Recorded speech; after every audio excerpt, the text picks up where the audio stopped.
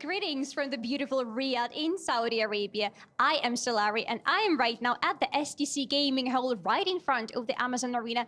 I am the owner of King's booth. Guys, there is so much happening here. By the way, there are some prizes, some freebies for you to win, so make sure you come here. But apart from that, we are here for a very important reason. Today is the playoffs day here at Honor of Kings Invitational mid-season. Some keys are gonna be crushed, some crystals are gonna be destroyed, and the teams will have to fight with all their might and honor in the best of 5 in order to find out who is going to be crowned as the champion tomorrow.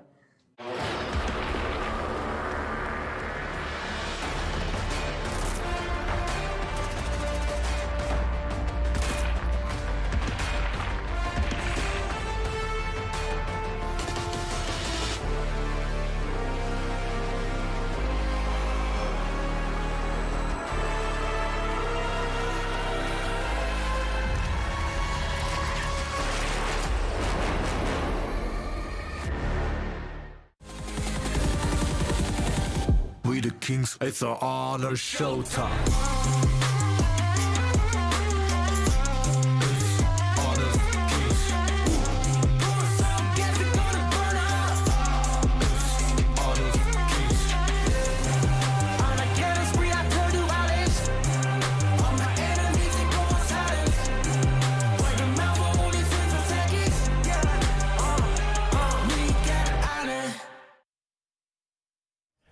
Ladies and gentlemen, welcome to the Honor of Kings Invitational Mid-Season.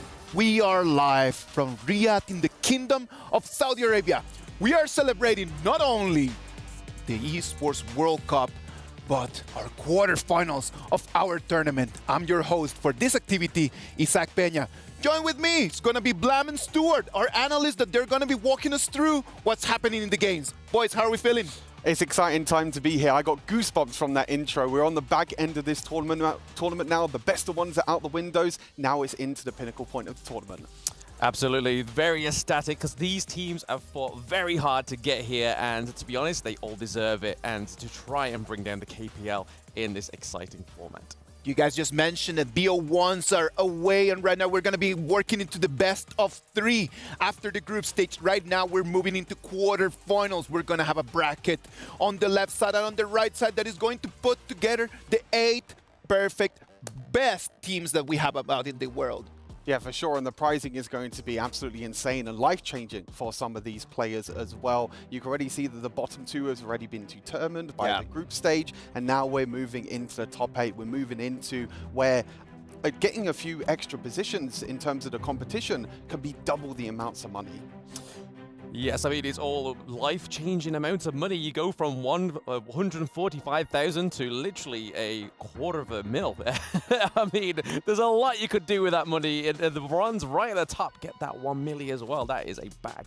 Everyone's working really hard just to try to make their way through the tournament. And yesterday we had amazing plays brought to us by all those teams. They fought really hard to try to get the crystal, and Aramco has prepared for us the top 5 plays of yesterday. Yep, so starting with number 5, we have the KPL Dream Team against Loops. So Loops is going to be one of the teams that we're going to be seeing very, very soon go onto the stage against LGD. And my personal takeaway from this game is the improvement that Loops can do to try and take a game from LGD is make sure getting some control and that they don't find themselves in this situation that they're finding themselves in right now, trying to be smashing that crystal and defending it with such lack of resources. Yeah, I think the big thing is that the KPL has no worry at all in terms of these games. You know, they're diving underneath the crystal, they're diving underneath the fountain. There's no safe place at the moment against the KPL, and you can see it exactly in this play. No way to reply back in there, man. Like, you're in the fountain, then try to protect crystal. 2 seconds after fountain again. 4th place right over here, as we can see, man. Like, we have Boom Esports against AG. Yeah, Boom Esports going, unfortunately getting knocked out of the tournament yesterday, but AG Global, that big difference between day 1 and day 2 that they showed, this was one of the games that they won yesterday, just being able to take down Boom and make it to this playoffs. Yes, and going into for number 3, middle of the board, it is once again KPL against WBG. So Weibo game in Malaysia. Again, another team that tried to make this team bleed until they faced LPS. They were able to get as many kills on the board, but again, you're just seeing the same story. That top 5 plays is always in the crystal for the KPL Dream Team. All the time, Alex. It's just like a story that just keeps repeating again and again and again. It is so hard and so difficult as we move into number 2. Yeah, this is going to be a crazy play here. Again, we're looking at one of the new heroes, Orgren, having such a huge showing here in this tournament, really showing how powerful this hero can be. We've seen it in the jungle, we've seen it in the clash lane. We can see that you can just run over crazy terrain. Yes, and the number 1 spot is VKS going against Kagendrick, because this is probably the most important match of yesterday, and it was one of the final ones where VKS finally got onto the main stage and finally got another victory to get them through into this knockout stage. And to be honest with the boys, I saw them afterwards, got to shake Danny's hand. I was very, very happy. It was crazy, man, because we were talking a lot about that VKS pick. We were talking about the Xiangyu. How does that even make sense? And it was really standing on business.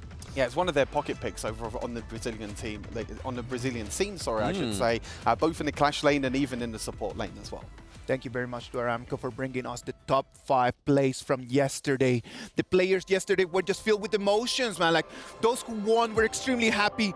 Those who were not, they were sad just seeing how their keys were just getting crushed. The top reactions from yesterday brought to you by Doritos. Authentic moments and real reactions. Yeah, just look at some of these players. Obviously, you can see reactions before the games and then reactions after the games. But this is one of my favorite things about VKS, right? Especially Danny. They are so animated on stage. And to be throwing over to LGD, which would be the first game of the day, when you see Jia come through, he's so animated. He's always slamming the table when he wins the game. It's always very, very fun to watch. I mean, it's high emotions, you know, for some of these teams, they're going to be they were knocked out yesterday. For some of them, their emotions were high, you know, being able to win. You can see Maynard there on screens as well, and also Danny as well. You can see how much emotion these players have and how much it means to them as well. I think we have to kind of take a step back. You know, these are pro players, but they're also humans as well. They do have emotions, and I think it's so big to understand that this tournament means everything to them. There are so many things on the line, man. Like, the team that is going to win through this and is going to make the most points out of this whole competition is going to go home not only with the prize, but with the trophy. It's going to go home with an amazing, amazing trophy that is going to be there etched in the history. If you don't know about the trophy, what about if we just check this out and let's learn a little bit more about it. The Esports World Cup is a unique tournament and will have a very unique trophy system, consisting of keys, game trophies, the Club Championship Trophy, and the Totem. Introducing the Key. This symbolizes a participant's right to compete in Riyadh. Each team or player will receive a personalized key consisting of the inner key and the outer frame. Winning a competition earns you a game trophy. A champion's key will be inserted inside. The frame will be placed into the Totem, a physical block on display in Riyadh, serving as a progress bar of the Esports World Cup. The Totem will remain in Riyadh as a chronicle of the Esports World Cup history. Those who get eliminated throughout the competition must give up their keys and see them crushed. Their broken keys will be tossed into the Totem and encased in resin, symbolizing those that tried to win but fell short. However, as an additional privilege for winning, each game's champion gets to select 3 opponents' keys to be encased in the base of their trophy as an additional, more personal prize. Losers will go home with their keys replaced with a token that marks where they ended their journey. Witness history unfold at the Esports World Cup. The EWC trophy is such a different beast, man. You gotta understand that trophy right over there is just filled with so many emotions. And just the way that it's just created, the way that it's been fixed up, man, like, it's just completely different to anything we've seen. It's such a unique trophy system, right? You being able to pick your opponent's keys. I mean, Blam, if you had the choice of picking anyone's keys from the Honor of Kings competition, who would you pick? I mean, if we ever got the chance to beat KPL Dream Team, I think that would definitely be one of them. A constant reminder to like, hey, we beat you. But yeah, I'd probably say KPL Dream Team, maybe WBG, sorry, and LGD Gaming, because these teams have just been phenomenal. Can you imagine, man? Just beating someone and just taking their key, crushing it in front of their eyes, and then just being asked, how did that feel? Take your pictures afterwards as well. You're like, yep, yoink. Lads, the Esports World Cup Club Championship is on, and Quickshot has been such a good lad, such an amazing guy, and he's been giving us just recaps on how everything is going on. So what about if we just check with Quickshot how everything's working? Hello everybody, Quickshot here from EWC Central. We're kicking off the Honor of Kings Invitational mid-season playoffs today. So let's check out how it will impact the rankings in our EWC Club Championship update, brought to you by STC.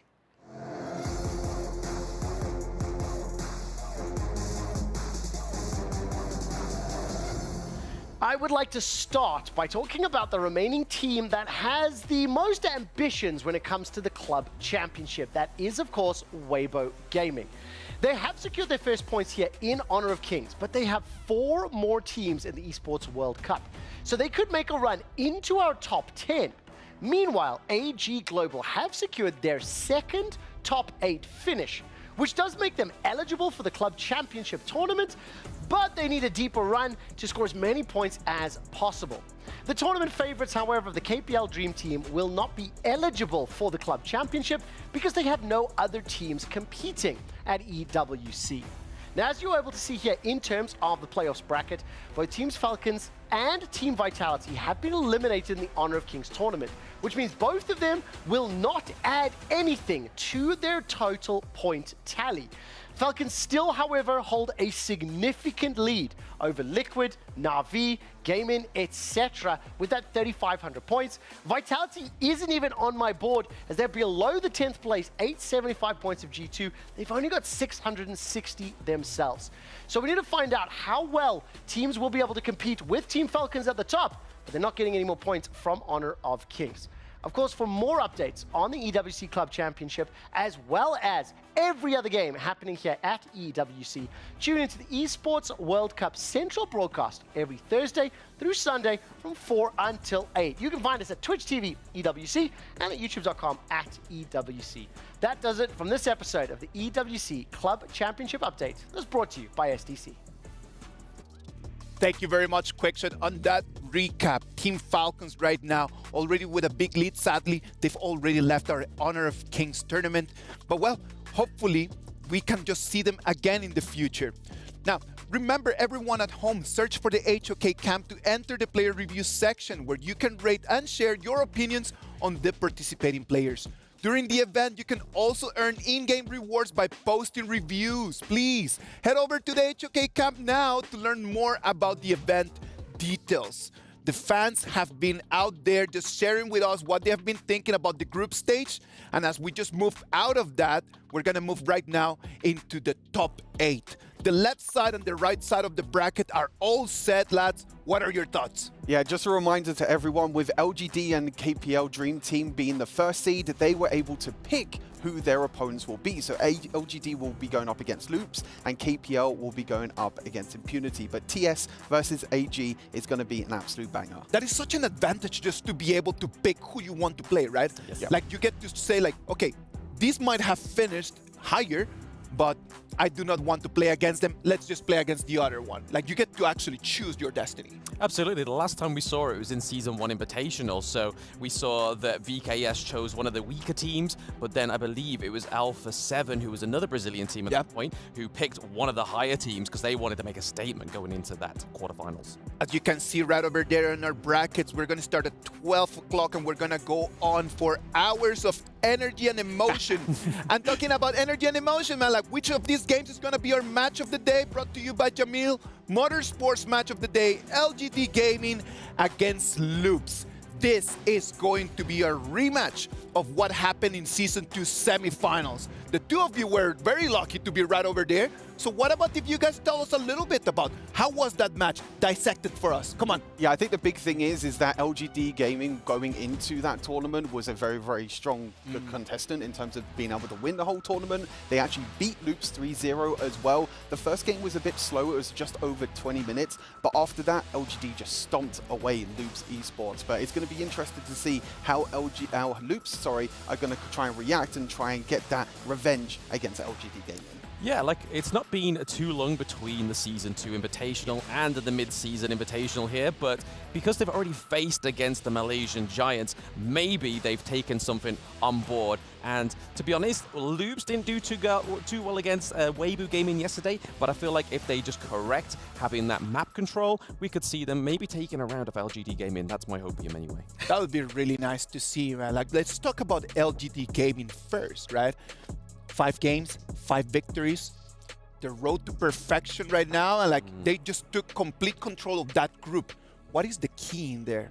What is the recipe that they're showing for them to be 5-0? I mean, I think the key at the moment is definitely going to be their bot laner, their farm laner. JR has been performing incredibly well on Long, one of the new heroes that have come into the meta. I think his performance has been completely standout for LGD. They did struggle a little bit against Team Secret before in the group stage, which was going to be their rematch of that grand final of the S2 Invitationals. But other than Team Secret, they've had a pretty smooth ride coming into the quarterfinals. That was one of my favorite matches of the group stage, man. I'm not gonna lie. In the moment that they allowed Dacia over there for Team Secret, I knew that LGD was gonna stand on business, man. Now, let's talk a little bit about the patterns that we have seen. Like, we've seen a lot of heroes just being picked, a lot of heroes being banned. What's the meta as we move into these do-or-die matches? Yeah, I mean, you can see there that the most played heroes is Lady Shen. You've got Lung, and you've also got Ali. So a lot of focus into that farm lane and the mid lane. And seeing that Lady Shen being picked up the most, you can tell that these teams are going in for not a resource-heavy mid lane play. Yeah. They just want to see all the farm go over to the farm lanes. Yeah, for sure. I feel like you have that just stable point in the mid lane. A mid laner that doesn't need that many resources gives the likes of Ali and Long more time to farm up and more time to get some items. No, of course, Lady Chen has been amazing just in terms of crowd control and initiation. But that has been for the most picked. We've been seeing a lot of patterns as well in terms of most banned. Yeah, most banned is even more interesting, I feel like, than most picked, because the most banned, you do have Dolia and Ali, but Musashi being the 3rd most banned at the moment, definitely more of a counter pick to one of the new heroes. Yes, it's all about that Orgrim. We've seen it being played quite often, and even with the KPL Dream Team picking up, and I believe it was AG going up into the Clash lane as well. So you've now got to try and pick a Clash lane hero that can battle it out against Orgrim, and I don't think anybody's found that yet. Yeah, it's been a bit of a struggle, I feel like, for the teams right now, you know, trying to find that one counter with Musashi being banned away. They need to try and find something else up their sleeves to try and stop the beast. Ogren has been a very interesting hero for us to see out there, man, but it has not been always there, because there are 2 heroes out there that have been 100% pick and ban. And those 2 are Dolia and Arlie, as you can see on the screens. Yeah, I think Ali is the most interesting one. I think going into this tournament, a lot of us were expecting Long to have more priority with how well that he was performing over in the KPL. But I feel like it's more to do with comfort. You know, Long is still a new hero, whereas Ali is going to be more comfort for these teams that have that mobility in fights. Yeah, and then if you pass it over to the Dolia pick, it's just basically her ultimate giving other people ultimate is you get an ultimate, you get an ultimate, you get an ultimate. And when you pair that with like mid laners that we've seen from the KPL Dream Team, the Hue1 or the Orgren as well, the amount of airtime these heroes get because of that double ultimate is absolutely crazy. It is insane, man, and a lot of the coaches have been really working really hard to try to find a counter on that hero. We got the opportunity to talk to the Loops coach right over there. Let's see what he had to share with us about that. Hey, it's Chuchu with me. It's going to be Kaiba, the coach of Loops. Of course, now this is going to be a redemption match for you versus LGD for your first series of the day. Will it be the same like what happened in Season 2, or do you have different perspective this time? In a way, I think it's going to be harder. This gap that we had between last tournament into this one, them staying here, practicing with the best teams, and we going back to Brazil and practice with our own region, makes it harder. But since we're going to bring up a different draft, a different strategy, we expect it to be harder for them in that sense. You mentioned about different draft and different strategies, right? Is it going to be the same ban like you ban against them, like Dole? I think there's another one that you ban a lot. And also regarding Lady Zen and Lady Sun, that's how they won last time. Will it be the same or not? Yeah, for sure. We're going to bring up a different draft.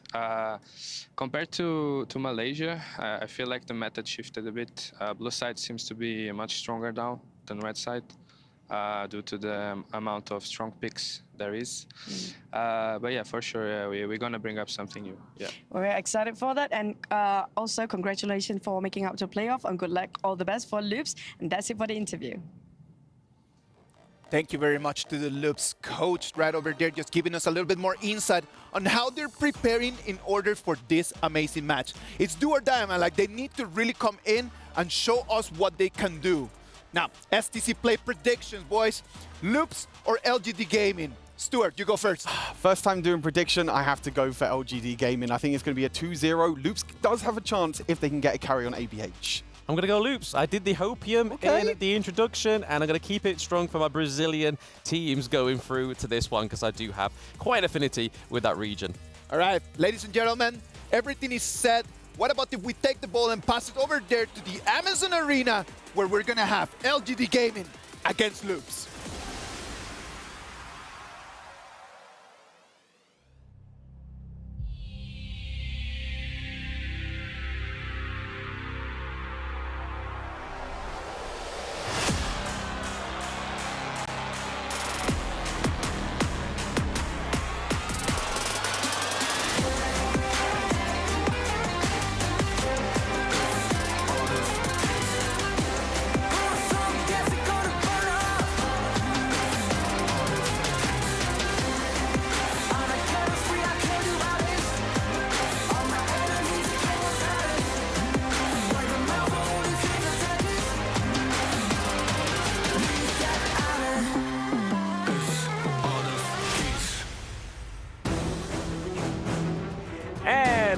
Ladies and gentlemen, viewers around the world, welcome to the third day happening right here at the Esports World Cup Kingdom of Saudi Arabia, Riyadh. We are here for the quarterfinals of the Honor of Kings Invitational Mid-Season. I'm Bara Abdallah along with the very talented Sky. How are you today?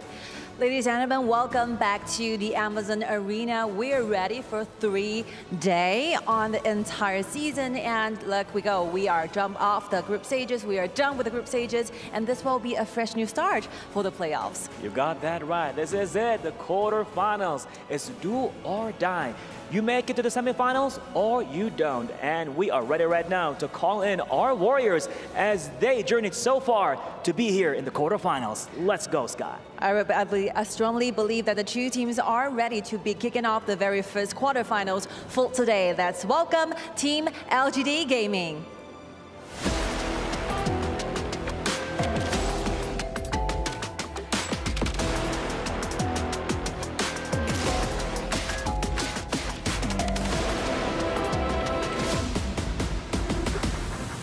I believe that LGD Gaming has been nothing but a nightmare in Group A because they have a 5 consecutive winning with 5 winning and no losses in their group stages. So I believe they have deep enough the hero pools they can figure it out in the BO3. It's gonna be a good challenge, and now here comes their competition with Loops.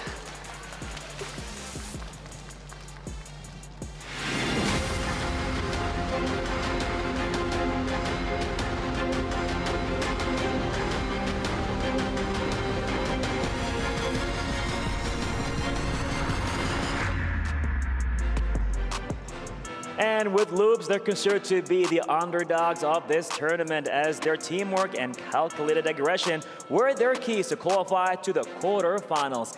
It seems it's gonna be like a rematch, right? Things are gonna be different. I mean, we have a new format, we have new rules, we have BO1 towards BO3. This is gonna be the challenge that they have to face in order to win and get into the semifinals. Well, I guess we are ready right now. I'm no expert right now, and we're gonna hear more details with our talents to the studio. Take it away. Hello and welcome to the Esports World Cup Honor of Kings Invitational Midseason 2024. We are into day 3, the knockout stage, and we have 4 best of 3s with 4 teams going home. But up first, we have LGD Gaming Malaysia, the S2 Invitational winners. They will be going up against Loops from Brazil. My name is Holler, and with me is Kindo Fu. That's right. It's your favorite kind of tofu. It is time to get the action started. You know, I'm going to ask Yaria what she feels about this game, and I think she's feeling buzzing. I can kind of make her shake. Oh no, the camera was off, but no worries. Let's go straight into the game now. This is a best of 3. Now, of course, the previous times they have played together, it was a 3-0 scoreline with a win for LGD. Yeah, and LGD is the team where, to be honest, in all of their records, they have not lost a single game except for against Team Secret. They have not lost to another team, right? So that speaks volumes about how good this team is. The fact that they're going up against Loops. Loops is one of those teams where you're they were selected in this one. They did not want to choose this battle, but unfortunately they are here and they need to really fight back. Yeah, it's a scary notion to have, right? Because, you know, these 5 wins that LGD have acquired for themselves were not wins where, you know, it was close or there was some moments of worry. It wasn't. LGD had convincing wins all 5 games. Yeah, all 5 games. And this is a team that was kind of like, hey, what do you want to have for lunch? Do you want chicken? Do you want steak? He's like, no, I want Loops. Yeah, I'm going to take this one off. It's going to be the first match of the day. And I think that there's going to be a lot of pressure on LGD because they need to perform. There are huge expectations for this team. Right, so let me just give you some inside information. I think diving into the minds of the coaches because they are the ones that provide the strategy. And, you know, Joker was very confident about this matchup. And Kaiba, the coach for Loops, I think he's hiding some strategies which they will definitely show up today. Yeah, and this is the time. I mean, we're going to go into the draft, the first draft of the day. This is, of course, game 1, Loops versus LGD. And going into this one, you need to show everything, right? It's a best of 3. We've gotten past the group stage. Congratulations, you're in the top 8. But now how do we proceed? LGD need to figure, I mean, I think we're going to see LGD play the game that they know, but I think it's up to Loops to really pull something out of the hat. Yep, LGD, I would expect that this is going to be a blitz for them, right? It's a best of 3, so we don't really expect a marathon run. At this point, we can still expect the rush down coming down. Now, we already have our first few picks. Arlie going to be in the hands of JR, and Mai, of course, going into the hands of Zhihong. Now, on the flip side, Mithi has already secured Dolia for the team. But let's talk a bit about the bans. Elaine not being present, so we could expect maybe a Dharma. We could expect Charlotte, right? Things that have easy access in the backlines, blow up that mid lane or the farm lane as well. And one thing I want to take note of is Loops picking the Dahlia first. This is the most contested hero throughout. It's been banned quite a bit, but starting with that one is actually very strong. But LGD picking the Arlie is a bit of a, I mean, Arlie is highly contested as well, but it's taking it away from Sherry, who, when we're looking at the group stages, they had 2 wins, and he was both piloting the Arlie. So taking that away might be a huge advantage for LGD. Yep, exactly. And to make matters worse, at this point, Musashi and Nerta have been banned out. And with the pick on Ogren, this is looking like a very scary draft for LGD because there is no true damage coming in from the Nerta. There is no anti-heal, no imperiled state coming in from Musashi's death duel to the death. Yeah, and they need that, right? And but okay, let's talk a little bit about Lady Soon here and the Mayan, the nice little combination. But counter picking that Ogren, we've seen this hero time and time again. It has, I think it's been played actually like, I don't know, I think 7 times. It has like a 71% win rate. But Ogren, it's been a menace throughout this tournament. In layman terms, he's been played a lot. Right? So Ogren, a beast, a menace to deal with. And at this point, once again, many teams have tried going up against Ogren. They have not been successful. This time, Loops will be handed the challenge. Once again, like you mentioned, LGD picked them and put them in this position. It is up to Loops to determine their fate. Yeah, definitely determining their fates. But okay. The Mo's pick here, I think that that's a great pickup for them. It creates a lot of, it has that stun. It's been super annoying. Jay's an absolute monster, setting it up for almost everybody else to just kind of come in. Musan King playing that Ogren, at least potentially. Yes, it can be flexing in the Clash lane, but it has that potential to be this like in-your-face, aggressive monster that we've seen time and time again. Exactly, and you know, nice that you say it's a flex pick because we could expect the Yu Huan coming out as well. It looks like Xiang will secure the Dharma instead. Now, this is a good strategy coming in from Loops. I really like the thought process behind it. Prince of Lan Ling, we want that early game, right? We want to be making sure that they don't have a lot of information on the side of LGD. At the same time, he can kind of sneak past the Mozi shield that is provided by these roam. Yeah, right? yeah. And don't you think that the Ogren provides a little bit of everything? It has that vision, it has that get out of jail free in terms of just passing over terrain. It has just so much potential and just kind of, it's a very flexible pick in not only just roles, but also in play style, like how you want to play this. But Musang King really takes it to the next level. Exactly, and LGD's playstyle, we already know how aggressive they are. Similar to how KPL Dream Team have displayed, we can definitely expect a level 1 gank coming in, a level 1 invasion coming in into either the blue or the red buffs as well. If we take a look at the jungler, let's see. ABH needs that blue, and this probably will be contested right away. Yeah, it's going to start from that. I mean, LGD, they tend to, their MO is that I liken them to just being this well-oiled machine. They have like a hive mind in the sense that like the decisions are made, everybody goes. There's no second guessing one another. There's no one guy getting out of position and is like calling for help. It's like, no, we're going to be patient and we're going to attack when we need to. But of course, this is going to be the first match of the day. Game 1, LGD versus Loops. Who do you like in terms of draft? I would obviously have to go for LGD. Any team that has the Ogren is looking really good. And we do have the first blood. Zihong actually makes it work with the Mai. And this is a disastrous start for the side of Loops. Rough. And you talked about it earlier, about the fact that LGD are going to be aggressive, right? Turning that first blood into what is looking to be a jungle invade. I mean, the red buff is still open if they want to go for it, but that might be a little too aggressive. Now Loops, on the other hand, have to react. They have to defend this and try to save what they can in their jungle. Yep, exactly. And LGD in a much stronger position simply because now you can kind of choose who you want to funnel this farm into, right? You give it to Mai, Zihong is going to have the time of his life. That's an opening for him. He can get the solo kills. He can even knock up so many different people at one time on the side of Loops. On the other hand, they could, filter and funnel this farm into the hands of JR and, exponentially grow the damage that JR is able to deal. Yeah, they definitely can grow here. Loops trying to go for the steal, and it looks like they'll step away. Will keep him alive, JR that is, and take minimal. But ABH is going to go for the flank. Does get to do a little bit of damage. He's under the tower. He's been pulled back with the whatever, and Tempest will get that kill. So Loops strike back. It's 1-to-1 now. Really like this pacing from Loops. They are able to match with LGD at this point. Yeah, you just got to go blow for blow. You got to get yourself in there. You cannot play scared. You need to understand that, hey, LGD might be this giant, but right now, it's even. It's 1-1. Let's go.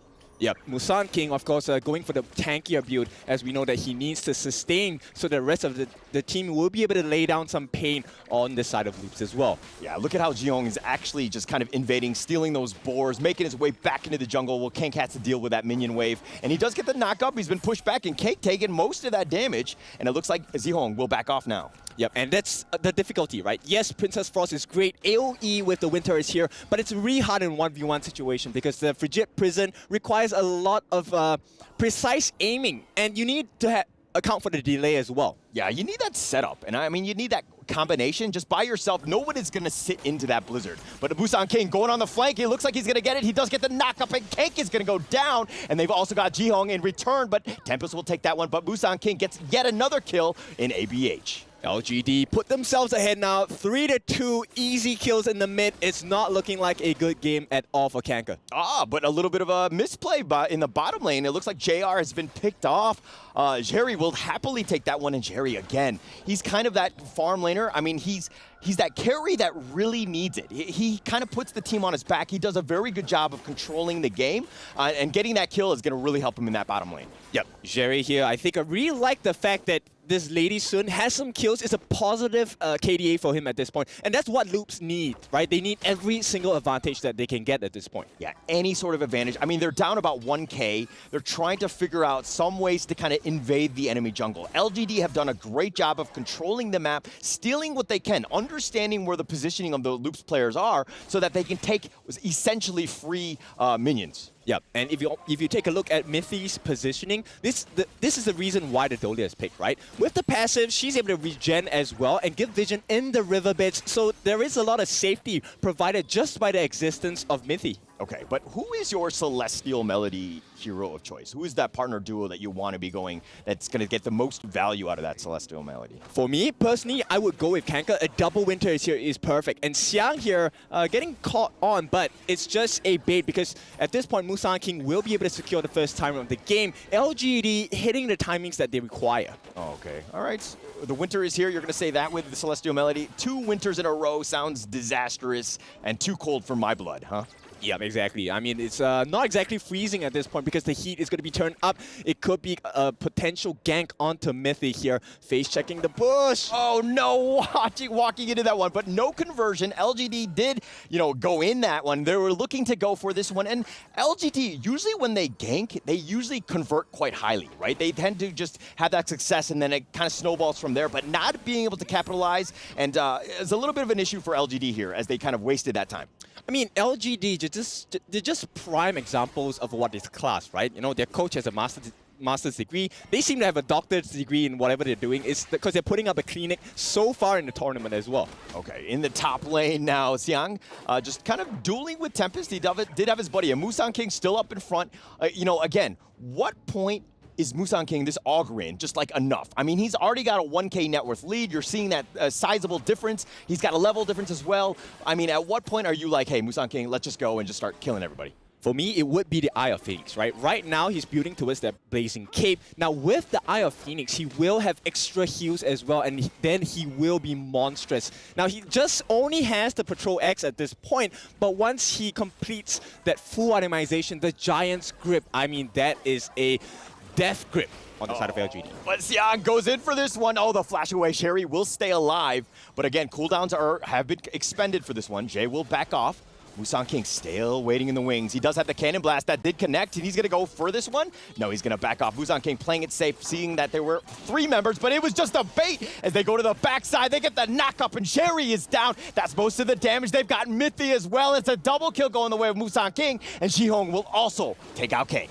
LGD, this is the game they're looking for. One more for the books. Tempest will not make it out. JR will be taken away as well. Oh, what a disaster. Loops here. 4 members down already. LGD finding gaps. Can they convert this into structural damage in terms of this T1? That would be massive at the 6-minute mark.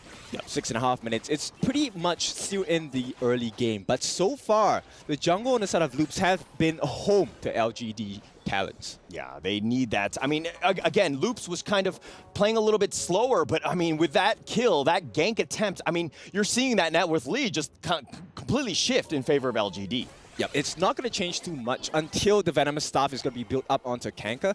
He also needs the Mask of Agony to deal with that impending wall of HP offered by the side of LGD. Yeah, and if we're looking at the level differential, if we're looking at Musang King definitely has that advantage. Xiong is up as well against Kank. This is looking to be rough. Loops now, you're behind. It's about 3K. This is something that you can come back from, but where are the gaps? What do you do? I think at this point, ABH, he just needs to make sure he's at least, at most, 1 level behind, right? We know LGD is going to lead. It's really about the late game. This is what the Lady Sun is for anyway, right? Kanka will be able to tank with the passive as well. Once he breaks that shield, he will be able to slow LGD down. Hopefully, they can capitalize off of that. Yeah, but Musang King has been following ABH around, literally stealing the farm right in front of ABH. He hasn't been able to get much. So he's like literally, finding all the scraps that he can get, any sort of farm to get himself back in this game, but he is so far behind Musang King at this point. Yep, 1 level, it's going to get worse because finally the first Overlord is going to be taken away, and this could be special for the side of LGD. Yeah, and this is that kill. Break us down. Yeah, Mythy here, they're expecting to use the Wave Breaker to provide the heals to kind of mitigate the soul resonance offered by Ogren, right? But at this point, it looks like they've caught in 1 straggler. Okay, Musang King looks to have gone down. I mean, they're going to continue on, and Jay is looking for this one, and actually that's a big win for them. They did trade Tempest, but Musang King going down is actually going to be pretty huge for them. Yeah, right now it's about limiting the damage that they receive, at least on the structural end, right? They're going to lose a couple of tier 2s, but at this point, ABH manages to stifle the growth. He takes away the blue buff, so Musang King's not going to be in a very comfortable position. Still good, just not as comfortable. Yeah, definitely not, and that's going to get them back in this game. But Musang King, what, 4-1-2, the most kills thus far. Obviously, his presence has been felt, but dying there might slow things down. I don't know if it completely shifts the favor into Loops' favor, but nonetheless, I think that this is still a good position for Loops. They need to figure out other ways to kind of maybe get more pickoffs here. Yeah, single target pickups will be beneficial for the side of Loops. And it looks like it's another steal. Zihong just making so much difficulty for the life on the side of Loops. Yeah, and ABH kind of wasn't, the smite was on cooldown, nowhere real way to kind of get close to that Tyrant. It was one of those things where you don't want to maybe take that play, especially when, you know, again, the cooldown is still off. Okay, but if you take a look at Sherry here, he's actually almost done with the Eternity Blade. Maybe not matching up the timing of JR, who has just gotten dead, right? But it is a lifeline for the side of Loops. Yeah, and you need that, right? Any sort of damage you can do, but it looks like, okay, if we're going to go for pickoffs, Loops, who do they need to prioritize? Is it just Musan King? I would expect that actually, let's get rid of the support, right? So the thing inside the box is going to be quite detrimental because of the stuns as well. Oh, Tempest goes in, gets serious on that one. But the Tyrant here, that's going to be started by JR. It looks like they've completely zoned them away. ABH is waiting in the wings. He's in stealth. He's going to go for the steal. And no, Musan King will take out that Tyrant, and they're going to make ABH pay for that one.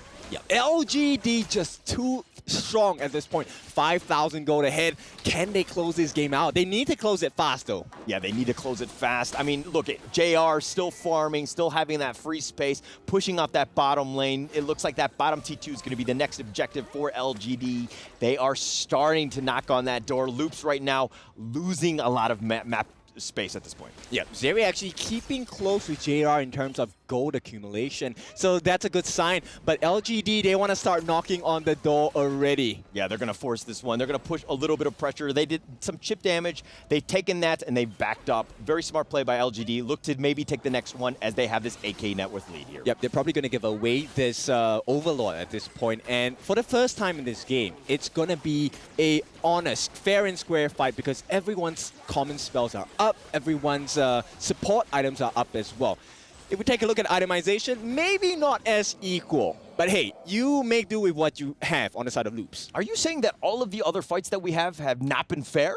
No, they have been in positions where they don't have access to a couple of skills, couple of common spells as well. So, you know, LGD very famously takes advantage of any kind of mistakes you make. Yeah. And actually, that's why LGD is so good. They understand the cooldowns, and they're going to force the issue. They're going to force them back. JR going in for this list step. He might have stepped in too deep. No, he does get the kill. A kick is down, but JR does fall. ABH will fall as well, and they do have a little bit of a window here as LGD are starting to knock on those T3s. Yep. Until Zeri dies, it is still okay for Loops at this point.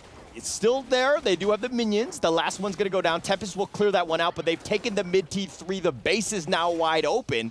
And one last cannon blast just to kind of put a little salt on that wound. Yeah, for now, 11-5, 12 minutes. This game is looking a little bit more difficult for Loops. Oh, the nice two-man knock-up.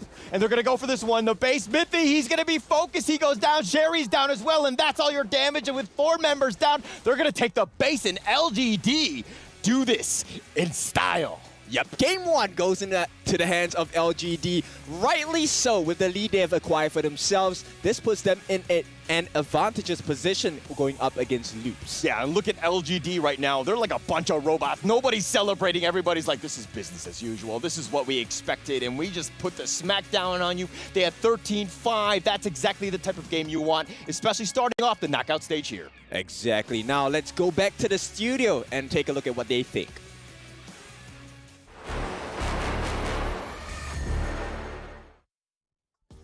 Congratulations to LGD Gaming on that first victory of this BO3. That's going to put them one step into the semifinals. Can they make the second step? One step closer to semis, and I feel like Loops in the end couldn't take the step that they needed, I feel like, in that game. I was talking about just briefly when we was talking about our predictions that I feel like ABH needs to be on a carry, that Prince of Landling coming in, which is a very unique pick, hasn't been picked that much in this tournament, but they just never got the ball rolling. LGD just right from the get-go at level 1, getting that early first bloods. Yeah, I mean, you look at the 11-minute mark, they were 8k gold ahead, and yes, they managed to focus those 2 side lanes, but then there was no more domination of that map overall, which is what I was saying in my introduction, was they need to like get the priority of that map. But LGD being so aggressive, just not giving them the map. It might not get the spotlight a lot, but it was my Shiranui, those rotations, the ones that just created that numerical advantage that LGD Gaming actually needed, no?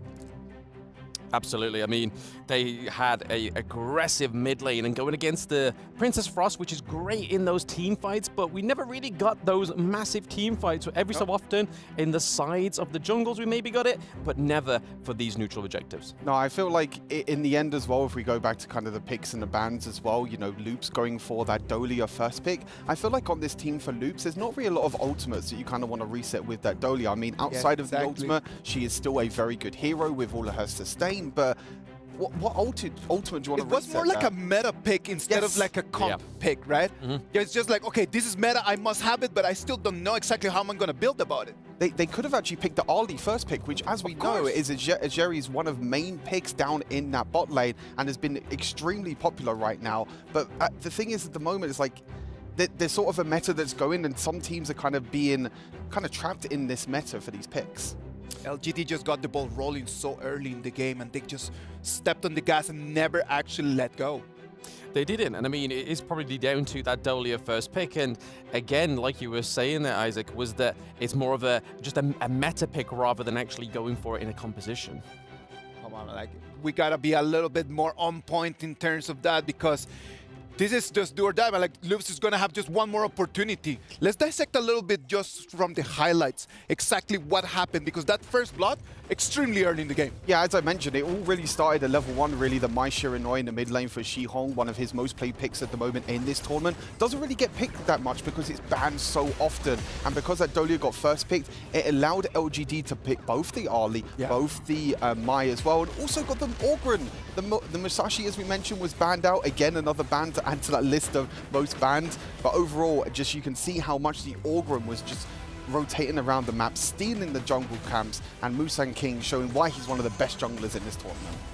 And there was no real counter to the Dharma as well, because we've seen throughout the mid-season invitational, when Dharma's being picked up, you see that the farm lane or even the support go for the Purify, so they can actually just get out of there. If they do get knocked into the wall, they have a little bit of a second wind, a bit of an escape out of it. But just as you can see on the mini-map now, there's 2 turrets, 2 LPS, and then over to LGD. They're able to just get straight to the core with the Vanguards as well, and it was just such a chef's kiss. It was a very one-sided game. It was very one-sided. I believe that Loops did not enter with the right mindset. Like, they might have just the right intention of trying to win, but the strat, I don't believe that it was the best one. What do they need to do differently as we move into our second game? If they lose the next one, that's it. They're gone. I want to see ABH on Jing. I mean, we know how much this player can perform on Jing, one of his most popular heroes, and also he can just pop off completely. I think it's Prince of Landing, it's an okay carry, you know, I think he can perform pretty well, but you can see at the moment that the tempo in which LDG are playing, they need something to counteract that. Well, teams from Brazil yesterday just showed us that when you are in doubt, you need to go back to basics. Just go to what you're comfortable with. Maybe not like the meta, right? Like, you just go with what you're comfortable, and I would agree that that Jing pick might be just what they need. Absolutely, but if you look at obviously the stats and with the Jing as well, that I think is needed is Mithy's always denied that Zhang Fei, which is a great support going into the Jing pick. But here, just looking at the damage from the Orgren, from the Mai Shiranui as well, 62k, 43k, and just as you can see, those always are the big team fight rates as well. So Mai Shiranui was always starting those engages as well as the Mutsu. Yeah, I think the big thing as well here for Loops is they need to be the one that gets an advantage early on. You saw that this game, if LGD get that little bit of an advantage, they're straight into your jungle. The Mai Shiranui and also the Mozi being able to invade straight into the jungle, steal away the jungle camps from ABH means that it's very difficult for them to come back from that. They already have so much of a gold lead. There was a stat I was talking to you about beforehand about how LGD at the moment have one of the lowest damage dealt to heroes in the entire tournament. It just means that they're able to just take these objectives so well, clear the jungle camps, and get more gold from rather the objectives than actually getting damage onto the heroes. And I would like to spotlight that, man, a little bit, because we've been talking about, like, okay, the KPL Dream Team has such a gigantic gap with the rest of the world. Understandable. But LGD Gaming, what makes them so different to the rest of the teams that are competing right over here? And I believe that Stuart just made a very valid point. They do not focus on just killing and fighting. They focus on taking resources and start snowballing really early. What's your take on that? Absolutely. It's all about the macro at the end of the day. If you can get control of the maps, take more objectives than your enemy team, the kills don't matter in the end because the kills are just a fraction of the gold and what it makes up in that whole part. Whereas getting the neutral objectives, getting those turrets, but then also shutting down these people who are getting the most kills is going to give a huge gold over to you once you shut them down. Dude, like at the end of the day, like 11 minutes, already 8,000 gold lead. There's no coming back from that. Like, unless that you drop the ball yourself, there's nothing that the other team can do. Like, there is no actual answer back to that. We move to the second game. Hopefully, Loops is going to be able just to take things, turn them around. LGD Gaming, I'm certain that they're not going to allow them just to easily just take the dub. Maybe LGD Gaming is going to seal this first game and then it's going to send us straight to the next match. Well, let's wait and see what's going to happen at the Amazon Arena.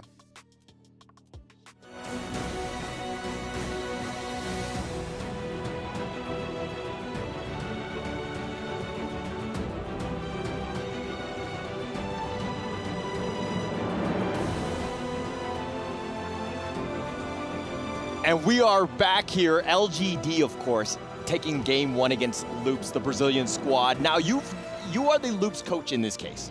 What do you say to this team now?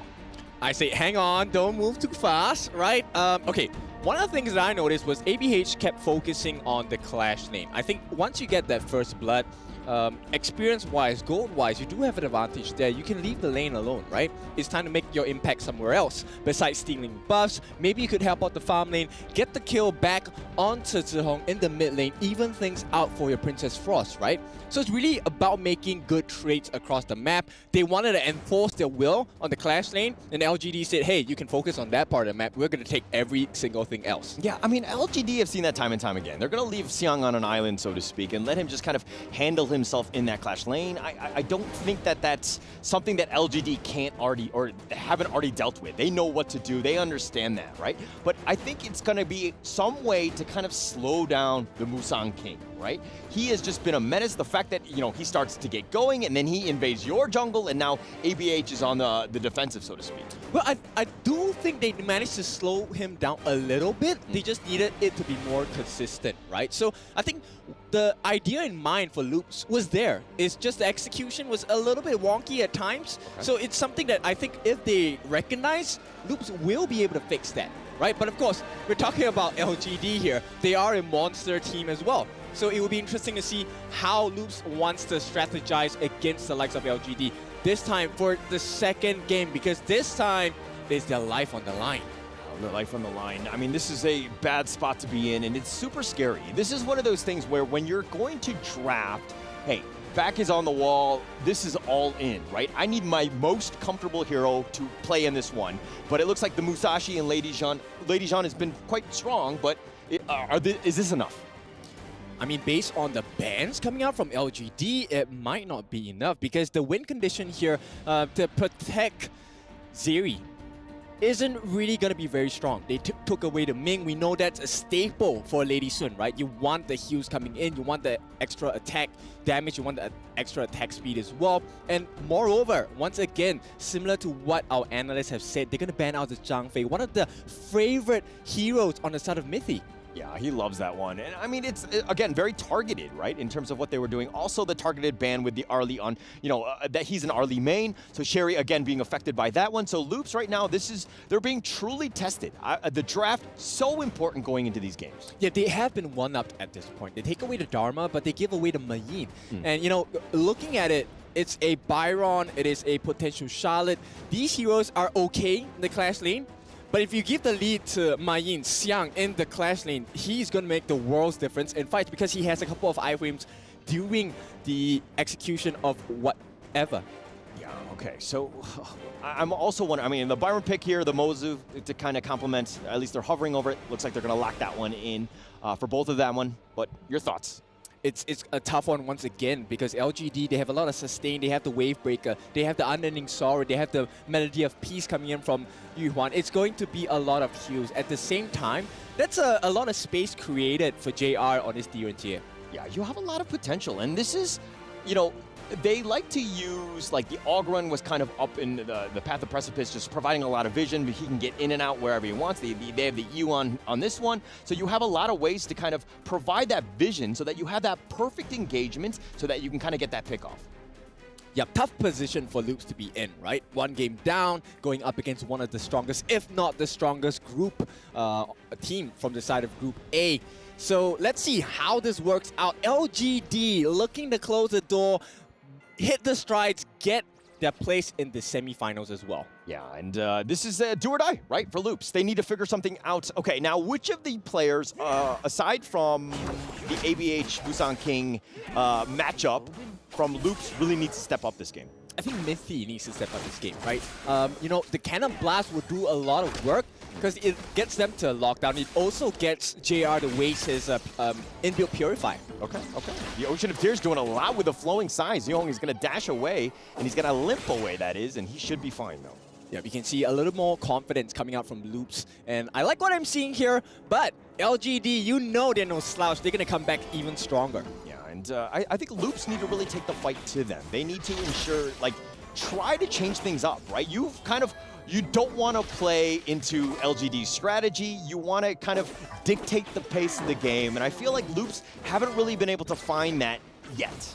Yep, and, you know, I'm not trying to rain on the parade here, but it's really hard because LGD, they're a team that loves for you to fight into them, right? The kit that they have, there's so much poke. Kachosen coming in from Zihong. They have Musan King coming in with the huge, even damage from the Unending Sorrow. Xiang can come in at any point in time with the whatever, and Zhe gets the heals down with the Wave Breaker as well. Yeah, a lot of counter play as well, and again, the Unending Sorrow is just, you know, it's kind of like bait. But you keep yourself alive, and you need to ensure that you don't overextend. I think positioning is going to be even more key for Loops, ensuring that they take the right fights. But ABH now on the run. He's going to be chased in. He's going to be pushed back, and he's going to go. But he wants to fight this one, but he's going to give up first blood, and Xiang will take that one, and he will walk away. Yep, the backup comes now, but Loops is a little too late because at this point, now the map is pretty much open, and Tempest might be at risk here 2-on-1. Yeah, the invade was on point, ensuring that they got the kill, and now they're going to look to convert, right? LGD have been great with that, ensuring that whenever they get kills or some sort of roam, they have the positioning there to ensure that they get it. But Mithy, he's going to actually flash away. Yep, and that's a flash wasted. And now with 80 seconds on the clock, he's not going to have flash in time unless, you know, LGD delays the taking of the neutral objective, which we know is rarely the case. Yeah, but Mithy's kind of on the most. He just needs to position himself, ensure that he plays a little bit safer. The flash is not the end of the world. He's not like a melee roamer who has to be in their face and might be out of position a lot easier. So as I say this, Sherry going a little bit careful. He almost gets the pick off onto Jay, but it looks like they're going to back off. Kank now shows himself, but it looks like everything's going to back off. Yeah, they expanded the ultimate shell, but cooldown's pretty short on that, so they will have it for the next big fight, which is going to be the neutral objective fight at 4 minutes. So 60 seconds, slightly less than that to go. LGD now priming themselves. You can see they want to make sure that they clear off the top lane, make sure that pressure is there, which means Tempest has to be stuck there. Yeah, no chance. He needs to deal with the minion wave, ensure that it doesn't take any of that damage in that top T1.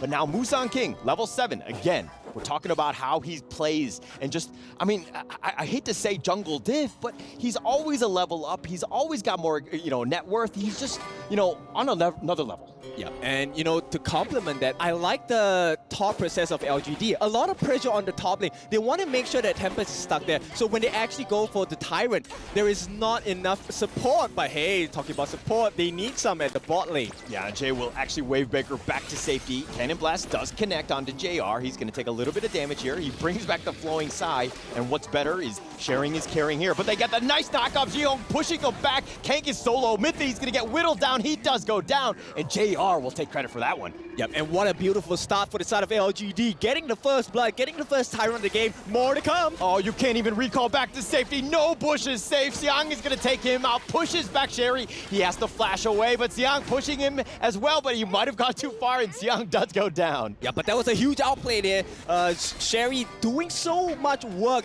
He did not die. He gets the goal on the shutdown as well, and this will be a perfect start for the side of LPS. Yeah, not not the perfect one. I would say you want to be a little bit higher, but not the worst. I mean, they're still down in terms of 2K, in terms of their net worth, lead, so to speak. But Tempest, again, good work. You see a lot of the action that's going in the bottom lane. Tempest pushing that top one, ensure that they got that T1. And this is exactly what Loops needs, right? They need to make sure they get the trades. They didn't do that in game one. Now it looks like, hey, they are fast learners as well. They will get the punish onto the side of LGD. Yeah, and it's one of those things where if you see LGD pushing in one area, Xiang here gets cannon blasted. He's going to go in for this 1 versus 3. He pushes back. Think inside the box is just going to miss everybody. Mythy trying to flash away. Musang King is going to chase after them, chasing them as well with that mournful tempo. And that terrible music that is coming along, he's going to continue on to get that flank. And Sherry gets pulled back. No, he survives. He's going to go down. There's too many members of LGD. And now Tempest here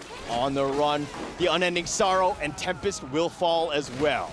A very strong trade coming in for LGD. Put themselves 5 kills ahead now versus the 2 on the side of Loops. And more...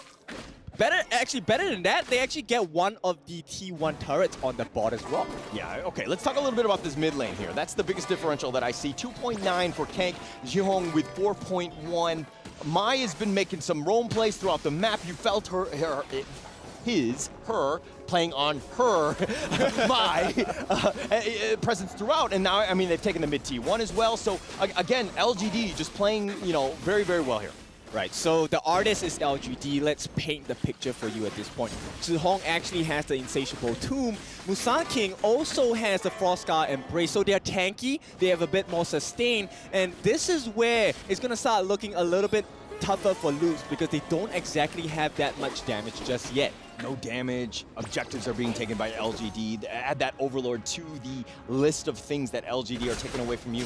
And that net worth lead starting to grow. It's about 4K at this point, and they've kind of controlled the map. And again, you're almost like suffocating Loops. Yeah, and if you take a look at the face cams, the LGD players are locked in. A very simple one, and Xiang, he is going to be the playmaker in this game. Yeah, everybody locked in right now. This is do or die, right? All of these series, it's win, continue on, lose, you go home. You don't want that. You need to ensure you put your best foot forward and try your best to get yourself out of this hole that Loops is in right now.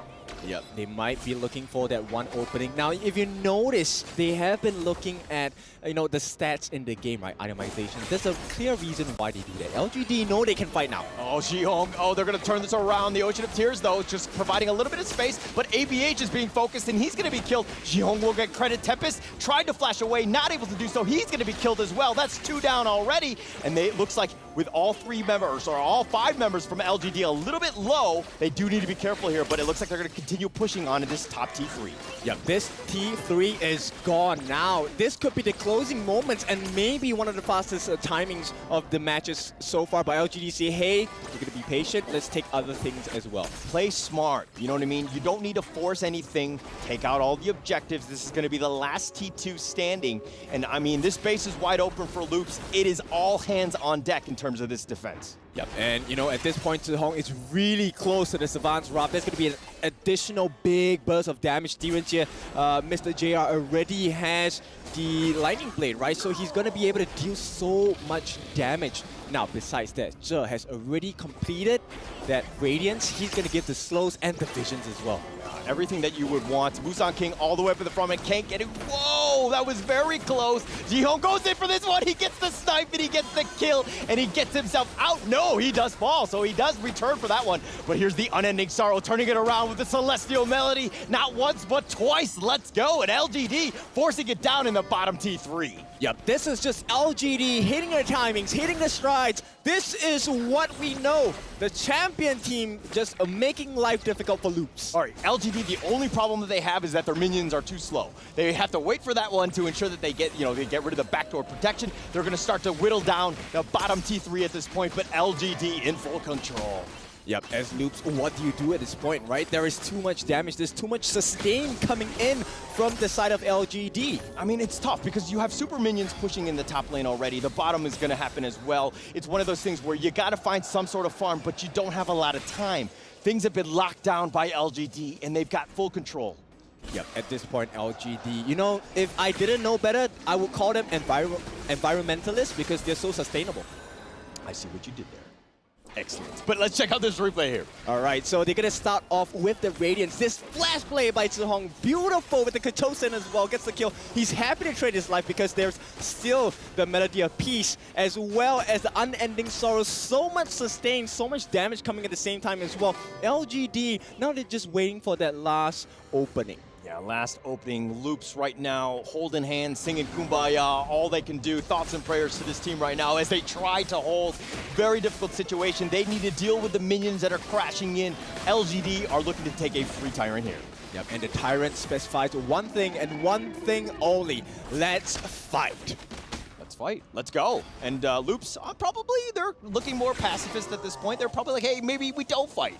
Maybe you should stop, huh? Yep, they want a piece of bringer coming up from here. Hopefully that's able to help them. That was a preemptive Radiance. I'm not sure why they did that, and that could be the opening that LGD is waiting for. Yeah, they're just waiting for the minions at the base. Again, wide open. They're going to go for this one. Everybody's running back, but from the backside, nice 4-man stun. But ABH is down already, and they've got more going at it. Jiyoung getting a little bit low, but that base, and they're going to focus the base. One more shot? No! Okay, they finally do get it, and they're going to take game 2. LGD with the win-ins, they secure their spot in the semifinals for tomorrow. One step closer towards that EWC Trophy. Okay, and there we go. LGD finally exuberant, like loving it. Finally, they can, move on. They're very happy with that win. That's going to be a huge weight lifted off their shoulders as they move on to this tournament here. That's right, flexing those muscles. Loops, of course, this is the end of their journey. There is no lower bracket. It is a single elimination, and this is where the pain of tournaments come in. Yeah, you see the elatedness of the players, you see the excitement when they're winning, but there's also sadness to these tournaments. When you see them, lose, it's heartbreaking, right? And especially in this tournament with EWC, where we have the gold medals. Yep, standing in front of the trophy. Nothing is granted, everything is earned. Welcome to the semifinals, LGD. Lao Gantia, let's go. LGD right now just celebrating. They're going to be super happy moving on to that one, and they will just kind of, again, just very, very businesslike. This is not something that we haven't seen from them already. They know how to win in Honor of Kings. Yep, so this is something that I'm really curious about.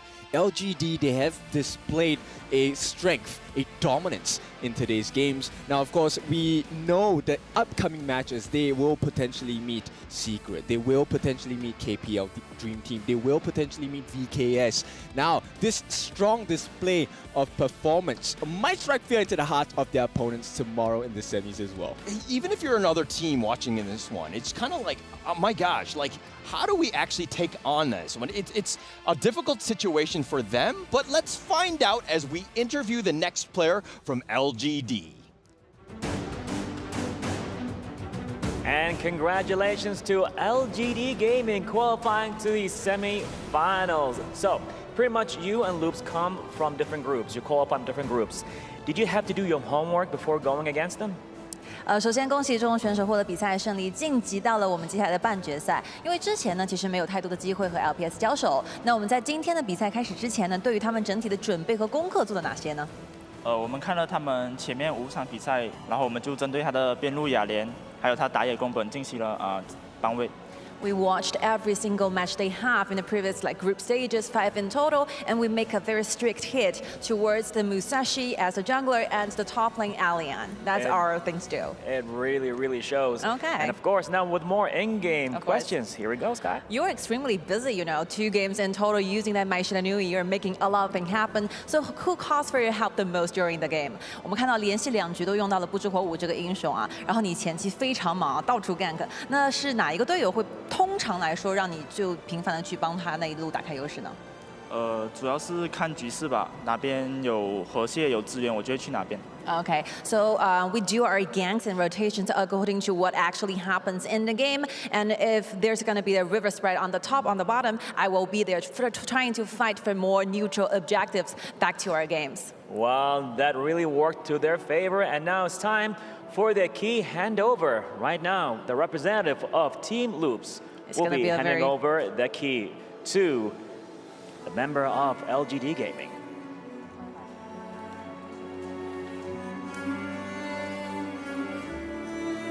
Thank you so much. Well played indeed. Thank you, crowd. Look Thank at that. you. Even the crowd right Thank now, they you. felt the moment itself.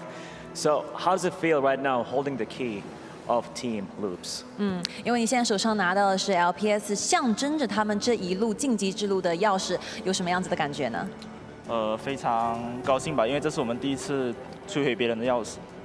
Okay, I'm very thrilled and very happy because this is our first time holding other teams, our opponents' keys. It's a very historical moment for us as well.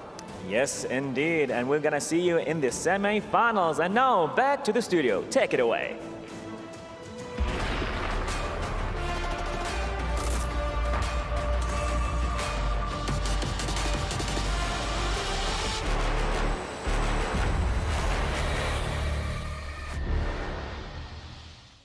LGD Gaming, our first semi-finalist, taking a 2-0 victory.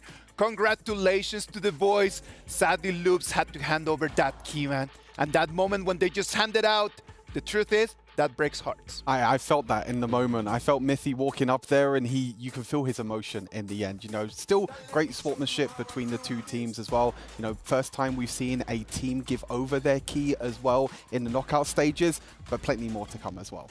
Like they work so hard just for them to actually work and to make it here, just to come to quarterfinals and just hand it over. Yeah. That's gotta be heartbreaking, man. Absolutely. I mean, I think more of these key handovers to come. I think it's only going to get more and more emotional because these teams have already been through enough, and to be your final defeat and handing it over to your successor, that's hard, man. That is a tough one, man. Well, the audience on the STC Play prediction said 77% to 23%. People just had it clear, man. It was actually since the beginning of the game was actually a little bit of a big gap. I think Blam's copium was a little bit too much in the end for Loops in his prediction. Can't spell L unfortunately. without Loops. You know what I mean? Know what I mean? You're learning. Remember what we learned yesterday? Exactly. That's exactly what we were doing. But yeah, I mean, in general, you can see that it took LGD a little bit of time to kind of get that gold lead. But once they do get that gold lead, they accelerated so much quicker than any other team we've seen before. It's only really them and KPL that we can see this sort of style. It was a little bit of a better start for Loops. Yes. But I believe that the Dahlia and the Yuhuan pick from the other side is just a tank that is coming your way, and you don't have any road around it. Yeah, I mean, literally, think about it. You've got so much sustain. You've got a double air knockup for the Yuhuan, but it also it advances and levels up the rotation and farm rate of the LGD, which is already such a fast thing. Before even putting that thing into place. So having the Dahlia and the Yuhuan in there is just a huge accelerator. Yeah, one thing I love about these best of threes as well is the adaptation in the draft. You know, LGD in game number 1 banning away the Musashi. In this game, banning away the Ali, kind of reading that Loops were going to first pick that Ali instead of the Dahlia, and predicting that Loops was going to pick that Musashi. They left their jungle pick till last, and they picked a Yuhuan. Obviously, with Musashi, if you try and use your ultimate on Yuhuan, you can just click your ultimate, and the ultimate for Musashi becomes completely useless. So it's the a art good of the pick counter and as ban, well. isn't it? Exactly. I love it. I love analyzing pick and bans. I love analyzing the coach game of like how you can think about different sides of the draft, because you have to predict what you're going to pick, but you also have to try and predict what the enemy is going to pick as well. This fight right over here, man, like the way that Mai Shiranui really entered in trying to use the flash to take on this backline. This is so perfect here. I believe this is a play where he flashes it in and he, okay, maybe it's before this as well, but yeah, this is the Mai Shiranui as well, just showing why this hero is banned so much. Is Shihong's most played pick now in the tournament with 4 times that he's picked this one up, meaning that you can just rotate around the map a lot quicker. As Blam was saying, you know, the Yuhuan is able to allow LGD to rotate around the map, and the same with Mai as well. You can rotate around the map, use that mobility, and get that advantage. One of the reasons why it needs to be banned, man. Yep. It is for sure. After watching this game, the other teams are taking the notes and then just saying like, okay, that Mai Shiranui, not a hero to put out there. That is for sure. What about if we move into our MVP for this match? LGD Gaming, man, like the 5 players were top level, but we gotta give it to the one and only Musang King on that Yuhuan 406, the KDA on this match. Absolutely. I mean, we've already spoken about the Huan pick, but I feel like it just doesn't get enough limelight because we see on the KPL teams are now shifting into the mid lane, but it's still such an amazing pick in that jungle. Just basically, as I've already reiterated, the acceleration in your farm is crazy. Yeah, not only that, but the first game as well. I think Musan King well-deserved of MVP in this series. That first game on the Orgren as well, being able to get that advantage in the early game. You can see the highlights of him on screen as well. Just showing the different styles of play that he can play as well. He can play the likes of a tank like an Orgren. He can play more utility jungle. Yes. We've seen him on Assassins as well before. Yes. We've seen him on carry junglers. It's a jungler that has everything up his sleeve. From Season 2, like doing the homework, man, like Musan Kim was one of the names that really like pops out a lot, right? Like when you start analyzing all the games that LGD Gaming plays in the previous tournaments and coming in here to the EWC, that man is really carrying the team. Yeah, I believe it was the FMVP of the Season 2 Invitational as well, and it's just showing even more into this mid-season Invitational that he deserved that award. And hey, maybe if they're able to beat KPL Dream Team, he could get the FMVP again. But looking at those stats onto the Huan, but now just even more, the damage dealt stat there just shows why Mai Shiranui has been banned so much in the tournament so far. And they were talking about in the interview as well of LGD, shutting down Tempest as well. You can see his damage in the end, you know, banning out a lane 2 games in a row, knowing that it is Tempest, one of his most played heroes, and he feels so comfortable on that hero. Banning that away, he had to go back to the Byron, and he just got shut down so early on by the rotations by Huan. You know, I'm very happy for LGD Gaming, sad for Loops. They're gonna have to just pack their bags and head back to Brazil. Keep preparing for the next tournament, man. Absolutely. I mean, here is the updated bracket as well. So LGD are your first semi-finalist, and who is it going to be that's going to meet them in the semi-finals? And we have another Brazilian matchup later on with VKS and Weibo Gaming. But again, we have coming up next is going to be KPL versus Impunity. Ladies and gentlemen, remember to please follow our Honor of Kings Global Esports channels and tag HOK at EWC 2024.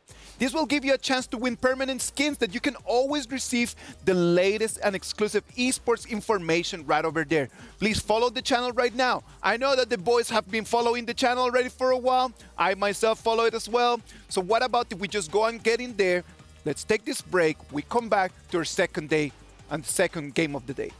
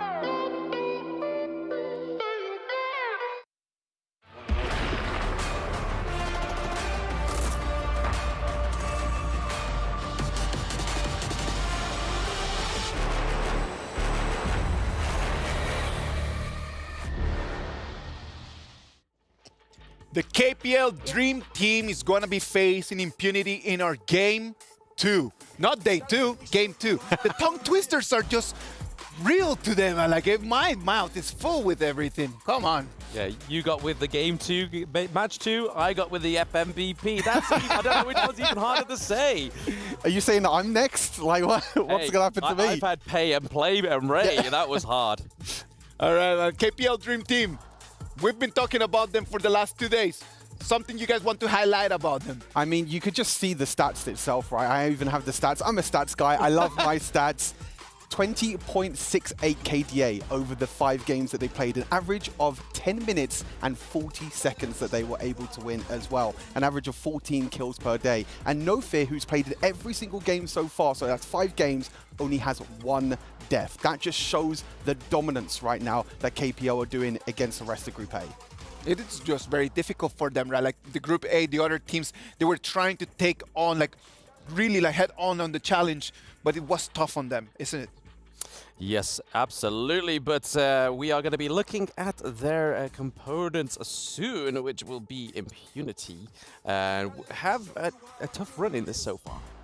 Impunity has had a difficult time, and right now things are not going to be very different as they're going to be moving against KPL Dream Team. What about if we go and check what's going on with the boys right now? Let's take a look at what's going on in their heads.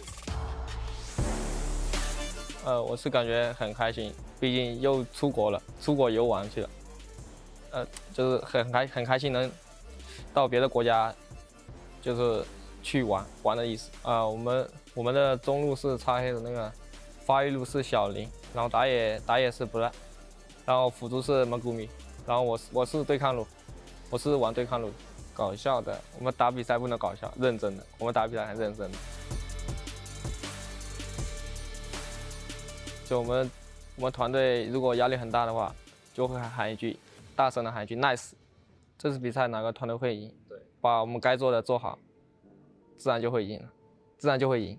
我觉得就 KPL 梦之队赢的概率会很大，就能拿冠军的那种。如果发挥的好，那就是一路能连胜过来。对我们粉丝说，感谢你们一路以来的支持，感谢你 ，Impunity 加油！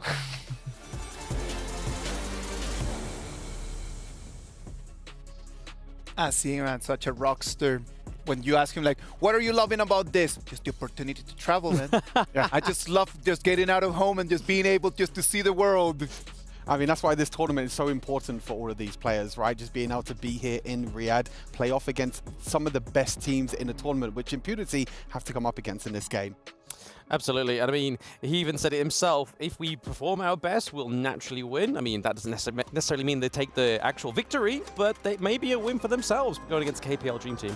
We have the countdown already there, guys. Come on, STC play predictions. I have to go 2-0 KPL. It's a must. Have to. I mean, I can't be biased. I have to keep it with the global homies, don't I? So Impunity, I'll go with.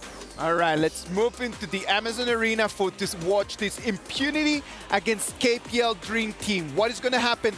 Let's check it out.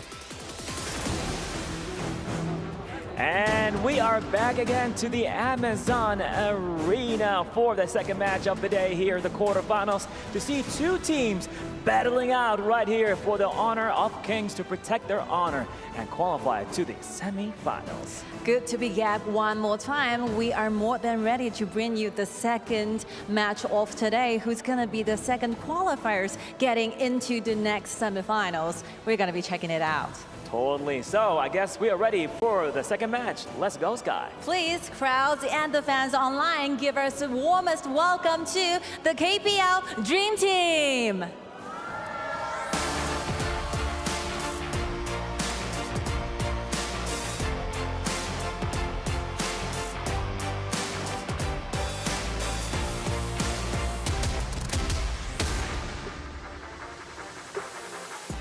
I believe that they're not here to represent the top skill from China, but also write down their own legend in the history of Honor of Kings tournaments. You got that right. And now for their competitions and their challenger, here comes Impunity.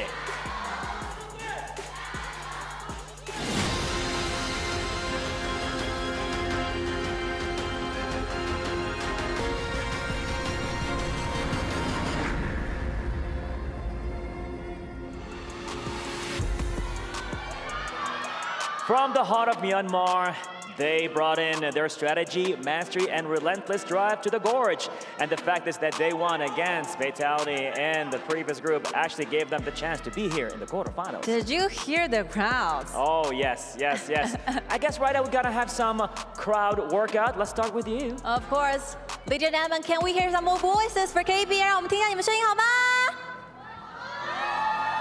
Okay. Well, ladies and gentlemen, let's hit for Impunity. Good stuff, right there. I see you guys, I see you. Well, I guess right now it is happening right here, ladies and gentlemen, at EWC. And now back to the studio. Let's go. And we are going to be going into match 2. This is, of course, the Honor of Kings Invitational Midseason 2024. We have KPL Dream Team, the all-star squad from China, going up against Impunity from Myanmar. My name is Holler. With me is Kin Tofu, your favorite kind of tofu. And of course, we missed this portion, but you know, Yaria was kind of buzzing, and I'm going to make her shake it now. Yeah, there we go. Yaria shaking with excitement, of course. And this will be a series to watch because, look, we expect KPL Dream Team to be extremely strong.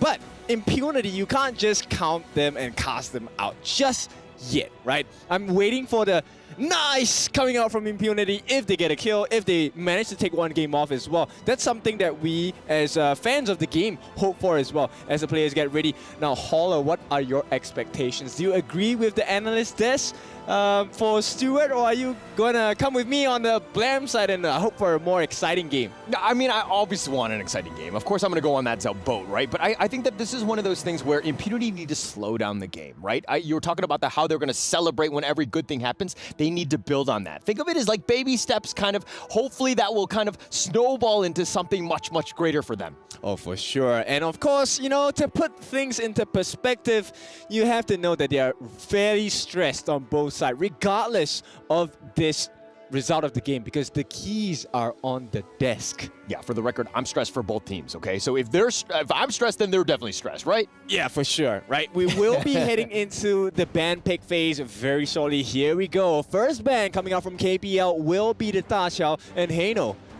Yeah, I think that nothing too crazy there, but if we're looking on the other side from Impunity, the Mai and the Lung, we do know that KPL really loves that Lung. They've kind of been almost outclassed in terms of how well they've been playing it, but KPL now picking up the Dahlia. This has been the hero of the tournament, I would say. Dahlia, very highly contested. Oh, for sure, because of the refresh, right, on that ultimate. The Celestial Melody so far has been the perfect piece of music for the teams that have acquired Dahlia into the lineup. Now, I like this. Impunity, they get exactly what they're looking for. Yu Huan and the Algren.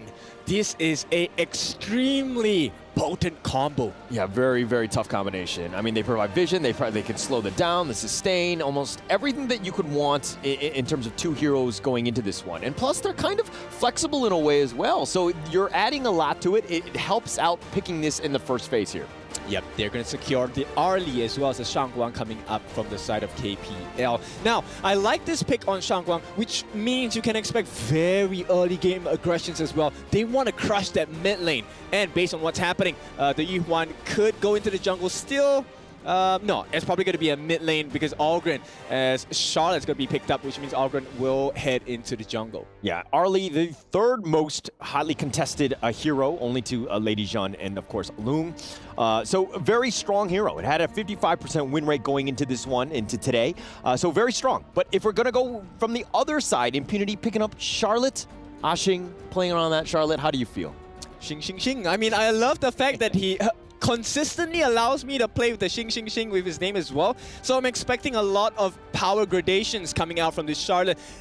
Probably looking to dive into the backline. So if you take a look at it, at least for now, right, with the first 3 picks, Impunity, I like the front to back composition. You have the dive potential from Charlotte. You have the save from the Yu Huan. And you have the ultimate pain dealing on Algren. The 4% going to matter a lot in this game. Look at KPL banning out the Cayenne. I need to check if that's been banned out before. It's definitely been picked, but I'm wondering why. What are they thinking with that ban right there? Because it's a scary support, right? There are a couple of options available for Impunity, and one of them is the ability to restore their health. And Yu Huan is one problem already. You don't want a double heal, even a triple heal composition here coming in from the side of Impunity. Yeah, more sustain, kind of rounding it out. Because again, Impunity want to run at you, right? They've got the Dune as well. Again, another hotly contested hero. He's number 8 on the list. He has a 66% win rate with only 6 games played. Very strong as well. So Impunity really doing their research, kind of understanding what they need to kind of bring to this KPL Dream Team. This is a death ball composition. They're going to take away. I am not sure how. Oh, wow. Okay, they picked the Liang. I like this creativity coming from Impunity. Now, for those of you that are as flabbergasted as me, join the club, man. I love this draft coming out from Impunity. But KPL, right? We know and understand the strength of the lane. There's a lot of iframes with the Death by Sunset. There's also the Invincible Warrior. The double refresh Celestial Melody. It could be double Death by Sunset. It could be double Invincible Warrior. It could even be double Finishing Stroke. It's a very, very versatile lineup coming out from KPL Dream Team. And it looks like they're placing all of their bets on their individual skills, man. Yeah, individual skills, of course. And that's kind of been the name of the game, so to speak, for KPL. Not to take away anything that they've done. Obviously, they're very, very, very individually skilled. But playing as a team has kind of been... It's going to take a little bit of time to kind of gel. Yes, they've been playing for months now, and they've kind of prepared for this tournament, but it's also one of those things where they these are not their regular teammates, so to speak. Yeah, for sure. But so far, it doesn't seem like the case, right? They have been playing in perfect synergy. Yeah, yeah. And we're going to go into this one. It's going to be, of course, the second match, Game 1. This is a best of 3. The loser goes home. It's the KPL Dream Team going up against Impunity here. That's right, some slight changes here. It is going to be Chance on that farm lane and High in the jungle, right? So some changes for the team here. Expecting a little bit of a different style of gameplay coming in from KPL Dream Team. Okay, No Fear still up in front. Ode pushing them back, just trying to get that fast level 2. But okay, both of them, Wrong and Chance both bringing in Intimidate. Walk me through that. Why 2? Intimidate, they want to make sure that they is... wait, Intimidate? No, that's Frenzy. Sorry, Frenzy. Yeah, Frenzy. So they want to make sure that they have a lot of sustain, a lot of burst potential as well. Okay, but the power gradation, Ashing going in for this one, but Zhao Lin is going to go down, so they do get first blood. I mean, hey, status quo, right? KPL Dream Team, this is exactly what they've been doing since Game 1 and Day 1 as well. And looks like the trend is going to continue. Yeah, it's going to continue. KPL going to push out this mid lane here. Now, Impunity, a little bit behind.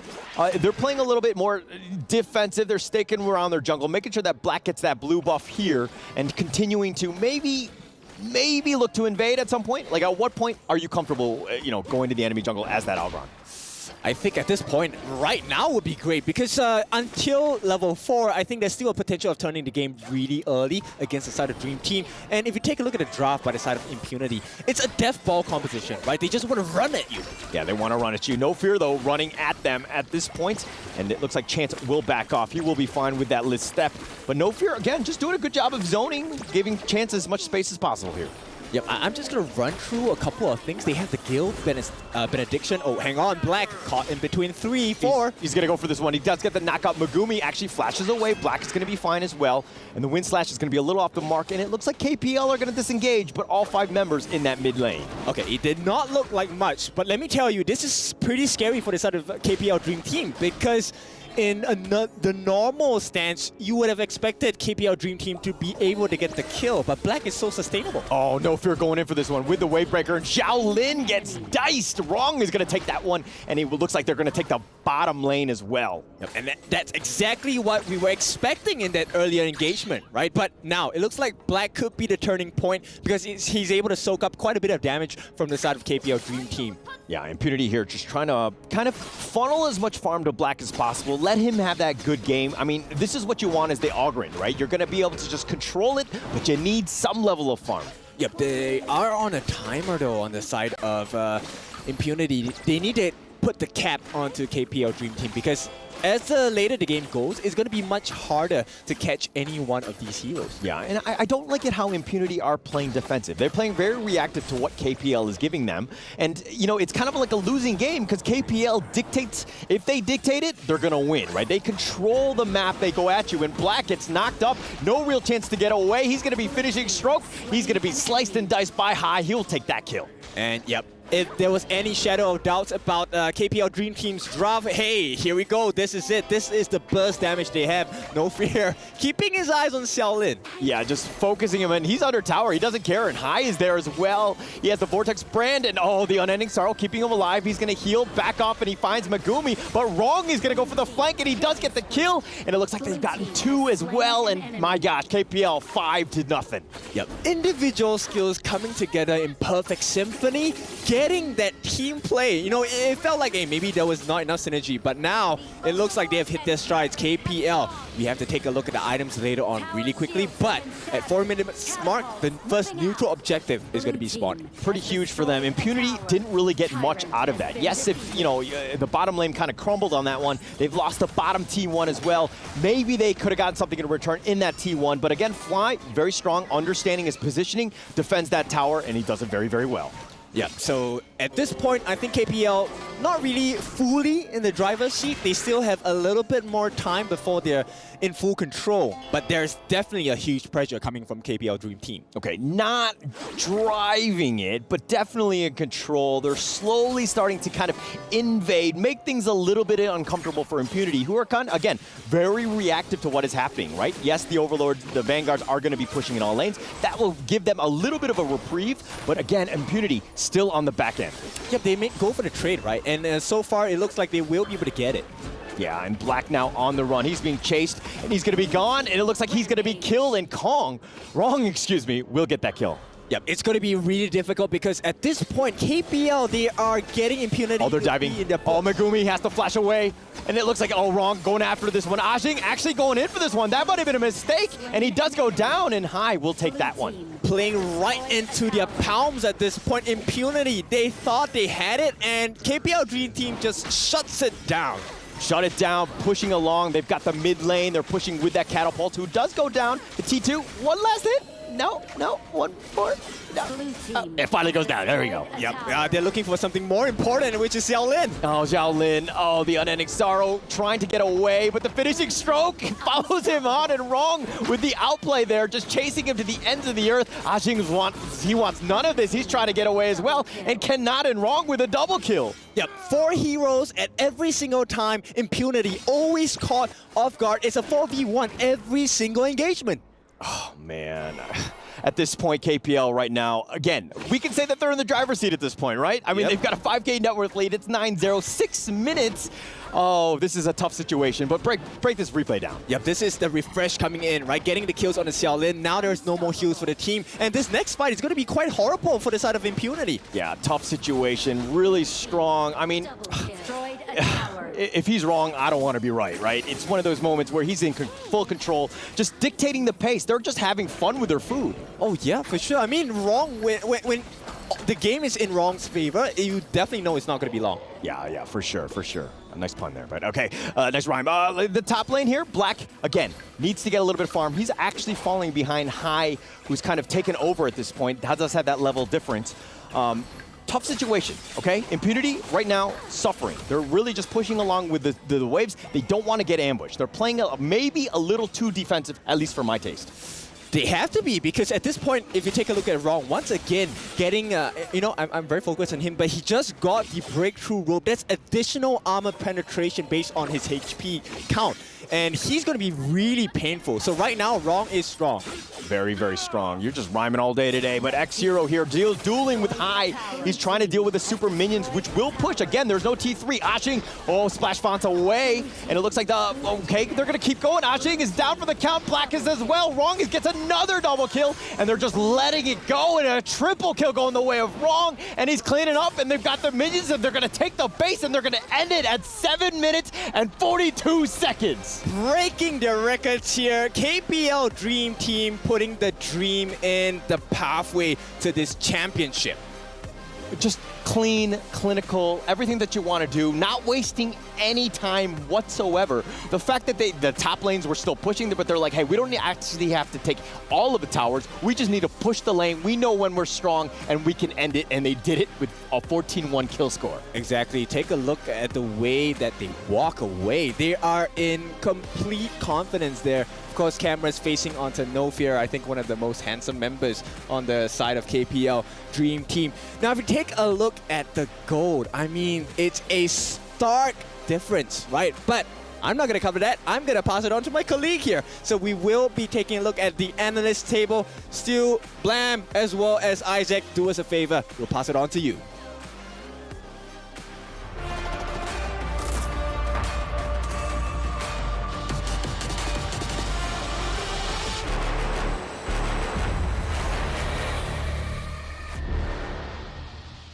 Congratulations to KPL Dream Team. That was a fast one. Blam, why you're hiding over there? Boy? I'm hiding from Rung. He's everywhere, no? Literally. Like, we might just be here just analyzing everything, and we just look up and he's wrong on his one arm, man. Like, that Shangguan was flying over us again. Wow, man. That was such a display of skill. That was really good. It was really nice. I love the way that Impunity was trying to do things around, like, differently to try to answer back to the KPL Dream Team, but didn't work out. I feel like Impunity were cooking, but they were very burnt at the end as well, I feel like, because they were playing U1 bot side with Smite. They were playing Dune mid. Like, this is something that we haven't seen before, but we feel like this is something you have to do against the KPL Dream Team. Kind of come up, like you mentioned, with the surprises in the end. But unfortunately for them, Shangguan, look at that, 10-0-4 for Rong in the end. Yep, the cooking was definitely be done, but it was not by the side of Impunity. They were definitely cooked. But yeah, like you were saying there, Stu, the Hugh-1, your reaction was everything. You just got out of your chair. He's like, what's going on here then? Like, why has he got Smite? Why is he in the farm lane? I was just like, yep, me too. I had to double check my eyes. I thought I needed some glasses for a second there. It was crazy, man. Like, it was really difficult for them. The KPL Dream Team just came in with one very clear objective. It was fight. Yes. I'm not going to let you farm anything. Just since minute one, just going in there, fight a 1-4 rotation, and then just go and just try to get people out. And the crazy thing is, if you go back to the draft, Impunity, taking away the U1, taking away the Orgren, two of KPL Dream Team's most played picks in this tournament, they're like, okay, if we can't beat them, let's try and join them. But then Rong comes out with his Shangguan, and this highlight is just going to be a Rong highlight reel. Every single time that he joins a team fight, you get the ultimate reset with the Dolia as well, and it's just so incredibly well played. Yeah, it's definitely a Rong light reel instead of a highlight reel. But even as well, the Dune in the mid lane, there was no real damage. Yes, you got the Orgrim, but when you're constantly playing on that back foot, there's no real sort of damage to be done. We saw that Xing was doing very much Xing, Xing, Xing in the Clash lane, trying to take out the turret, but didn't actually get very successful with it either. But again, it was just very difficult to watch there. A very tough match for Impunity, man. I love the way that Rong played that Shangguan everywhere, as you could see right now, just how they took a triple kill right over there at the end of the match. That I know that if there would be another player around, like it would be a Quadra, even a Penta. I mean, honestly, I wouldn't be surprised. He just ran out of targets. I wouldn't have been surprised in the end. I thought he was going to get a pentakill in the end, to be fair, but I think they were just all running back to the fountains like, yeah, let's not give them everything. They could take the win, but not the pentakill. Yes, and finishing in a 7 minutes and 40 seconds match as well is pretty huge. Going into the quarterfinals, this is something you'd see in the group stages, not now. You know, something really interesting for us to analyze is just going to be KPL Dream Team had the Musashi available, right over knowing that they were going to play the Ogren. They do not pick. They actually decide to go for burst damage instead. Would that be something for us to try to check in the future, just when we're trying to think about Ogren? I think it's a very difficult one because I think Ogren still has a lot of healing in his kit. I think it's very difficult still to shut him down. I think that Kaiser can be pretty good as well because Kaiser does have healing in his kit as well, thanks to his ultimate and other things as well, like his second ability that gives him the extra little bit of healing. So it can be a really, really good jungler to play against the Ogren, as you mentioned, not just the Musashi, but also the Kaiser. All right. We had an opportunity to talk to Hai from the KPL Dream Team, and here's what he had to say. Hey guys, it's Chuche with me. It's gonna be Hai from KPL Dream Team, the jungler himself. But today we want to ask so many questions for you. First and foremost, you mentioned you want to break your record 7 minutes before, but it didn't happen. I'm humble today. We will try our best. He's being humbled down. You know what? He doesn't want to talk big today. We're going to see what's going to happen. Next, we know that you have a lot of players. Will there be any rotations between your lineup? I listen to my coach. Just depends on the coach. Okay, last but not least, of course, you have so many fans flying over. 你的粉丝，你有什么跟他们说吗？很感谢大家吧。然后每一场比赛我们都会尽全力去应对的，一定会拿下最后的冠军。Quantrian is they want to aim for the champion. Thank you so much. I hope you have a pleasant day here today and good luck with your games. Hai showing us that they want the trophy. Anything but the trophy for the KPL Dream Team would be a gigantic disappointment. They know that the stakes are high. They know that they are going to be ready. But we're going to have substitutions right over here in the game as well. Yeah, for sure. We're going to be seeing the jungler and the farm lane getting swapped out. We've seen this because they have been bringing players over from China, from the KPL Dream Team. So we're going to be having Pang coming in and also Yinyo coming in into the farm lane. But it doesn't matter who you change, right? Like for me, a lot of times it just feels like, oh, substitution. That might be a little bit of an opening. But when you hear the names, it's like we're going to have high-end chances going to go out. And then you're going to get Pang and Ino. Both of them that have been able to get KPL championships on their belt. Absolutely. I mean, Wrong's still in there, so in my personal opinion, it doesn't matter who you change around. Just make sure you bet out the Shangguan, because clearly I think that's the first time we've seen him play the Shangguan in this tournament, and it was absolutely phenomenal.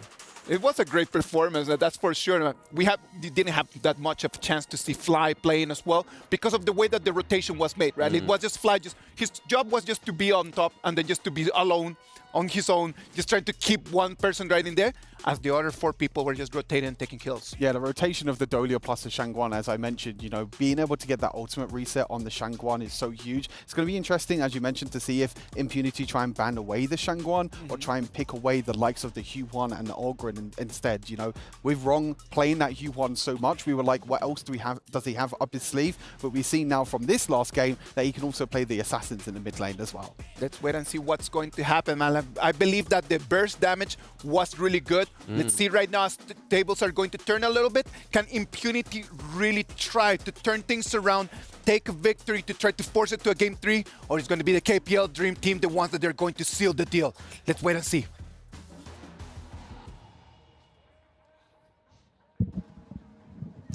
KPL Dream Team taking it to Impunity in that first game. They're going to be up 1-0. They had a record-breaking 7 minutes and 40-second game.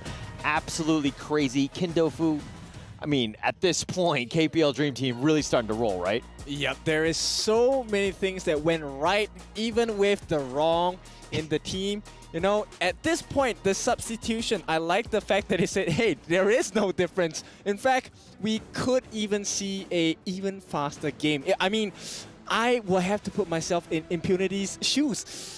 What do you do? I have no idea. All right, why like that, right? I mean, even faster. Come on, guys. Like, it's a bad situation for Impunity to be in. This is their backs are on the wall. You know, the elimination game is up here. They definitely need a much better game 2. But I felt like, you know, we talked about the draft in game 1. I thought it was something where it wasn't. It was a pretty decent draft, right? But I think in terms of execution, you're just seeing just how good KPL Dream Team is. Yep, really doesn't matter what you pick. We have the solution for it, and IMP Impunity gonna give the Ogren another try. Yeah, I mean, I don't think that was the problem in the last game. You definitely had a lot of potential. He was, you know, Black was doing a decent job of trying to get as much farm as possible, trying to provide that vision. But KPL, they counter with the Mai and the Arlie. Arlie, again, very, very highly contested there. So, and of course, with this Mai, you've got, you know, outplay potential just written all over it. Exactly, and this is going to put a lot of pressure onto the mid lane of Impunity. This Lady Jen needs to be able to play around with the ocean of tears, get the passive working, right, to be able to outplay this Mai. At the same time, the picking of the Loom is actually brilliant because now they get to play with the iframes as well, buying a little bit more time for themselves as well as the rest of the team. Now, the question is, can they survive this poke composition from KPL Dream Team? Because more so, we have the Cannon Blast, we have the Kachosen coming out from the Mai, and most importantly, it is the lift step coming from the R-Lee. In and out, it is a disaster to deal with. Yeah, tough. There's a lot of mobility, a lot of potential high burst potential. Could be a tough situation, right? But I think Lady Jean and Loong both been doing quite well in terms of the draft. Whoa. But whoa. I mean, whoa. I love this. I wanted to see Guan Yu, right? I wanted to see Niap actually from VKS replay the Guan Yu again. But this time, it is going to be KPL Dream Team. And let me just say, this is a really scary pick going into the clash lane because Guan Yu, known as one of the fastest wave clears and the fastest rotators in the game as well. Yeah, and it just owns the lane, right? He kind of clears it out, and he's going to meet you at the T3 tower of the enemy base at some point. He just constantly pushes, but it looks like they're going to go Impunity with Byron and Zhang Fei to round out their draft. But Menki, a little bit of a cuteness overload being picked up by KPL right here. Yeah, all right. It's not all rainbows and butterflies for the side of KPL Dream Team. IMP Impunity do have some win conditions available as well. This will come in the form of Loom, who will be able to knock back Guan Yu. If he comes a little bit too close, Lady Chen and Byron will be able to slow him down so he won't have the passive for that heroic charge as well. So, but this is all focused on one particular player. Like you said, the Menki. Can they deal enough damage to get rid of the shields and then the health bars of this, what's he, a squirrel? I don't know what he is. I don't like to, I mean, I'm going to let him identify what he wants to identify as, okay? So Menki is going to be, all I know is he's a very cute looking character. That's all I can say. Yep, he likes to play with bubbles and he will take to the skies as well. Complemented, I mean, for Fly to take Guan Yu as he leaps up into the sky, that's such a play, man. Yeah, of course. And if this is going to be match 2, game 2, Impunity versus KPL Dream Team. Impunity with their lives. Everything is at stake at this moment. They need to ensure that they win this game so that we can get to that third game. That's right. Pang, for the first time, will not step into the jungle on the side of Impunity. But they do get a timing lead because they will clear that red buff earlier. Look at No Fear being super aggressive. Zhao Lin actually has to dash away. He's going to be focused. Inuo just letting him have it, and Liz steps back and does it in style. Yep, and interestingly, it is actually Asing going into the jungle. Oh, the nice two-man stun. Wrong making plays and setting it up for Inu, who takes the first blood. KPL Dream Team, first blood going over to their side. Yeah, pushing it out. Tough situation. Megumi just trying to deal with the minions, maybe tanking, slowing it down, but Inu will just take 3 shots. Bury through that tower, or the shield, excuse me, but the Cannon Blast does a lot of work, and Megumi's got to be a little scared at this point. Yep, and this is testament, right? This is the poke composition that KPL Dream Team want to show. All of these long-range shots will hurt you over time. Yeah, will hurt you, and then it's kind of like the combination. Then you have like the Dream Roam, Guan Yu just kind of charging in, and then you have the, Wrong on the Mai just kind of cleaning house. So you have a lot of potential for outplay, and it kind of sets up with Inu and No Fear, but oh! Looks like he's going to go under the tower, and Ashing might have been out of position. He's going to be focused, and he will be killed, and Inu sidesteps him, gets the kill. Yep, perfect teamwork there. No Fear actually pushing him back with the passive. And that's not something you want to see happen to Ashing, especially if you're a fan of Impunity. But not all hope is lost. Let's see, where are the win conditions for the side of Impunity? Okay, you're going to ask me about the win conditions because a tough situation. I think they need to invade. They need to try to deal with this. I think, in that top lane, Black is going to have a tough time. Fly, again, pushing it out, making sure that Byron doesn't get to go anywhere. No Fear, Forbidden Domain, pushing back. Megumi does need to be careful. The Leaping Savior, the charge. Oh, but Wrong, another outplay, gets the kill, and he gets on out of there. Yep, they are just better on the side of KPL Dream Team, and there has never been a doubt since day one. Now, the question is, you mentioned that Impunity, they need to look for something more interesting, much more divisive, right? On the side of KPL Dream Team, this can come in the form of invasions as well. But how do you do that without the fear of being taken away by any single member of KPL Dream Team. Okay, without the fear, I mean, anything you do is going to be, you're going to be scared, right? Going up against this KPL team. There's so much that they can do. Look at them. They're invading. Pang is like up in front, trying to keep themselves alive, but the infinite vastness, he's going to go back to safety. Yeah, they can't do anything at this point. Lockdown as a Sing will be taken out once again. 4-0, a clean game on the side of KPL Dream Team. Very clean. Now they're invading the jungle. They're going to take a red buff. They'll take the Crimson Golem here. Megumi maybe goes for this one. No, he's just going to Forbidden Domain, push them back. And again, they're taking the buffs. They're taking everything, and they're cutting off the supply lines in the bottom lane. Yeah, 3 minutes in, they have a 3,000 goal lead. KPL Dream Team not letting up. And I like the fact that we talked about this just now, right? It's the semi-final potential. We are in the quarterfinals. They want to secure that semi spot. And KPL very, very clinical so far. Yeah, very clinical. This is tough, right? They've pushed out all the lanes. Just the movements that they've made have all capitalized into something. A nice dash. Oh, X0 has to flash back to safety. The Dream Roam gets on out of there. Peng's going to be fine as he gets in that Uber. Yep, and I want you to notice this, right? The way the KPL Dream Team is kind of like a piranha style, right? Everyone takes a swipe, moves away.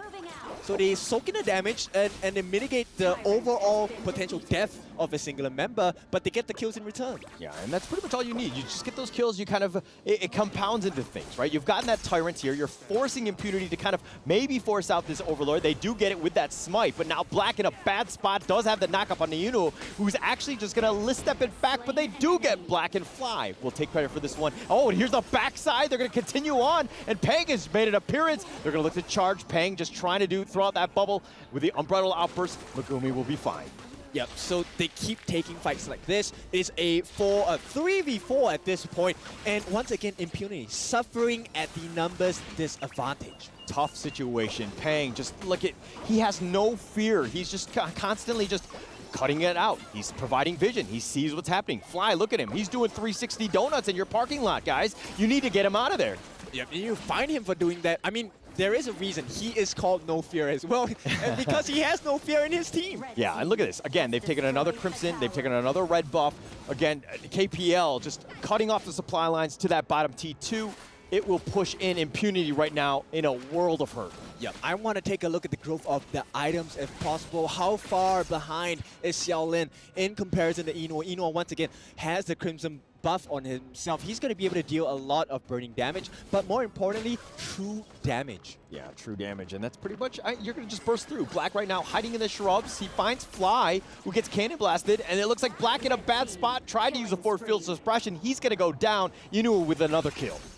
Yep, and once again, it's a lot of pressure coming in from the side of KPL Dream Team. They will keep their eyes on this top half of the Impunity jungle, while the rest of the members, they're just securing objectives across the map, be it pushing in the waves, checking the timing of the buffs on the opposite end of the opponents. It's all calculated for the side of KPL Dream Team.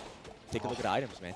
I mean, all calculated, everything just being forced in. I mean, there's no room. Like, Impunity right now just trying to find any sort of farm they can on the map, and everybody is suffering, everybody is hungry at this point, and Ashing backed away. That bubble is starting to do some work, and Black, again, just dealing with the minion wave. Okay, since they want... hang on. Oh, wrong. Doesn't he be a little bit careful? He's getting a little bit low. He backs off, and the rest of the team are there, and Ashing goes down. Perfect teamwork once again from the side of KPL Dream Team, but I just need to highlight this. If you take a look at Eno's farm, he is double what they have on Xiaoling. He already has 2 core items, the Doomsday along with the Crimson Reaper as well. Yeah, and Megumi here all the way up in front. 2 members down from Impunity right now. It's 8-0. Eno would take out that tower. You know, the bottom is being pushed as well.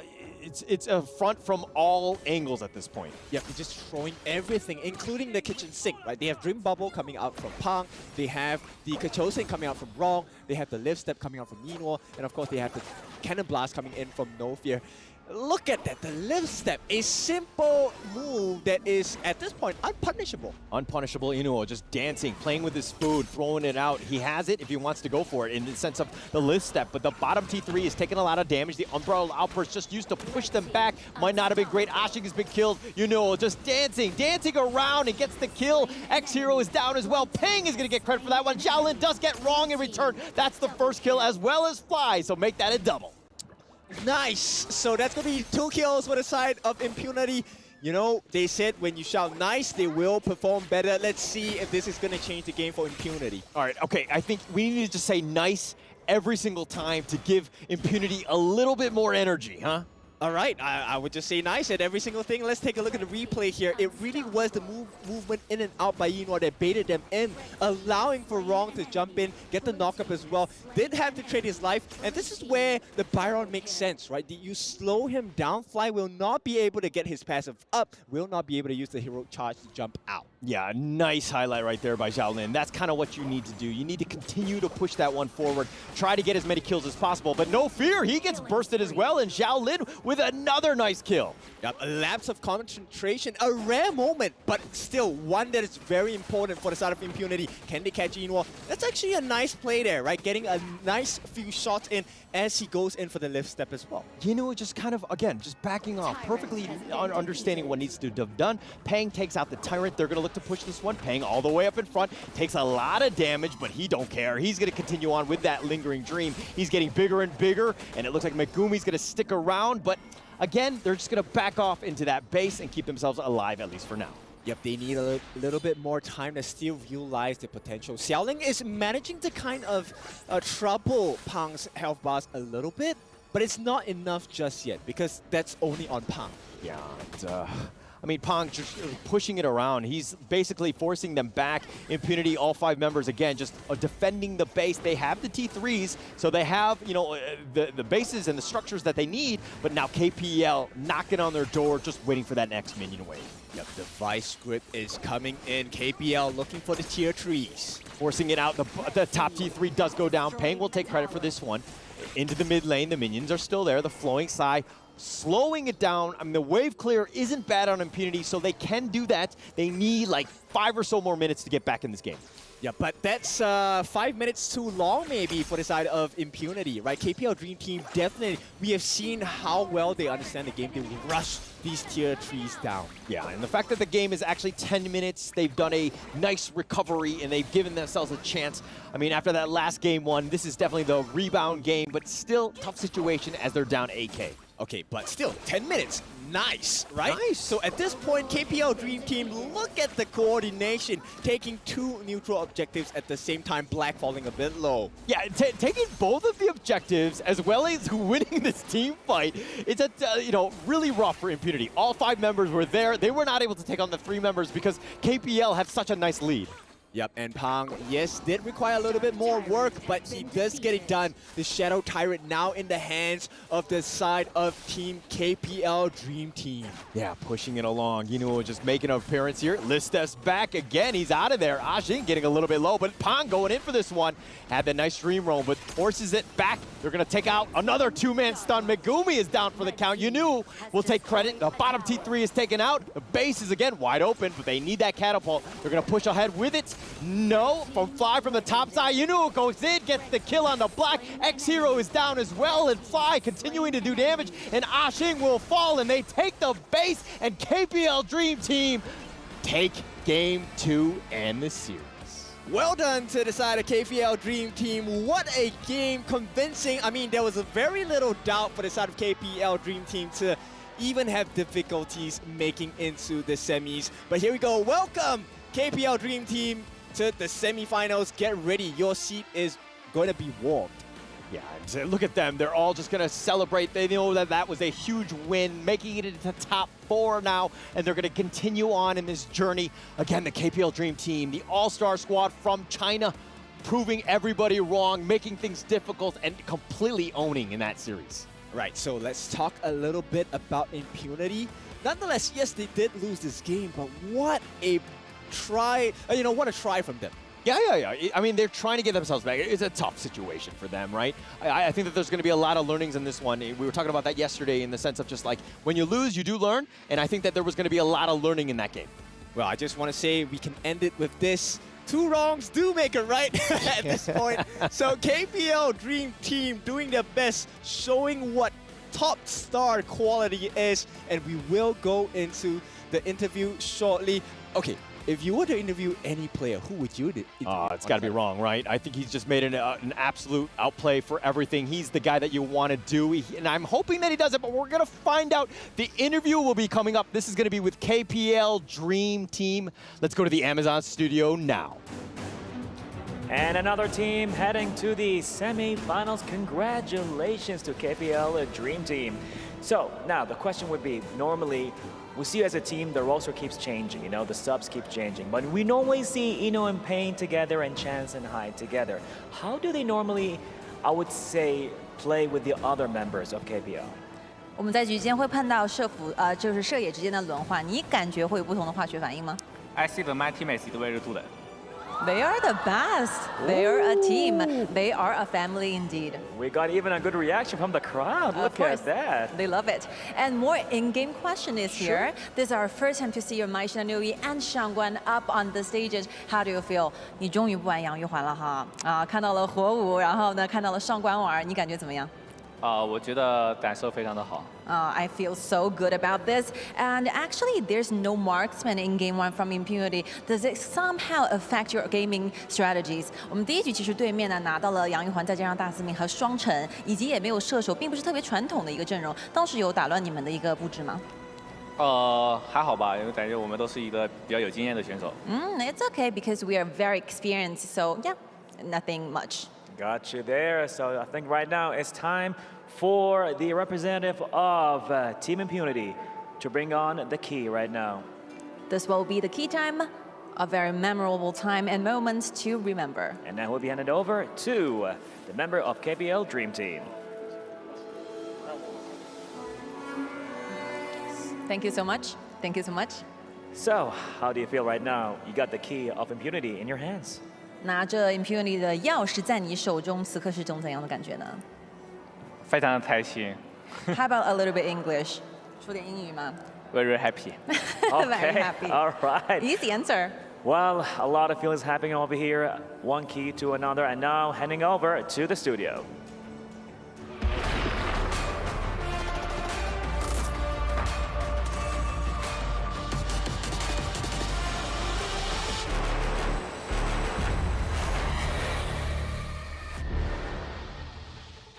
The KPL Dream Team, in a very dominant fashion, sealed the deal, make it to the top 4.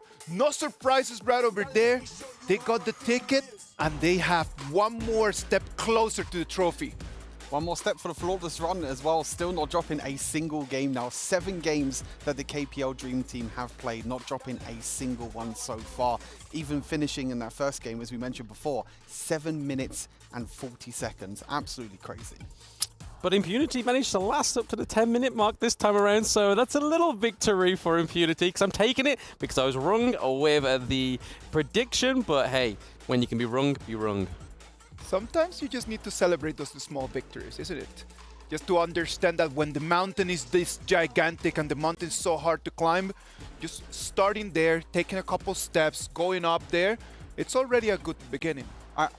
I think for Impunity as well, they probably didn't even expect to go into the top 8. You know, I think the big thing for them was actually getting the first step into the top 8. We know that they beat Vitality yesterday in the group stage, and now it's a really, really big thing for them. Unfortunately, they will be going home, but I think for them to get into the top 8, that should be something they should be proud of. For sure. Absolutely. I mean, just look at the draft. It's a little bit back to basics because what they drafted in that first game just was not it. It was a little bit cooked, but it just shows that the KPL Dream Team are just like, hey, doesn't matter what you draft, it's all about that map dominance. And I think we've seen a lot of the same picks from the KPL Dream Team. You know, the likes of Menki for Pang, and also the Huan for Rong. But now Rong coming up with the Shangguan and also the Mai, and then we get Guan Yu in the top side as well for Fly. Such a crazy pick, and they said it on the cast as well that this is normally a Brazilian pick as well. You know, a lot of the Brazilian players like to go for it. But yeah, incredible stuff by KPL picking up these crazy picks. Guan Yu is one of those traditional picks, and is one of the heroes that Fly plays really, really well. Like he's such an experienced player with that hero, and he is actually one of the top. Yes, I mean, it was a great pick, to be honest. We've seen it, I think it was 4 out of 6 times now with the KPL Dream Team picking the monkey through there, and those bubbles may look a little bit not frightful, but they definitely have a great utility and massive damage. But again, KPL Dream Team just taking another dub. Because I was having a conversation with the Chinese analysts as well as we were watching the game, and they just realized, and then they just let me know and share with me, the idea here is just to fight. Yes. Like, you do not give them an opportunity for the Ogren to actually start building. As long as you can start fighting extremely fast, like the pace just does not allow Ogren to actually itemize. Yeah, I think the big thing as well is that we have seen KPL Dream Team pretty much ban Dachau every single game that they've played so far. They know that this is a strategy that can actually upset the KPL Dream Team as well. You know, not even just the Dachau Fuzi, but also Dachau with any of the other heroes as well. So banning that away every single time the first time means that they don't have to worry about any other picks that can maybe catch them off guard. You know what, like, we gotta admit that in this game, it was amazing level, it was a great performance. I would give Wrong the MVP for this amazing game. The two matches, man. First on the Shangguan, then on the Mai Shiranui. We gotta agree on that, isn't it? Absolutely. I mean, like I was saying there, as we was being introduced back in from that game, when I was hiding, I was pretty much fearful from a final stroke coming from the sky, from somewhere, from Rung. But then on the Mai Shiranui, it was just as frightful. No, it's just such a scary pick. He's such a scary player as well. We know that he now doesn't only have Yuhuan up his sleeve, but he also has the Assassins up his sleeve. We've seen him even play Haino in the mid lane as well. So there's so many heroes, and this just goes for the experience of the KPL Dream Team as well. They have so many years of experience, so many times they can pick different picks as well because they play a different draft style as well, which is really, really huge. I respect that a lot, man. I respect that a lot because you have the eye on the spot. Their experience is what allows them right now to don't be fearful of those meta picks. Everyone is just thinking, how do we counter the Ogren? How do we counter the Lung, man? Like, what do we do in these situations? And when they asked him in the interview, they were like, did this actually just destroy your rhythm? And we were like, we've seen everything, man. Like, we've got this. Nothing to be worried about. I mean, these are players that have been to multiple Honor of Kings championships, multiple KPL titles. They've probably seen it all. They've seen all the pocket picks. They've seen all the crazy picks that might have come out as well, and they've been doing an incredible job. Yes, but just looking at these stats, you can see that Impunity were trying to have some solid team fights there. Obviously, Ogren was always never present there, just trying to keep that goal difference ahead of, well, trying to just keep up with Pang there, but it just never was the case. But look at the Ali with the 100k damage, and we always wonder why go for the Ali over the Lung, and that is pretty much the only piece of evidence that we need. Inua's early is the top, man. Like, I'm gonna tell you, like, that it is top. It's a top pick. It's not even a composition pick. It is just a player pick. They just ask you, like, if you would want to choose one hero that you need to play every single game, regardless of who's in front of you, Arlie would be the call for Inua for sure. It's crazy to see how well we can perform. We saw him in the group stage as well, also performing well on Long. I think it suits the playstyle of Inyo as well. Being able to play super aggressive, can use the umbrella really, really well, or use all of her abilities to dash forward, and then he's always got something to fall back on just in case as well. So I think it's really, really big that you can play so aggressive with this hero and still have something to fall back on. Yeah, I don't put it past him actually going on more of a passive kind of ADC as well, but it's definitely the more aggressive ones like the Lady Sun, like the Lung, like the Ali that really implement this player's playstyle. But again, you could give him like the Marco Polo, the Ho Yi. I think he'd be able to turn anything into a monster at that point. It would be lovely just to see tomorrow, as we're going to have more matches with Inua right over there, for him to show us his ability with other different heroes, right? Like, we're totally sure that he's going to be splendid, but it would be lovely just for everyone at home to be able to watch that as well. No, I think they've got, like I said, they've got so many picks up their sleeve because they play a different draft over in KPL. They have the Fearless draft. For those who don't know at home, it means that in the KPL, you have to play different heroes every single game that you play, which is different format to what we're playing here, but it means that they have so many heroes that they have played. It's not just one hero that they main. They have to main multiple heroes because once it gets picked over in the KPL, then it gets banned away and they have to pick something else. The hero pool is deep, man. That is a very, very, very deep one. And we hope that everyone at home can start building that hero pool as well, because Ogren is available right now for everyone. A warrior hero with a balance of offense and defense, which is able to condense the spirits of enemy heroes to assist our side in battle, possessing a special attack method. When in the activated Seer state, remember, his basic attack can kill low health enemies instantly. Tips that we have got from these days: in addition to the ultimate move, Ogre's first skill can be activated a second time, allowing him entry into the Seer state. If you do not have it yet, please go there, get the Ogren, get over there and with friends, call your friends, get online, and then just start participating and start practicing. Ladies and gentlemen, 2 games gone, and then we're gonna move into the third one. What about we take a little break, and we'll be right back.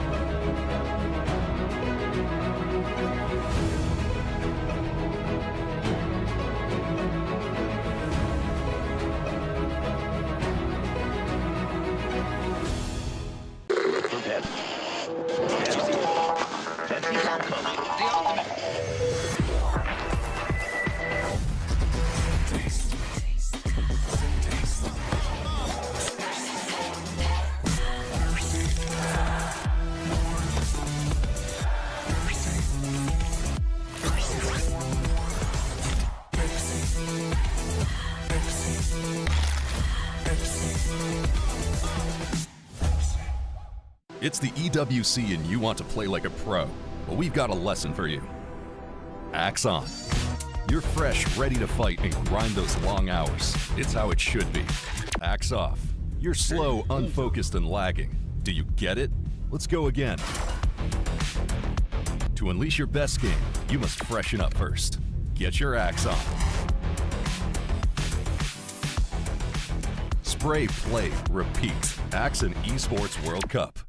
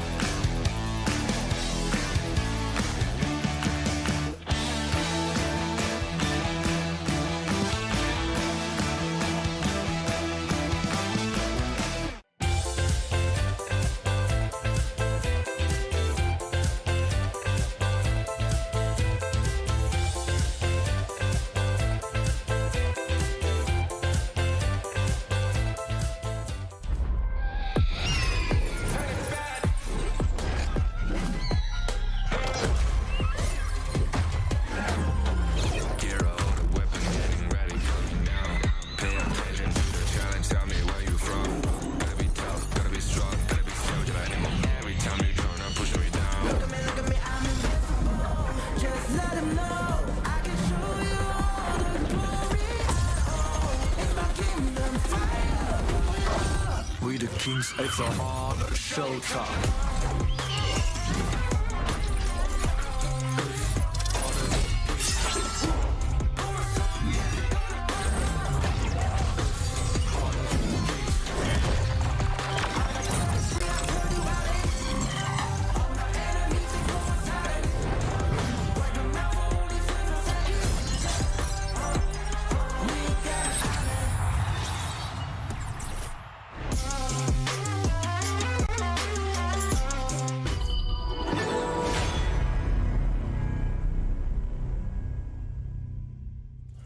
All right, ladies, welcome back. Honor of Kings Invitational mid-season.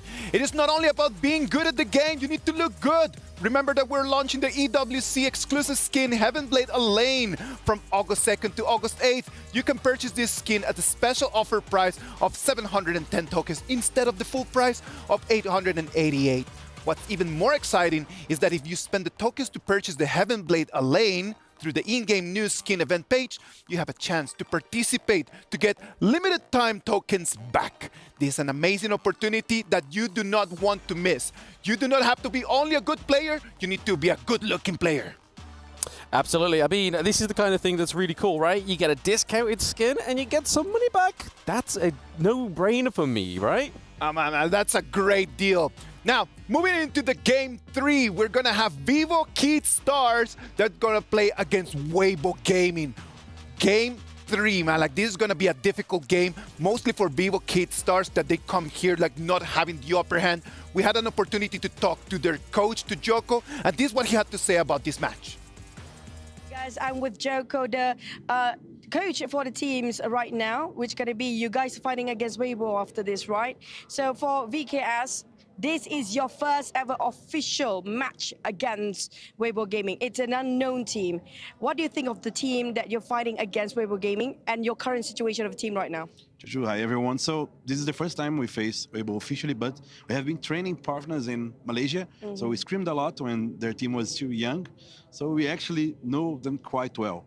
We know they're very aggressive. So we look forward to be like a very tough match because they have trained a lot, even on China. So we know they have a lot of inside knowledge on the meta that they play there. So we think there's going to be a tough challenge, but we know them a bit because of those scrims. Okay, what's your expectations for the outcome of your matchup here against Weibo Gaming? Like being realistic, they are the favorites since they came from Weibo and they have like the official Weibo team that is actually a partner of them. So they shared strategies. We know they have matched a lot, but we played them before, so it's not like unknown for us. We maybe have a shot, and we are extremely prepared in my view.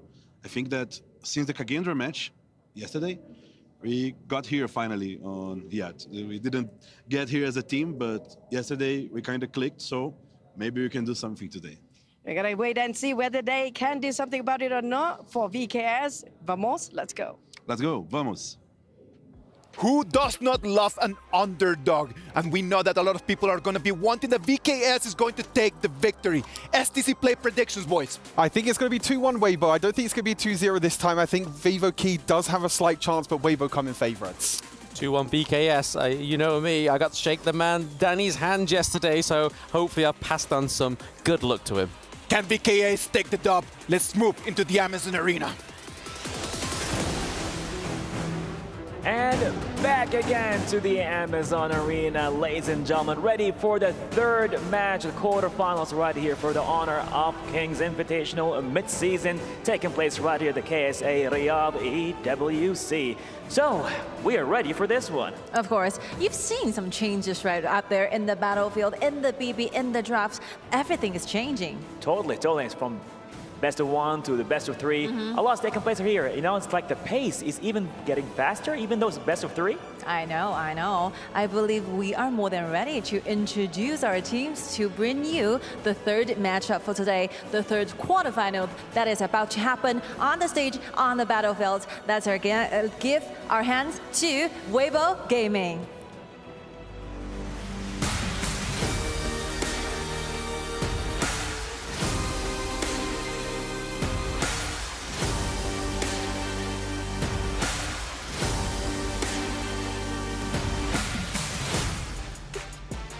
Yesterday, Weibo Gaming are extremely aggressive in their early games. We are supposed to see those early game invasions in the jungles. So let's together witness what will be happening for today's matchups. I think the momentums are there, the mentalities are booming. They're just so ready to tear apart their opponent. Let's see if they are ready for their competition. Here they come with Vivo Key Stars.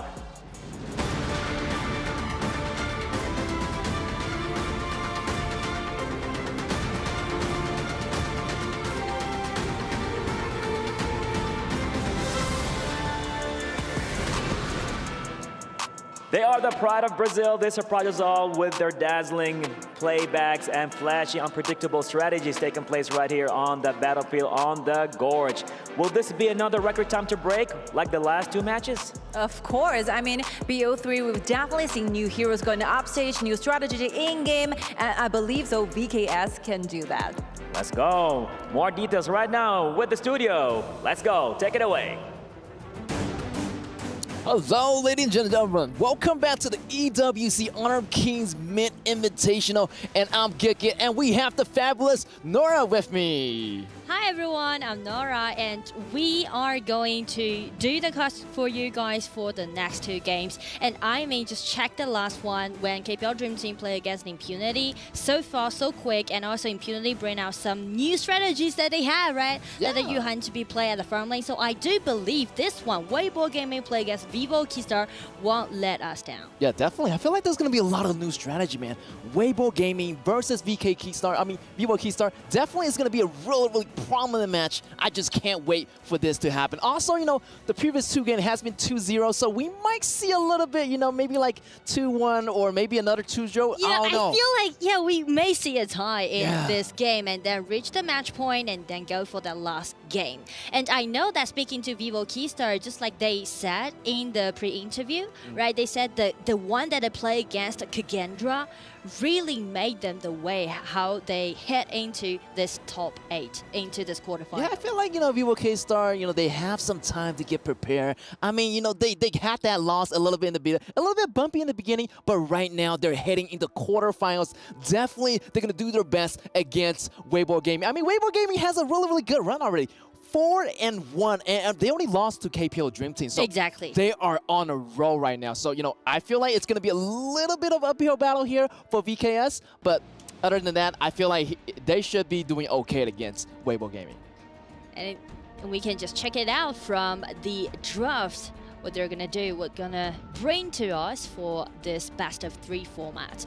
And as we know, they actually did a lot of scrims, so they know their strategies. For example, for Vivo Keystar, they did a lot of target bans instead of those OP1, and right now they're taking this Dolia away from Weibo Gaming because Weibo Gaming can really play a Duan paired up with Dolia or Heino paired up with Dolia very well. Yeah, you take that Dolia out, I mean, you're gonna have a hard time pairing up that hero with someone. I mean, so much potential. Double ultimate on that hero can be really paired to anything, you know, paired to Alain, paired to, you know, pretty much all the hero who has double ultimate pretty much in their favor. And I do believe Weibo Gaming also did their own homework because they are let this Lady Sun to be available from VKS because the last game that they played when they win against Kagendra, that was the one used this Lady Sun. Yeah, Lady Sun is definitely going to be a really good pair with Ming. So, you know, take that apart, take that combo apart. So Ming is not going to be not that useful to other heroes as well. And also Arlie. Arlie being the first pick on the blue buff, the blue side, sorry, can be a really nice pick because it's kind of just, you know, spread down the possibility about taking that Loon out for VKS. So instead, they're going for this Musashi and Mai, doing those double assassin strategy. Ooh, they took out this Ogron, then they picked the Musashi himself. What kind of strategy would Weibo Gaming is thinking of? What's your thought on that, Nora? For Weibo Gaming, they are giving out this Ogren. Obviously, it's because VKS already locked down this Musashi. So instead, they're taking out this Princess Frost and Limpo to be played as a support, I do believe, trying to gain themselves those winning lane and also the priority about the mid lane cleaning. Oh, they pick up the loan anyway. They're gonna fix early. I mean, this is gonna be a laning combo here. I mean, who gonna pair up with this loan? I feel like they need someone that can enhance this lane on the bottom here for the farms lane for VKS. I feel like if they really want to highlight their bottom lane, then they can let Mozi to be a nice choice, right? Play as a duo with this loan, or otherwise they can go for the Zhang Fei pick, which can actually provide some vision for their own fraction. Yeah, I feel like Mozi is really prominent these days. Yeah. Super. I see Mozi a lot in these games. Great control, great harassment. I mean, the poke, the hero has everything. Pretty much the meta pick for this version.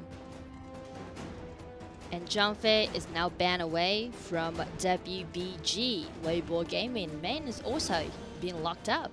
Ooh, then Mons is going to be available. They have to take it or else. Actually, yeah, they have a good choice of taking it here because we have Limpo over here. That might be a top lane, but I feel like it's going to be a support. We've seen a lot of Limpo support these days work really, really well and really work well with the Princess Frost. AoE right there, AoE knockup on the Limpo. Crazy front line, also great zoning tool here for Weibo Gaming. And also speaking to the confront link that Weibo Gaming might go for, that might be a Byron choice. Because if they go for the Byron, they can guarantee themselves at least 2 winning lanes, which help them a lot to, you know, just outplay the game in the early stage. Yeah, I like that. I feel like Byron might be a prominent choice here and have Limpo do the jungle as well. And here we go. You call it, Nora. That's going to be it. Here's Byron, and we got one more pick that's up in the air right now. I feel like they're missing jungle, and they need to get someone that's, you know, super well early game. I feel like the early game advantage is going to be super good here for Weibo Gaming. Speaking to the early game, I guess either it's going to be a monkey pick or it's going to be a Jing pick, because these two heroes can do that job in the early game. Yeah, so much damage on this Jing, on the mirror. This is going to be a really great matchup. Last pick here for VKS. Let's see what do they have in store for us. Definitely a top laner. They're missing like a top laner to go against Byron right here. It's going to be a difficult choice, but definitely I feel like he needs to have a little bit of frontline tanking as well, because they got Musashi, they got Lone. They need someone to do the heavy lifting in the early game, or else during that late game, they're going to fall behind because they do not have much frontline here. No tanks at all so far for VKS. And that's going to be Dharma. Dharma definitely has a little bit half tankish, and Musashi can, you know, back it up, and also a lot of control. Also, with that Shun Beam, they're going to have a little bit more sustainability in the early games. Exactly. They can be more flexible than Weibo Gaming in the early game on the side of VKS, but the problem is that they kind of just lack of tankiness, right? The strategy didn't look that solid to me, to be honest. It's kind of like those assassin styles, so they really need to play it in an aggressive way and try to, you know, try to find any chance that they can and do a lot of solo together, or just trying to control the vision around the riverside and try to make some gank happen on the top side of the map. Yeah, I feel like the vision around the river is going to be super important. I mean, those rotations, you got to have information on the other side. Like, where is the enemy? Can I go for the rotation? Can I make the gank on time? So timing is going to be really important here in this game. Exactly. And as for Weibo Gaming, I would say this is a really early game play style. So if they can get control in the mid lane, then they can just go wherever they can and just, you know, trying to do a lot of invasion. Yeah, I feel like Princess Frost definitely got that priority in the mid laner. But look at here. Actually, they started with Arlie. Great strategy, by the way. This way that, you know, Princess Frost can go down to the farms lane and deal with Lone in the early. Wow, Arlie kind of, you know, get that ball rolling, get that, you know, get that go going so he can get more item, maybe ahead of Lone. And also VKS did a really nice one. They let Musashi to get his open on top side, but here comes Byron. Flash in, first blood has been down. But look at here. Yo, this Mai Shinui coming in, pick up the kill here. Byron goes down. 1-for-1 trade here. No problem at all. VKS be like, you take down my top laner, well, I'm going to take down your top laner as well. Oh, it's already getting really spicy right now. Yes. It hasn't been 2 minutes, but already 2 kills happened. And both teams actually did a really nice setting for their opening. For example, VKS let Musashi to be with this Dharma and guaranteeing themselves the River Sprite. But the problem is that since Weibo Gaming let Arlie to play in the mid at first, so they can rotate faster than Mai in the early game and try to back up his teammate. That's right. And already level 4 here for Jin versus Hudani right now playing Musashi already level 3, but he is missing 1 buff. Already taking a buff away from the other side. Weibo Gaming is a step ahead. Ooh, might be a little bit dangerous for Lone here. We got Limpo coming up to the bottom lane here. Also, Princess Frost is maintaining his distance. Playing it really safe here for Weibo Gaming. Exactly. But still, Weibo Gaming, I guess they really need to switch it back, because the gold that they can get from those minions at the bottom, well, far more than the one that they can get from the mid lanes. So definitely they need to let Arlie to rotate down and try to do the counter attack towards this loom pick. Yes, I feel like Arlie is getting experience from both lanes, and definitely that shift to the bottom lane is going to be a little bit better since farms lanes minions do have extra goals versus the mid laners here. True, true.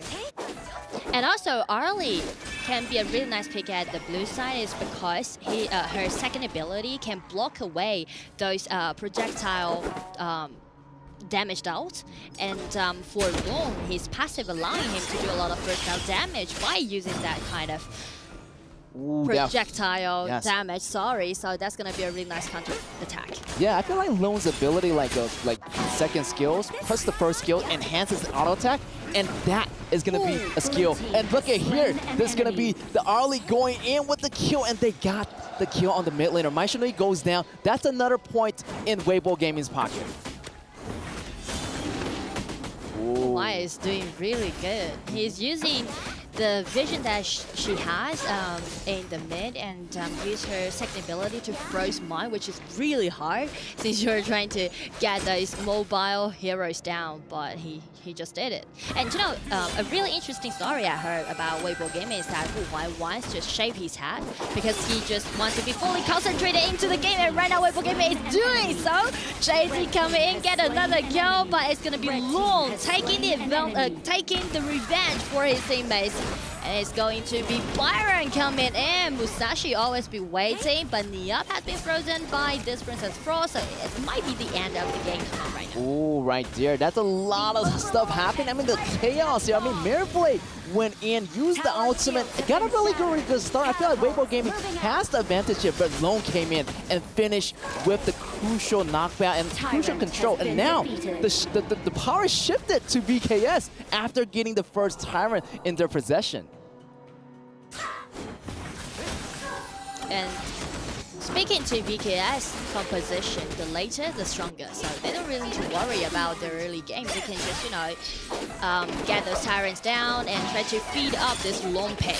Oh, Maishinui might be a little bit too dangerous here. A little bit overstepping while Guhai and Colin getting the kill here. And definitely VKS have to wait for the late game here. As you know, this Lone, definitely his damage is going to come in. And also, he probably need that Siege Breaker or some kind of, that 3-set Axel Torment, Master Sword, and the Eternity Blade. Exactly, and here comes Danny with Niap again.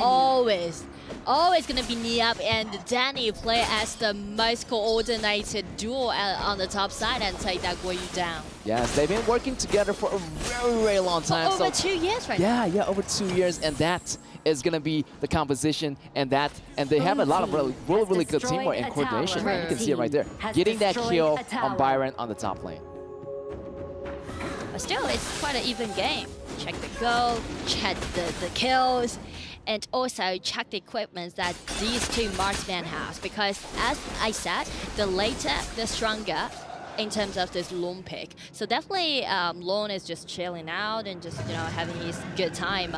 But as for Arlie, I won't say it's going to be an easy game for Arlie since it's getting later and later. Oh yeah, I feel like this Arlie does have so much play potentials. But definitely Lone, that late game damage is crazy high. So definitely you want to avoid that damage using that umbrella, blocking that projectile as much as possible here. But I feel like Weibo Gaming, time might be a little bit of issue because they do want to end this game a little bit faster. But I do feel like Weibo Gaming does have a slight advantage, judging from the statistics, coming in from these 2 days of battles. And here, Weibo Gaming would do a lot of evasion constantly since they got control of the timing of the blue buff, just like what they're doing right now. And they're chasing for this. Mai used up all of his skills. And Flash is the only skill that she left. So there's no way for one to get out. Yes, but the reinforcement, the cavalry has arrived here. Long's coming. Taken down, and 1 kill, 2 kill, but what about his Dharma going down? 1 for 1 trade, 2 for 2 trade actually. Pretty even trade here. Maishinui came a long way. He kind of bought a little bit more time for VKS reinforcement to show up, but still, Weibo Gaming stand up to them and ended up with an even trade. Well, the thing is, Weibo Gaming is trying to execute what they usually do, trying to get the blue buff on the side of VKS to take it away. but they're kind of just be distracted by Juan's mind. Because Juan was at the rear of Weibo Gaming, right, trying to threaten them. So it's kind of like a miscommunication out there for Weibo Gaming, as they also use all of those ulti, try to take that Might down. It's going to be the counter-attack from VKS, because everyone is really, you know, having good abilities and have really nice HP bar. Yeah, I feel like Weibo Gaming has to start pushing the tower here. The battle is going to be happening. Luke almost went down. The ultimate came in at the last second, and he's going to stay alive. He's probably having a lot of go right now. A lot of kill counts here for Loam, and I feel like that damage is going to be building up, and he's going to be really, really stacked later on. So, yeah, Weibo Gaming better watch out for those damages. And that's why we can see a lot of potential play from this Loam, because his ulti can let him to be untargetable and just dodge the one shot from Weibo Gaming. But as for Weibo Gaming, we will say everything's depending on Jin right now. Kongling needs to lead the pace. You know, he really needs to organize it and try to use these kind of chance and try to sneak in, breaking out his ulti. Ooh, almost taking out this Shun Beam right here, but the battle is going to be for the Tyrant here. Let's see what's going to happen. Everyone is around the Dragon Pit here. The Dragon Pit is still secure, however. You know, Weibo Gaming trying to find their way around the jungle here. Mid tower almost getting pushed in. You know, Weibo Gaming still keeping it cool right now. Yeah, they want to play it safe, but they also want to be a little bit risky, but they want to take down this Loam as soon as possible. If they want to do so, they really need to let Kongling to be there. You know, Jin need to break out his ulti and just dash in, did those insta-kill towards this Loam. Especially they need to do that with a absent the absence of this ulti.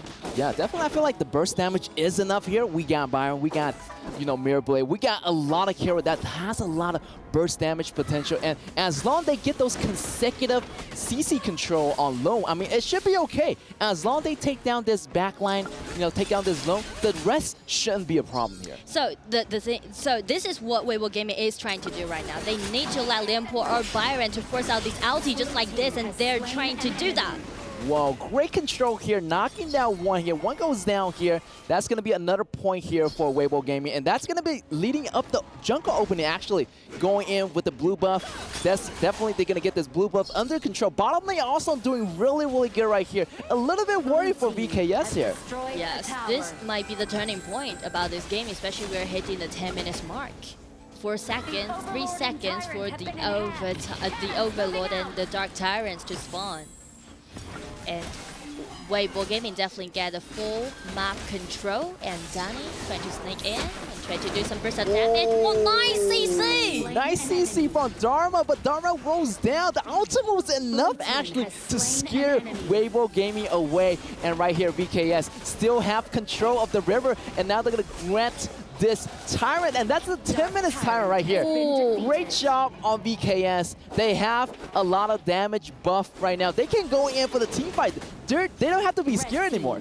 And they didn't check out the vision. Actually, Jin is hiding in this bush, but Sunbin is the only target she can find. But to be honest, I really like the timing that VKS catch, right? Even though they got one members in deficit, mine wasn't that enough, but they still using Sunbin's ulti and try to silence each enemies, compared up with this Niyab, this Dharma, to use his ulti and just knock everybody back on the walls and make that beautiful CC happen. And that's something I would say not seeing that good for Weibo Gaming, because they are a little bit reckless, or they just lowered their guard since they do believe that they got the whole control of the river. Oh, right here, here's the Sun Beam, the speed boost going in, and he's gonna be Perfect Frost going down. Loom using the ultimate to get away just in time to secure his health bars right now. Wow, I thought Weibo Gaming actually had the upper edge before this game, but right now, they're pretty even.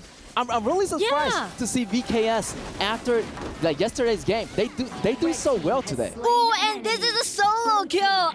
I always like solo kill, but it seems like she did a tower dive. I mean, one did a tower dive, so he might got that last dish from this tower. But no worries, still a solo kill, and right now Jin Kongling is hiding in the bush again. Try to make a dragon snap, but Musashi just changed his target, getting into this Byron, and Sasa already being unstoppable. That's right. Here's going to be, Jing versus 2 versus 3 actually. Can he get the kill on the Chevy? But gets knocked out by the Dharma here. A little bit worried for Weibo Gaming now as VKS is starting to pick up the pace. And look at here, Lone goes down, but the rest of the team are still alive here. And they almost even got the 10 minutes overlord. I can even feel the hype out there because these decisions are really play head-to-head. No one had ever think about, microing the game, caring about the lanes. Everyone just fight till the end. Yes, it's a battle to the death right here. And look at here, Weibo Gaming, I mean, they're still noticing that VKS is getting a little bit stronger. So those punches are starting to hurt right now. Yeah. Like in the beginning, it wasn't that much, but now late game, wow, that Lone is probably stacked on the damages. Because I do believe Sasa already got 3 items in his hand, and it's because the critical damage, or even got this Siege Breaker. Oh, that's gonna hurt. It's fully decked out, this man. Yes. He's gonna carry the game from now on. Oh, but look at here. Princess Franz got the Splendor, so she's gonna have some, time to avoid some of those damages, but time is gonna be running out. VKS already invading the red area of the jungle of Weibo Gaming. Weibo Gaming is a little bit in trouble, but look at here. Maishino just jumping too early. He's getting knocked down. Dharma knocked down Arlie. Arlie goes down. 1-for-1 trade here, but VKS is not quitting it. Using the ultimate, jumping into the back line, trying to get some hits on this Limpo. Limpo got away, but he still took Byron down. And here's go down with the Princess Franz as well. So look at here. Dragon still on the bottom lane right now. We might even see a high ground tower goes down here. This is what we're looking forward to seeing. So, I mean, Sasa definitely with this Siege Breaker alone outplay this game. He's carrying his team and try to close out the game. There's 2 Vanguards at the bottom. The Vanguards are coming in. And Limpo break out his ulti, but here comes the Jin. He has been totally vanished from this kind of CC. Yes, there's still a lot of time here. I mean, Arlie trying to go back, trying to do his best all he can, but the Dragons are moving in, and they're clicking on the crystal, and that's going to be it. VKS, Vivo Keystar, secure the first battle. VKS being the underdog, but man from Brazil will never let you down. They did their best, and right now for game 1, they're hitting the match point. They beat Weibo Gaming in the first game, which come from Malaysia and had 4 wins in their hand from their group stage. But right now, check it out, VKS. Uphill challenge, but they made it. I like that, man. I mean, they're a little bit bumpy, in the beginning of the first 2 days, but this is day 3 already. They've been used to this game already. They're already warmed up. They're ready for this, and they got the win from Weibo Gaming. I mean, Weibo Gaming had a really nice stats, but, they still got the win. Let's go back to the studio, and let's see what do they think about this.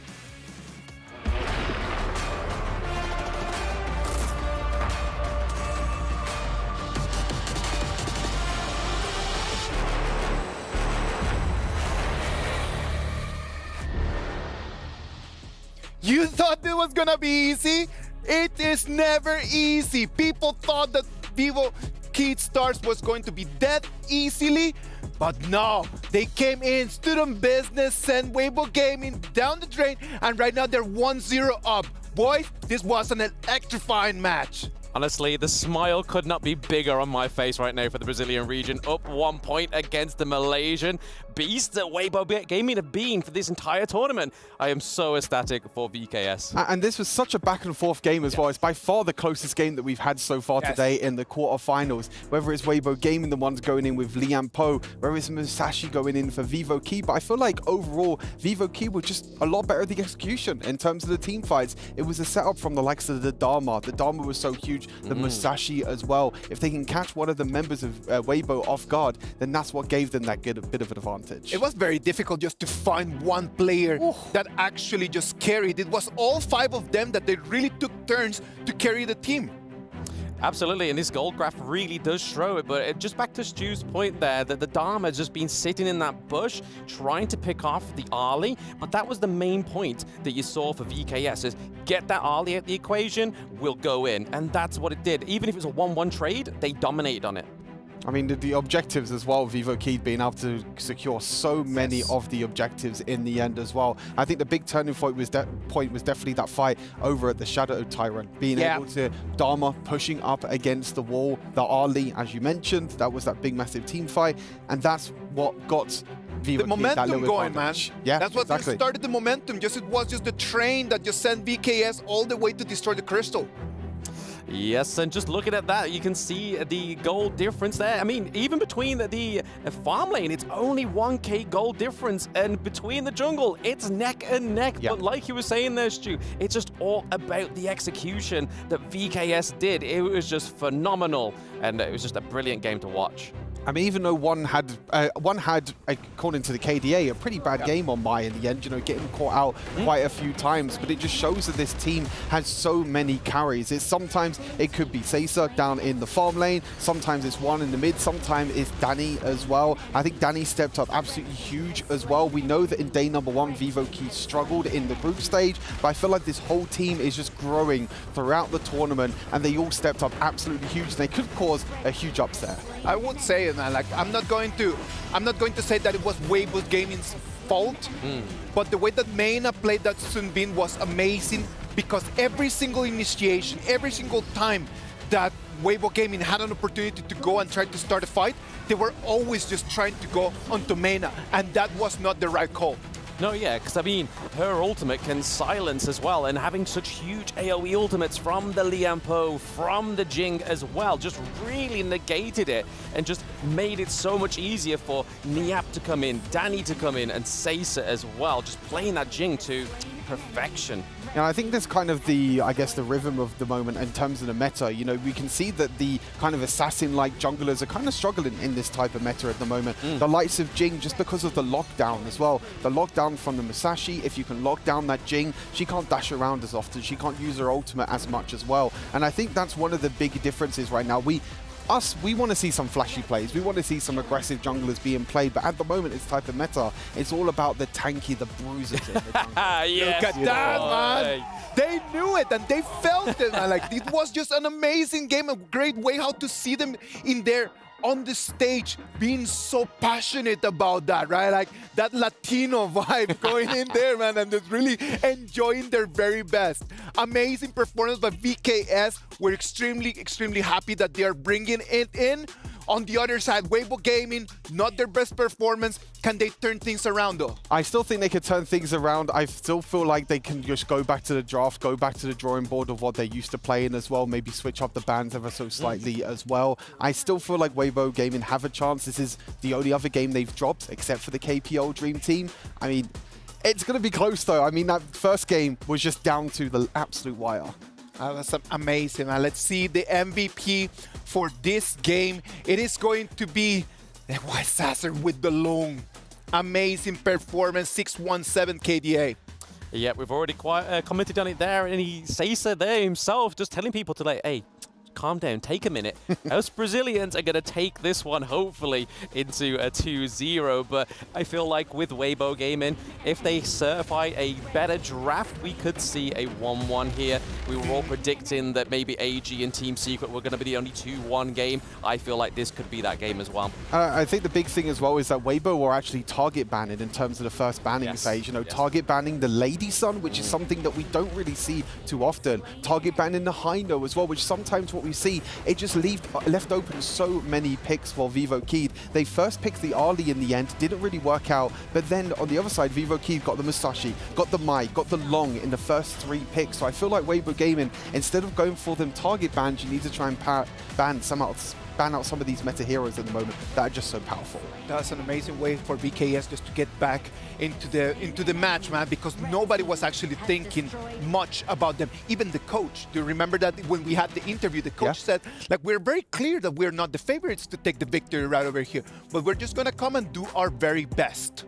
Yeah, I think the big thing as well is that me and Blam were lucky enough to speak to Vivo Key after their group stage yesterday as well.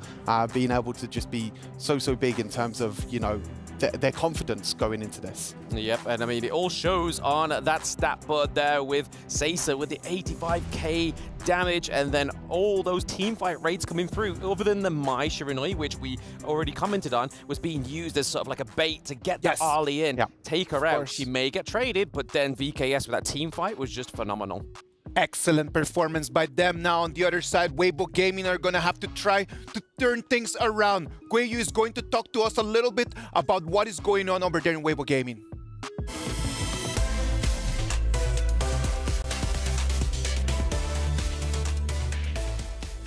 我是鬼宇，我是对抗路，我们的打野是空灵，我们的中单是顾怀，我们的射手是 JD， 还有我们的辅助是诺诺，感觉很开心，第一次能来这么大的舞台。我们是马来西亚的分部，对我来说 KPL 梦之队吧，因为他们很强，我们团队。 只要团结一心，每个人都向同一个目标一起加油。如果拿了冠军，对我来说是我职业道路很好的开始。感谢你们的支持，我会好好加油，展示最好的自己，做大做强，再创辉煌。 Ladies and gentlemen, welcome back to the Amazon Arena, and that was an electrifying match. Wow, couldn't believe it. VKS actually got the 1-0, and now this is going to be game point for VKS. I am so proud of them. I feel like their coaches should be really proud of their team as well. And I'm really proud of these people because VKS, they have been competing in HOK a lot of competitions over like 2 years right now. And we can see Niab, Danny being the best duo on the top side. And Sasa, he joined VKS, if I'm correct, that was from Invitational Season 2. So it has been a long time. But you can see the coordination that VKS has. They're really heading to one single but unite goal that they are trying to win against Weibo Gaming, such a strong team for today. Yes, definitely. On Weibo Gaming, I mean, I'm a little bit disappointed on the first round. Maybe they're a little bit too nervous. I'm not sure it's the communication problem. Maybe they're a little bit too aggressive, or it's just a little bit messy for me for Weibo Gaming. And I feel like the drop actually stayed kind of like the same, right? It's like a deja vu moment. I mean, look at Arlie first pick. Loom. And out again. My Shinui, Musashi. This is going to be an exact copy of the first game. Yeah. Are we just watching the replay? Yeah. Is it the replay? Okay. Yo, someone wake me up here. But this time, we will game and go for some support else. That is a Zhangfei pick that I highly recommend it, right? At the third place, because Zhangfei with this Arlie, I don't think they are going to switch the lane.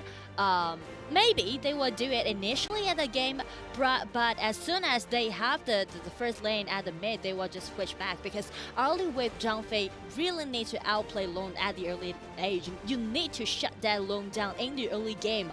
Never let Lone to have those 3 items that he has. Yes, also that Siege Breaker, just wow, perfect match for Saucer. Saucer did a really good job. 6 kills in that game, and I feel like, you know, he's really confident in this game. I feel like VKS trying to do the same strategy, might be like, you know, change it up little, you know, try to surprise Weibo Gaming in this game point match for VKS. Then Sumi might be the choice again?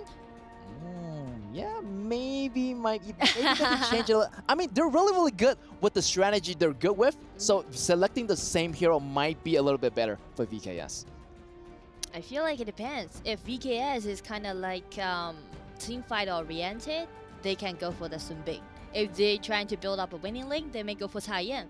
But just like VKS, they usually do, always keep their eyes on those team fights. Yeah, and they got their eyes on the prize, and that's going to be that 2-0 they are looking for right now. Look at here, stripping up again, but look at here, Weibo Gaming get the Charlotte right here, a little bit different. Also, that Zhangfei might be a little bit better choice, because Zhangfei is going to be more protective of Arlie in the beginning. And definitely, you know, Nora mentioned, they need to have that early advantage against Lone. Try to put this Lone down as early as possible. Make sure that Lone wasn't happening like what happened in the first match. Yeah.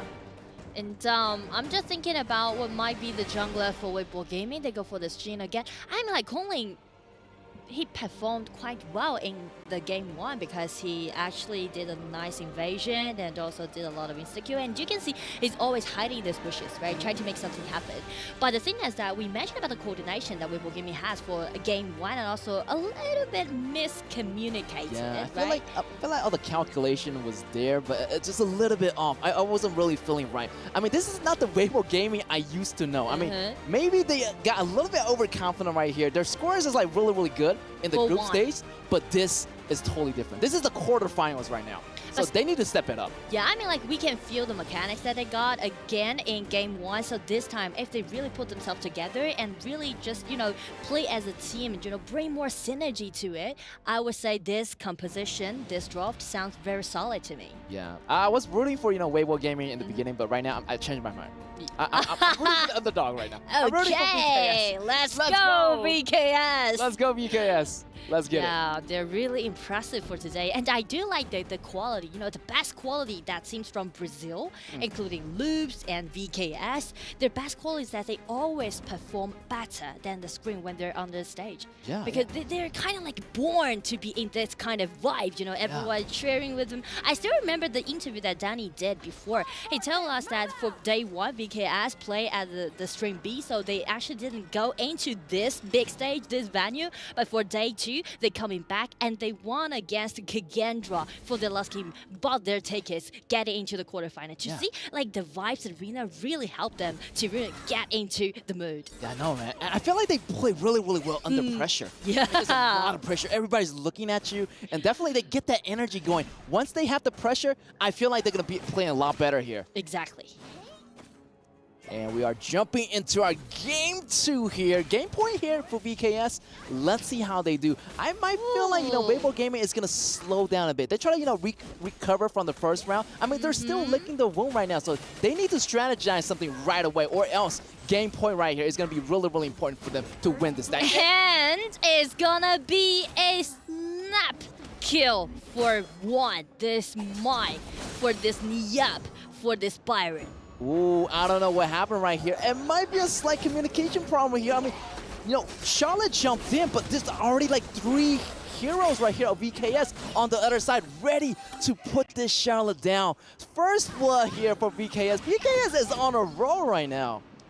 It's totally different. It's totally different right now. One is using his mobility, try to, you know, provide more vision control for VKS. But to be honest, for the opening set, I'm kind of confused about what Weibo Gaming did, because they let Arlie to play at the top lane. Yes. Like as Byron. Byron is the strongest man on the side of VKS in the early game. So why would they put their best weapon to play against VKS' best weapon on the top as the opening? It didn't make sense to me, to be honest. Exactly, you know, putting your weakest target on the top lane, but here the battle's gonna be happening. Oh, the second ability! Trying to run away, but the second ability will compensate for all the damage. Definitely Shenbing is gonna be a late game crazy support. I mean, it's gonna be a really nice, because their composition is actually super good, and also that loam is gonna back all the damages up. Yeah, as long as the loam stay protected. I mean, this game is probably going to end up like the first game in VKS. They're going to get the victory if that loam stays really healthy.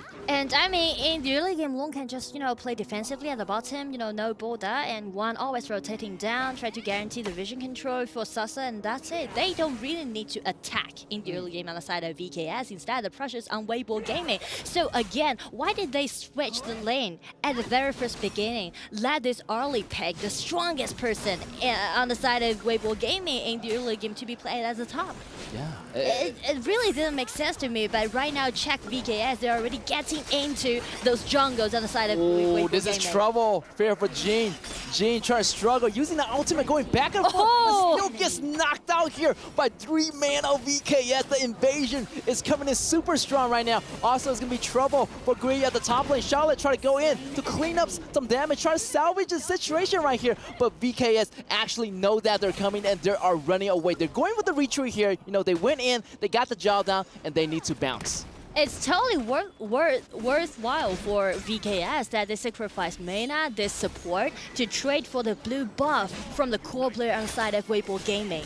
they took the blue buff away from Jin, which is really painful for Jin to form up well in the early game because he needs the cooldown reduction and also the mana recovery from this blue buff in the early game. Yeah, that trade was pretty worth it here. Support for jungle here. I'm not sure what Weibo game is doing right now, but they need to pick up the pace right here. Another Arlie! Arlie's going down! This is gonna be atrocious. This is gonna be really, really devastating here for Weibo Gaming. Losing this Arlie in the beginning, he's gonna lose out on a lot of gold here on JD. I mean, he's not gonna be here while Lone Saucer here getting a lot of gold. Also, they're getting this Tyrant here on the river control side. So everything going so well for VKS and Weibo Gaming. Definitely, they need to get on the car right now. They need to get on the pilot seat to get their game going. Exactly, and first Tyrant still go for VKS. I feel like everything just going in the right way for VKS to do, right? And you can see the synergy that they have. Each movement that they did, they make it as a group. So actually, each tussle that we can see are happening with the advantage that VKS has.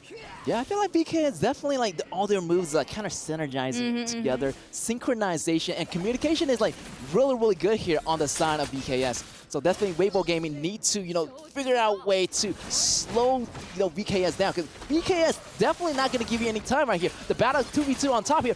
Mirror Blade going in with the ultimate here, going in. The damage is good, but it's not going to be enough. Because in the beginning, he does not have that economic to begin with.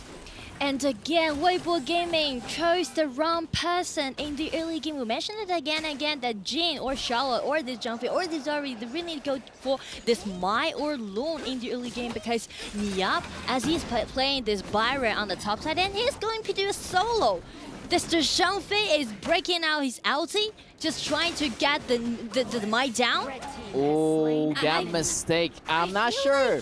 I feel like Zhangfei, it wasn't really necessary for that move right there, but only chasing one target, and that character is Mai. I mean, like, you really can't really catch this Mai Shinui. Exactly. I mean, you don't have sufficient damage dealt, you don't have any controllability, and I feel like the main thing that Weibo Gaming need to do right now is trying to calm down. Yeah, I feel they like... really need to calm down right now. I know that they're under huge pressure because they getting into the quarterfinal with a 4-1 win. And to be honest, so far, the game that they play against KPL Dream Team was the best game that we can see, right? Played by them because they actually take down the mid lane tower first than KPL Dream Team does. So everyone think Weibo Gaming has the biggest chance to, get 1 point from KPL Dream Team. But right now, I feel like they are really, really lost in the game right now. I feel like they're a little bit lost on the mentality side. I mean, their mindset is kind of still in that game number 1. So they need to toss away that mindset. They need to get a new mindset for this game. It's not over until it's over right now.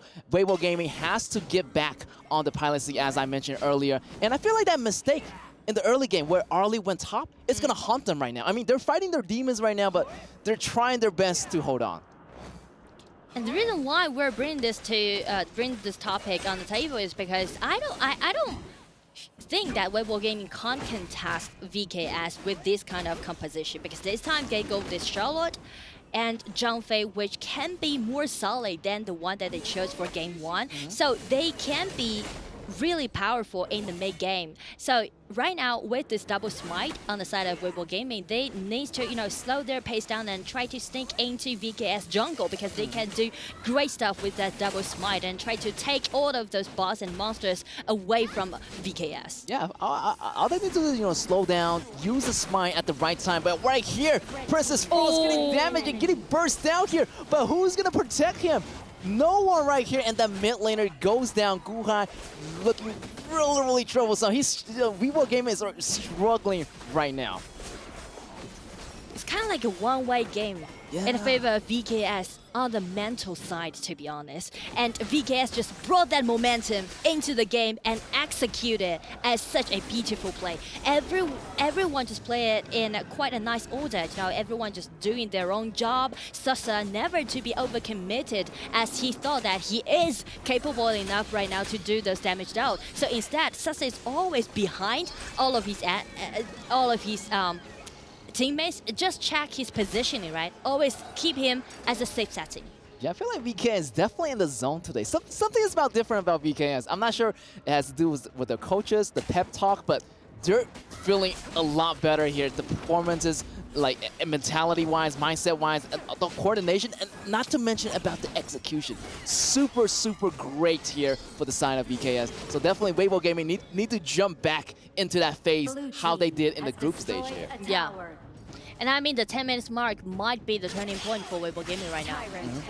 So before the 10 minutes mark, they should just slow down a little bit. And this is a really nice chance that JD catch. Yes, great chance. Knocking out here Byron on the top side here. The flash also exhausted here, so that is a good trade. But look at here, Maishune jumped in. VKS is back on the roll, and here's going to be Janfei using the ultimate a little bit too late here. That's going to be a little bit troublesome on Weibo Gaming. Their mid lane goes down, and their mid tower also goes down as well in the process here. It's going to be a little bit of trouble here. Saucer still getting the kill. Arlie also got the kill as well, but still, I feel like the goal is a little bit higher for Lone here compared to Arlie. And again, it's getting closer to the 10 minutes mark. It's like Weibo Gaming is kind of like jinxed by this 10 minutes mark. And Danny, he can't get away with the help of Sun Bin that he provided. So I would say Weibo Gaming, they need to pull themselves again. And right now you can see Cooling getting his hand on this Dark Tyrant. Will they make it? Will they just rush to the Tyrant? Nice one! Nice, nice, nice. I feel like, they can go into battle anytime here with that Tyrant buff. It's going to have, extra movement speed, extra damage. So, I feel like it's a good moment here for Weibo Gaming to take chances. I mean, in the first game, you lost. The second game, definitely game point, you have to try your best. And this is going to be the moment, or else you probably won't step on the battle stage again after this game. VKS tried to do the Dragon trade, but with no ulti on the side of Weibo Gaming. Charlotte find a really nice angle, but he's gonna be the target from Danny. Musashi just dashed in, used his ulti to lock him down, and here comes Jin Kongling. Oh, Lone jump in on the backside here. 2-1 ultimate and go in after versus Frost, but no one's going to be there to protect him. And Weibo Gaming is getting their zone back on track right now. Look at here, the kill on Colleen, the kill on the Tyrant. They're going to have a lot more damage here. However, the Dragons are moving in. I feel like it's not going to be a big problem for Weibo Gaming. They got their mojo back right here. They're going for the invasion here. Here's going to be Mirrorblade going in, taking the red away from VKS. So yeah, Weibo Gaming is bouncing back right now. Good news. Much better for them today. Yes, I feel like I like this intensity battle. And now we are getting into the game. Yeah, now it's the main yeah. Okay, let's go. Weibo Gaming play against VKS. It's pretty even right now because you can see from that kind of trap that they did, from that kind of engagement that Weibo Gaming did, they just even up the goal difference right now. And what's better for Weibo Gaming is that they got those towers in lead.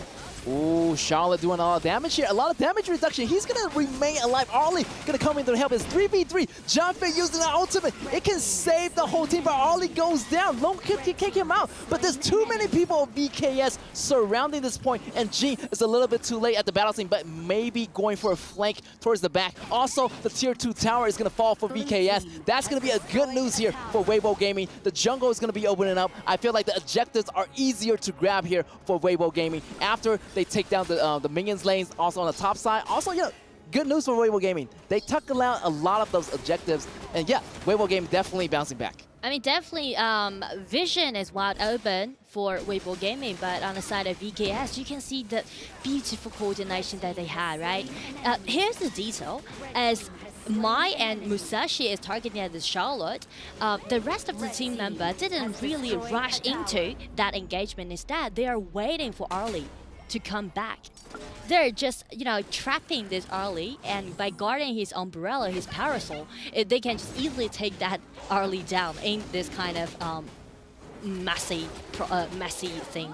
Yes, and I feel like, a little bit slow down for Weibo Gaming, and that's a good thing, actually. They do not want to rush. They do not want to be too hasty here. Try to find out their center position. Also on the back lane, also get more information. Where is this lone right here? And here is going to be Jing using the bushes, try to cover himself. Also, try to clean the minions lane first and go back and reunite with their teammates to try to, getting an ace. Try to get an ace here if possible for Weibo Gaming to end the game.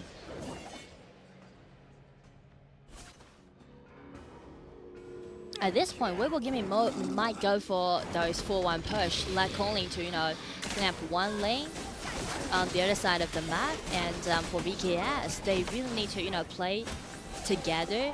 Oh, maybe the smite coming in from John Fei, but it's not going to be good here. VKS took the Tyrant here. I mean, they can't find a way to fight back here. I mean, they have the possibility, but they still going to be, remaining safe and coming back. Try to clean the minions first before engaging into a huge, huge fight. And that's the reason why VKS should move as a group right now, because as long as the Sunbin is alive, they can just be in sustainable during this engagement. And right now, it's going to be a flash with Sasa. Long coming in and use the ulti. I like that to fly away here, from Weibo Gaming. They kind of baited out the ultimate here of Danny. I mean, Danny used the Blood Rage to use it to escape away. So yeah, that was a really, really great spacing here by both team here. And yeah, using the ultimate, using the abilities to get away, but no casualty here so far. So I'm just waiting for that big fight to happen. Everybody is waiting for the ultimate to get ready. I'm just waiting for that big, big fight to end the game here. And Siege Breakers already. Yes. Already you got the Eternity Blade, you got the Master Sword. The damage is so high right now on low. He basically one hit anyone here on Weibo Gaming, and it's going to take down a lot of that health bar. Both teams might go for a little bit micro right now on the map, because Weibo Gaming can do this 4-1 push, like only to push one lane at the bottom, and VK is always trying to guarantee each mutual objectives that they can. Oh, they're going to get this dragon, but they're going to lose that top lane tower here. They can release the vanguards at the bottom, so no worries about the lane that... Oh, just that's the strategy that they're executing right now.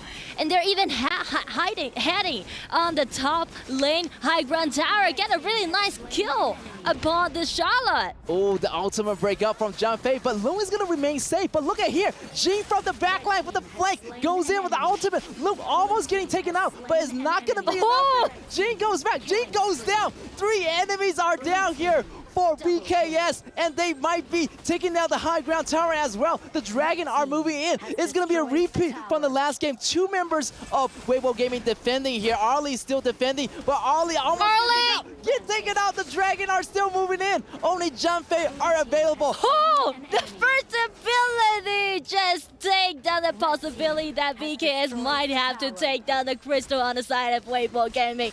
Nice try for the duel of JD and Nono. Yes, but the Dragon took down the bottom lane high ground tower, and this might be so dangerous for Weibo Gaming. 2 high ground tower gone, and they only have 1 high ground tower in the middle lane. So that's going to be 2 super minion lanes on both sides. Really, really pressure here on Weibo Gaming right now. They're being so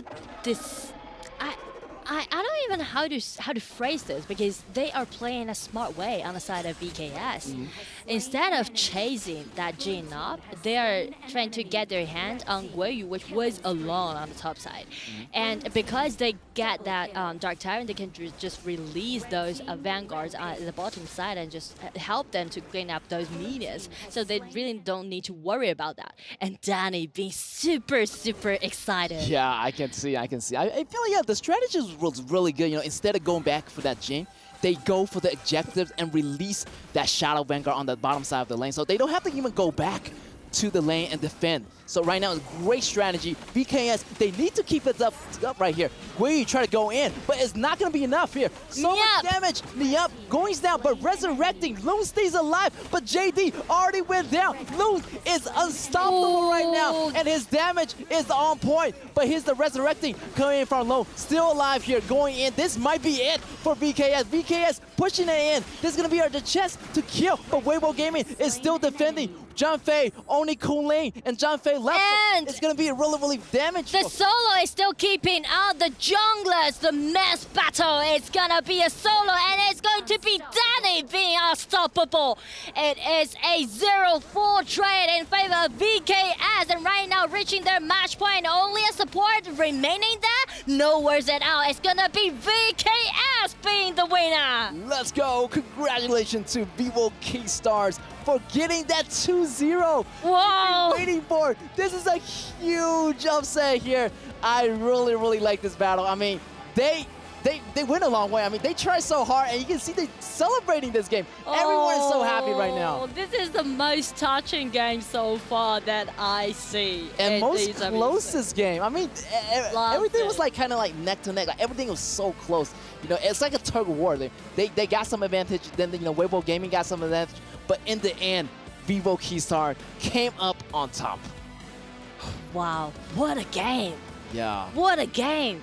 Oh. I do believe that only few people would put their money on VKS at the beginning of today's matchup, because VKS suffered from 3 losses in a row. They only won 1 game at the beginning of their journey in EWC, and then they got their last chance to play against Kagendra in the group stage, and that might be the point to really brought them back, making their comebacks, the miraculous comeback, telling everyone that VKS still being the one of the champion of Invitational Season 1. Yeah, I like their momentum. Definitely started with Kagendra. I mean, now they're going, the quarterfinals they won. Now they're going to the semifinals. Oh, love it. VKS, come on, the man.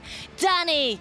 Love it. VKS surprised us, impressed us, and right now they are on their momentum. Yeah, I feel like they got a composition they're so comfortable playing. So every time they play it, and even the second time, it's really similar. So they are really like, into this game already, and they're warmed up and they're ready to go. Now they're going to the semifinals, and definitely we're gonna have some interview with the folks here, with the VKS boys, and let's see what happens.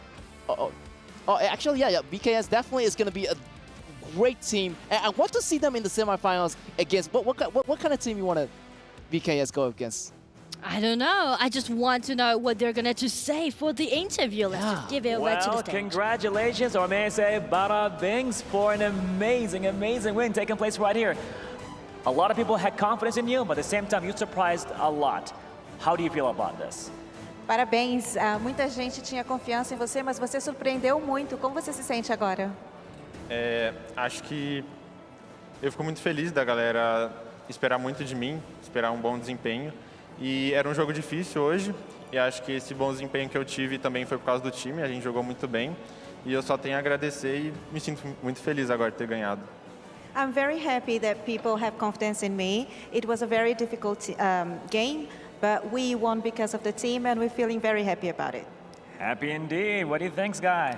I think that Weibo Gaming performed so good yesterday. They actually are the 2nd place in their own individual groups. So how did you prepare for the entire game to become this perfect? Como vocês se prepararam para todo o jogo para se tornar perfeito assim? A gente era parceiro de treino deles na Malásia, então a gente conhecia bastante do time deles. Mas a gente também se preparou muito assistindo os jogos deles nesse campeonato, viu as prioridades deles e preparamos o draft, e deu isso. We were partners since Malaysia, but we've been preparing, watching their preparations, watching their drafts, and that's it. They've done their homework, and that's why they're here right now, winning and heading to the semifinals. And now it's time for the key handover, as we're going to have the representative of Weibo Gaming. And here he is on the other side. Thank you so much. Well, this means a lot. What do you feel right now? Como você se sente agora? Isso representa muito. Como você está agora? Eu estou muito feliz e um pouco chateado, porque querendo ou não, um ganha e o outro perde, né? E a gente é muito amigos deles. E eu estou muito feliz de ter ganhado, mas também sinto um pouco de pena, né? Mas é isso é competitivo. We're happy, but we're also sad because one wins and the other loses. We're good friends with them, and we're happy, but we also feel a bit sad. We are opponents on the battlefield, but we are a true friend. in esports world, right? I love that, definitely. And more thoughts right now with our talents at the studio. Back to you.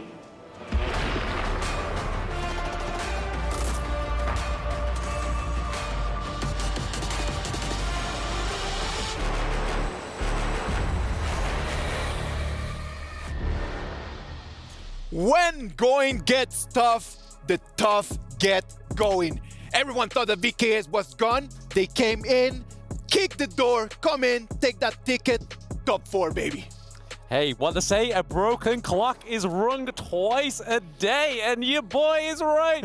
Opa! Brazil getting through, baby.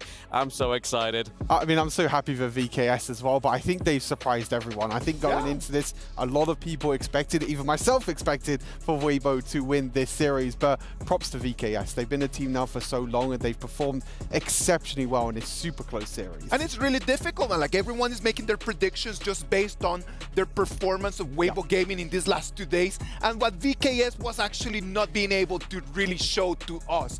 But you gotta remember, man, VKS has been around already for a long time. There are for a long time friends here for HOK. They're from the pioneers of the game, and that's why they're in top 4. Absolutely. I mean, I called it out on cast yesterday. It's that main stage buff, and these Brazilian teams just thrive on the main stage. Just all that heat, they love it. And seeing Danny just completely just so emotional is exactly the same as how vigorous that gold graft is. But just taking a look at those stats. Yeah, it's absolutely crazy. I mean, we have to call out the Sunbin pick at the end for Maynard. You know, we know Maynard as his sort of tank support player. He loves the Xiangfei. He loves the Lian Po, but this is something that's probably been in his pocket for such a long time. And Weibo Gaming didn't respect the pick. I think it offered Vivo Key so much utility, so much sustain as well, that Weibo Gaming couldn't keep up with that tempo. They should have just understood that if it didn't work out in the first game, like for sure it was not going to work out in the second as well. They should have just solved that problem in the pick and ban, and then just like get it done. Get done with it. But no, Sun Bin available both games, and it was the key for success. Absolutely. I mean, when there's a lot of AoE on the side of Weibo Gaming as well, like the Xiangfei, like the Princess Frost as well, and obviously the Jing coming through 2 games in a row. Me and you, Stu, were like, it didn't quite work in that first game, and it was heavily reliant on that Tyrant, because once they got the Tyrant, they had a fantastic run on the Jing, but after that, it kind of fell off. Yeah, I feel like there were other picks definitely that could be picked. Obviously, the Musashi coming through twice in a row as well. We have to talk about the mid lane Princess Frost for 2 games. Yes. A hero that we do see sometimes, but Lady Shen was nowhere to be seen. We were talking about right at the start of the day, yes, Lady Shen being the most picked hero. But in both of these games, my Shinori was up, which we know is going to be picked if it doesn't get banned. But on the other side, we're seeing Princess Frost for the more utility.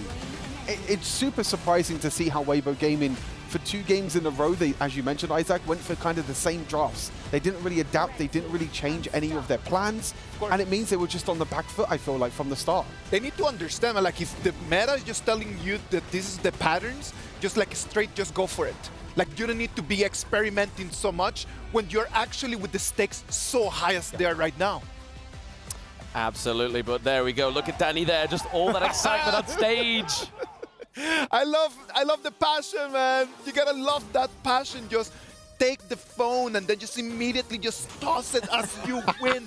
It's impossible, man. Like, Danny, great performance, and that's why he becomes our MVP for this match. Danny on that Musashi, a 503 KDA. It's not about the KDA, it's just about that aura. It is that aura, mate. It is that aura. It is really, at the end of the day, a sportsmanship guy. He's just true talent there, even on stage with his performance, in-game his performance, not losing a single life in Game 2. And even with his pose, he's kind of holding that key like, come and take it from us. And do you remember that, bro, just at the end of the game, just like a 1v1? It's like everyone is fighting over there in Crush Lane, and then he's just next to Christian, just 1v1 against Jing. The ultimate just flies all the way underneath the fountain. Like, why not? But, I mean, as I mentioned before, it's kind of a counterpick to Jing, because Jing is this hero that wants to be super mobile, wants to be dashing all the time. But as soon as Jing jumps in, you see Danny is always focusing that Jing every single time, using the ultimate and stopping the aggression coming in from Jing. Absolutely, but once again, VKS's team fight rate is up there like there's nobody being left behind. Obviously, in game one, we saw that one was pretty much being used as the bait, but he was a lot more involved in these team fights, trying to get lockdown on the Ali, trying to get lockdown on the Jing, but a lot of damage coming out on the side of VKS, and then you've got Saisa once more, getting that 93k damage dealt. Yeah, it's absolutely crazy, and I feel like it's just so insane how it's just one pick difference for VKS. Yep. Weibo game and ban out the Dharma, they picked the Byron instead, same result. Amazing performance by them. Now, tomorrow is gonna be a new day because they've got LGD Gaming. That first semi-final is already locked up. LGD Gaming is gonna be playing against VKS for the last spot into the finals, man. That is going to be great. That's gonna be an amazing game that we're gonna bring to you tomorrow. The one team player that we're gonna be playing about is gonna be about everyone right now. The players are right now fighting for their regions, and you have a chance as well, as the championship in-game mode is going to kick off this Saturday evening at 8 o'clock. Join us to unlock the brand new Wuyen skin for free. Immerse yourself in the battle for your region and claim the glory of a champion. 3 games are gone. We have 1 more to go. It's gonna be the 4th one of the day. Take a break, get some water, and we'll be back.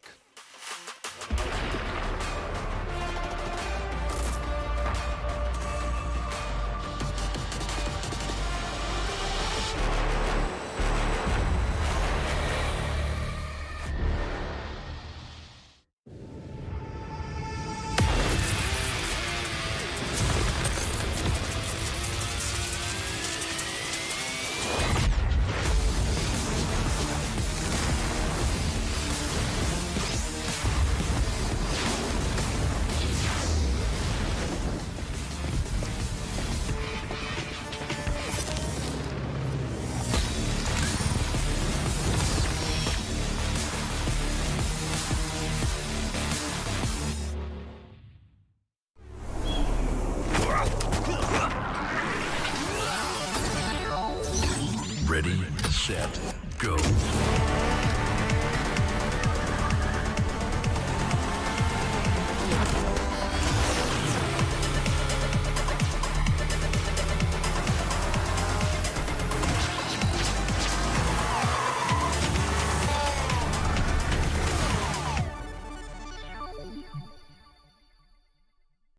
لحظات البداية عاشت معنا.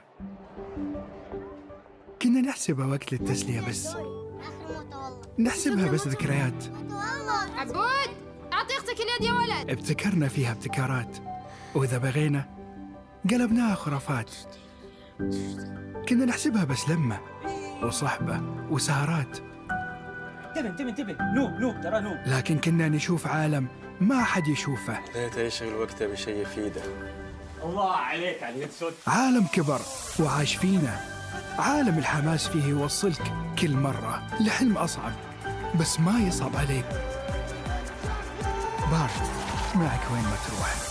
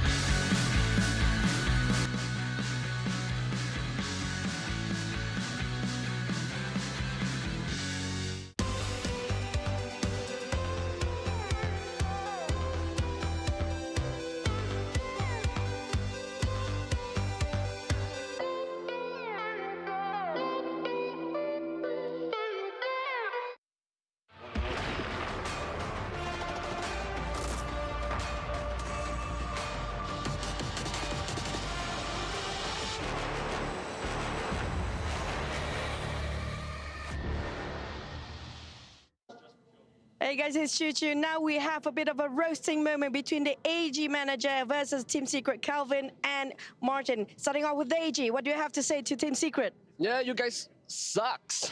Right? We got you easy. Take down, right? My boy is gonna take you down. Oh, wow. Hey, remember our scrim results? You're going down, boy. You're going down. You're going down. Okay, guys, I think that's a roasting session. This guy is going to have a bit of a co-op for only 24 hours. They're best friends, by the way. So thank you so much for your roasting. See you guys in the game. Thank you, man. Welcome back. All right, yeah, roasting each other, because who does not love just awkward roasting everyone? We love Martin, don't we? We do. We absolutely love Martin. I mean, he's such a great character in the end. But I mean, if there's anything, Team Secret say, hey, scrim results, what's happened? What happened in the last series, guys? Yeah, like, I don't know, like, there's some like punches just being thrown right over there, but I don't see anyone just actually just like kind of like hitting. Let's just move on for the game. And like Team Secret against AG Global is gonna be our game 4 of the day. The lads are all ready and rolling into the Amazon Arena because it is on. The last ticket into the top 4 is going to be one of these two teams. Yes, and AG Global not having the best of days in day number 1, but then day number 2 came around and they rolled it through. Whatever happened, whatever they ate, drank, or was told in day 2, keep drinking, eating, and telling yourself those things. I don't know, man. Like, a lot of people is predicting that Team Secret is going to take the dub, as they already finished second in the other group. But let's just ride the VKS wave, man. AG Global, can they really do the upset? I believe so, personally. I mean, that will be my prediction anyway for my boy Martin, but for the guys themselves in AG Global, they've really proven themselves in day 2, and I really hope they just build on this. No, I definitely want to focus on Zeiss as well, their farm laner. I think he stepped up huge. We saw him, we've cast him quite a few times over in the EMEA scene. He was playing more of these utility heroes like the Renji and the Huyi, but in this tournament, especially in day number 2, he's picking up more of the carries and he's doing an incredible job so far. Honestly, AG Global have the momentum, I feel like, in this series. Even though Team Secret are probably going to come in as favorite, I have AG Global as a dark horse in this tournament. I'm going to say, man, like, AG Global came from a very tough group, right? Like, they just came from the KPL Dream Team and Weibo Gaming group. That's why they finished 3rd. Besides those 2 matches, they really did some very big presentations. Absolutely, they did, because we were seeing them struggling in day 1, day 2, brilliant, but like you were saying, Zeiss was able to actually finally get that carry roll, because we saw that Liv, their mid laner, was going back to that Princess Frost pick that we saw in the Open Series Split 1 EMEA Finals, and he played it pretty much every game, and it really helped the last match that we saw with them, because the resources didn't have to go over to that mid lane. All right, man, like on the other side, we're going to have Team Secret. If you don't know much about the boys, what about if we just take a sneak peek on them?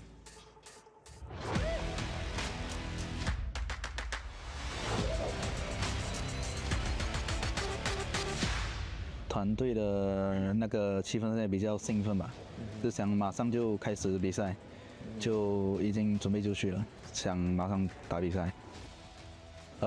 从追赛的时候吧，先拿2分，然后被对面追到3分，就挺伤害到自己的。不过已经调整好了，这次不会再输了。就之前的那句话的话，我会原封不变的送给所有的对手吧。然后，如果你觉得不服，你想战胜我们，你可以试试看，我会让你知道什么叫绝望。对的。我觉得冠军的候选人的话，不是我们 Team Secret， 就是 KPL Dream Team 吧，毕竟他们是来自中国的很强的选手，可能会有点棘手。奖杯的意义的话，对于我来说，是我玩这个 HOK 那么多年来的一个，对我自己的一个责任吧，就是答案就是这是在推进我支持前进的动力，就是拿到这个奖杯会让我感觉可能我做到了就是这件事情。我想对我粉丝说，上次总决赛可能输了，让你们失望，不过这次不会再让你们失望一次了。Secret fighting.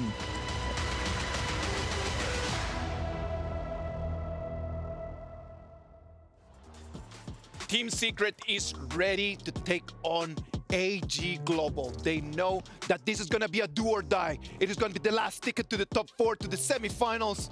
STC play predictions, boys. AG Global, baby. Sticking with the Globals. Do I ride the train of my dark horse?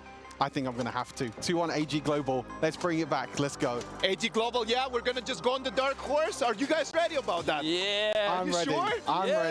They All have the right. momentum. Let's go. If they got the momentum, let's wait and see what's going to happen. The representatives from Malaysia against the representatives from Hong Kong, China. Let's wait and see what's going to happen. Let's send it to the Amazon Arena for the last quarterfinals. And ladies and gentlemen, viewers around the world, this is it. The final match for the day taking place right here, back to the battlefield, back to the gorge. And we are here right now to make it happen at the honor of Kings Invitational mid-season. How are you feeling about this? Last match for the day. 3 seats been taken away by the previous 3 teams who is going to be the winner for today's matchup.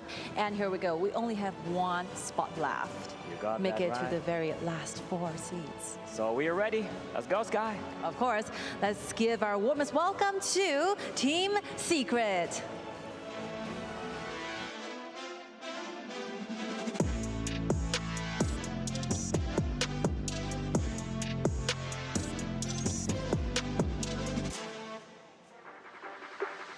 They came their way along from Malaysia with 4 wins and only 1 loss in the group stages. Just imagine how many threats they actually put towards their opponents during that session. So I strongly believe that they can do the same thing. Since it's a single elimination, it's a one-time thing. You can never make any mistakes. Let's see about that as they're gonna go against their challenger. Here comes AG Global.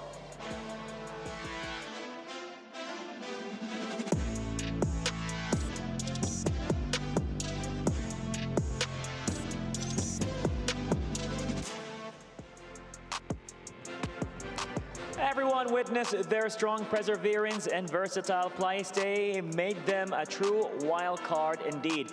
And we especially saw their meta shift from day 1 to day 2.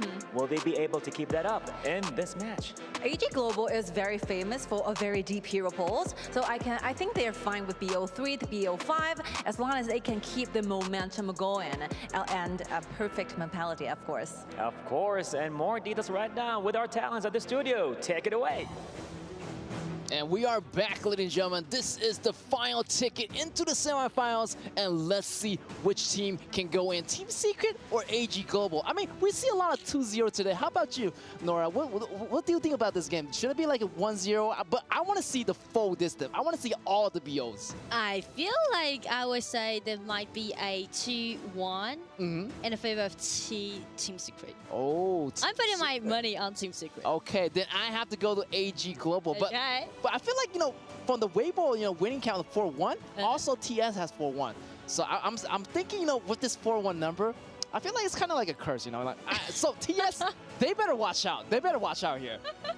All right, because we just finished such an electrifying game. Yes. When VKS just upset their strongest opponents, WBG, right? And this time, same score that TS got from the group stage with a 4-1. And they are known for their data strategy. So first thing first, if AG Global really led this data as an open choice, I would definitely put all of my money TS. But on the other side, if they didn't let this data open, available for TS, I would say it's going to be a pretty head-to-head matchup. Yes, and here we go with the drafting here, and they do ban the Dacha. Great strategy here. But on the side of TS, yes, they are on the red side because AG Global also can play this Dacha strategy. Yes, very reasonable, and we got the first pick. A strong pick here as Arlie is going to be a counter to Lone, so maybe TS is going with the Lone, and maybe they will go with a different strategy.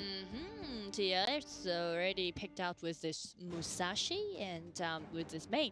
Oh, and actually another interesting thing about AG Global is that they are really fast learners because before back into Season 2 Invitationals, now never played any game using that Ogren because that was not available back into Season 2. But this time, as they saw KPL Dream Team was used this Ogren as a flex pick, the next game that AG Global played, they used Ogren play as a top.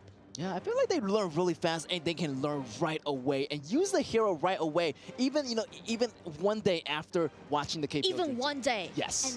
And just between 2 games. Yes. Fast learners. And we have, Garo. We haven't seen Garo for a while here. Interesting. That's going to be actually a great counter towards Monkey and Augur. Maybe like their shields is going to be like going down because, Garo does extra damage to shield their heroes. Exactly. So really nice counter pick towards this Monkey. But still, AG Global had the chance to ban the Taiyan out. Right? If they just don't let Taiyan to be an open choice for this Garo, that will kind of just put them into deficit on the side of TS in the early game.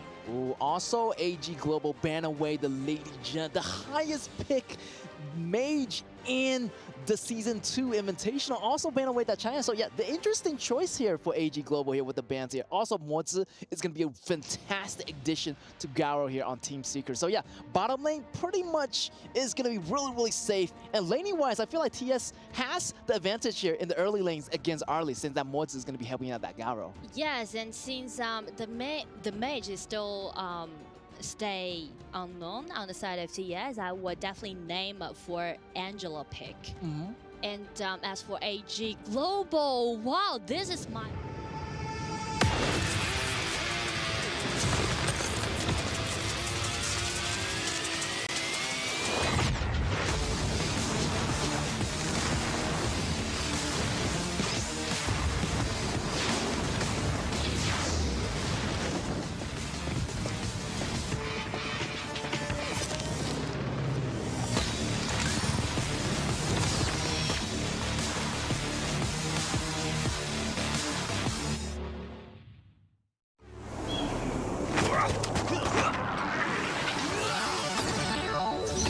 Ready, set, go.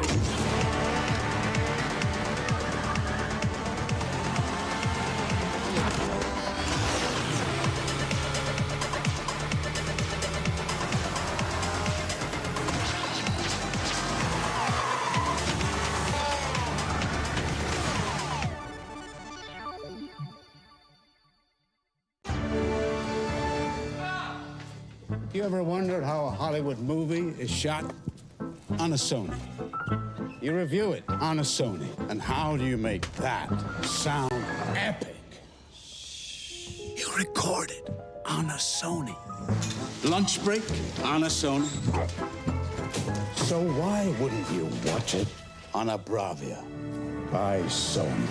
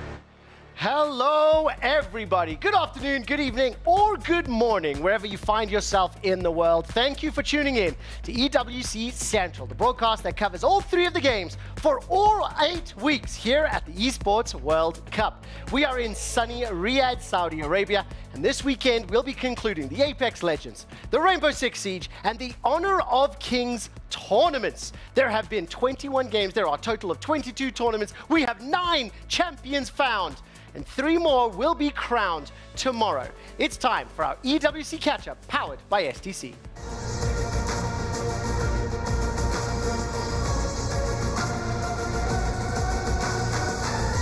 Let's kick things off by taking a look into Apex Legends. As a reminder, 40 teams came to Riyadh to compete for a shot at the championship. Each of those groups featured 20 of the 40, and at the end of the group stage, we've already eliminated 1 team from each respective group. Group A wrapped up 2 days ago, Group B wrapped up yesterday. Let's check in with Lace on what happened. Today was day number 2, and it was exceptional to say the least. We had Alliance taking the victory with EXO, a team that actually got invited later in the piece because unfortunately our team couldn't make it here, coming in 2nd place. It was excellent games throughout for our Apex Legends here at the Esports World Cup. Tomorrow we have the last chance qualifiers, so a team we spoke to before was Weibo. They're going to be competing in that, so we wish them nothing but the best of luck. But this has been an excellent day so far, and we can't wait to bring you some more tomorrow. Of course, when we take a look at the overall standings from Group B, a reminder that the top 9 teams will advance to the finals on Sunday. The 20th place team, in this case Riddle, is eliminated from the Esports World Cup, and the remaining teams will then feature today in the last chance qualifier. When we combine both sets of 10 remaining teams, the pool of 20 will play 10 matches today from 6 p.m. Riyadh time, where only 2 teams will advance to the finals. We'll of course keep you up to date on all of those results throughout the course of our broadcast, but let's turn our attention over to Rainbow Six Siege and my good friend Ian Chambers. The playoffs kicked off here at the Gadir Arena for R6 at the Esports World Cup, and it was amazing. The quarterfinals started with one of the most famous orgs in the game in Team Liquid taking on North America's last hope in Dark Zero. A mostly back and forth affair went to a 3rd and final map, with the Brazilians coming out on top, leaving Dark Zero to go back to the drawing board and having their key pounded in the process. Up next, it was FaZe Clan, looking to take out the last non-Brazilian team in BDS. The Europeans know what it takes to win here in Riyadh, lifting silverware twice before. FaZe started strong on map 1, but BDS found another gear and blasted their opponents out of the competition with 2 strong maps on the bounce. Today, it's semi-finals day. We, of course, have W7M versus Team Liquid and BDS taking on the world champions in Furia. You do not want to miss a second of this. The biggest thing to take away? Vamos Brazil! Obviously, WCHMA taking on Team Liquid later today. I'm quite proud of that one. But crucially, if you've been watching EWC Central, our expert in Laxing is predicting Team BDS to win it all, which means he has to eliminate all of the remaining Brazilians. Not Laxing, of course, Team BDS is who I'm focusing on. Those semifinals will start at 6 p.m. today. Crucially for Team Liquid, guaranteeing themselves a minimum of 275 points in the club championship is a gigantic boon, a gigantic benefit for them to put distance between the 3rd place rivals. Let's turn our attention to the Honor of Kings. Quarterfinals are already underway from earlier today, and we'll be doing a co-stream for one of those series in just a moment's time. Let's hear what Choo Choo has to say for HOK. Hey guys, it's Choo Choo, just updating you guys for the playoffs in the HOK series. For the first one today, we had LGD versus Loops. It's quite a storm with a 2-0 victory coming up from the side of LGD with an average of games around 10 to 12 minutes. While the second series, we had KPL Dream Team versus Team Impunity. Now that's going to be a different game, a clean stomp 2-0 for KPL Dream Team as well, and they broke their own record. It was 8 minutes and 43 seconds against Boom before, and And now a new record has been made, which is going to be 7 minutes and 42 seconds in the first game against Impunity. Now, that's going to be the update for now. That's it. See you guys. I'm sorry. 7 minutes and 42 seconds.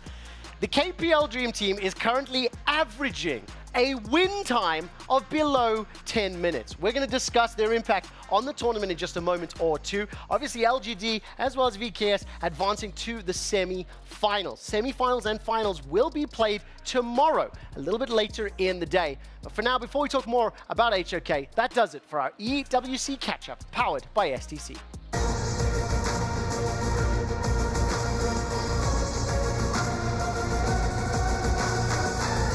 And welcome back to EWC Central. We have a very special treat to kick off the broadcast today. My name is Quickshot, and I will continue to be your host every single show day for the remainder of the tournament. That hasn't changed. What I would like to do very briefly is introduce my two guests. We have a returning young man in the flavor of Sam, initialized Hapgood. How are you doing, my man? I am doing really well. It's a nice way to kick off today. I get to be with you. I get to be with someone a little extra. A little extra. Oh, look at you with that flirty voice. It is obviously a very special treat to have players who compete here on the biggest arenas at EWC to join us. A member of Team Vitality's HOK squad will be co-streaming and helping me understand Honor of Kings, because I'm an old man and I don't know how this works. I'm going to take a shot. Is this Yash? Yes, you're Thank right. you very much. Wie geht's? Absolutely amazing. You caught me kind of off guard, not gonna lie. I didn't speak German. But I feel amazing. Like, nice. Riyadh is beautiful. Like, it's actually beautiful. And this is the best tournament I've ever seen in my life. It's completely crazy to be here. Amazing. Can I tell some of the viewers a little bit about where do you come from? What is your competitive background? And how did you get into HOK? So, I mean, everything started like kind of 4 years ago, I think, when I watched you guys. That's wild, isn't it? Yeah, I mean, it is what it is. I watched you when you played League of Legends, like the caster, you know, for many, many years. I started when I was 14, I think, like 10 years ago now. I'm getting old. But yeah, like I played League of Legends and then I turned into Wild Rift, you know, the mobile game of League of Legends. I went to World Championship, everything was right. I was probably the best ADC then. Hey. And then I switched to Honor of Kings like just a few months ago with probably the best team we have here in Europe. It was an amazing team, and this is how everything started. And now we're here in Riyadh, you know. That's amazing. That's amazing. Woher bist du? Ich wohne in Berlin. Ich kann ein bisschen Deutsch sprechen, aber nicht. You live in Berlin? Ja, richtig. Ah, yes, now it makes sense for LSE. Exactly. Oh, okay. Sorry, okay, listen, I tell you what. That's literally all the German I have. There's no more than that. Ein Grüne bitte mit alles.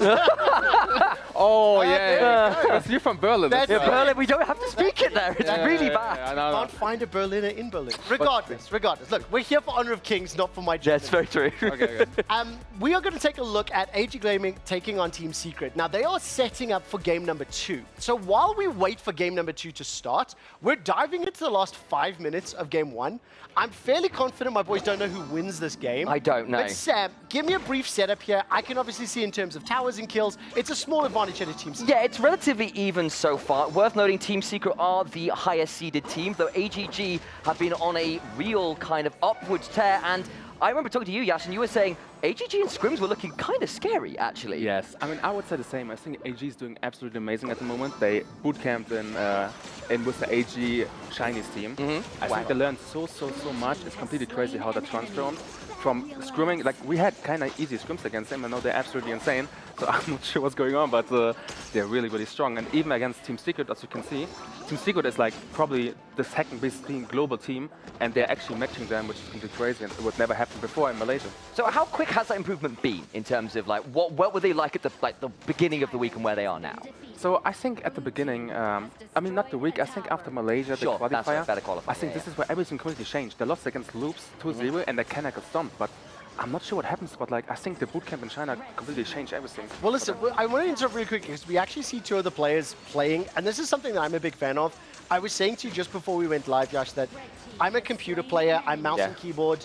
Anyone who uses a controller, in my opinion, is offending competitors. So, but, we've actually had a bunch of conversations around how different it is playing on a PC versus playing on mobile. How different is it getting used to the mechanics, landing your skill shots, things like that? Yes, so I agree with you. Like when I started, I thought PC is the only esport you can play, you know? Sure. But when you look at the Southeast Asian or China side, it's completely the opposite. Like mobile games is so big, it's really crazy. And I think like when it comes to mechanics, it's a bit different. Actually, it's a lot different, to be honest. Yeah, of Because course. like you know, like you have like a keyboard and a mouse, you know, but this time you have like 2 thumbs, and that's kind of it, you know. So I think you have to get used to it. That's the same for me, but it's not really that hard, to be honest. I think it's. Yeah, but the thing is, I will say this, by the way. That sentence you can just ignore. I know. As a 14-year-old, young Yash hit Diamond 1 in League of Legends, and then got bored, and then decided to become pro in the likes of other mobile games. Yeah. So I think you have a unique perspective on this. My old thumbs wouldn't be able to do it. I'm right there with you. What I'll ask you, Yash, let's look at this game now. Yeah. How close is this? Who's in the lead? And what are we looking for to see who's going to take the advantage? So I would say right now, I mean, as you can see, Team Secret has the, the Snow, the top laner from AG, has to rotate, makes position, maybe tries to flank, but it's kind of hard. So right now, I think Team Secret has the position. As you can see, Snow's kind of low, and I think, oh, the turn divide on here. Yeah. So they were all over the all over the place, kind of, yes. Tyrant, yeah, and then it's kind of all gone a bit wrong from there. Yeah, so support died from Team Secret, and Snow died as well. So we have to see now. I mean, they're probably dedicated jungle, so I think they have to position now, and now everything will work pretty well for Team Secret. Yeah, okay, so TNX is a player I heard quite a lot about in the tournament, but he's in quite deep there. I mean, TNX is completely amazing. Like, I think he's the best player in Team Secret for sure. I mean, jungle in general is kind of OP, so it is what it is, but... How different is like HOK versus some of the other MOBAs? I've had a lot of experience this event. We watched Dota, we watched MLBB, we watched League of Legends. Yeah. The fact that the jungler is so impactful in Honor of Kings, did that take some getting used to? Is that different to some of the other games you played? I mean, I would say yes, because when you look at Honor of Kings, for example, like the whole game is super fast, and I think it's the best game, the best mobile game for casual playing, actually, because everything is so fast and there's so much action in the game. As you can see, like they're always fighting, they do nothing else, kind of, you know. And when you compare it to other games, it's more strategic, and they have more longer laning phase, for example. So the game is just slower, and I think Honor of Kings is just way more fun. Tell me really quickly, this bright yellow thing that looks like Pikachu, what does it do? Oh, you mean? Yes. Yeah, Mankey. Yes. Yeah, so he's kind of like in an ADC jungle with like tanky as well, with short range. He can just jump around and attack enemies, kind of, you know. We're getting a big fight going on here. Yeah, so it's completely crazy. What the fuck? I mean, this is what I mean. AG is different team. Like, it was never happened before. The thing is, I'll tell you this. AGG was behind in gold this entire time. Like, look, it's only 1,000, right? But they were behind in kills, they're behind in towers, they're behind in gold. But these last big skirmishes, do they just win the game on this? What? Yeah, I mean, probably yes. I mean, the bot lane is... No, I mean, the mid lane is spawning soon. They have to be careful, but they have too many waves. I think they can maybe win the game, yeah. Like, the mid lane is spawning. The mid lane is spawning. They use some bin ultimate to cancel. Is this a... Oh my god, what? Yeah, what the fuck? What? That's completely insane. Like, it really is. It's completely... I mean, what the fuck? Like, really, like, holy... So, what... My understanding is, like, generally speaking, things flip very fast in HOK. Yes, I mean, yeah. But like, there's even then, that's a really significant win off one fight, getting so many strikes. Is this? I know. Let me just jump in. I know you've been watching a lot of games and speaking to Sam. Does the game end that quickly in many games? Because it literally felt to me like the equivalent of a 40-minute Baron Ace in League of Legends. Not that fast. Not that fast. yeah. I mean, I think it's completely different. Like HOK, everything can change in like a second, as you can see. You know, you find one good engage, you get one pick, for example, one good flank, and the game is over. Okay, Yash, I'm going to ask you to try be calm on this one because your passion's amazing. Explain to me what's good. Why is it AGG win the fight? Okay, I'm going to have to see it again, just like 1 second. Okay, while you're looking at that, Sam, maybe you can help set us up here. So, as we can see, it's a big fight over this Shadow Tyrant, which is a really big neutral objective, and generally the person who grabs it gets a huge advantage in the fight after, and you can see it's stolen by AGG, and that gives them a huge damage buff for this fight. I mean, I would say, like, as you can see, like, the Sun Bin ultimate was a really good engage, and then I just follow up with the Mankey, for example, like the AG jungle, who can just, like, kind of jump in, you know? And just for the viewers at home, which player is playing Sunbin? Also, Sunbin is Quinn Lin, like the AG roaming, and his ultimate kind of silenced the enemies, and then you have some time to, like, engage. So what they did was, Sunbin used his ultimate, and then the Mankey, like the AG jungle, engage, and then all the follow-up, and then they just kill them all, and Ali could just kill them up. So, you've played enough MOBAs. You know how annoying silences are. You can't use your abilities. Big silence where you can't do anything. Free engage for the enemy team. Do you know what? Very difficult. I'm going to ask, who is the most annoying hero to play against because of their abilities? Well, 1 second. I think it's Mai. Why? Tell me why. Mai is annoying. Like, she's in the game.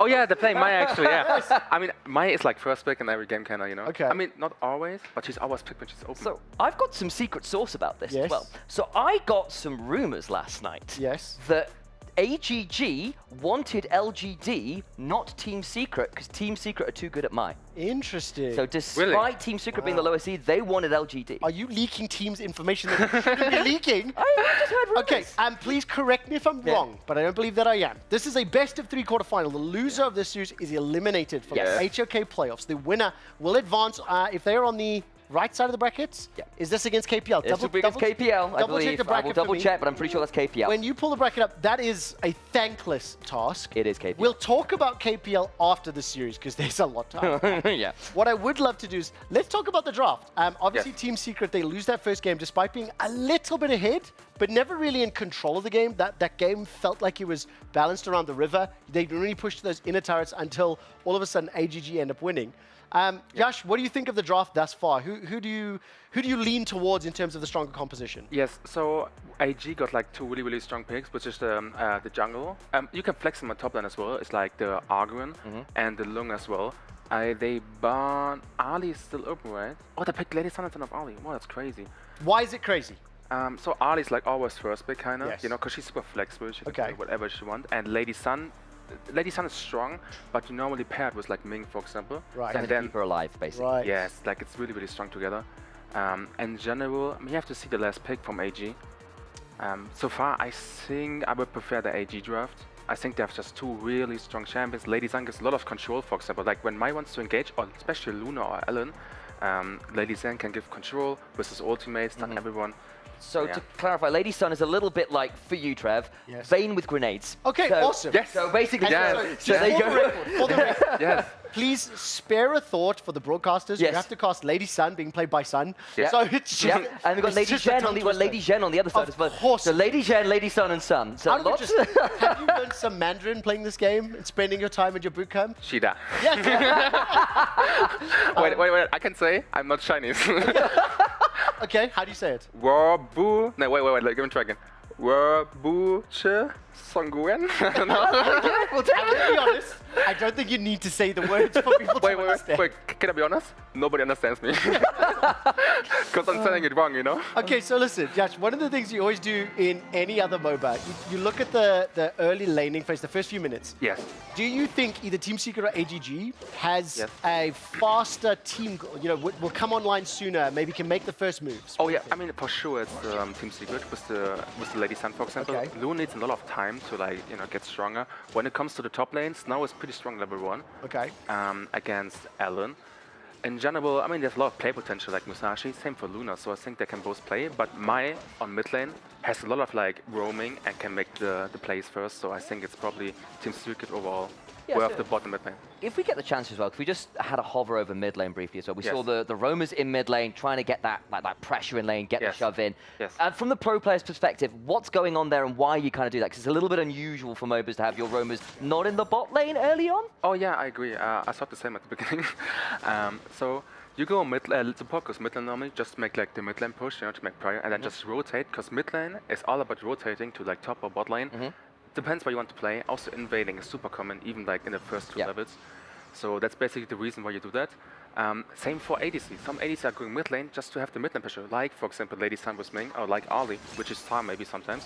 Ooh, now they're fighting Musashi's ultimate, honestly, and we got maybe the that was amazing. Honestly, that was crazy. Anybody that watches MOBA, that initial setup, the knock-up onto Team Secret's mid, she should have been punished, but the double dash at the end manages to get away to save. Yeah, so like they have play potential with Musashi, for example, which is the AG jungle. Like he has his ultimate, it's kind of like bio ultimate, if you know. Yes. Big engage, long range jump on someone. I think they got the enemy jungle already, which is really good for AG. Now, talk to me a little bit from your professional perspective. Myself and Initialize have had many debates, about the importance of farming, the importance of picking up creeps, and obviously stealing jungle camps. Look! Oh my God, Luna is going for that. Wait! Oh my God! Oh, it's 1 for 1. What the? My word! Jesus Christ. Okay. Slow down, take a breath. Yeah. Why did it take so long for either hero to find a kill? I mean, of course, like it's an important game for them, and I don't want to do mistakes. Yes. But as you can see, like both junglers have so much play potential, and mid lane as well. Lady Zen has the stun with Musashi follow-up.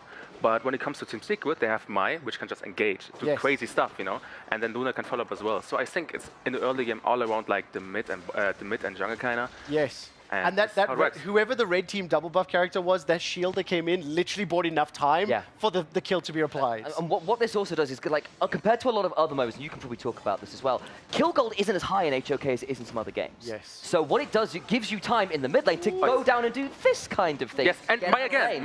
Unbelievable. This is the thing, like Mai, like Team Secret, which is the mid laner, she has so much play potential. She can jump like 500 times, kinda. Yeah. Do you know what I love? Joy, I love. I asked earlier, what's the most annoying character? And you immediately have a name, but then Mike can jump like 500 times. Yes. But I feel the emotion.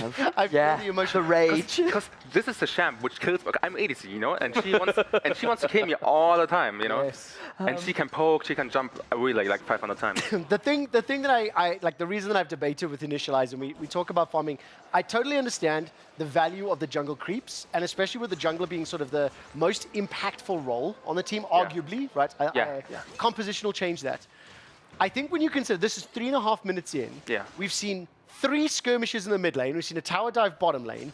It's just the mobile MOBA is so much more about roaming, it's a smaller map. Like, you don't have a second to breathe, it's constant action. But just imagine, like, some older people were playing the game, was 30, they have a job and I'm stuff. 37, so yes, I'm imagining. Yes. Oh shit, okay. But so, like, carry on the point, So why do you want to play a game which is like super long, like League of Legends, for example? Yes.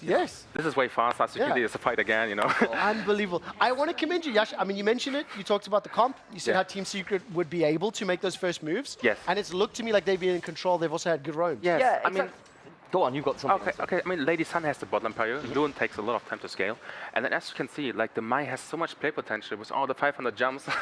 You know, it's the different. Lady Zen is like it's not mobile really. It's harder to stops people being mobile. It's the plan. Just imagine Lady Sun, which is the AG mid lane, rotates the bot lane. They can just catch her kind of easy, and then it's hard for them. Question I'll ask you now. 5 minutes in, it's 3 kills to 1, but it's only a 500 gold lead. Yes. So it's not a significant advantage. Yes. So in terms of the game state, do things still feel even to you, or do you immediately think one side is more advantaged?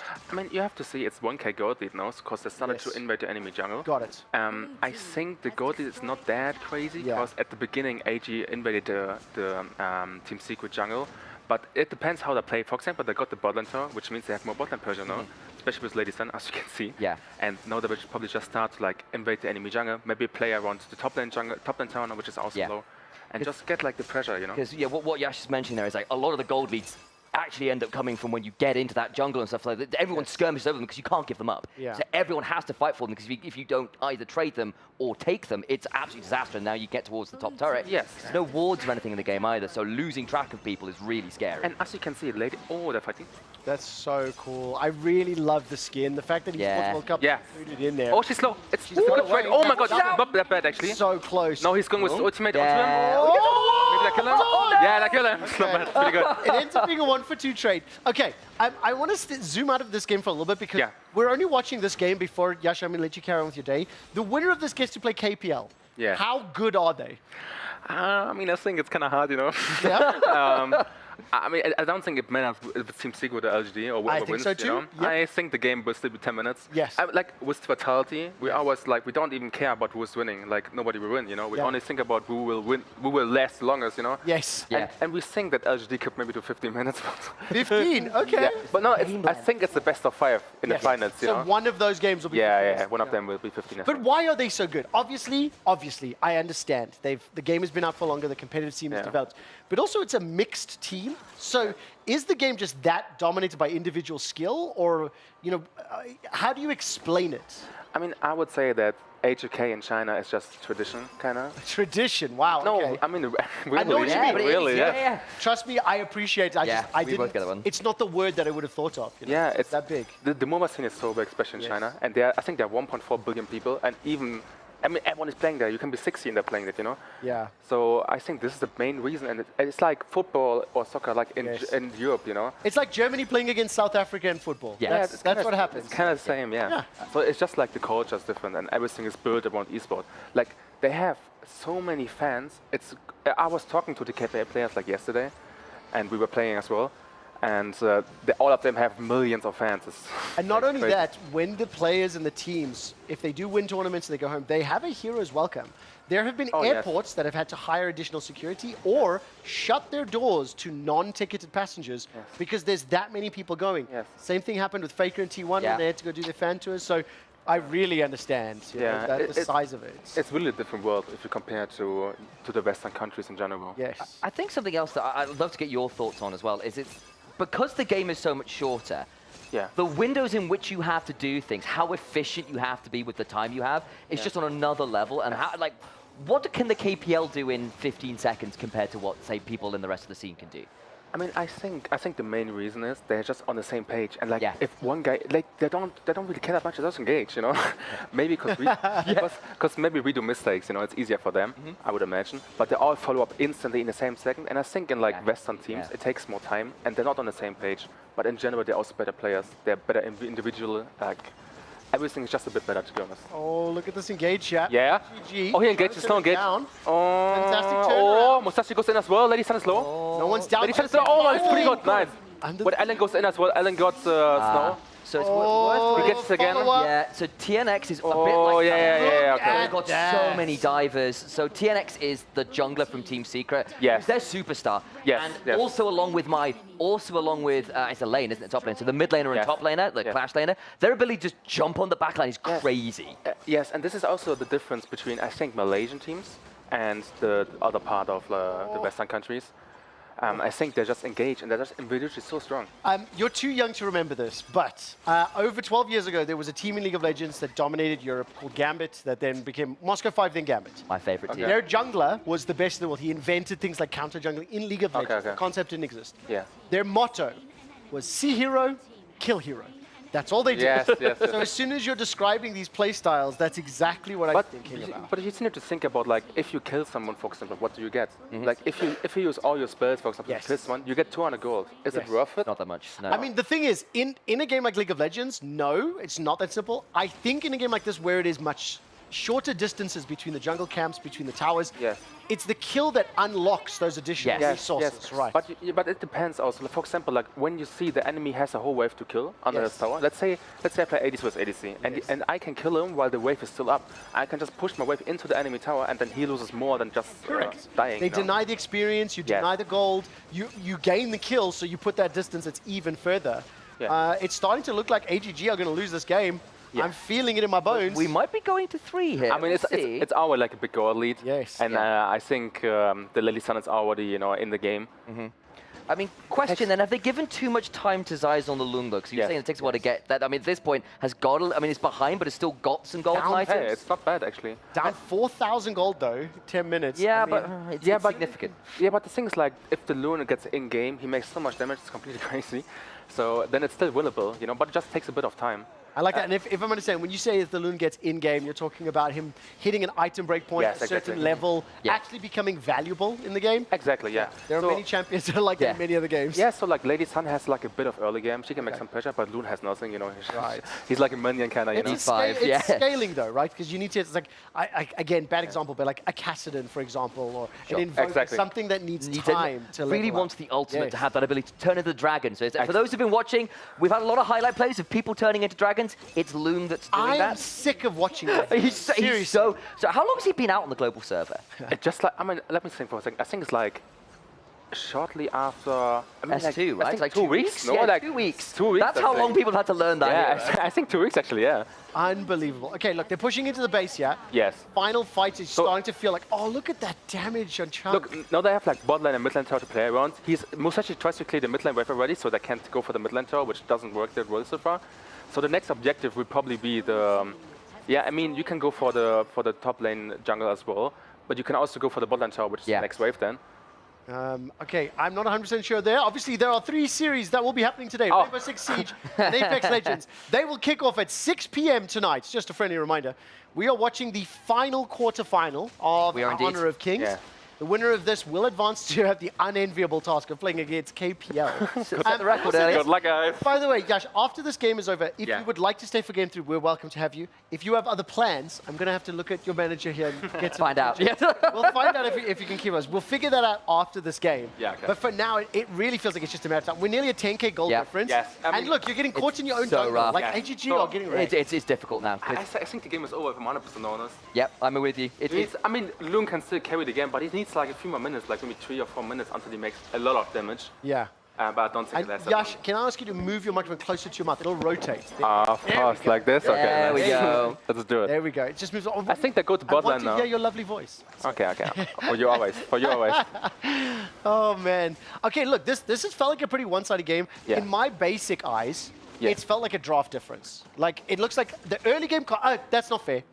The drafted for early game, played for early game, and then, got ahead. So you remember when I was saying AGG would probably have rathered LGD? Yes. Yeah. Part of that is these compositional styles that Team But then Secret ban love. the Mai. But because it's Yeah, not just the Mai. I mean, to be honest, the Mai is a must-have, but I don't understand. This Mai shape is so damn fucking busted. broken. Very why don't they ban Yeah, it? it's gonna be crazy. Because they have to Another ban win. out the Futsi into Chow versus Team Secret. Oh, yeah, for So sure, you yeah, don't have yeah. enough bans. Okay, you don't have enough bans. I guess if you don't, so you have to let something... And you can only get 2 bans So first. get rid of Mai. That's what I'm But then thinking. you 'cause yeah. that's- It's true, but the thing is like Team Secret is a sneaky team, they're really sneaky. Yeah, it's Because in the name. they have one comp which is like Dachau and Fuzi. Oh, it's and so annoying. it's disgusting. That's how it is, It's disgusting. Like they won 2 games against LGD only because of that, and then they lost everything else after LGD bonded. Unbelievable. For context, LGD currently have only lost 2 games ever in their existence globally. Unbelievable. And those 2 games were Team Secret playing Futsu into Chow. Yes. Unbelievable. Okay. Listen, what I'm going to do is I want to ask you, are you happy to wait the 20 minutes and do game 3 with us? Of course, why Are you not? happy to? Let's do it. Of go. course. Okay, so we have approval from manager. Are we okay to do one more game? Yes? Yeah! We're doing this live. We did not anticipate. But because we ended up going 1-1, while we get ready for game number 3, I'm going to share a sentence with you that blew my mind. Vivo Keyed Stars beat Weibo Gaming. Yes. Okay. The highlights are going to come up. I'm not going to say anything. I want you guys to tell me, why is this so amazing? How did it happen? And why is it so amazing? Okay, so the group stage, Weibo Gaming looked phenomenal. The Okay. game they dropped was to KPL Dream Team, and in that game, it was actually really close. Okay. VKS were...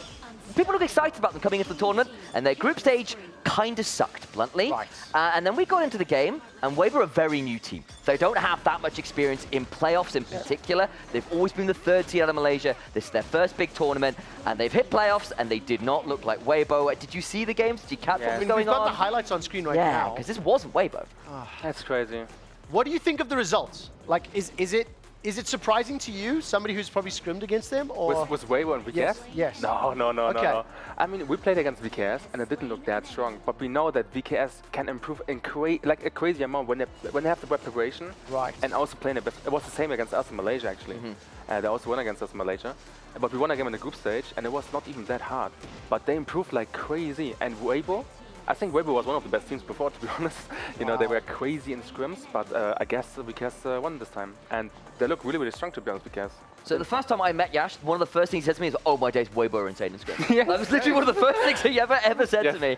And it's good. Now I know he's a liar. Because Guys, wait, I can tell you something about Weibo. So the first time we scrimmed again was best of 5. We won 3-0 and it was not a problem at all. And then like a week later... Oh yeah, VKS can beat them. No, wait. And then like 1 week later, I'm not sure what happened, but like they smurfed completely. Like they won 2-0 then. So I guess now, because obviously this was playoffs, VKS for the record as well, for people who don't know, were the Season 1 champions from Brazil. Brazil's had a server a little bit longer than the rest of the world. They were kind of the test for the global release. So people had some hope for them, but even then, from what we saw in groups, I think that hope had died a bit. What I will say as well is Brazil as a region when it comes to mobile esports is phenomenal. Yeah. They've had teams competing in pretty much every title that we've had on the table. They were favorites when we went into Free Fire, PUBG Mobile. There was teams that we were expecting to do well. They're one of the competitive regions where we look at Mobile Legends Bang Bang. Obviously, in Indonesia and Philippines kind of rule the roost. Philippines, yeah. There's just, but in MLBB in the men's tournament was Malaysia. They picked up a huge upset. But they had 3 Philippine players, so yeah, okay. I'm just saying. Hey, listen, they're just like South Koreans in League of Legends, okay? That's just how that works. Yeah. Or Chinese and all of things. There we go. There you go. Exactly. Right. I love this. That's why I love EWC. I want to take a look at the bracket. We've got the Honor of Kings bracket. It's going to come up in a second. We've got one last game before we round out the quarterfinals. Yash, give me your predictions here. LGD versus VKS. Who's going to win? Come on. I mean, VKS played amazing. Actually, if they win, I think LGD is the best team in global. Okay, what score though? It's best of fives? It's best of five. Best of five? Yes. I think it's 3-0 actually, yeah. Yeah. 3-0. I think it's 3-0, yes. Okay. Obviously, KPL beats, doesn't matter who comes in there. Does LGD, 2 questions. Yeah. Survive until 15 minutes for at least one game. Yeah. Against KPL. Yeah or a 9? Yeah. Yeah, I think so, yes. You think so? I think so, yes. But with a lot of luck. Do they win even one game? No, I don't think. And the 50 minutes is only because they defend, you know? I don't think they do anything. Okay. I mean, that's wild, just how big that difference is. So if any team in the world could take a game off them, it's LGD. Yes. They have spent the last month or so scrimming in China, getting a lot better. So if anyone could do it, it's them. And even then, I think they're it's the Malaysian team as well, right? They are the Malaysian team. So, this tournament has been about upsets and surprises. I mentioned it, Malaysia beating Philippines and Indonesia in the men's. Yep. In the women's MLBB, I apologize for how I'm about to say. Yeah, no. 1,000-day reign, a 1,000-day reign ruined by Smart Omega. How many games did the tournaments they won? 21? 22 tournaments in a row. Days. On the 1,000th day of winning every tournament. Yes. It was ended by Smart And Omega. they lost, I think, 3-0, no? They got smashed 3-0. Yes, I know. So I saw that, planned this. I didn't intend for this to be a Vitality session. I apologize. Sorry, mate. Yeah, surely. I just want to issue another German. Entschuldigung, Anna. This is not my intention. Right, let's take a look very quickly at the Game 1 scoreboard from the series that we're just watching. We only caught the last few minutes of that matchup, Team Secret versus AG. It was AG that ended up winning Game 1. Team Secret wins Game 2. This is Game 2, correction. Game 2 scoreboard that we just watched. What can we gather, like, when we look at the differences in gold? This just looks like it was a snowball from start to finish. I mean, I would say the same. Like, as you can see, Mai got a lot of value in the early game, for example. She dominated the bot lane, and Lu was, like, she couldn't really play that well. Which player, in your mind, was the MVP? I think Luna, maybe. Luna or Mai, I think, yeah. Luna or Mai? Okay, let's actually take a look at who the MVP was. Luna? Luna!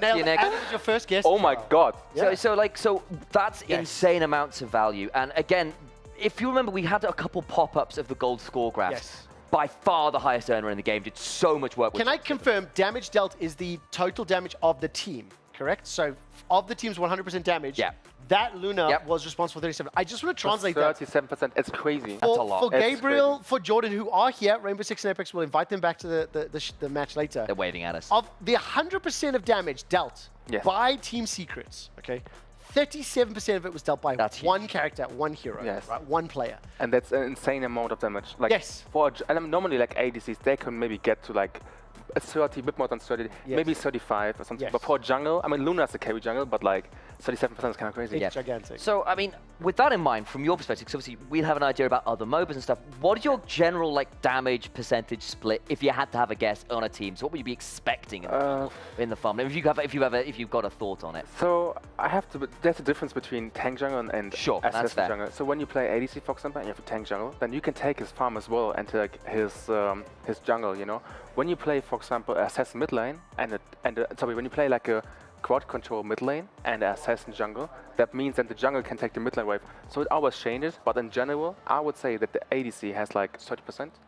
Support, it depends, could be 5%, could be 50%. This is the other thing as well. So I would imagine that'll obviously pivot based on composition, depending on what type of heroes you have. Exactly. And look, the other thing is, I was a bit of a stats guy in LEC.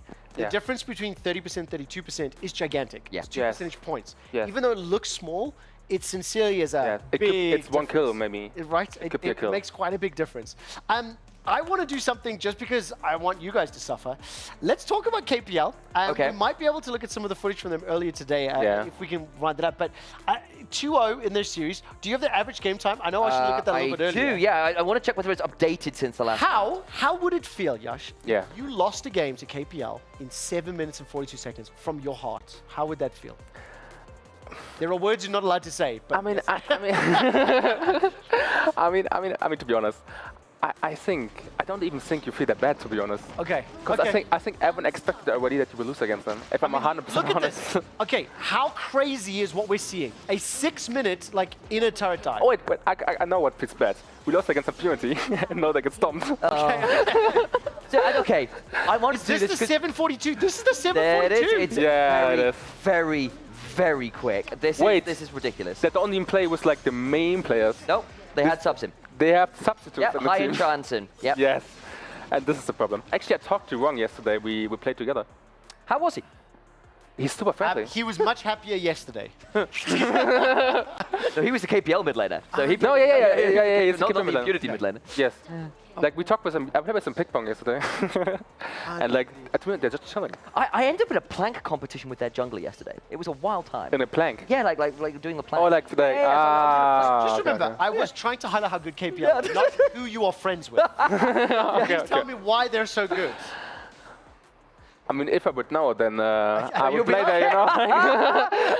I mean, you know? Sam, help me. Yeah, okay, so part of it as well is, we've been talking about how everyone fights all the time. Yes. But what you get off the fight is time on the map. Yes. And what KPL do with their time on the map is just unlike any other team because they're all so quick to respond to someone else getting an advantage. Yeah. They're all there together. All the farmers gone in a second. All the towers have gone in a second. Just before you carry on, I would like to introduce game number 3. Team Secret versus AG Gaming. The winner advances to face KPL. The loser is eliminated from Esports World Cup. I want an actual draft prep and analysis this game, Sam. Okay, go on. What have you got? Oh my God, you see, for example, the Dashao is not banned, Fuzi is not banned. Yep. So what did AG did? They have blue side. Yeah. Their first pick Dashao because they knew that Team Secret would play it 100,000%. So the thing that the Chao does specifically is her ultimate ability is an AoE team teleport. But it's important that you can teleport to her location wherever you are. So it's a really big ability to collapse. And Loong, as we've seen, is this new hero that's been out very, very scary. Normally, Team Secret play it the Chao very, very scary. They had to pick it away first pick. Can I also double check? The very first ban from AG Gaming, is that mine? It is, yes. So just younglings. Yes. It was banned. Just it was. Pointed that out. What else do we see here in the draft? Yeah, Yash? So, I mean, you have Loong, for example. Loong is such an amazing ADC, especially when Ali is banned. As you can see, Team Secret on Ali. So the best option is Loong as always. Amazing scaling. He can be alone because he has his ultimate and just fly away. Mozi, you can... Sorry, I'm laughing at the player giving us a thumbs up. yeah, it's great. Okay, no problem, of course. And then Mozi is probably mid lane, you know. He's just poking. That's kind of it. When it comes to Team Secret, you have Alan, which is super strong top laner. You can just go into the enemies, just like go into the ground, go up again and kill the ADC. That's all about. He's a big diving champion. Obviously, we saw the Musashi last game with the one that Yash was saying was a bit similar to Vi. So for people who don't know League, basically you've got the ability to jump in a straight line on a single target from a very long way away and put a lot of like crowd control stuns on them. Makes it quite difficult for them to play the game. You tend to attack an important carry with that. And now you have tried the same again, no? The Team Secret played Lady Sun again. Yeah. And no, maybe try to like punish bot lane again with Musashi. And then Mozi also doesn't have the best wave clear mid lane. So that means then maybe the Team Secret can make the mid lane prio again, go to bot lane, maybe Musashi as well, and then just try to punish the Loong again. What would you want mid lane here at this point as Team Secret? Because with the Mai's gone and you don't have the Luna as well, that got banned away. So that kind of double dive, ridiculous, I keep having 30,000 dashes, combo's gone. I think the basic pick is like Lady Ven, it's Frozen. Yeah. They give, especially look, for example, Kai'Sa goes in, Mayang goes in, so Frozen, like the ability to stop that. Press the ultimate, you know, have so much like crowd control in general, like AoE. So this could be a good pick with me as well, maybe Lady Zen. I think these are the two options I would say. So one of the you kind of have two standard styles of play in mid lane. One of them is that my style, which is that I'm going to leave the lane, I'm going to dive someone else could have my resources, I'm going to cause chaos elsewhere on the map. We saw it done really, really well in that last game. The other side is more of the control mage style, which is my ability is to try and stop people doing that, and that's kind of what Yash was suggesting is probably an angle there. Though they've locked in an Angela. Angela, well, I mean, Angela, well, yeah. Position comes online earlier because that's always something, as a viewer that doesn't know either the heroes or the game, which team should we be looking at to make the first move? The draft is gone. The guy was Lady Sun, I think, was pretty strong again. Yes. They had Lady Sun Musashi, right? Yeah, Lady Sun Musashi. Lady Sun Musashi. Yeah, so I think they will maybe get the mid lane parry and then just go bot lane, play with the bot lane parry as well. Yeah, so what we're looking for is them to get like the wave shoved in mid lane, so the enemy has to deal with the farm there, and then they're going to take that opportunity to go somewhere else on the map and cause some chaos. Just yesterday, Yash, we explained to some of our FPS guys what priority in lanes means. Oh, okay. Because yeah, it's a very MOBA turn. How do you get priority in lane in Honor of Kings? Priority could mean a lot of things actually. Like priority could be like pushing the wave, so you can rotate faster, but you can also like try to make plays. You can like try to block the enemy rotation and stuff like that. But in general, I would say priority means the one who can rotate the fastest. Okay, so let's take a look if Team Secret can make that happen. Elimination game. Big Already, deal. we got, are those both roamers sitting in the mid lane? And this is similar to the previous game, right? So both roamers, 2 games in a row. We didn't catch the early game on game 1, but you can just assume that these roamers are playing to punish. And as you can see, the Lady has Pyro again in bot lane, because she is just like the early game champion. She has good scaling to the mid game, and also late game is fine, but you know, she wins the lane as always. Ooh, someone's in and trouble. no, she's going back. Okay. She has to teleport, you know. Oh. Is that the group teleport? Not yet. That's the ultimate ability. Yeah, you wait a few levels for that one. Level 5. I can make it easy for you. It's the Rise ultimate. That's what I was thinking. Yeah. It's, but the thing is, I recognize the character model because we saw a play yesterday where the team was like realm warped away to safety. What's it called? What's the ultimate for the character in HOK? Do you mean the name of ultimate? Yes. Do you know? I call it ultimate. So we saw the ultimate yesterday, and it was actually something that was spotted by our Rainbow Six broadcaster. Was it against us? Was it Impurity versus? Might have been, yes. Bottom lane. Oh no, I think it was our game. I'm so sorry. We did watch that and celebrate it. So. You're like, let's go Impurity. Yes, exactly. Sorry about that, by the way. It's okay. I know they go to play. Yep. I mean, it's kind of crazy. Okay, they didn't get anything. Oh my god, they got the first blood. They did as well. That's actually fairly significant because they didn't have that early shove, but that's really well played, and it's onto a pretty important member too. I mean, no, Lady Sun is rotating because she has a bot lane player. She rotates to mid lane. They can't do anything. IG goes back. The Kaiser, you know, just tries to farm again. The Dutch House top lane, no, maybe they try to make top lane player, make a top lane play. Why were you so surprised by the Annie lookalike named Angela? You can see her waddling down the lane here. It seemed like it was a surprising last pick for you. Yeah, I would say yes, because in general, I would say that there are better options. Like, for example, the Frozen, we get a lot of like crowd control. I could imagine Angela's good. Maybe it's a comfort pick, but I don't think so. Is Angela similar to Annie in the kit? Absolutely. Similar to Lux, I'd say. Lux, okay. Yeah. The reason I draw the comparison, we had League of Legends in week 1. I think there's a lot of people who'll be watching this game, especially listening to us. Yeah, for sure. that know where we're from. So it just helps to understand where similarities are. So what she is she's got a stun on one of her abilities, but importantly, her ultimate is basically a big laser she fires out that's a big damage over time. So she's more of an artillery mage. Oh, okay. But she's not that high mobility, and she's not that high CC. And a lot of what we're asking for from the mid laners has often been lots of ability to roam around the map and dive, for Mai, or lots of ability to add CC and AoE, which is the Lady Shen, the Princess Frost, that kind of thing. I think Angela has everything, but nothing good, you know? I know exactly, a bit of a jack of all trades character. I get you what you mean. But she's not bad. I mean, of course she's playable. I mean, Team Secret is a good team, so I think they have their own ideas. But I thought it would be like a Frozen or Lady Zen, which is just in general like super strong champions. So when I see Sun's character and I see this even gold state, in my head, Team Secret can just win late game. Is that fair? Like when it comes to the ADC, for sure, they're better scaling. I think Musashi has a bit more impact than Kaiser's super tanky. I mean, he's a good front line. Also, Musashi goes tank. Okay. When it comes to top lane, I think Alan has more impact. So it kind of depends how the game goes. And who's playing Alan? Is it Snow or Shuan? Shuan, yes. Okay. It's a Team Secret top lane. I'm sorry. Got it. No, you're perfectly fine. And that's our job to set you up. Because obviously on the other side, Snow's playing the Mayin, which I know is like another very high priority character. Oh, yeah. But why do you prefer the Elaine over the Mayin? I would say Elena is just like I mean, the problem is like when Ellen goes in, Lung has like the ultimate to disengage, you know. Yeah. So this could be a bit tricky and steal the camp away. That's the big one. Huge. Yeah, it's actually super important. Yes. Oh my word. Oh my god. I see that. So it's like a mix between Lux, Vel'Koz, and Xerath. Yeah, yes, Weibo. Artillery mage. You're right, exactly. Weibo. Vel'Koz out, yeah. Yes, you two were so excited. That felt awesome.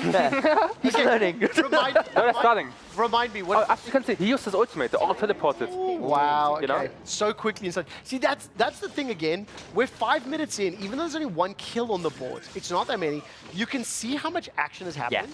And also, there's no room for error. That's Yeah. something I've noticed in all of the mobile games. Yes. If you make one mistake, you're basically wrecked. I mean, in general, I would say that like all the games, for example, which are way longer, they're more strategic because you have more time. But like if you do a mistake in a short game, it changes in like 30 seconds. And you lose the game in 30 seconds, as you can see. And here's a really good example here. You see the goal graph stuff here. The mid laner way behind the jungle and the farm lane. So the graph there. That's a very standard graph when you've got heroes that, particularly earlier on, are wanting to get things happening in the jungle and bot lane. And Also, once you get some of those invades in, that's how the gold starts expanding. Team Secret are falling behind the jungler for AGG. Yeah. Pulling ahead. Gentlemen, it's 5 minutes in. I want you to predict who's going to win this game and why. And you have to pick a different one to Yash. So Yash, who will win this game? So I mean, I think Team Secret is a better team, but I feel like AG can win here. Okay, so you think their comp's better? No, I think the early game is fine, and they have Loon, which is a carry ADC. So you're going AGG. Why will Team Secret win? Because Team Secret have TNX on the Musashi, and they've got a lane, so the problem is this Loong is going to try and press ultimate and realize he can't get far enough away to escape the 30,000 engage tools that the top side of the map has. But I have to say, Loong has a disengage ultimate. Yeah, which is really, I can't get hit. That dragon will not get far enough away. I say, having seen how far that dragon gets away, and I'm lying through my teeth, but it's fine. I see your point. They have like 500,000 engages. Like mine has 500,000 dashes. They have Alan, they have Musashi we can engage, and Lady Sun is strong on early game. I see your point. So the team from to bring it back away from the silliness a little bit as well, it's like Team Secret, their big goal in team fight is to be getting that Loong ult out early or for as little as they can, and then re-engaging once it's down. Yes, you need to have him vulnerable because he's such a core of AGG's composition. As you can see, they're pushing the top and turn now. AG is actually doing a pretty good job again. Yeah. It's surprising to me, but AG is so good. Now they have to take care with the bot lane, for example. I think Alan is already like proxy farming the bot lane wave. They maybe lose the bot lane tower. Mayen has to answer it. They have to go the defend top lane, also mid lane. Mid lane tower is super strong. If neither team make mistakes, if neither team concede kills, so they get caught out or they go for an invade that gets punished, the fact that this game is this close at 6.5 seconds, you can feel the tension, first of all. I also think the players have not roamed as much as we saw in both of the previous games, so it is just slower, more deliberate. And in my head, this is going to come down to one of those Shadow Tyrant fights or something like that, where it's like a mid to late game, meaning 8 until 12 minutes. One big team fight is going to be a gigantic... The thing is, there's only one tower down in this entire game.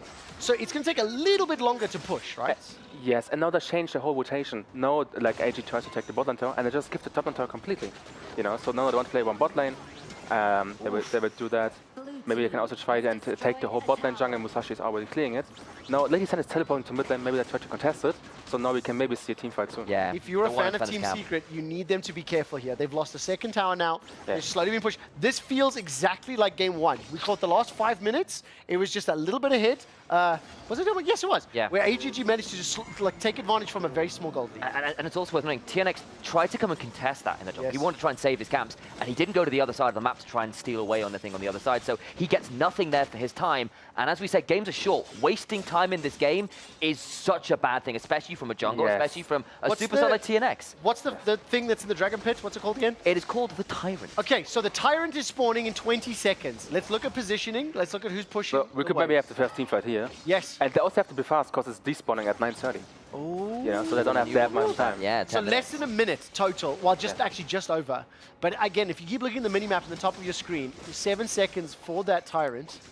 And at the moment, it looks like Team Secret may be able to jump into the river, but it's AGG moving it's first. also like all about prio in general, you know? Yes, because when Angela gets the prio, it's hard because she can like stun you and then just burst you down. Yeah. And same with Musashi.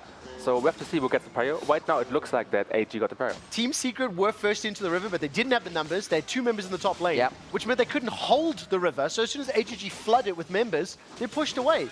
Yeah.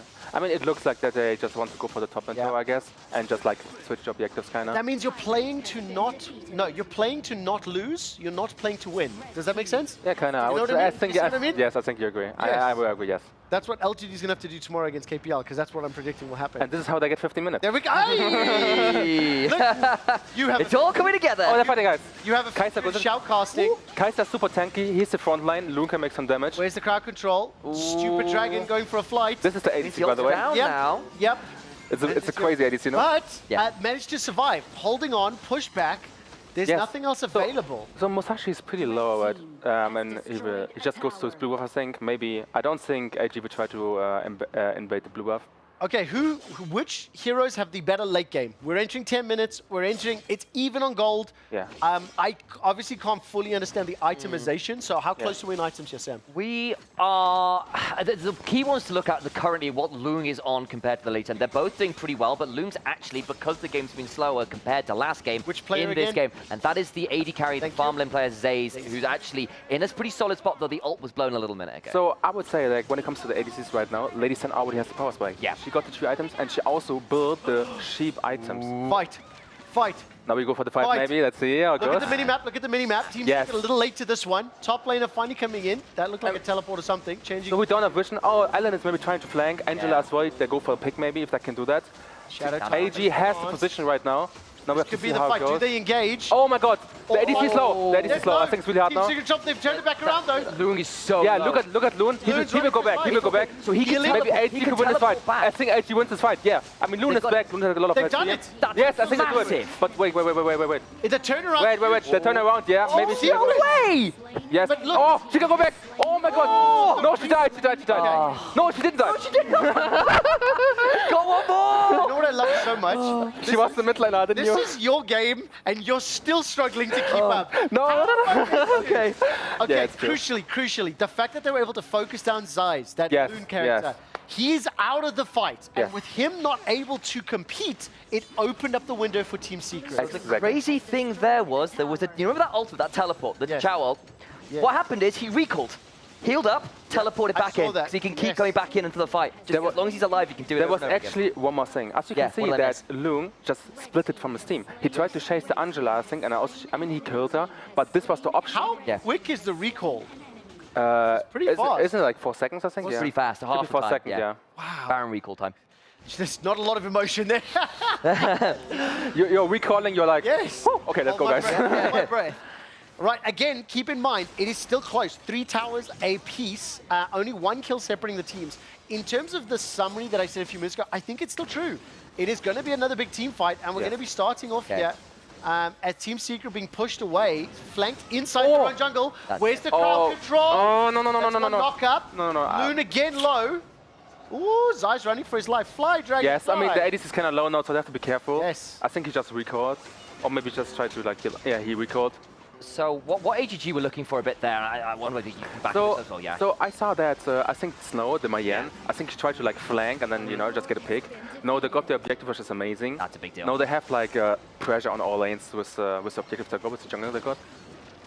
So what AGG were looking was to try and get someone in the jungle first before going to the Shadow Overlord. Because it's like when you're setting up around Baron or Roshan or whatever, the initial pick helps, but they still got them to back away enough that they could take it pretty cleanly there. I will come back to Yash just 1 second. I just want to remind all of our viewers, and we will obviously talk about Apex Legends and Rainbow Six Siege later on in the broadcast, but as the quarterfinals are concluding live, we want to capture this series before we continue with the rest of our broadcast. AGG are minorly ahead in the metrics, but it is felt to me like Team Secret have the tools to bounce back. All right, Yash, on screen, because we're here, we saw the Shadow Vanguard was spawned. How big a deal is that? Because obviously it's the upgraded Overlord thing.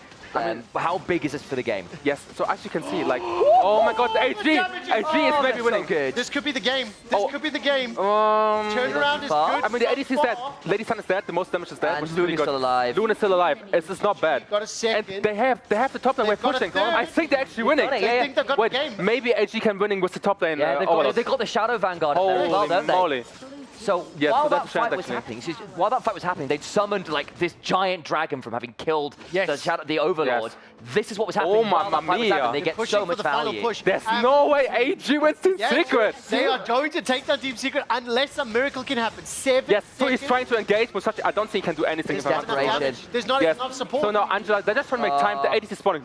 Lady Sun is spawning. Gosh, how did it feel to have your key crushed at EWC? Because that's what's happening to Team Secret. What do you expect me to say? well, we want your pain live on broadcast, Josh. I'm going to give you the biggest hug at the end of this. How big of an upset is this that AGG took? I mean, I think this is the most craziest thing we have seen so far. I'm not gonna lie. I mean, VKS and Weibo was crazy, but I think this is more crazy. Team Secret was by far the second best team. Until now. Because AG had the bootcamp in China. I will say this: we don't have too much time with you left, Yash. what do you think of the tournament system here with the keys, the keyframes, and the crush? I'm not asking about losing, but it's something I haven't seen as a shoutcaster. Yes. It's amazing. Yes. I think it's great. Yes. How does it feel being on the other side? Because your experience is going to be a lot more personal. I mean, I think there's like a personal thing you're attached to, kind of. I mean, yes. kind of, you know. Yes. And it just like it feels like not good, but I can also feel like pretty good, you know. Yes. So you can appreciate the other side. Yes, you try to protect your star, Yes. kind of, you know, like your. Yes, your triangle. Yeah. Triangle, yes. Yes. Yash, like I said, we've spent an hour on Honor of Kings. I've got other people that I want to bring them onto the Yes, show. of course. Can you please speak to camera number 1 and give your fans, give your family, give Vitality a shout out before we let you go? So I want to say thanks for everything, for like Saudi as well, because I think the Saudi tournament is absolutely amazing. It's the best time I've ever seen in my life, if I'm 100% honest. I also want to say for Vitality, all the fans, because we saw in the in-game groups, you know, it was crazy how many people joined. In like one day, we had like 1,000 people joined. Wow, amazing. that's Yes, awesome. and they were all writing, "Let's go Vitality, let's go Vitality." I'm sorry they didn't make it, but next time. Next time, guys, we can do it 100%. That's it. That's what I like to hear. Yash, stay right there from you a second. As we're going to move on to Apex Legends, let's find out how Imperial Hell and Sweet Dreams are blind ranking their fellow Apex pros. What up, everyone? We are here with a blind ranking, all right, of players with Hal, with Sweet, and now it's time to go, all right? Imperial Hal. One. All right, he gave you 1. You feeling good? Yeah, I'm feeling good so far. All right, 0. 2. 3. Verholst. 2. 4. Nasky. 9. Zach. Mazer. 9. 8. Yuka. 5. Effect. 3. 7. Jen Burton. 4. 5. Wait, no, I can't. I do 6 now. I'm running out. Waltzy. 6. What number do I even have left? I don't even know. 10? 9? I don't even know. I think you got 10 left. And then you got maybe 7? I don't know. I think so, yeah. Okay, so I'll put him at 7 then. Sweet. 10. Well, I guess you're stuck at 10. I only have 10 left. That was so bad. I don't even know what, it was me. Who's 2? 0? 3 was Evan. No, I put him at 4, I think. Oh, then I put Effect. Oh, you put Effect. Me, 0, Effect, Evan, and then who's 5? I don't remember. Evan, no, I don't remember. I don't remember. Yuka. Yuka, yeah. All right, well, guys, that is our blind rankings. Apparently, Apex players have a hard time counting, but you can count on an amazing show here at the Esports World Cup. And welcome back to EWC Central. I didn't think shoutcasting Honor of Kings was going to be on the cards for today, but I'm so glad that it was. A massive upset, AGG taking down Team Secret. Sam, thank you for joining. Thank you for the broadcast coverage there with Josh. I'm going to ask you not to say anything for a little bit now because we have our band, our family back together again. Greetings, Elfish Guy. How are you doing today? Doing great, yeah. I had a nice start to the day. I didn't have to do anything, so we'll take that. Well, listen, I'm going to put you to work now because Honor of Kings is finished for the day. So this young man can now kick back and relax. Have a great time. Doing, Gabriel? So same thing for him. I mean, did you learn something? Yeah, actually, well, it was also really nice to see how passionate he was about the game. Like, it's always fun for me to see how players just really interact with their game. And it's just, obviously, I'm brand new to this in terms of seeing that game. So it's just cool to see how involved he was into that, what was going on. It was kind of helping me understand it a little more, even from what you guys have been helping. What I appreciated so much is before we went live, both of my FPS specialists were sitting asking the guests more questions than I was. So I love this. I love seeing the games mixing. As I mentioned, we're going to turn our attention to Apex Legends and Rainbow Six over the course of the next few hours. Let's start with Apex Legends. Group E wrapped up yesterday. 1 team eliminated, 9 teams advanced to finals. We got the standings on the screen. I want to start by talking about Fnatic. They were consistent. Consistently what? Yeah, I would say Average? consistently average, but like again, you've got to sort of take into account they are still at the moment in the top 18 out of 20 teams essentially that and that's out of 40 teams, rather, okay. that have played at this event so far, and even then, you know, they're 8th. So I'm just saying, on a bell graph, that's just above average. It's just above average, but that's fine. That's just enough to get you into the final lobby. And really, at the end of the day, the group stage is just about making it into that final lobby. How much closer was that group? Because like, what, 11 through 13th was all 49 points. Yeah, exactly. There was like 4 teams on 49 points, a team on 50, a team on 52, and the cutoff was 52. So you think about how close that was. There's probably like 5-6 teams in the conversation for taking that one spot, that 9th spot. That's got which is really crazy. And that is the nature of the beast when it comes to these battle royales. I mean, that 10th and final map, literally a team that was, I think, in 14th or 15th, jumped all the way up to 4th, if I recall correctly, because that's how close the points were. And then it gets even harder, like you were saying. I mean, I don't know. It's insane to me that you can be that close and just not make it. It also, it's one of those things where I think you and I may feel this similarly, because the tax shooters that we come from and that's not Apex, the fact that there's so many teams and so many other variables, it feels less in your control. Right. I mean, most other games, you either win or you lose. Yes. But in this, it's like, we could do everything right. And do you know what I love so much? Because I mentioned the in control. You were in control of who your top 8 were. Sure. How's that looking, buddy? I would say it's not looking too bad at the moment. 6 out of 8 have managed to make it through to the final lobby. So Fnatic's not in the final lobby. Space Station's not in the final lobby. No, Fnatic is. Oh, sorry. It's Space Station TSM. TSM, there we go. Correct. Okay, so 6 out of 8 in a pool of 40. And what I will say is I've got the 2 teams that topped their group in Falcons and Alliance. Okay, you and win. one team that came second in their group. Okay. Just in mind. So I appreciate this. Not a bad shout. I obviously got the mistake on TSM, just looking at TSM Fnatic. Fnatic barely scraping through. How much of a shock is it that TSM is not there? Yeah, I think that's probably the biggest surprise going around. I was talking to some of the Apex talent upstairs in makeup as well, and they were quite surprised, but also still quite confident coming into today that TSM would be able to make it through. I mean, this is obviously quite a star-studded roster. We've talked about it a little bit over the last couple of days with Reps and Verhulst having quite a lot of experience in this team.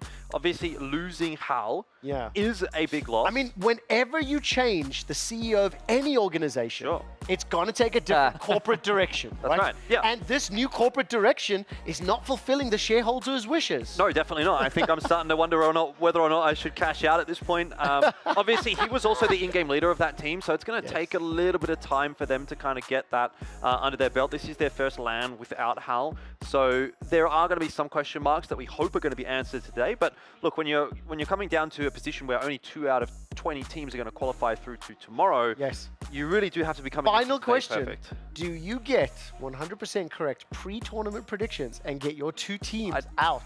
Look, I mean, it's obviously possible, but it's okay. Let's go. Yes or no? No. Okay. I mean, no's the safe bet. Do you get one of them? I think one. I think one's okay, realistic. you're gonna pick one right now. Which is your TSM. favorite child? Okay, you're picking TSM to make one of those 2 spots. Yep. We'll find out. Those games will be starting at 6 p.m. We will also be talking about Rainbow Six on the other side of this break. We have an interview with, say the name? Zig Aurora. That one, and a preview of Apex and Rainbow Six. We'll be right back. Zig.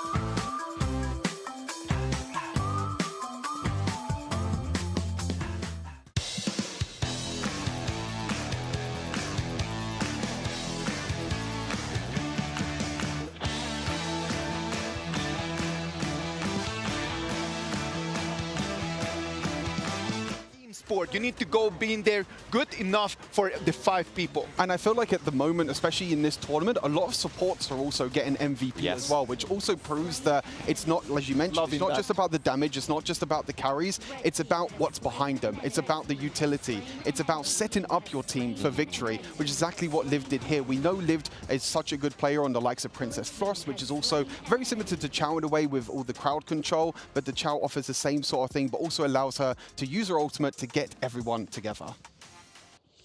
Yes, looking at these stats, and it's no surprise that those teamfight rates are so high up, because there was a lot of clashes, really, between these two teams, and there was no huge damage output. It just seemed like whoever had the best sort of utility going into these teamfights came out the victor, because no damage was really going towards that 70k, 90k that we've been seeing.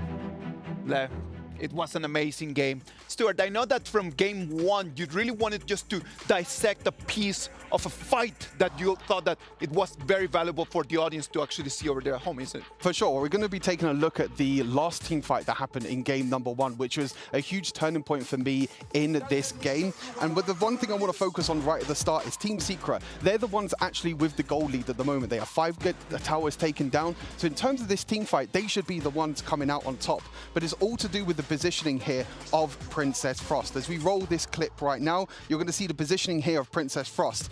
Right in the front line, you have the likes of Mayin, you have the like of Musashi in the front line to be able to do that. But because the Princess Frost is in this front line, it means that she's going to get a little bit caught out in the end. And this just shows that like little mistakes can make a big, big difference. You'll see here, as Princess Frost is moving up, the stasis gets used. The invulnerability gets used way too early, and it gives the likes of the Ali and also the lived on Yuhan to actually step forward as well. And that splendor over there was just critical, man. It was just critical. As soon as he actually gets it, you're able to, if you roll it really slowly, you can see here, Lived and Ali are right on top of Lived, straight there. So you're not able to do anything here on the Princess Frost. You're completely out of the fight. But totally agree as well. If you go back a little bit as well, you'll be able to see that theft of that Tyrant is absolutely huge. It goes down all the way to 800 HP. Both TNX and also Myosotis are right in amongst it. They both have Smite as well, and it just shows that one little click of a button can make a huge difference. And as we roll out the rest of this clip, you can see the Ali on the back line as well, with a huge amount of mobility, getting a triple kill in the end, and Garo getting completely caught in the back line. And that was allowed AG Global to run it down bot lane with that huge minion wave in the bot lane and end this first game.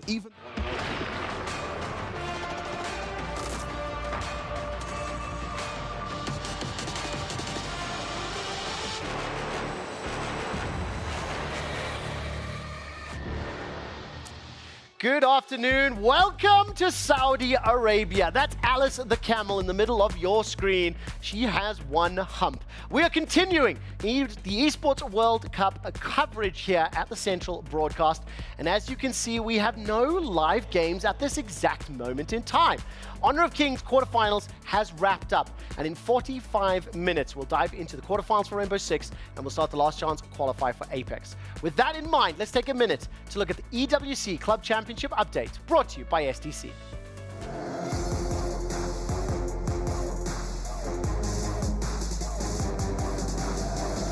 I think the big story when looking at the Club Championship is the success of Team Liquid. While they have not added their keyframe to the totem, they have multiple teams that have placed in the top 8, therefore making them eligible for a piece of that prize money. $20 million. The club that wins takes home $7 million. That's presently Team Falcons at 3,500 points and 2 titles to their name. But when you look at Team Liquid, they've moved to 1,444 points. They've extended the gap from the competitors behind them. Teams like Falcons, Liquid, Gaming, they've all secured their spot in the Apex Legends finals. But in order to secure points towards the Club Championship, they have to place in the top 8 on Sunday. And of course, Na'Vi, who's on my list, they are not yet in the finals for Apex. We will keep you updated with those results as they come in right here on EWC Central. That does it for the EWC Club Championship update, brought to you by STC.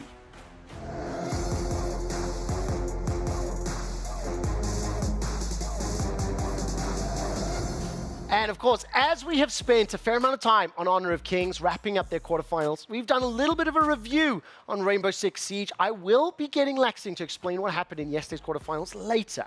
Before that, though, we want to start with a very special guest. This is a retired Brazilian Rainbow Six player. I'm not going to say his name. All I know is Zig, something along those lines. I ruined it earlier. Primarily known for your time on Team Liquid. Welcome to the sofa. Welcome back, Gabriel. Zig, could you introduce yourself to our viewers, our audience, and tell them a little bit about yourself? Hello, guys. First of all, thank you for the invitation. It's always good to be here. It's a pleasure to be here in Saudi Arabia for the first time. It's a really awesome, really nice event, a huge event. First time here in Asia as well.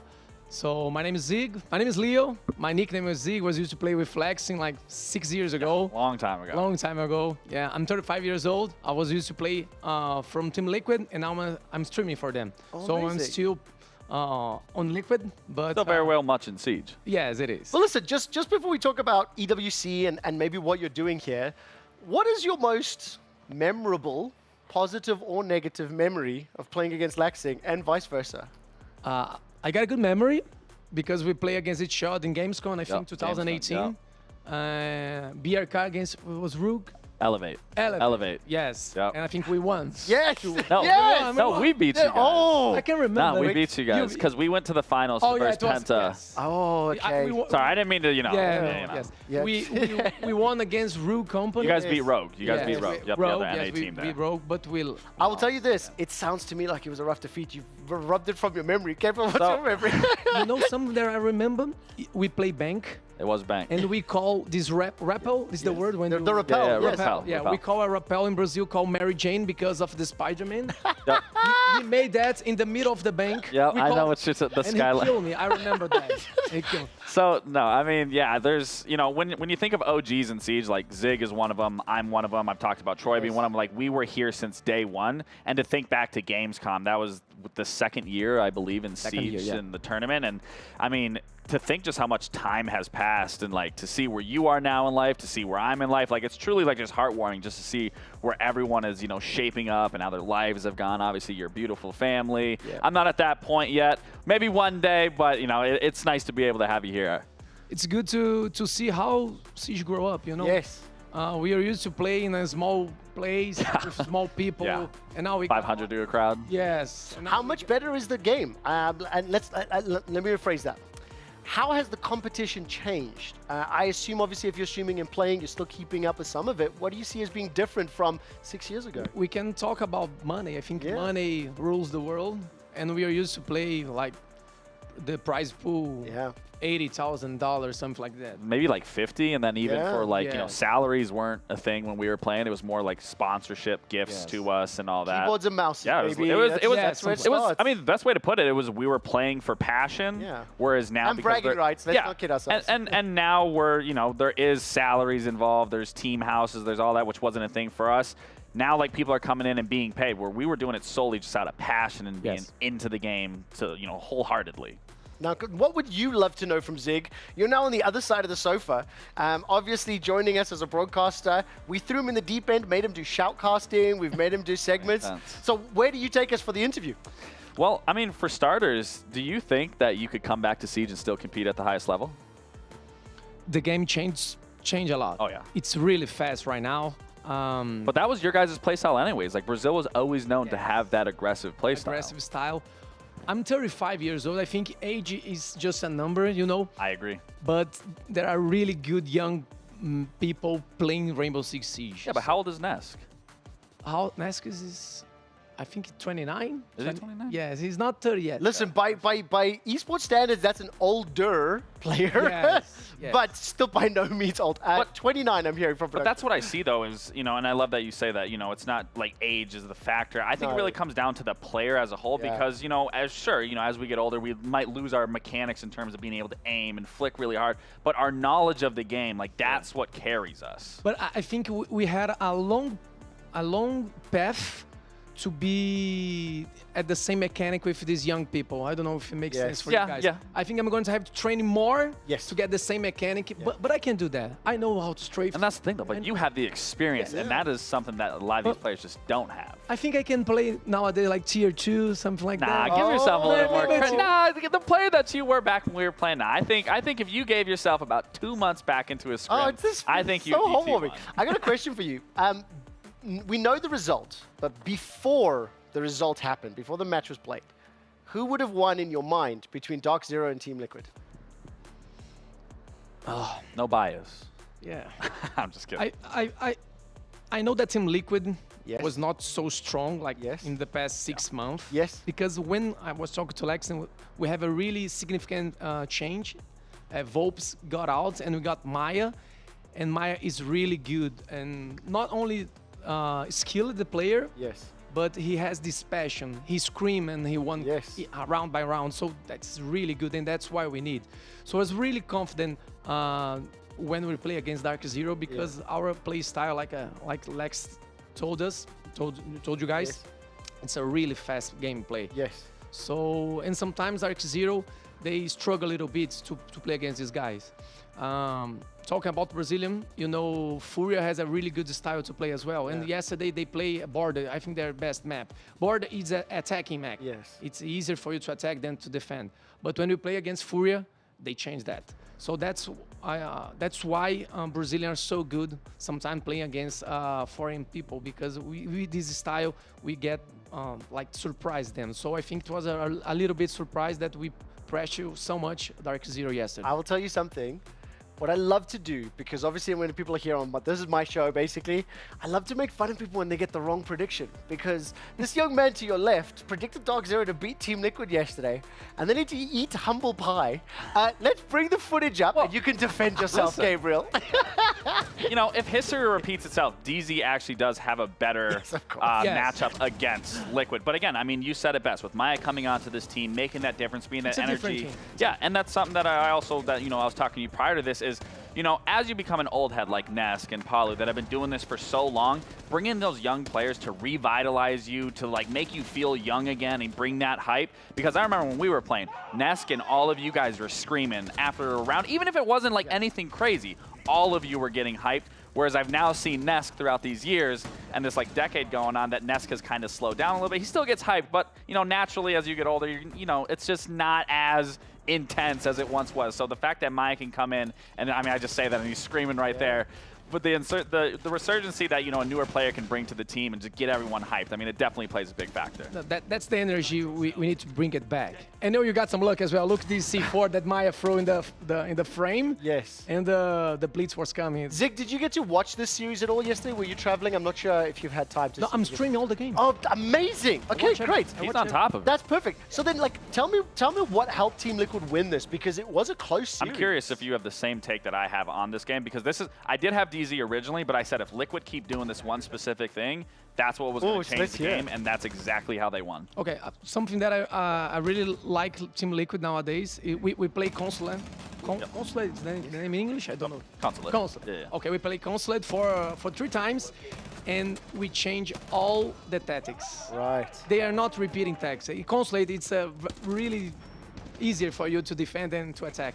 And they're just changing their way to attack all the time. So that's a huge plus when we're talking about Team Liquid winning. So I think that's maybe the key. So that's interesting. So that is something, but one real big factor for me where this game specifically was Liquid in the beginning was playing this aggressive playstyle that was meeting Dark Zero. But the thing is the trade games weren't necessarily there. Sometimes it was going back and forth. But then once I saw Liquid start to quickly realize, hey, we need to play this trade game. We need to fight for this position, but give it up and then keep the man count still in our favor. And that's what was throwing DZ off really into a spiral of them obviously not coming out of this game on top that they wanted to. And that's where Liquid honestly was doing a really good job. Because as you know, on the defensive half, if you can get some of these attackers down and dwindle down that time, if you then can just force them to come into you, you are going to win that. And Liquid was doing that perfectly on those defensive rounds. Yeah, I agree. Totally agree, man.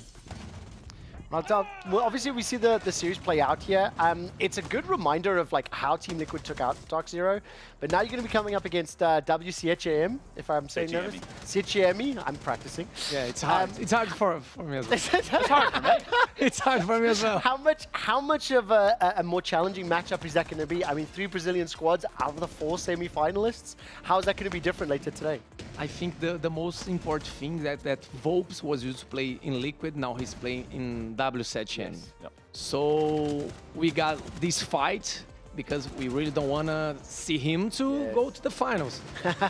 So that's going to be... Oh, was there some bad blood and why yeah, that there was. Okay. I'm not going to lie to you guys. So there's going to be a little bit of beef that people can watch. But that makes it even more exciting. 100%. That's the stakes higher. Without trying to disrespect the personal and professional feelings, as a viewer, that's spice. That makes awesome. it, do you know what I mean? For it a streamer, that's really well, good. even for players, like you don't want to lose to that, and vice versa. No. So it's going to be a really good match. The team, they both know each other because we're both from Brazil. They play BR6. So yeah.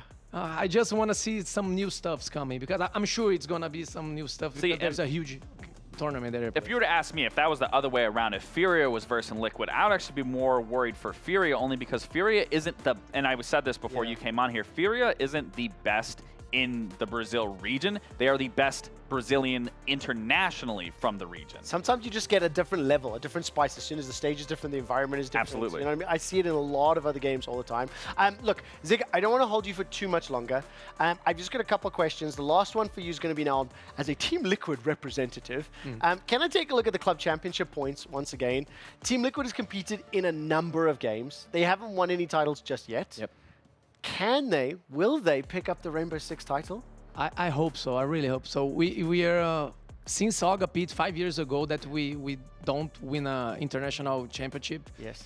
We struggle so hard to win in Pro League, and we struggle to win Olga Pitch, and now we don't have any international so title. Close though. Like yes, we close. came so close 2 times, I think. I think now we deserve that. What does it feel like when you see Navi, Gaming, Crazy Raccoon, Alpha 7, all of these other dogs, and you're sitting above them as a representative TL, knowing that there's literally $20 million on the line? It's really good because I'm from Liquid, so I just want to see them on the top. So I hope Liquid won that, got some points, bring this title home. So absolutely, just something that and it's bragging rights for the R6 scene. You know, yes. You guys win here, Liquid wins here. Gabriel, would you like to say anything as a goodbye to our guest before I give Zig the opportunity? Of course, Zig. I mean, I got to get up and give you a hug. I mean, it's been forever since I've seen you. It's always a pleasure seeing you. And again, I'm happy that you're able to be on here. 6 years without seeing and great health to you and your beautiful family. Now, Zig, I'm going to give you the opportunity, camera number 1. Send a message to your fans, and feel free to speak your mother tongue as well. A little bit of English, a little bit of both. Okay, so first of all, in English, thank you for all the support. Thank you for all the people who cheer from Liquid and support Rainbow Six Siege. I think we love that game. Sometimes we hate, sometimes we love. Yes. That's Rainbow the love-hate relationship. No, hang on. That's every esports title. Yeah, for yes. sure. But I'm so glad to be here. Thanks for the invitation to be here, guys. And now I'm going to talk in Portuguese. Please do. Galera, obrigado, carinho aí. É muito legal estar aqui na Arábia Saudita. Eu acho que o esporte crescendo é uma coisa maravilhosa.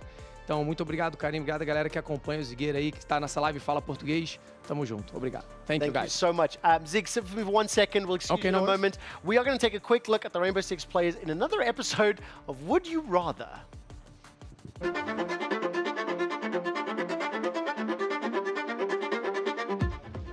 Flash Hider is just more consistent, and muzzle brake, it's a weird thing with muzzle brake where, well, muzzle brake only affects the recoil of the first bullet fired in your gun. So a lot of guns with high rate of fire, you'll feel the jarring difference between the first bullet and the next burst of bullets that you fire. So for me, I'm an anchor player, defensive player. I use a lot of SMG-11 and other fast firing guns like the Vector. So if I use muzzle brake on those guns, it just feels really, really weird. So yes, Flash Hider for me. Flash Hider, of course. It's way better. I've been using it since I started playing. Flash Hider, no question. It's like on every gun, so. Vertical grip by a long shot, horizontal grip, I don't know. Whoever uses the horizontal grip either doesn't care about the recoil or just doesn't feel it at all. Horizontal. I don't think the vertical is that good, especially because like when you put in a balance, you know, like it has more like disadvantages than advantages, I think. Critical. Just because the horizontal, you gain a little bit of speed, but it's a one-shot headshot game, so you know, having those pixel-perfect recoil is very, very important. I think the OG Tachanka, as a long-time player for me, has a special place in my heart. Just because his gadget was really, really bad back then, that is part of his unique identity. That, you know, even though it's bad, the community still worshipped him and still trying to make ways to make it work. It was fun to play the old one, but right now, like, it's way more useful the new one. Rework, even though the rework's not that great either, I'll say that, but the original one was somehow worse. Defense, because it's easier. I enjoy a lot the attack because I think like sometimes you can play maybe similar to a chess game, you know, like if you move the right pieces on the right times, yeah, you can make a lot of things with attack. Yeah, you can dictate the pace on attack, which I like, which defense is more, you know, reactionary. I really enjoy the new consulate. I think it's, well, recent times one of the better designed maps along with Nighthaven Labs. But the old consulate was a really unique map in the map pool in the past because it is one of those maps that the attackers can play all of the bomb sites from pretty much the outside of the map. And as defenders, you have to adapt to that. I'm gonna say the new one because I used to enjoy the old one, but like I have a couple of bad memories in the old one. Like I lost a final at SI to NIP. New consulate, yeah. Old consulate, I just always think of now DZ, well actually they were DZ back then. Just playing those DZ type of strategical teams on that map was just a nightmare. Like you could just attack every bomb site from outside and it was miserable.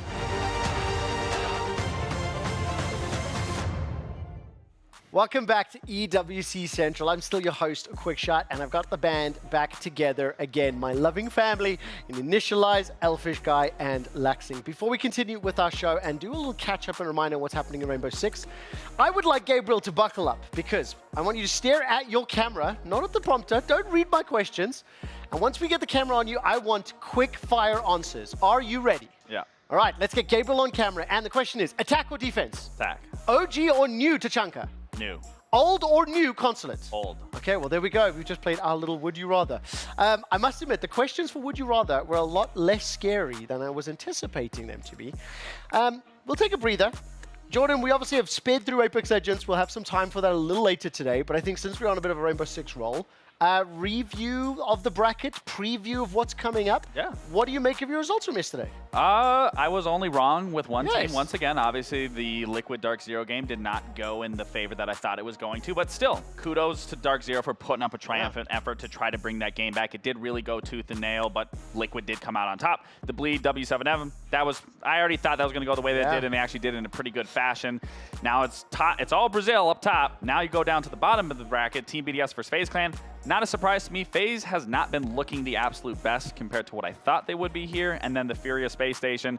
Space Station did give them a run for their money, but again, I did have Furia go. What's your reaction about all, like 3 of the 4 series actually going like the distance in 3 games? I remember when we were talking about predictions, that's not what was in your head. So how do you kind of digest that? Yeah, I thought there was going to be a little bit more 2-0s happening. So the fact that they did go 2-1 and some of those games being really close or other games being not close at all. Yes. I would say the closer ones surprised me more than anything. Obviously, because I said I wanted it to be a 2-0. And I think that just goes how, you know, all these teams are putting in as much as they possibly can to try to win this prize pool, to try to be the EW Cup champion here. So I want to say that I'm surprised, but I'm not surprised. Yes, I get you, and I'll tell you this. As somebody that I play the prediction game as a way to incentivize my analysts to give me like detailed information why they think something, because it helps me understand. I heard the way you talked about Dark Zero. I watched the games, and I took your knowledge. I watched the games, and that's why, like, in my stomach, it tells me they're not going to do anything. I don't know the game. I'm just watching from a sports perspective, right? I want to break down at least one of the series, and the series that I have highlighted is BDS versus FaZe.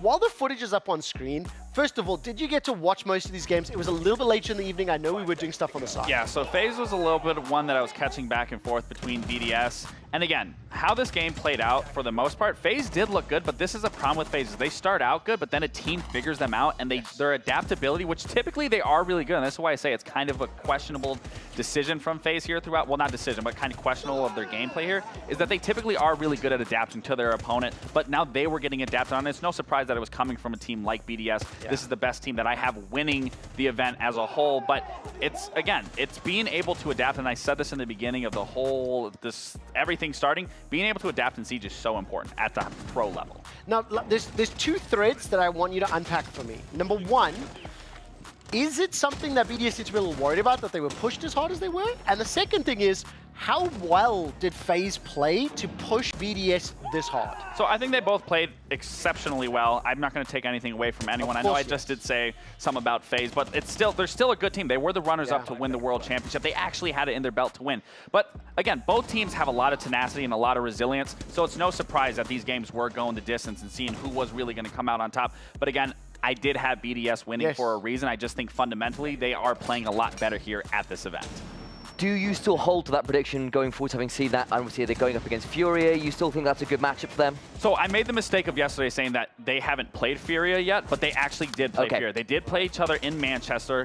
Furia did end up winning. It was in a playoffs bracket. Furia ended up winning, I believe, 8-6. So the game was close. Now, this will be a rematch for their first time with this brand new BDS roster. And typically in Siege, when you beat someone and you rematch them, the team that lost typically ends up coming out on top in that revenge matchup due to the fact of you understanding where you went wrong. And that's kind of the beauty of, losing, is being able to understand where you went wrong. So when you go back into those matchups, you do know how to counterplay yourself while also counterplaying the other team. Wow, look at this, 5-0 already. Yeah, so it goes into what I'm saying. BDS, they figured them out. Exactly, and that's a surprise, because out of all the teams here for Brazil, FaZe has always had a unique playstyle and being able to adapt very quickly to another team that they are playing against, whereas just here, they just could not get that foothold on top of BDS. Unless my math is incorrect, this should be the third and final map. We'll just run through this for a second, but I actually want to bring Jordan and Sam into this one. When we have these brackets, or we have these games that are more competitive than you expect, in honor of Kings, we ended up having a surprise in our quarterfinals already, right? Yeah. Heat Stars picking up that win, at least to our understanding. A shock to Vitality, not so much. Jordan, when we look at how close the matches are, some of the teams forming, do you interpret that as competition at the field, or do you interpret that as, let's say the favorites are performing? I think, at least in the case of Apex Legends specifically, it is a very strong field just in general. So you always get some element of randomness when it comes to a BR. So I think that really does come down to the quote-unquote weaker teams performing well. I get that. I think it's probably slightly the other end of that for HOK, because there was, coming into the tournament, a pretty clear delineation between KPL, Malaysia, Brazil, everyone else. The fact that we did have the two really significant upsets, spoiler, my predictions are in shambles now. Oh, I'm so glad let's pause on that for a moment, because you're definitely my worst performing prediction guess. I think so, but I'm in trouble. You are. I may have to keep you for tomorrow anyway, because we have games to cover. And I don't think I can do 3 hours without you. Okay. I think 6 out of 8, but a chance to be 808 out of a field of 40. That's a hell of a passing grade for predictions, right? For Apex, right? We're happy with that? I'll take it. So, gentlemen, could you two help me grade Laxing's predictions? Because the thing that I love about our production team and the graphic designer on that team is we get a mixture of results. Do you see this sideways smiley? It means you predicted the right winner, but you got the incorrect score. So what do we think of this?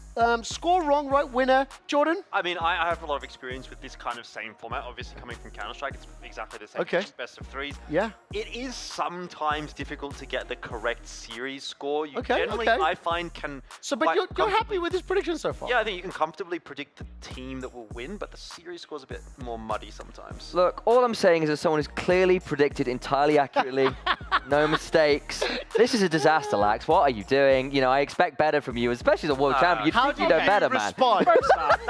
First off, all that matters is that team won. That was the main focus, is who's going to win. It doesn't matter how they did it. It doesn't matter what they did to do it. they are advancing where the other team isn't, and that team that I didn't have advancing isn't advancing. I think what you have to remember when you're doing this in a attack shooter like that is the maps play a very, very big difference in how the series score will play out. And he's doing those predictions prior to seeing the veto. Well, I'll say this quickly. Out of all of your predictions, there's a total of 7 to be made. You've already got 2 wrong. Because the semi-final and the quarterfinals wrong. I sincerely hope you get a few more on because I like to make fun of you. If BDS win the whole thing, I'll have to eat my sock. I won't. That's not something I'm He's got to do it. He said it on air now. Yeah, that's true. You did say it on air. No, we're moving on. Let's move on. It's time to check in with the MVP of yesterday's games in his effort from Alliance in the ALJ interview. We have a possible MVP right here to my left. How you feeling? Amazing, but got to show it the same thing on Sunday. Well, the crowd is loving it right now. With the level of competition here in the Esports World Cup, did you guys expect to roll these lobbies as easily as you did? We played it so much at home, scrims and all that stuff. And yeah, we pretty much dominated it too, so I feel like it's going to be easy, way easier than the LGS lands. All right, well, you heard it here. Bring the competition. So, Effect, when you started making a name for yourself, you were so good that people thought you were aimbotting, including myself. What is the secret to being that talented in video games? I honestly don't know. I guess it's just something you get born with, I don't know. But it's, I guess, the passion. Whenever you want to be the best, you're going to be the best. Passion, you heard it here. You guys got to lock it in, bring the passion. And so far, we've been here for a couple days. What has been your favorite moment here at the Esports World Cup in Riyadh? My favorite moment? I don't know, I love everything. All this event is my favorite moment, I would say. I love everything. Crowd, make some noise for your possible MVP of day 2. I wish you guys the best. Guys, that's it from us here at the stage. Studio, take it away.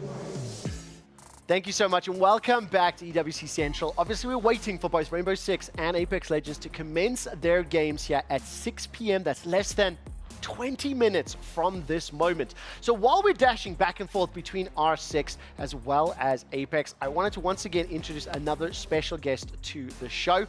It's Bolo, am I saying that right, from Dark Zero? Yeah, Bolo, you got it right. Second time. I have ruined so many names. I formally apologize about misspelling them.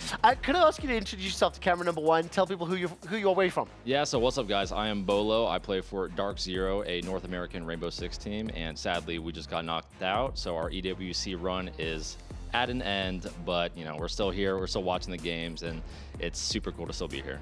Bolo, thank you so much for taking the time. I know it's always very challenging, especially on the back of a potentially surprise defeat, at least from my understanding. I come from the League of Legends world and Call of Duty world, so I'm learning Rainbow Six. I will say from a very personal perspective, I saw Team Liquid at dinner last night walking back and forth in front of you at the dinner table, and I was offended for you. Yeah. How does it feel, obviously, being eliminated, and how do you reflect on that? Yeah, I mean, we're an experienced roster, right? So it's like we know what wins are like, we know what losses are like, and the main thing is just learning from the losses. That's at the end of the day, yeah. That's all it's about, is just making sure that you take a win out of the L and just better yourself as a team, better yourself as a player. Yeah, and you know, he says this because I was talking you guys up. I actually had you guys winning this entire, well, not winning this entire thing, but going at least to the grand finals to versus BDS. Yeah, so, I mean, if you want to just give me a breakdown of kind of what happened yesterday, where things maybe went wrong, where they went right, just if you just want to run that through. Yeah, so I mean, honestly, it was just kind of unfortunate circumstances. It was a game that was very easily ours, but it just kind of slipped through the cracks. And I mean, Liquid's a great team, right? It's not like it was a walk in the park. We saw that side of the bracket. It was, you know, a little bit more of a favored side than the other half. We felt good about it. We felt good about Liquid. And again, it's a matchup that I personally have had for a long time. DZ has had it for a long time. It's a good matchup, but again, just some small things here and there, and that's the difference maker. And this is the thing that I brought up because I'm teaching these guys all about Siege and the viewers about Siege. I mean, it's those small things in Siege that really hurt you. Obviously, the big things hurt you, but small things more than anything in Siege is truly what ruins rounds or ruins matches. For sure, for sure. And I mean, like I just said, it's all about the small things. The littlest thing, like you didn't check one single corner on your drone. It's like... And by the way, the amount of information, frankly, overload in this game for somebody who's still learning, right?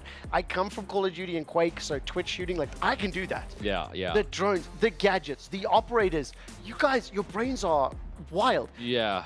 I want to, if you'll permit me, I want to talk a little bit more about you specifically, because we're not here to discuss why the series went wrong, right? We're celebrating esports, celebrating Siege. We'll get your predictions for the rest of the bracket. But from what I understand, you were a prodigy at Rainbow Six Siege. From what my production team and researchers tell me, you were picked up in time before you were even eligible to play. And that's how good you were. How do you reflect on the years? It's not like I was, 15 waiting until I was 18 You're to play. 17 to play. And Yeah, 18. it was 3 days. I had to wait 3 days. Everyone knew who Bolo was well before he even made it into the I can say this, I've been in the industry for 12 years. I can think of one other player and one other organization that has picked up a player that is outside of eligible contract age, whether it's 3 days or 3 months is irrelevant. Got it. It's not something you see. Yeah. Is there pressure on your shoulders? You hear those words? I see that grin. You're proud of it. I mean, man. back then, that was 2019, right? Yeah. So I'm 23 now. Back then, it was definitely a lot because I was already like a YouTuber streamer at the time. And it was like the most amount of pressure I've ever felt in my entire life. And for a while, I didn't live up to it. I didn't live up to the hype until a couple months later. I was kind of bad. Did you get to beat him at all? Please tell me you did. No. Yeah, he definitely got me. Okay. To be fair, and you can correct me if I'm wrong here, I'm pretty sure in your first Pro League match you actually aced. No, not my first Pro League Wasn't that your first Pro League match? I thought it was your first Pro League Well, do you know what I love about this, Sadly though? not. Do you know what I love? If that's the gut memory and that's the gut thought, that's how it feels. Well, in no, his to be mind. fair, Yeah. Bolo, like he said, when he first started, I scrimmed against him a couple times, and there was a lot of question. Is he gonna actually translate that into scrims? Yeah. And to be honest, like he didn't. But how fast he transitioned into becoming this top tier player, former world champion. I mean, it was pretty remarkable. To be completely Out of honest interest, with you. if I think back, the year is 2022. You're wearing a TSM jersey. What else happened that was notable in that year? We won 6 Invitational. TSM won 6 Invitational, and just Explain just how you happened won to it, be- because you guys, that wasn't an easy road, because you guys had to go through the last chance qualifier to even make that. Yeah, we were the last team to qualify for the event, and we happened to be the last one standing at the very end. Unreal. You've got it. I mean, I love the smile. I also am a huge... I respect the humbleness that you have, because a player that is young, that has competed, has won international, that has retired, that has come back. Frankly, you've done it all, which is... I have a personal gripe to pick with esports players that retire. Yeah, Can't we just say we're taking a break? Can't we just... regardless, what made you come back? Yeah, I mean, that's the thing. When I initially retired, I didn't plan on coming back. Because again, in Siege, I still to this day, I'm a content creator, right? Yeah. Like, I am I mean, pro you were player, content creator first and foremost, right? Exactly, And exactly. Yeah. But you it just was... happened to be so freaking good that you could compete. Good is freaking good is an understatement. There's language I can't use. He's nasty. Okay. He is nasty. Yeah, so it just pulled me back in. What can I say? I just couldn't live the content creator life for too long. It was nice. It was cushy. It was relaxing. I needed it, and I just... You also need the competition as well. Yeah, I think there's something in me, right? Yes. There's something in all of the competitors that are at this event. Let's speak to that part of your soul. What's it like seeing EWC? I know you've obviously competed. You've seen tournaments, right? Let's talk to the scale of this, and maybe the specific focus on all the other games. The fact that you're side by side with Apex Legends and then Honor of Kings, Mobile MOBA, one of 22 tournaments. What is that like for a pro player? Yeah, so I mean, EWC is gigantic, and this isn't my first time being in Saudi Arabia. This is my third time. I've been to Gamers 8 2022, 2023, and now EWC, and I can just see it progressively get bigger and bigger and bigger every single year, and the growth is just insane. And again, I'm just blessed to be here for another year with Dark Zero. Sadly, obviously, didn't go the way it was supposed to. Still top 8 in the world. You've got to take still that. top 8, yeah. I mean, yeah. I understand. I Top 8, understand. top 8. Yeah. Okay, so what's next? Are you going to retire again? You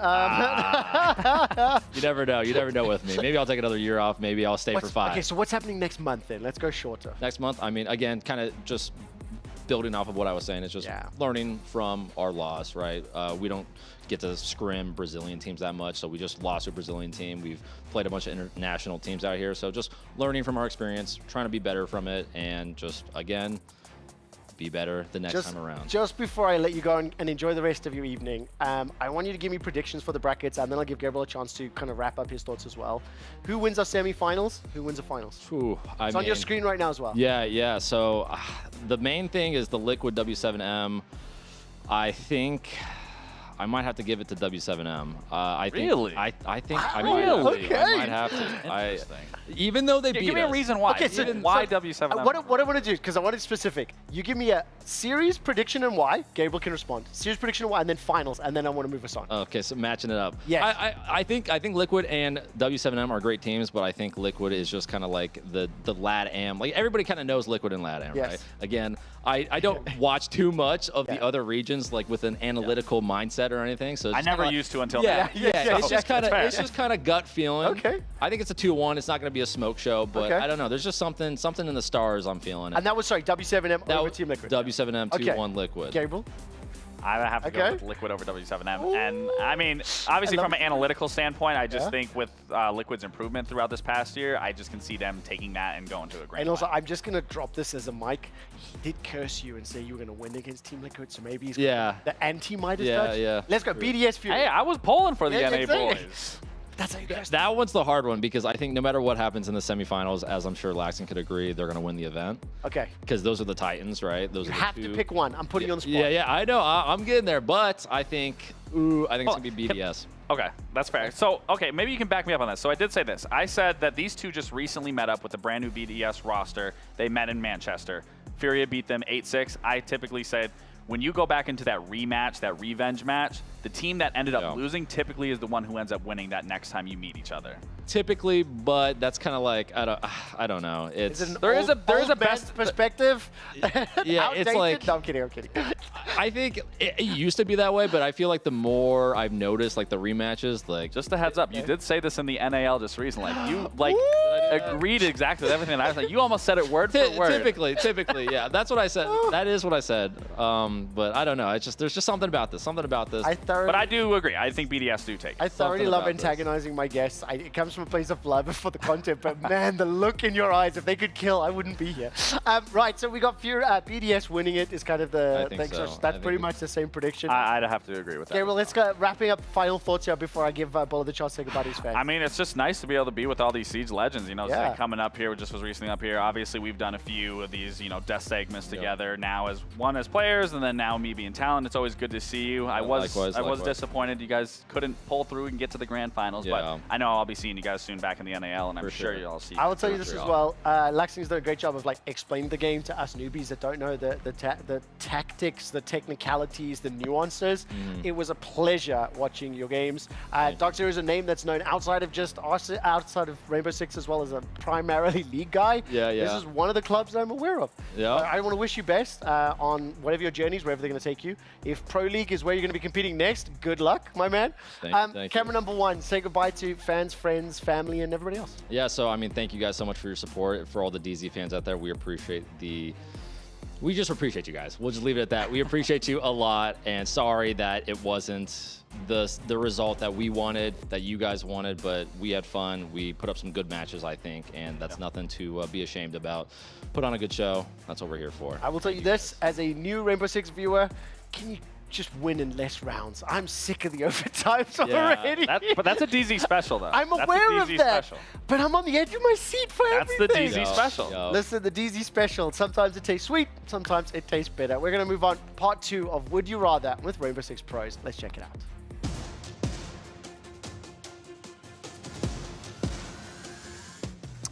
Flash hider on most guns because fully automatic gun shooting, more bullets being accurate than just the first is better. Muzzle brake for DMRs and pistols. It's going to be flash hider. Back in the day before the recoil change, I preferred muzzle, but after the recent changes, I use flash hider. It just feels better in general. Flash hider because in most of the weapons, flash hider is better than muzzle brake. Definitely vertical. Again, after the recoil changes, the recoil is pretty hard, so I'm using vertical grip on the most of the guns. Vertical grip. Doesn't matter how fast you can move if you can't shoot the other guy. vertical grip, because recoil is way better. I don't play Tachanka really that much, so I'll leave it, I think. OG Tachanka, just because it's kind of goofier, more fun. But it was definitely worse, but it's more fun. Oh, Tachanka. No explanation needed. I think I prefer defending, because when you're attacking, like, there's so many different stuff you can do, but when you're defense, you can just swing people and... I'd say attack. Attack's more problem solving. Defense is fun in its own way, but attack is more problem solving. I think when you nail a good attack, it's more rewarding. As an IGL, attack. Defense is easier, but as an IGL, I can't say defense, bro. At the start, I wasn't like a big fan of new console, but when you played it, you actually realize like the map is actually good design, so I prefer the new one. New consulate.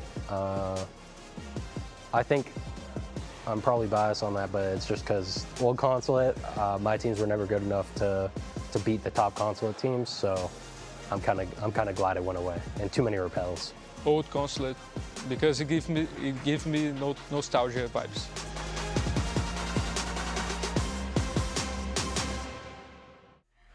Welcome back to Musical Chairs. Sorry, EWC Central. We have been playing some musical chairs. We have had so many guests today, and I'm actually incredibly appreciative. The entire production team and support staff around EWC Central are bringing us players, CEOs, influencers. It's been fantastic. The one thing that I haven't really been able to do is get the little boy band to converse with one another. So we've swapped that in and out. What I do want to do, though, is because we're about 7 minutes away the Rainbow Six quarterfinals and the last chance qualifier for Apex Legends. The thing I want to ask both Jordan and Gabriel to do is highlight one of the teams that is in your respective tournaments, and let's do a deeper dive on them. Let's talk about them, and it's going to be a little more challenging because you have significantly more teams. So Jordan, I'll give you more time to think. Let's start by talking about, let's say Furia from Rainbow Six, right? Because you haven't predicted them to win, but arguably they're one of the wild cards, one of the more interesting stories. I mean, I wouldn't even say arguably. It's just fact at this point. Again, we've talked about them throughout this entire show. I mean, they were winning every single event last year. You know, we saw their track record now coming into this year. So yeah, again, I mean, you're looking at this, the 2023 Copenhagen Major, Atlanta Major, and then ending that year, going into the next year, finishing at the 6th Invitational. I mean, they did it all. They made history. There is no one in the history of Siege that has done exactly what they have done, and which is why they are deserving of the title. Question for you though, right? I know you talk about international tournaments. I'm aware that, yes, they've got these 3 successes, but when you just compare it to their most recent results, it doesn't look that shiny. And my brain tells me that they looked washed. They don't. Okay. Because you've got major wins into Let me interrupt you. You're calling this team washed. I just can't accept that. I'm absolutely not going to accept that. Stage 1, obviously that's a 3rd place finish. I will say this, they are not the strongest in their region regionally. Yeah. So when you look at the Manchester Major, this is what then made me question, is this maybe the falling off of these guys, because they went from winning everything and winning the important events. Yeah. No, they aren't washed. But it made me question what was going on. So yeah, so they got 5th place there, and then you saw they had to play a last chance qualifier. Right. But that does reinforce what I was saying back to their stage performance, is they aren't the best in their region regionally, but they are the best team in their region internationally. So we're going to consider the Manchester Major as the only blip, and that there is a chance for them to stand up and kind of surprise a little bit, because you said BDS by a little bit favoring. We just heard Bolo saying BDS by a little, but both of you are hedging your bets because it wouldn't be surprising if Furia beat them. Yeah, definitely. I mean, again, it's Furia. All these 5 players are the best players respectively in their role. They are the best 5 in the entire world. There's nothing that you could discredit from this team, which is why, you know, they're highly sought after, they're highly talked about. But when it does come to that BDS matchup, I do think this is going to be a battle of heads. I did talk about this going to be a rematch. And for me, again, the team that ended up losing that was BDS. So now this going into that matchup, I do feel BDS is going to have that upper hand. And with that in mind as well, I know, speaking of Furia and the fact that they've fallen off a little bit, maybe not washed as Trevor is kind of perhaps provoking him a little bit here. That's disrespectful to a world champion. If people have, if people have, what I wanted to say though. That's good. I need to temper the language. Look, he likes to poke the bear a bit. You know what he's like. But one of the big things was like, we've been chatting and I got to sit down with you for the coaching the other day with Wi-Fi, got to learn a lot about Consulate and all what was going on there. And one of the things you were talking about is the meta has shifted to, yes, an aggressive style, but a different aggressive style, a lot more utility, a lot of those shield operators, there we go, that's the right term. Has that hurt Furia, do you think? I don't think so much the shield meta has affected them, but yeah, definitely the gunplay meta of just the sheer aggressiveness that we saw back in 2023. Right. Obviously, I mean, you just looked at the bracket. There are 3 Brazilian teams in the top 4. So Brazil is still looking good, to say the least, but we are talking about Furia specifically here, which is, again, that's where I feel that this meta has shifted, where it still has that aggressive gunplay, but there is a lot more utility and a little more structure than what there was prior. My favorite sentence that you said on that, as we'll move this to Apex, is just that they may not be the strongest Brazilian team in Brazil, but they're the strongest Brazilian team outside of Brazil. Yes. We're not in Brazil! So we're going to find out. Obviously, this is going to be an anticipation for the series later on in the day. I want to turn our focus to Apex Legends. We are just minutes away from those games starting. The team that I want to talk about is Mizuchi, specifically because our boy, Waltzy, he sat on the sofa, broke down an entire game with us, was incredibly patient with some of the delays that we had. They won a map yesterday. They're into the finals. They look pretty good. What's your take on Mizuchi? Yeah, they did very well for themselves. I think they did what they would have expected to do, what most people would have expected them to do. You know, we can get the footage here of them picking up the dub, and I think the biggest thing you kind of have to look at for this team in particular is this is the first time that we're getting to see Waltzy in the in-game leadership position on LAN. He did have a split under his belt already, but obviously it's a bit of a different ballgame when you're doing at a live event. So that's one little change up for him. Obviously that also means they've lost their in-game leader, MT, and that change up bringing Timmy into the roster. So pretty solid roster getting put together here. Guild is the 3rd member of that roster that hasn't yet been mentioned, and I think the interesting thing about him is that he's been very close to winning an event such as this one a couple of times. 2 different teams, NRG and Liquid, coming second. Right. But we're waiting for his chance to get over the line, and that could happen here. The question is, and let's talk about those roster changes just a little bit more explicitly. Some of the numbers you mentioned, 2nd place into 4th, playoffs into roster changes. I mean, like, in the conversations we've had, and Waltzy said it himself, he looks up to MT. He has to like sort of learn from him, do his own thing. And I think even during the game, he was talking about how he wants to do things differently, right? Yeah, for sure. I mean, MT and Waltzy were 2 players that played together for a very long time. Yes. They are, again, in the same vein of Zero and Jen from Falcons. Yes. They came from the APAC South region together. They made that jump over to North America together. And unfortunately for MT, he sort of took a bit of a step away from the team. As far as I understand, he made that choice himself for whatever reason. He's back in APAC South now, taking a little bit more of a low-key approach, but Waltzy is obviously now having to forge that pathway forward for himself. I think it's a big step up for Waltzy, being the only player from your region on the team, but then also taking the mantle as the in-game leader, having to learn that role as well. It's a big deal. Well, it is indeed. Of course, I want to just move us along as the games are going to be starting. Last chance qualifiers, 20 teams in, only 2 advance.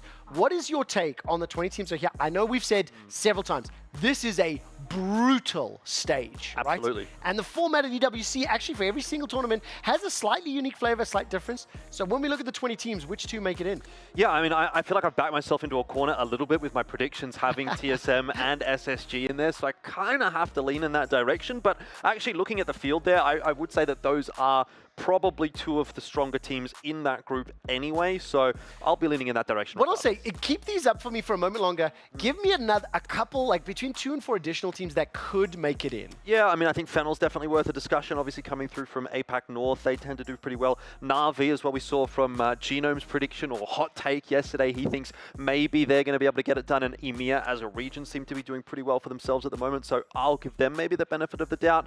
NIP's another team that we had sort of highlighted on the tips of our lips for a little bit. They definitely underperformed in their group stage matches, and I'm expecting better from them, having now had that day off to come and recover. So keep them in mind as well. And Weibo Gaming, always a team that can have a massive day. They almost made the qualifier from Group B, but they're a team that can really pop off and just dominate. So this would be the perfect day to do it. I'm getting so excited. Okay, we've spent about an hour on HK. We've shared a little bit of an hour between Rainbow Six and Apex, and obviously the next 2 will be heavily focused on those 2.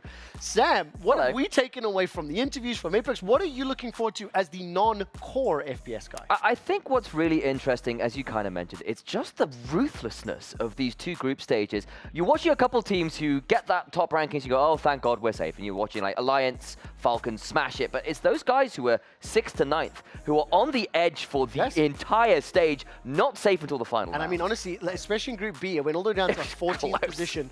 Right, we are going to take a break. When we come back from that break, Apex Legends and Rainbow Six gameplay is live. We'll keep you up to date with the results and find out who's making their way towards the finals day, who's going to be in from that last chance qualifier. Don't go anywhere. EWC Central will be right back.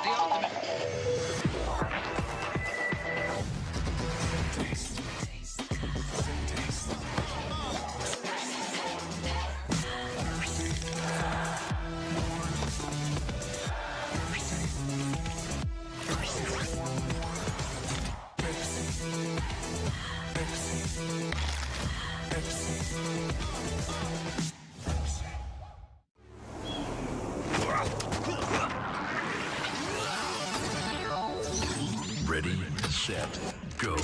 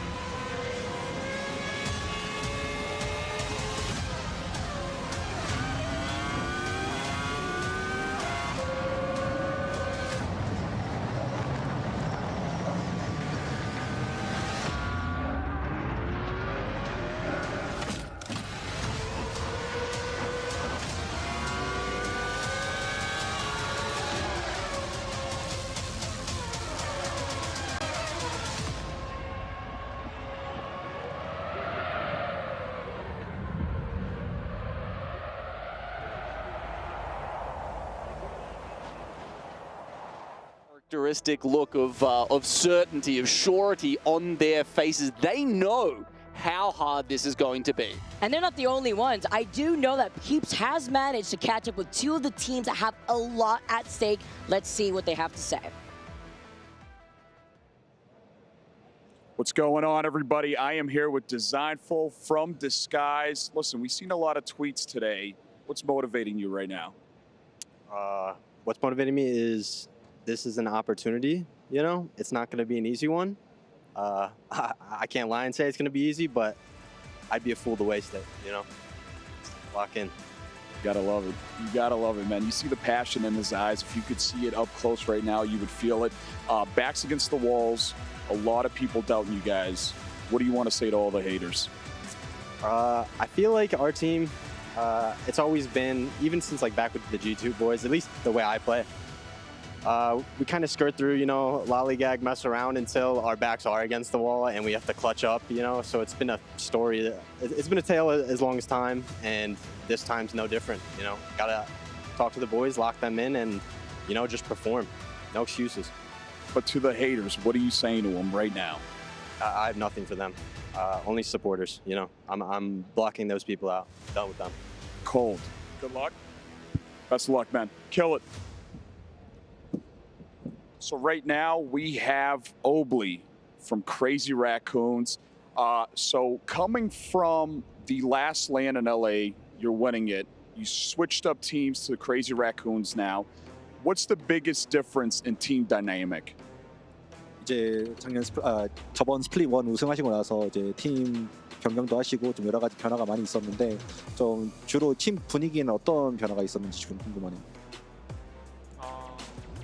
저희가 아무래도 팀을 바꾼 지 얼마 안 됐기 때문에 초반이라 조금 좀 더 다들 노력하고 분위기 좋게 하려고 그렇게 하고 있어요. Well, obviously it's a new environment, so we're trying to adjust it as much as possible. That's what we are focusing on. Absolutely. So I want to talk a little bit about your teammate, Sang-Jun. All right, you guys are the longest standing duo in Apex history. Talk to me about your teammate. 이제 그 팀메이트인 상준 선수를 이제 좀 얘기를 해볼게요. 이 두 선수가 이제 합을 맞춘 지 꽤 오래됐잖아요. 거의 이제 역사상 거의 이제 합을 오래 맞춘 또 듀오기도 하기 때문에 상준 선수에 대해서 또 어떤 말을 하고 싶으신지.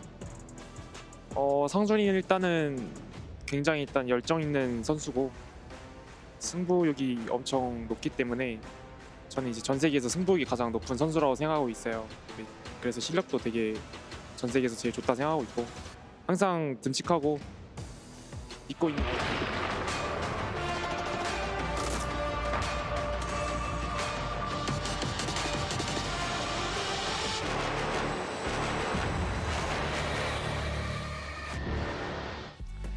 Welcome back to the second half of your EWC Central broadcast. You can see on your screens right now that Apex Legends and Rainbow Six Siege are live. EWC White and EWC Gold are your two broadcast channels. Honor of King quarterfinals have wrapped up and concluded. It will return tomorrow with the semifinals and finals. Before we dive into all of the action in our first Rainbow Six Siege Best of Series and the first map in the Last Chance qualifier, it is time for the EWC Catchup powered by STC.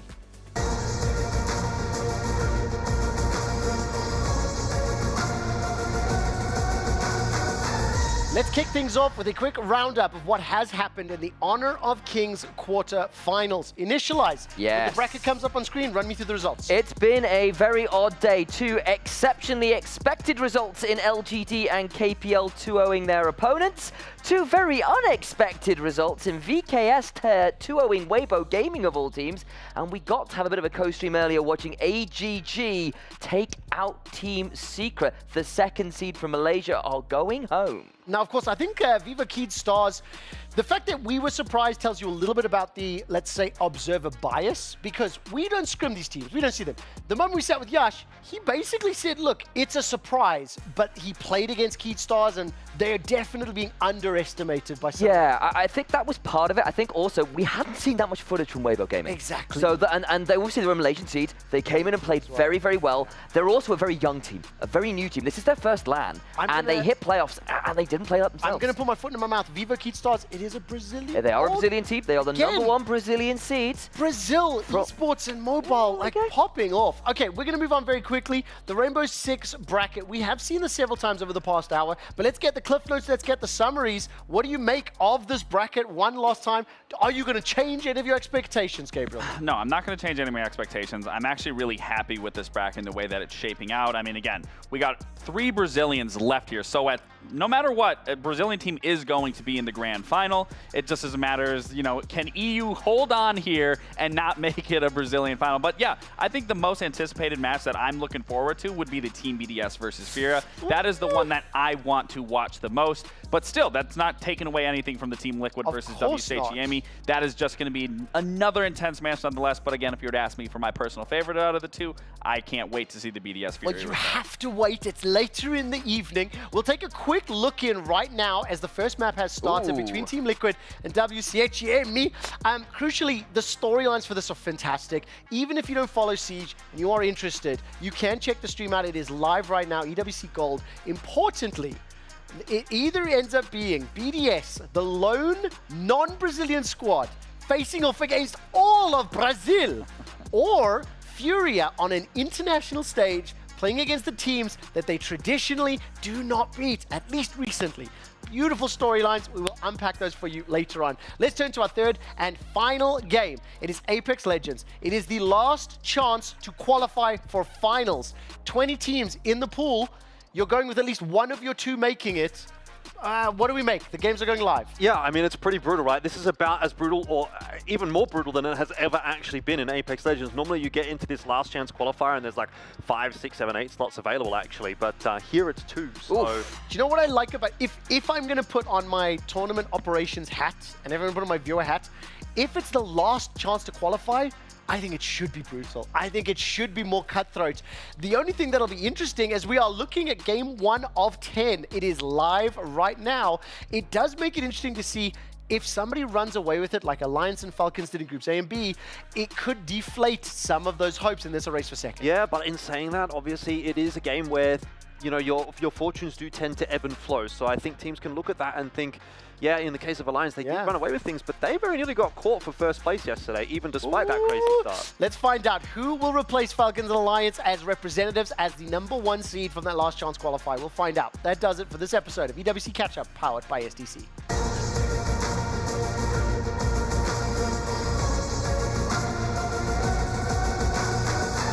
Okay, we're going to spend a few minutes taking a look at these games, take a little closer perspective, and actually get some commentary from our experts. Let's turn our attention to the Kadir Arena and focus in on Rainbow Six Siege. It's in the opening rounds of the game. Quickly set the scene for me. What map are we on? What's happening? So we are in Nighthaven Labs. Sorry, I was thinking of the newer map that's about to be introduced. We are Nighthaven Labs. It came down to a 1v1 basement. Basement is the easier site, in my opinion, for a defensive hold. So no surprise there that I think the defenders walked away with their round. I didn't get to quite see how that 1v1 panned out. I'm not going to judge you for that. But That's okay. I am. Don't worry about it. So yeah, typically when you're holding the basement floor, you're going to try to hold the middle floor or the first floor to stop the attackers, thwart off that attack, and then slowly rotate back down. But actually, I mean, this is a 4v2, and then it came down to a 1v1. So if anything, Liquid did a good job fighting in the beginning, but then W7M coming back and finding these picks here. Yeah, so it comes out. So yeah, again, defending. I mean, that's a huge bounce back. Being down 5-2 there, and then we're bringing it to a 4-2, and then coming out of that, winning that is insane. So great defensive half there. I think Dots or Volps ended up closing out that round. So huge hold from the defensive half. So can I ask really quickly, we'll watch a couple more rounds maybe of Rainbow Six before we look in on Apex Legends as the circle shrinks. But something that we've had a discussion on, and maybe I'm still not 100% clear on, can you choose which bomb site you want to attack, or is it decided for you as the rounds play out? Attacking isn't the one that chooses where the bomb site is. Defenders will choose the bomb site. Interesting. And there's typically 4 bomb sites to each option. Yes. You're going to be choosing 3 typically are the best, and then you go to a tertiary site that you aren't guaranteed that you're going to win. It's going to be one of the harder ones to choose from. But if you get it done, then you're up a 4-0 and you go back to a stronger site. So do you have to defend different bomb sites? Or can you defend the same one? After you win one bomb site, it is then locked. Right. So you can't pick it going into the There next we go. one. That's what I wasn't So following. after I believe it is 3 defensive rounds, then that site that you Unlocks originally again, played right? will unlock again, and you can go back to it. Which is why if you're doing really good, you win your 3 defensive sites, then you're going to go to that tertiary site, which is going to be a lot harder. Typically, those sites are a lot more favored for attackers. It is a little, you walk away with it by just doing something unpredictable, the best way to put that. And then then you go to there from there. But then again, the best sites then do become unlocked again, so you can go back to it. But that does also then go back to the attackers to figure out where they went wrong. Where on defensive half, you have to understand how you want to play it slightly differently. Whether that's you bring a different operator, whether that's you put one person in a different position, that will change the face of the game entirely. I may not have fully understood Zig when he said this, but when we were just talking about your competitive history together, Zig didn't even fully remember if he'd won or lost a game against you. But what he did vividly remember was the Mary Jane repel. Oh, yeah. Now, out of interest, is this a phrase in R6, or is this something that Zig and his time on Team Liquid was just against you when rappelling upside down? I mean, that rappel that he's talking about specifically doesn't really happen very often. If you were to do that rappel now or at any given time, the success rate from it is very low. So the fact I'll be more specific. It sounded to me like they called it Mary Jane because you gave him a love kiss that he didn't like. So, yeah, I mean... you're going to take kudos for that. So, so there are, common things that are said. Like, underneath the staircase, it's called Harry Potter. Rappelling upside down is easily called Mary Jane, referencing Spider-Man for any that might not know that reference. But yeah, so there are things that are kind of common in Siege, but also not so common. And the Mary Jane reference is something that isn't that common in the way that I did it, but being on rappel outside of a window upside down isn't uncommon. Jordan, I feel like when we've got a guy like you go, oh yeah, it's not that common, but I pulled it off, won this big game against some, these crazy opponents. And all these years later, he still remembers it, it haunts his dreams. Like, do you have those moments? Because I obviously do, clearly. Please tell me you're as jealous as we are. Yeah, I mean, I don't know about you guys, but I'm sitting next to the weird flex guy. That's all. both literally and figuratively. Yeah. Those are some good biceps. So let's get back to the game. Again, good attack half here from Liquid. I mean, this time they actually closed it out, thankfully. It might have looked scary there. And look, Zig did say that there was some beef between these teams. So yes, and also keep in mind what he was saying or alluding to, apologies to cut you off, was the fact that this fresh energy, this banter, yelling at us, is something that's fueling and firing up the players. So in Brazil specifically, this is very normal. Sorry, this is very normal between these two of the same region to be yelling at one another. That is very common, but again, there is a little animosity between these two teams of not wanting, due to a roster change that was made, and not wanting the other to have I will tell you this, I sincerely wish more titles had the level of I'm going to say pop-off when you do see the celebrations. Even the coach is getting involved. Jordan will be completely comfortable and used to this. You see it a lot in, honestly, 5v5 tac shooters. It's just the environment fits in. Obviously, also in fighting game community, the 1v1 environments as well, it breeds it. I think back to Taz having to sub in for G2 against Team Secret. And before the match, he said, if Donk yells, I will yell. Yeah. Taz was yelling his head off that series. Donk is a bit of a special case when it comes to yelling. He so is. Yes. that's definitely like go as far in as possible. You don't do listen-ins for Team Secret because of Donk and his... So this mid-floor site that you guys are about to be seeing here from W7M, this in my opinion is probably one of the harder defensive sites because you really have to control the top floor here, which I'm sure you will be seeing a lot of W7M trying to play that top floor, mid-floor. Basement is another place where contention can be made. You did see in the beginning they did drop down a hatch and have this reinforced. They actually do have an angle that I'm specifically talking about. That is this big power point for the basement specifically here. So this is a pretty standard hold if you're going to watch this for the first time. There's nothing out of the ordinary. You are seeing shield play coming from the attackers here of Liquid side. But again, nothing too crazy right now. And a common theme in Siege, actually, they're immediately jumping in, trying to take control. And this is where the shield play is so important right here. This is about to win them practically this round and securing the bomb down, is you can't do a whole lot shooting a shield. You know someone's following up behind him. The best case scenario is you can either try to get away or you try to somehow miraculously win that fight. Do the shields deteriorate over time, or do they just tank bullets as long as they're in front of you? So your shield can get spammed, but it initially stops you from sprinting. Listen, we've only got max of 30 seconds before this round's over. We will be moving to Apex. Can you look at the map pool on top? If I look correctly, I can't quite see the images on what they are. Can you give me any anticipations or predictions? Actually, do you know what?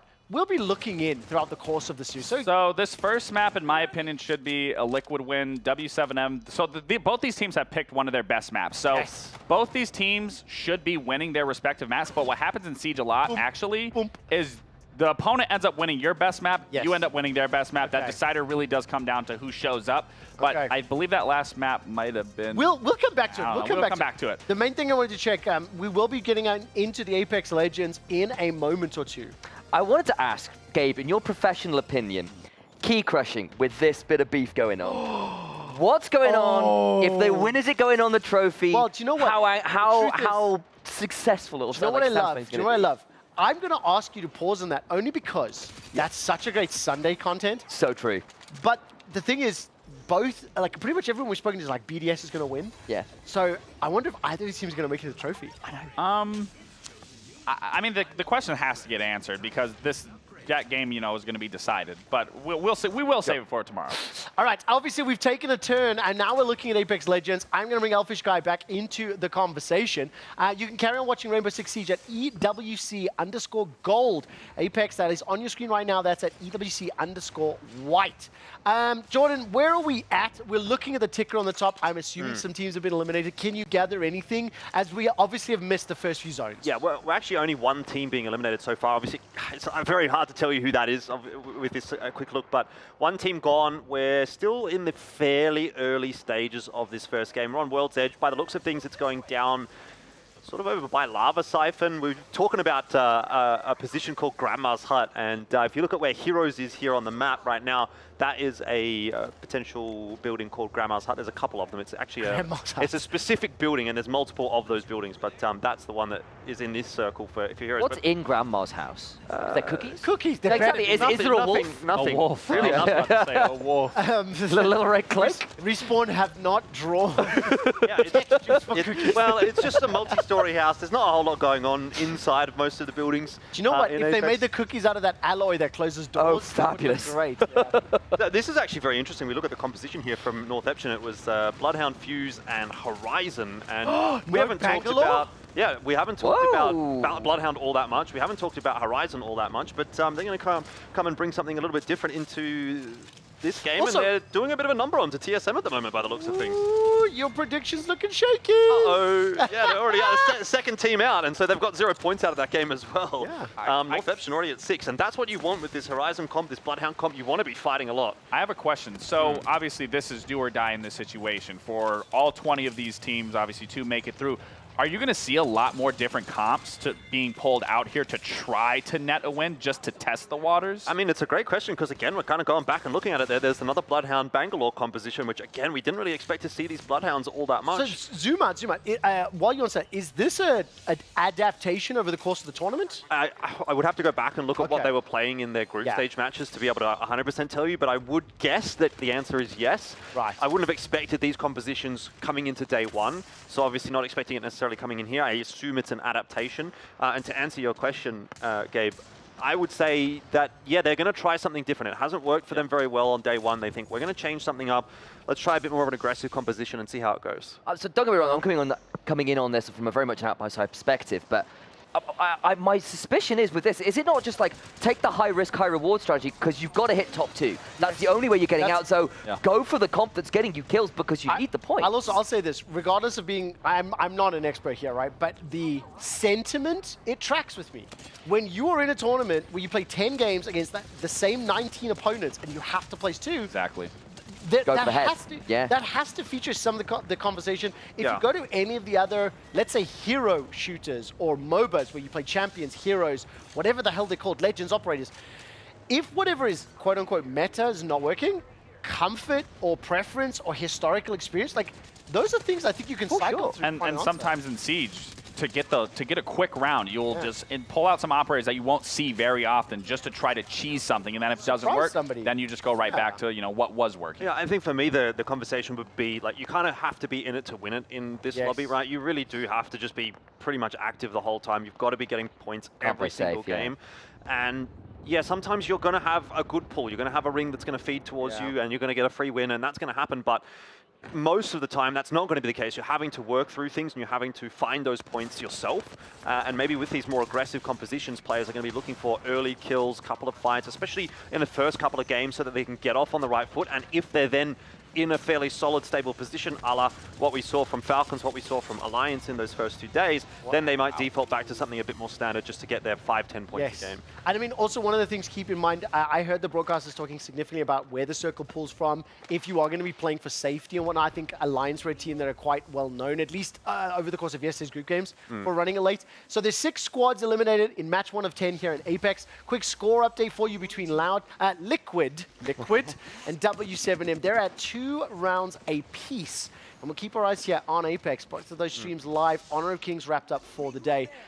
Give me some anticipations here. Have we seen this map ourselves? I don't think we've covered much of this on Central, if memory serves. It looks familiar to, it does looks unfamiliar to me. Yeah, so when we did the co-stream with Waltzy, we were actually watching Stormpoint. This is the other standard map, which is World's Edge. I know for a fact that tomorrow we don't get the viewer maps. Actually, I haven't checked for today, but I assume we won't have the viewer maps for today either. That would make sense to me because we're into the sort of more serious business stage of the competition. So, you know, we go in towards the more serious maps as well.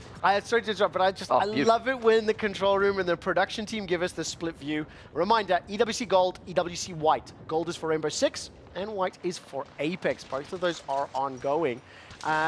We'll get the big screen up for Apex in just a second because I like seeing the circle. Things get very hectic very quickly as the circle continues to shrink. Yeah, we had listen-ins for this. They actually do. Do you want to? Yeah, listen-ins would be clutch for this. So just to confirm, are you talking about the casters or are you talking about the teams? Well, the casters too, just for the hype, but specifically the teams. Okay, so for the teams it does exist. The reason I want to clarify, we do have the capability to listen to casters. I'm electing not to use them because I want to hear you guys. We obviously can't choose to listen to the teams though. We can't. although they may choose to on the mainstream, in which case then we could potentially pick it up if it ended up happening, although we'd have to just sort of find that perfect time. I will say this as well. What surprised me a little bit is just how chaotic the conversations is. Don't get me wrong, the game is fast. There are so many angles, so many things to consider. But when you do hear the teams like yelling, like in a situation like this, it's intense. Yeah, they'll just be yelling at each other, bang, bang, bang, bang, bang, path, and you'll. And that's exactly why like I want to hear that, because when I think of siege comms, like when it's most electric, especially for the defensive half, is when it's that last like 30 seconds when the initial push is coming from the attackers. Comms are hectic of what's going on. Because one of the big things in Apex Legends is your focus fire. It takes so long to actually finish someone off. You really need to be making sure that you've got people aiming at the same target. Because I was literally about to have that conversation, because I feel like time to kill an Apex is probably the highest of any BR, right? Maybe Fortnite higher. I don't know. What it kind of reminds me when you're saying like the team fire, the team focus, it reminds me of playing Halo back in the day and team shotting. Like everyone was focusing on that one target to get them down as fast as you could possible. headshot them. Yeah. Oh man, red versus blue, there's a memory. One of the best shows ever made. We're actually not too far away from the end of this game. There's still 5, or rather there's only 5 teams away from the finish. Crazy Raccoon, one of the teams that we thought might actually do pretty well in this event, obviously got knocked down to last chance qualifier, but they seem to be kind of crushing it in this game. And if you remember, that's 2 out of 3 of the players that won the last LAN event in Apex Legends. So it would be a bit sad to miss out on them in the final lobby. Jordan, I double dare you to commentate the last few kills. Get in there, son. The last 14 kills. Yes.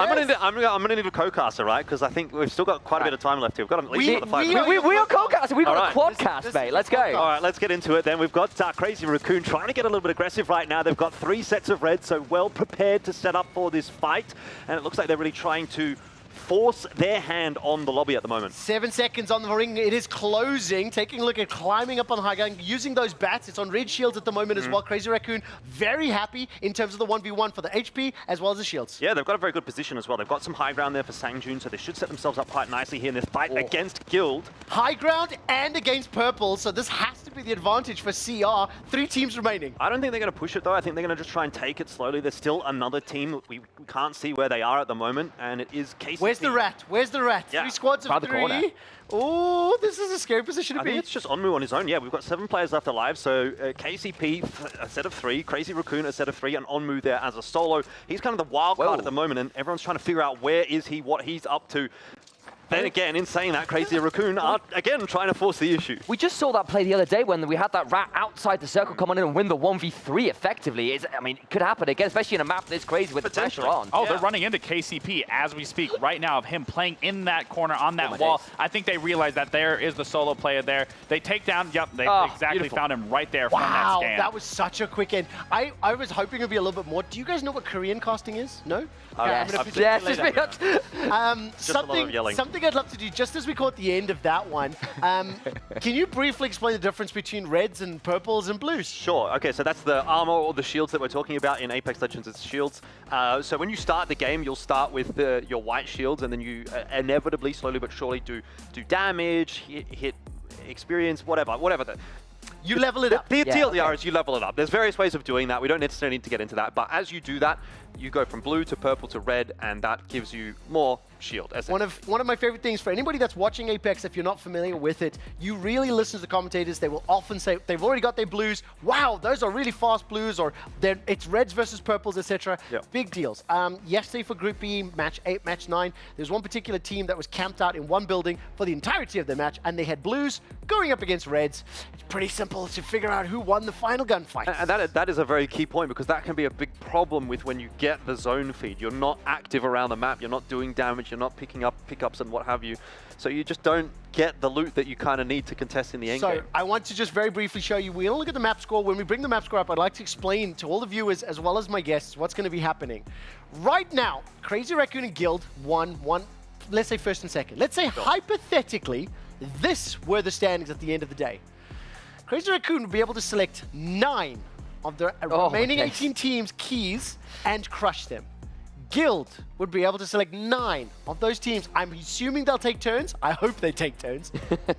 One of the only benefits of advancing to the finals from the last chance qualifier is you get to select 9 teams to crush. Other than that, you are actually coming in at a massive disadvantage compared to the teams that came through from the groups. We haven't talked about this yet on our broadcast, but one of the key points of that group stage format is if you were to qualify in first, you go through to the finals with some advanced points into the match point format. 9 for first, all the way down to 1 for 9th. Right. So you get a little bit of a buffer zone, a little bit of It's an actually the advantage. same model that works in Free Fire. They actually call it the seeding round, and you gain bonus points from that previous round going into it. 9 points could have been the difference between qualifying and not qualifying. We are going to just quickly remind everybody, Rainbow Six is continuing, twitch.tv/EWC_gold. The scoreline is 3-2. Apex will be back with the post-match of match 1, and moving into map number 2, twitch.tv/EWC White. So you can see those links on the bottom of your screen. You should know them all by now. We will come back and keep you up to date with the results as they happen. But we're not done with the chaos. What we are going to do on our side is slow things down a little bit. We need a few minutes to get ready for a minigame of our own, but you can figure out what it looks like in just a second. The Apex talent play the most chaotic game of memory that you'll ever see.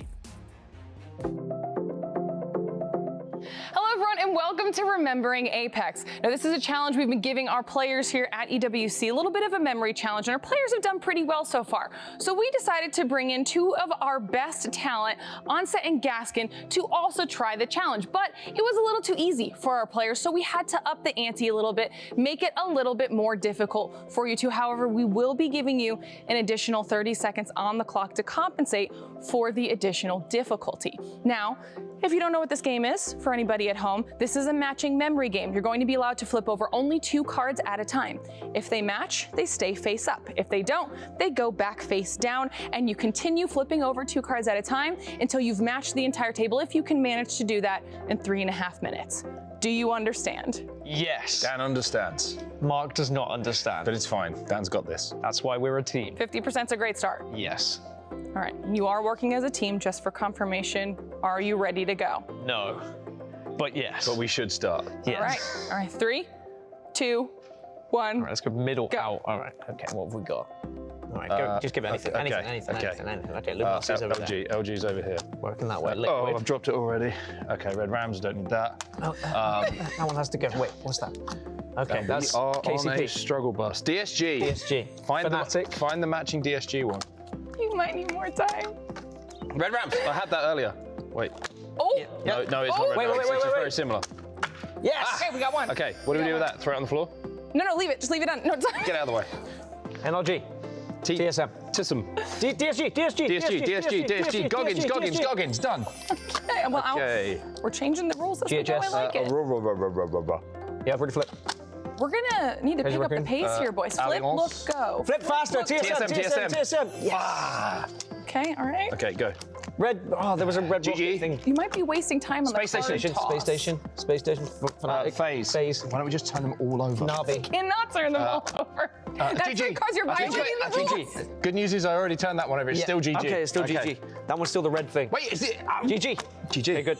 NLG. Dan, this side is getting clear. I NLG. need you to improve. Your time is ticking down. I do remember Fnatic, and Mark just flipped one over. Navi. Navi was up. Liquid. Navi was up here. Navi was up LG. here. Stop flipping. There is no coordination here. Where was Navi? There. There's Navi. Flip that one back over. Okay, I'm doing it. It's not that I think one. it's here. Nope. Nice, There Navi. it is. Okay. Is this how the game You should works? work on this side. Is this how the game works? Players, you can only Yes. Get in. How much time have we got left? Not enough. I've ascended to a standing position. Fnatic. You have 1.5 Crazy minutes Raccoon. left There was a Crazy right Raccoon now. down here somewhere. Okay, that's Liquid. Mark is cheating. Bear in mind, we've just got off a 13-hour flight, so my brain's not really working. Wait, that one was... No, that's not Maybe that here? one. Yes. Yes. Maybe here. I'm gonna need you to pick up the pace. You're waiting too long. As he clears the I'm flip. trying for a long That time. one's right here. I'm gonna give you. trying my Fnatic best. is right here because now you're just embarrassing yourself. That's not Fnatic. I mean, why'd I say Fnatic? Let's reject. Oh, this one. Now you're flustering me. Oh my God, it doesn't exist. KCP. Where's it gone? Yes, I No, knew that's it was Liquid. here somewhere. KCP. I got another You're one. about to be under a minute. We got NIP, KCP. Oh, that one. No, that's fake. No. How is the That board one, yeah. in shambles? Great, Damn, I've great. got an idea. I don't know No, if we're doing this is cheating. How incredible is that? I try and cheat and we still... Space Station Game is definitely here. Even cheating, it's not helping you. You Even still cheating, I have still Fnatic haven't turned over. You have 2 alliances out and you haven't passed them to me. You've got 2 Mark, go GHS faster. out. 10 more. Where is Fnatic? It's there. There. I've got this. There. There. Yeah. There. Here. Good. How much time have we got left? Phase. Crazy Raccoon. There's no way the Phase. time's not up and you cheated anyways. Falcons. We got it. We got it. We got it. You started the timer early. There we go. That was easy. Okay. Nice job, man. That was so easy. Easy peasy. Lemon squeezy. Well, that was Remembering Apex with Onset and Gaskin. Easy. Thanks, guys. That was so fun to watch. First of all, Glitter Explosion is one of the best nicknames that exists in the history of competitive games. Dan Gaskin, your brain definitely was not working. I think you didn't understand the rules of that game. And I know that wasn't easy peasy lemon squeezy because you were so sheepish at the end. Now, what I want to show you is I happen to have some cards and I happen to have pairs. Jordan, whose cards are these? Riddle and Reject. Oh, and what happened to them? They got rejected. They did indeed. I keep threatening to kick you guys off my sofa. I'm not going to, of course. That's a horrible thing. How about we compete? Can we go to the wide shots? Let's look at what the table is set up. What I have done, along with the producers, our production team have set this up, is that we have 10 teams from the last chance qualifier on each side, okay? Or 5 teams. I can't remember the math, but they're in the LCQ. Math is hard. We are going to try our best to be the first duo to complete the challenge. Reminder that you work together. Gabriel, you are only allowed to have 1 card flipped over at the same time as Jordan. Then they have to be blank. We keep going, right? Myself and Sam the same. We need to come up with team names. So what do we have in common? Anime. So we're Team Weeb. Yeah. Okay, we're Team Weeb. What are you guys going to be called? I think we're both 2 very alpha male gentlemen. say so. We're going to go with So Team Giga Chad. GigaChad. Team GigaChad. Okay. See how we said that at the same time? You know what this I love? was our first time. You know what I love? Jordan was so uncomfortable saying that and making it. Okay, well then how about this? Well, the synergy's already better on Once this. We have you the power of God and found- anime on our side. Once so. you have found all of your teams, you have to yell your team name, and that will be the final conclusion. I didn't know that that was a thing, by the way, have when we to chose yell our the team Okay, name. I'm Just cool with thought that. it- I'm cool with that. Not very You have- Giga and Chad have of to you. be proud. Hold Right. on. I gotta the take- count. hold on, I gotta Are take you off taking my your watch watch. off? I'll take my watch off. Okay, let's do it. well, I No, guess let's just- go. well, I'm taking It's gonna get taking rings off as well. Okay, this is getting We're serious. getting very competitive, man.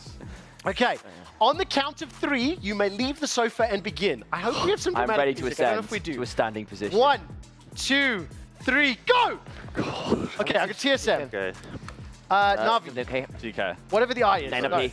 TSM. Crazy So stop. Raccoon. Saw Crazy Yep. Raccoon. That's TSM. Go. Okay. Okay, this one. Next. Hang on, wait. I'm sorry. It's Okay. going. there. You got it? GK, Okay, I got okay, GK, I got go. GK over here. Okay, NIP. No, I got Navi, yeah. Oh, go. Go. What's this one? That's Weibo. NRG. Wait. Oh, wait, no, right here. Weibo, ready? Weibo. Go. This one's Weibo? Weibo. No. Oh, no, wait, Weibo's that that's that one. Got it. Okay, Yep. Weibo. Yeah, Go, we got it. go. Okay. Oh, Well, okay. NRG. And then I Wait got for the this pro. one. VP, no.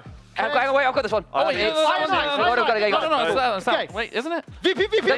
go. Yes. Yes. Next one. Safe space is down here. Safe space down here. Station. Go. Station. And this We is got NRG. it. Yes! Yes! You guys are horrible! I hate this game. Hey, bring it in. We did that.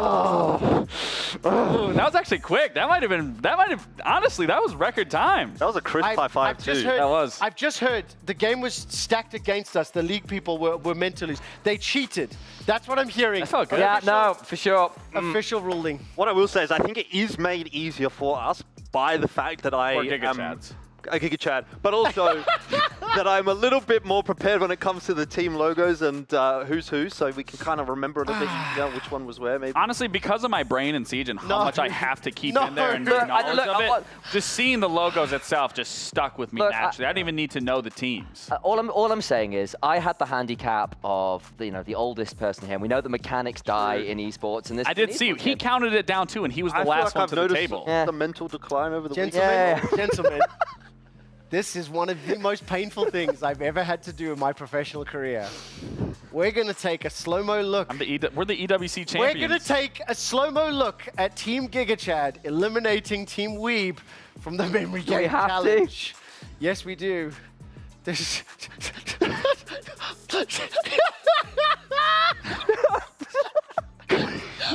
Oh, no! I hate it. Why? I've never looked more dead inside. Oh, That felt good. That honestly felt good. Actually, can we get a club Especially because he's talking about kicking us out and everything like that. And then I think Team Giga Chad has to crush the key or something. Welcome right? to the EWC Central Club Championship update, where Team GigaChad has secured 1,000 points to the 0 of Team Weeb. It is a winner takes all. And if I wasn't hyped for the next 3 weeks, I would not be allowed to maintain my role as host on the show. I am mad at production for rubbing that in my face, but that was good. I will say one last thing. I'm laughing in my ears. I will say one last thing. Ex-professional player, after winning, the first thing you do is address the cameras. Healthy teammate and captain, first thing you do is address your teammate. That was so beautiful to watch. Okay, we need to clean this mess up. Congratulations, gentlemen. While we do, Laxing went out to ask his fellow analysts who are better at this game than I am for their upsets and surprises in the tournament. Let's start with Guz. All right, guys, we're back. This time I have the beautiful legend himself, Guz. Guz, I gotta ask you, what's it like being here at EWC? It's been incredible, dude. Honestly, everyone's been super, super nice. The Siege games have been amazing to watch, and just the spectacle of the entire event has been, yeah, really awesome. Absolutely. Have there been any surprises throughout this tournament so far? Well, my APAC bias is likely to come through here. Probably the bleed result. Yeah. Only a best of 1 against FaZe, but 8-7, respectable. To be fair, I mean, Julio, I think, is making like a huge stride with that team. Obviously, bringing on Leader now. I mean, they've definitely shown the most improvement, in my opinion, out of anyone in the APAC region. So, yeah, bleed definitely a huge one. Has there been anything disappointing or anything that disappointed you personally here at this event? I guess continuing on with the APAC bias, probably Bliss, rather, struggling on that main stage, right? Yeah, just didn't really show up. SSG continues to sort of be their kryptonite. So, 3-0 now. 3-0 Yeah, against them. they just keep facing off, and Bliss, even with Titan on the roster, unable to sort of take that next step. Yeah, and now obviously, again, there is a game going on right now with Dark Zero and Liquid. They are on the final map. Who do you think is walking away with that win? I mean, we were talking a little bit about this off camera. I am backing in the North Americans to get the result across the line, but expecting it to be close. And honestly, I would go as far as to say DZ could make a run to that grand final. Okay, and that was going to be my follow-up question is who do you have winning this grand final? Well, I'm expecting them to probably face off against BDS. I had them in the S tier heading into this event. In fact, the only team I had in S tier. So I'll stand by that. They haven't had too many difficult games so far, though. Obviously, FaZe up next. We'll get a bit of a barometer as to where they're really at, but I'd love to see a BDS DZ grand final. All right, well, there, you heard it from here first. All right, we're going to send it to you guys back at the studio.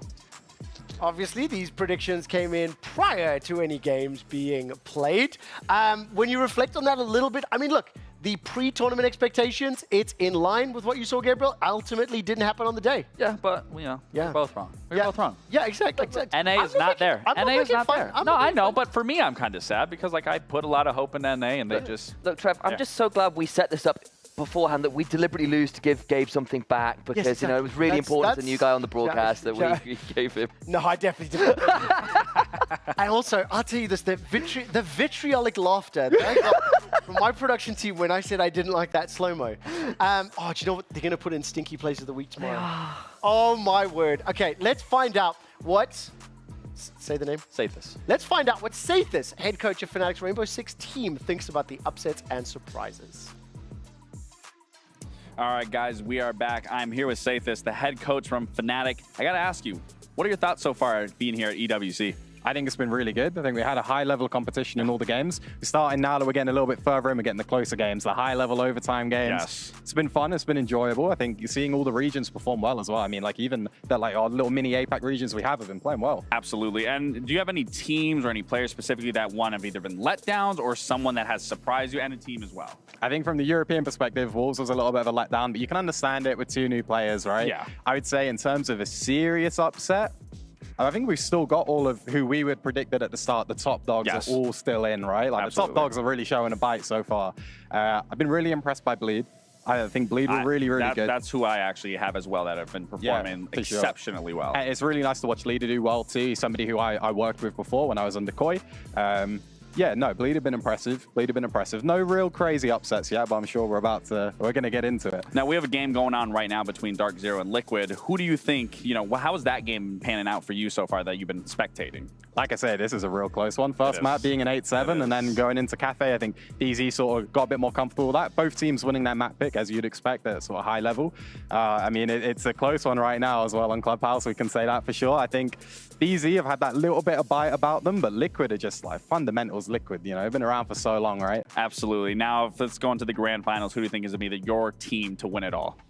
My team to win it all. For me, I think Furia look like they're back on top again. For me, Herds has been really exciting. He's playing with that high speed again, you know, that energy that maybe they missed a little bit in Manchester, but he's back, and I hope Furia win it. All right, I love to hear that. All right, I'm going to send it to you guys back at the desk. Thank you so much. Once again, I will commend the interviews and the structure. In particular, I really like when we do these back-to-back interviews and you have the same ending question. Whatever journey you take, we end with the same thing. I also love it when we have a guest like Shathis, coach for Fnatic, saying that a different answer. But what I really like, specifically, if Herds plays with the speed that he did in Manchester, that's our Furia win. Like, I think that's it's a great thing to look at. Definitely, and I highlighted Herds as being a player here to watch specifically. And again, yeah, I think Sathis said it best. You know, if he can keep that pressure, keep that fundamental play that we're so used to seeing from him and that aggression, that is something that will propel Furia very far and into that grand final. One of those things you did way back on day one, before we'd even seen any Rainbow Six action, you said, look, here are 3 different players who play 3 very different play styles. And the person you said, look, the most aggressive, most successful mechanical aggro player is Herds. And he was someone you were really shouting out. And the fact that it's looking like he's playing with a serious amount of fire is pretty scary stuff if that's the style of play that is currently dominant. I mean, when his name has 2 Z's and S's in a Herds, it's no wonder. We will do another quick double look in on both the Kadia and Amazon Arena. I'm Amazon, yeah, that's correct. For HOK. There we go, that's the wrong one. SDC. Kadia, SDC. Oh, sorry, Kadia on the left, SDC on the right. It is 4-5 on Liquid. Let's start with Rainbow Six. We've got the same threads going. It's also the later half of this. So in the Kadia Arena, Team Liquid, little bit behind from what we see WCHM. What do you make of the scoreline thus far? Not very surprising. This is very close. I mean, both these teams are very familiar with each other. It's always nice when you verse your own region because the prep isn't anything too extensive here. Yeah. So both teams know what each other is doing. It's just a really big game of countering one another. So right now, the defensive half right here from Liquid is crumbling apart right now. W7M is picking this apart with their attack. Defending side right now is not in a good position here. Liquid, this should be a W7M round. He is completely out of sight. They're looking like they're probably going to run away with this map. But like I said already, this is W7M's, I believe this was W7M maps. I think that this was Liquid's map. So actually this happens a lot. What you said, yeah, this happens a lot in Siege, whereas you should win your best map, but for some reason the other team beats you on it and then you end up beating the other team on their best map. My map pick, does my opponent pick the side to start? Correct. So that may have something to do with it, I think, like on some level. It does facilitate a little more into the gameplay and how that structure ends up playing out for sure. We're going to watch one more round of R6 before we look into Apex Legends. Can I ask another beginner question for you? Yeah. Something that I didn't gather yesterday, I was trying to channel through Sam. In terms of the equipment and the weapons, are they locked to the operator, or can you change your weapons on the operator that you're playing? So the operator is locked to a set of different weapons. Sometimes there's 2, sometimes there's 3, sometimes, and it varies. Sometimes it's a shotgun, sometimes it's another SMG. That completely varies across the board, but no operator can use the same other operator's gun, but there are operators that do have the same gun, but you don't have like a whole list to choose. I get what you mean. Speaking of guns, and again, coming from obviously a Counter-Strike background myself, how does the recoil work in Rainbow Six? Because when you look at a pro game, especially even in any other title, you think, oh, there's not that much recoil, but it's just because the players are really good. So is that the case here as well? Yes, and that's exactly what it is. Every gun does have its own unique recoil pattern, some a little more aggressive than others, some not so much, but for the most part, it really does come down to the player of making that aim and that recoil control so good. And for me, it's insane to me because for as long as I played and I watched these kill cams and I watched the spectating view, these players' recoil looks like they have nothing. But when I'm playing and I'm using these guns, I'm like fighting for my life, dragging my wrist down to keep it as straight as possible. My apologies if I didn't hear or misunderstood. Is the recoil pattern consistent that you then have to control it, or is it randomized? It's consistent. There is a consistent recoil pattern for every single gun. You just got to get it down to a T, just like in a game like Counter-Strike. If you'll allow me to permit, in case anybody has never played Counter-Strike or doesn't fully know that, in-game like Counter-Strike and therefore Rainbow Six as well, the weapon will fire in the same recoil pattern. So therefore, let's pretend it does a figure of 7, going all the way up the right vertical and then turning horizontal. That means you need to move your mouse the counter opposite direction to that 7, as if you're drawing it on a mirror, and it'll keep your crosshair in the center. That is not true for other attack shooters or hero shooters that are in the market at the moment. So it is one of those things that's quote-unquote hidden skill. Yes. And then you also need to understand if that recoil pattern is the same, at what distance do you then need to adjust? You need to ensure that you know where your opponent is, things like that. Honestly, your description of just breaking that down itself was beautiful, by the way. But yeah, so yeah, the recoils, it's a little easier in Siege because you can ADS, and the recoil stays true to you know, aiming in. But the distance, yeah, that would probably be the biggest part. I mean, this is a huge engagement right here. But yeah, for the distance part, it does pretty much stay the same no matter what. It does change slightly depending on the gun. But again, you aren't going to see that too much happening here in Siege. A lot of these fights are close quarters. Again, Liquid doing a good job keeping the pressure applied here, especially on the defensive half, stopping W7M's initial attack and approach. This round, what I would do if I was Dots, he should just save his life here, use this time to coordinate with his team so they don't try to push it to this overtime and can get going on that next map. Overtime, let's go. Yeah, so I think he might do that, or he is going to go for the kill here and maybe try to go for something flashy. But overall, this is a Liquid round. There really isn't much to take from this outside of Liquid just doing a really good job. But if we want to talk about this round, look at the shield right here. Is that the electric one? Yes, this is the electric one. He's going to be taking it. Is the taser. Yep, you do see his health getting kicked away. But yes, so again, this should be a Liquid round unless somehow Liquid throw this. I don't see this happening. But the shield is just going to be feeding the information. They're playing pretty safe here. I'm curious if that guy is going to swing on that 90 hull or the doorway. He is trying to take that gunfight. Liquid just need to play it safe here. There have been crazy things that have happened in Siege where these rounds somehow go in the favor of the attacker here.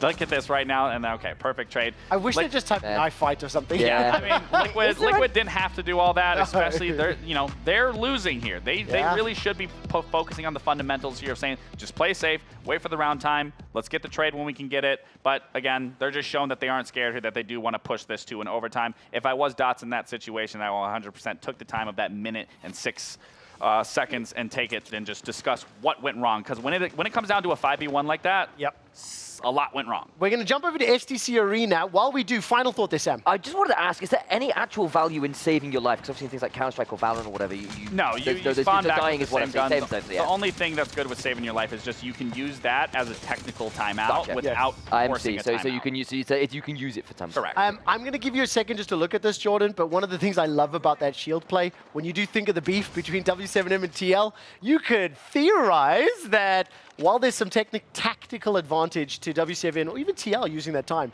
I love the mental message that it sends, getting in their heads. All right, let's dive into Apex Legends. We'll come back to R6 in just a moment. What are we looking at here, Jordan? Give me a summary of what your eyes can tell you. Well, I'm kind of seeing the APAC teams doing really well. We've obviously got Crazy Raccoon that won that first game. You've also got Guild in there, which is MT's team, obviously former teammate of Waltzy, who's already made it through to that final there in second. We have also got Fennel in number 4, VP in number 5. Those two teams are both APAC North and APAC South, respectively. So I'm happy about that because that's my region. I love to see the Asia-Pacific teams doing well. Are we seeing more of those aggressive comps that we were seeing earlier the last time? Because obviously that was something we saw as a big change. I'm so sorry to cut you off. Let's jump to the casters so we can hear the teams talking. One on that, I think. I take two. One more. There's one more somewhere. Far right. I think one went far right. Look. Sure. You might be in the crouch right here. Okay. Yeah, on the box here on the left box. I'm hitting it. On the wall here. You gotta come over soon. Gotta get this kill. Yep. Just healing. We just gotta get this kill. Someone watch your back. Yeah. I'm just watching this bench guy. He watch him. Watch the back. Guys, zone end on this. Look at zone. You gotta hold everyone out from our east. I think he died to ring. Run in. Cracked. Got him. Cracked. You can kill that, Evan. Nice. Good shot. We have zone, guys. We need to hold east. Watch our big loot. Watch all. Great comms there from TSM, finishing off NRG and further really just getting solidified in the building. Thank you so much, Sam. I know I keep cutting you off, but there's a lot happening right now as we coordinate. I mean, Jordan, when you hear that commentary, what's your immediate thought? Followed up by Gabriel, hearing something from Apex. Yeah, I mean, TSM, they recognize that they're in a good position. They recognize what their win condition is. That's kind of gatekeeping teams out of their building at the moment, and they're getting the feed. So this could be a TSM dub. Yeah, and what I really love about just being able to hear the player comms as a former player myself, not of Apex, but at the professional level, but even for a spectator, is you really hear what's going on, what everyone is taking in. And from a player perspective, being able to get all that information that's happening around you while also focusing on what's happening in front of you is so imperative for performance, for understanding where you need to rotate, obviously in Apex. I love being able to hear that listen. The thing that was fantastic for me, that's a fairly common type of listening for the team that has the high ground, the team that has the space. It was so clear. I think they were standing on NRG. They weren't in any threat whatsoever. And you can see on your second stream there, coming out of the Kitty Arena, W7M, I believe, has just won their first map. But I love hearing just how clean and calm TSM were. They knew they were in a good position. They were immediately coordinating. Can we stop standing in Grandma's house looking out the window and buying cookies and someone watch our back? Well, that's obviously not the building, but yes. Yeah, I would suggest that it may not be that calm in a couple of minutes' time. Oh, I'm aware of that. Yeah, in that situation, they're actually in a really good spot. And again, we'll see how that sort of continues to play out, but it did look like they were in I want to commend teams that when they're in the thick of something, but no, let me rephrase that. When they're in a good position, the panic doesn't take over. It's clear, you know. I understand frantic communication when there's frantic action, but they were calm and they were aware. To my knowledge, that team is inside that fire is also being marked outside of being scanned by that seer. Okay. Yeah, so they're in trouble at that point. Yeah, they're really in trouble. Pioneers just got eliminated 5th. 4 squads remaining. GK, TSM, Space Station, and Guild. Yeah, Guild have actually got into #1 now, so they're having good back-to-back games. And the reason I highlight that is because when they started off Group A on day 1, they had like a string of like 4 or 5 rounds where they got basically 0 points, which is obviously really quite bad. Pretty bad. But they did start to get it together towards the back end. They went 1st, 6th, and then 3rd, 3 games in a row at the back. And they almost managed to make it back into the top 9, just missed out. So it's a very positive sign to see them starting off well here today. And if they can kind of keep that momentum that they did start a little bit too late in Group A, but have managed to kind of maintain here to start off the last chance qualifiers, then yeah, they're kind of streaming out pretty far ahead. They've already got 11-point gap over TSM, who's another very strong competitor. I'll try it again because we've got a kind of brief moment here before the violence inevitably reoccurs. The circle's closing in. Are you seeing any more of those aggressive compositions that we weren't seeing so much of yesterday? But with this map, with this day, with the only teams came through, what are you spotting? Any unusual legends? That's the terminal. Yeah, I mean, this is the same map as what we got to have a little bit of a look in at before. I was quickly kind of keeping an eye on it while we were in that listening, and we did sort of see a couple of Bloodhounds here and there. So I think that's been maintained from game 1 to game 2. I don't think there's been too much of a change up. These teams, though, that we're looking at now are a little bit more, you know, in that traditional, yeah, I guess that's a good way of putting it, direction. The alternator pylon you can see there, the Watson coming through for Guild. TSM have opted for something a little bit different, but they've got the Pathfinder, and that's going to be very valuable in this endgame circle because there's a lot of verticality going on. I'm assuming TSM has the best positioning here. Definitely looks like it. I haven't quite seen where GK is for a little while, so they might actually be the best place, given the fact that it is TSM and Guild that are fighting, and GK are kind of just chilling somewhere, wherever they are, I'm not sure, but probably down on like the southwestern side, because that seems to be a little bit of a quieter side of the zone. Here's GK now, okay. Get to see them. They're in the building next to TSM, but they're doing a good job of keeping their heads they down. can third party both now. That's a phenomenal spot. Yeah, I mean, the biggest thing when you're in this final 3 teams sort of setup is that you don't want to be the first 2 teams fighting, because that inevitably opens the door for that 3rd team to come through and third party. Especially because the time to kill is so long that the window to third party is a lot bigger than it might be another game. Correct, and often, you know, when you do get into that 3v3, you're going to lose one player in that fight, and they're going to be down on the floor, so it might be a 2v1 or a 1v3, for example, in that third party situation. TSM, for example, Verhul's very, very low. They want to make sure they don't lose him. Red has gone down as well. GK done, and this is the opportunity that Guild needs to take and push their way forward to try to gain that upper hand over TSM, and they picked the timing so very well. So that was perfection really from Guild, and it really is kind of a game of rock, paper, scissors in that situation. It's insane to me seeing that because Guild was actually in the worst spot out of those 2 teams, and then they're the ones that come out on top. But it's only the worst spot if everyone's looking in your direction. If everyone ends up fighting each other, then all of a sudden you're fine. Guild was the first party being attacked, and then GK were the third party. Yep. Then the first and second party started shooting at the third party. When they were eliminated, the first party became the third party, and then that became the winning party. That's why it's so important to pick your timing, and then unfortunately for GK, they didn't quite pick their timing. You want some quick math, Sam? Go on then. If one squad fighting against one player takes a long time to kill, 2 squads fighting against that same player is half the time to kill. That's quick math. That's some quick maths right there. Yeah, I have to think that one through. On the second, listen, I'll teach you the difference between rows and columns and how Oh, yeah. a little bit later, man. Obviously, we will be keeping up to date on Rainbow Six and Apex Legends throughout the course of the next hour or so. We are entering the back end of our broadcast here for EWC Central. Let's step away from the gameplay. Both Rainbow Six as well as Apex have some brief breaks in between their matches. So let's do something that's a little bit more fun, and we can make fun of me again, probably. Let's do an operator quiz, where how this is going to work. An icon will be shown. We need to guess the name and what it does. So I'm probably going to need you to lead this one, Gabriel, but let's pull the first operator up. This is an icon for the operator. We have to guess the name and what they do. So that's quite clearly a wolf. So I'm going with the name being wolf.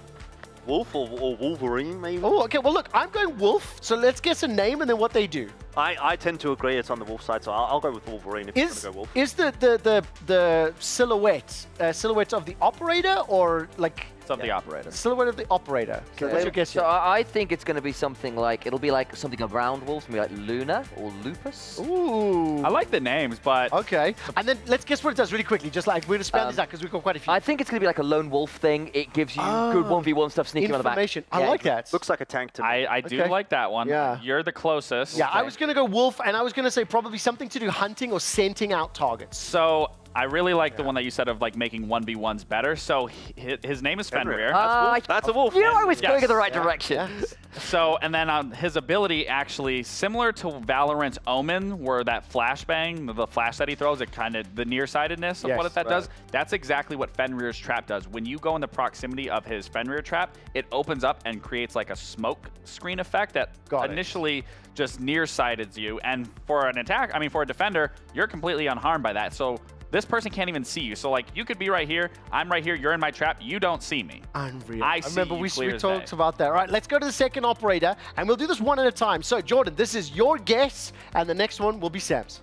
Horseman. Cyclops. Let's call him Cyclops. He's going to be Cyclops and... Hey, this guy's an Aussie. Okay. Oh, an Aussie? No, he's not. Actually, no, he's not. No, he's not. No, he's not. I lied.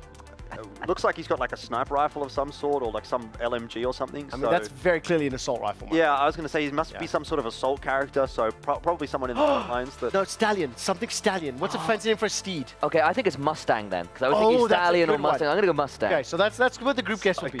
You guys got good, but now guess like what his utility is. Okay. He speeds people up with stim packs like a Terran. No. Oh, okay. Give us the answer. His name is Maverick, as you can see right there, and the utility that he actually brings a blowtorch. He is a hard breacher, and the nice thing about him, if a team is bandit tricking a wall or K tricking a wall that's electrified, you can't put any hard breach gadgets on it, where his blowtorch can go through it, so it negates anything that is blocking the wall from being destroyed. I will say the horse and the blowtorch don't quite get it, but let's move on to the third one. Sam, you're leading on this. Gotcha. Let's have a look. What have we got? All right, so we've got, that's wing thing. That's going to be Valkyrie, isn't it? For sure. Okay, he already just got it. Like, I just got to give it to him. What does she do? That What does is she do? operator's name. Well, Valkyries traditionally take fallen warriors off the battlefield, so I think she's like a medic type thing. I think it's a helmet and wings. Yeah. No. Okay. She has laser eyes like Cyclops from the X-Men. I like what you said with eyes, but no. Oh, something about goggles. Just say it. Jump in. Is it like a vision thing? She denies vision, doesn't she? No. It does have to do with vision. She can see through smokes. No. Okay, what does she do? She throws cameras. Oh, She of course. three Yeah, cameras that way that round. She can throw anywhere. Vault cams, you can throw them on the ceiling, you can throw them underneath a table, you can throw them inside something. She is a intel operator for a defensive side. Do you know what I love so much? When Jordan does not write, he sulks. He's such a sulker. That was a good one with Valkyrie, though. That was huge. Sulker. That was massive. Okay, so this has to be Kraken or something like that. Help me out here. I think. What's a good one with this? It'll be. Well, what's the guy from Marvel? The Doctor Strange? No, the evil, the one with the red face, red mask, but it's not be that. Mind Flayer? Thrall? Cthulhu? Cthulhu. It might be Cthulhu. Okay, we're going to go with Cthulhu. I like the names, but we're going to go with Cthulhu. Her name is Alibi, and she is a defensive op. Now, Alibi? what is her ability? She think about what's on the screen. Think of kind of what's on the screen. She's pulling down walls. I'm guessing soft breach. No. Okay. Can she pretend to be someone else? Oh, that was my first thought. I like that. Bro, you're Very playing the close. wrong game. Very I close. did it to Siege. Very close. Can she pretend, or can she put fake teammates in different spots. Like, yeah, so both of you are correct. She actually throws down holograms of herself. And they camouflage because that's what Octopi can do. Yes. Right. Okay. That was really good. That was good from both We'll of do you. a Good group job. a group one on this last one. You're being really bad at this. Yeah. It's like a snowflake of some sort, so... Oh. Cryo? Some of you have said something recently of what her ability does, but... Bro, we've said 100 things. Yeah, I know. One of you came really close. Cryo. She a denying vision thing. That was something I said Nope. recently on that one. Okay. Come on, Jordan. Give us a guess. I mean, I think it's something to do with ice or snow or frost or something, so slowing someone down. Her name is Thunderbird. Now, what is her utility? Zapdos. She can fly. No. Chin tattoo. One of you said something. It was pretty much spot on. Thunderbird. I say a lot of things that are spot on, Gabe. I could be any number of things. I'm trying to think of what I've Does she have an electric shield? No. that was yesterday. We were talking about Her that yesterday. gadget is actually, she sets down a little, is like... She's not a res person, is she? No. Similar, but she sets down a little drone that shoots health packs out. Right. So you can run past this little sentry turret as a defender, and it will heal you. Attackers can also take advantage of it, but that rarely happens. She doesn't get used that often. When she did first initially get introduced, we were bringing her to run back quickly. You could take a quick fight, come back, get some HP, but it only had 3 uses. We got a bonus one. This is one of the most recent operators in Siege. Omen? We did see him. No. we did see him get used. You actually asked about it. But yes. Is it John Wick, but with like a Oh. Kind of in that direction. Oh, okay. Kind of in that Hitman. Okay, give us a name. Some sort of hitman? Hitman. Spectre or something like that? Gary. Doomfist? Gary. Oh, I like Gary. His name is... What's that guy? That guy from Turkey. He looks like that guy. Kia. Yes, the number 2. The number 2 Olympic medalist. His name is Deimos. Deimos. He's an operator. Oh, that mask is Now, so cool. What is his ability? Dr. Doom, he can split the multiverse and be played by Robert Downey Jr. I saw this yesterday. Yes, he I has saw a little Deimos drone thing that you can use to like fly onto someone. Yes. Oh, what does it What's do that, again? the little fly? Yeah. Is it like So- a fly swarm that this spots drone, him. it's Footsteps. a pretty strong ability. So when he uses his ability, he throws out a little drone that can go to any single operator on the map, and it essentially creates a 1v1 scenario similar to an ISO ult in Got it. Valorant. And it's not so much a 1v1, but he pings himself, so the defender that is being tracked, the defender knows where you are, and the attacker knows where you are. So both each other know each other where they are on the map, and both teams can coordinate what they want to do and how to approach it. So essentially, he is a roam clearer or a last round, like when it's 30 seconds. In the Can I round, ask a very quick he can single question? someone out. Who's the person with the Nokia 3310 that can phone everybody's cell phones? Dokubi. I will say this: the knowledge gap is obviously very overwhelming when you don't know, but that's true for any game that any of us are talking about. It is freaking cool. The gadget, it's so cool. Watching someone with a hologram electrified force field shield was a fun moment. So. Watching a game of Siege and just hearing the comms, you can really see how in depth a lot of these utility and operators just play into that round specifically. I think it's one of those things that literally every single game with these levels, they're overwhelming to learn and gratifying to master. We're going to quickly take a look at the Apex Legends standings after 2 matches have concluded. So let's see who's currently leading the pack. Let's see who is currently in second and starting to be a bit of a race. 24, 21, 20, 19. 4 teams in the hunt for second there, Elfish Guy. Yeah, I'm really liking what I'm seeing from Guild. I think that's awesome. No bias, of course, given that that's a full Australian roster. But actually what I want to touch on here is I just want to quickly look at what the points total might be for the top 2 teams. So if we take a look at the first 2 lobbies that we got to see at this event, 107 and 88 for Alliance and EXO in Group B, and then 140 and 105. So Group A was a little bit different in the sense that it did get sponged up, but we're probably looking at around 100+ points for first and second.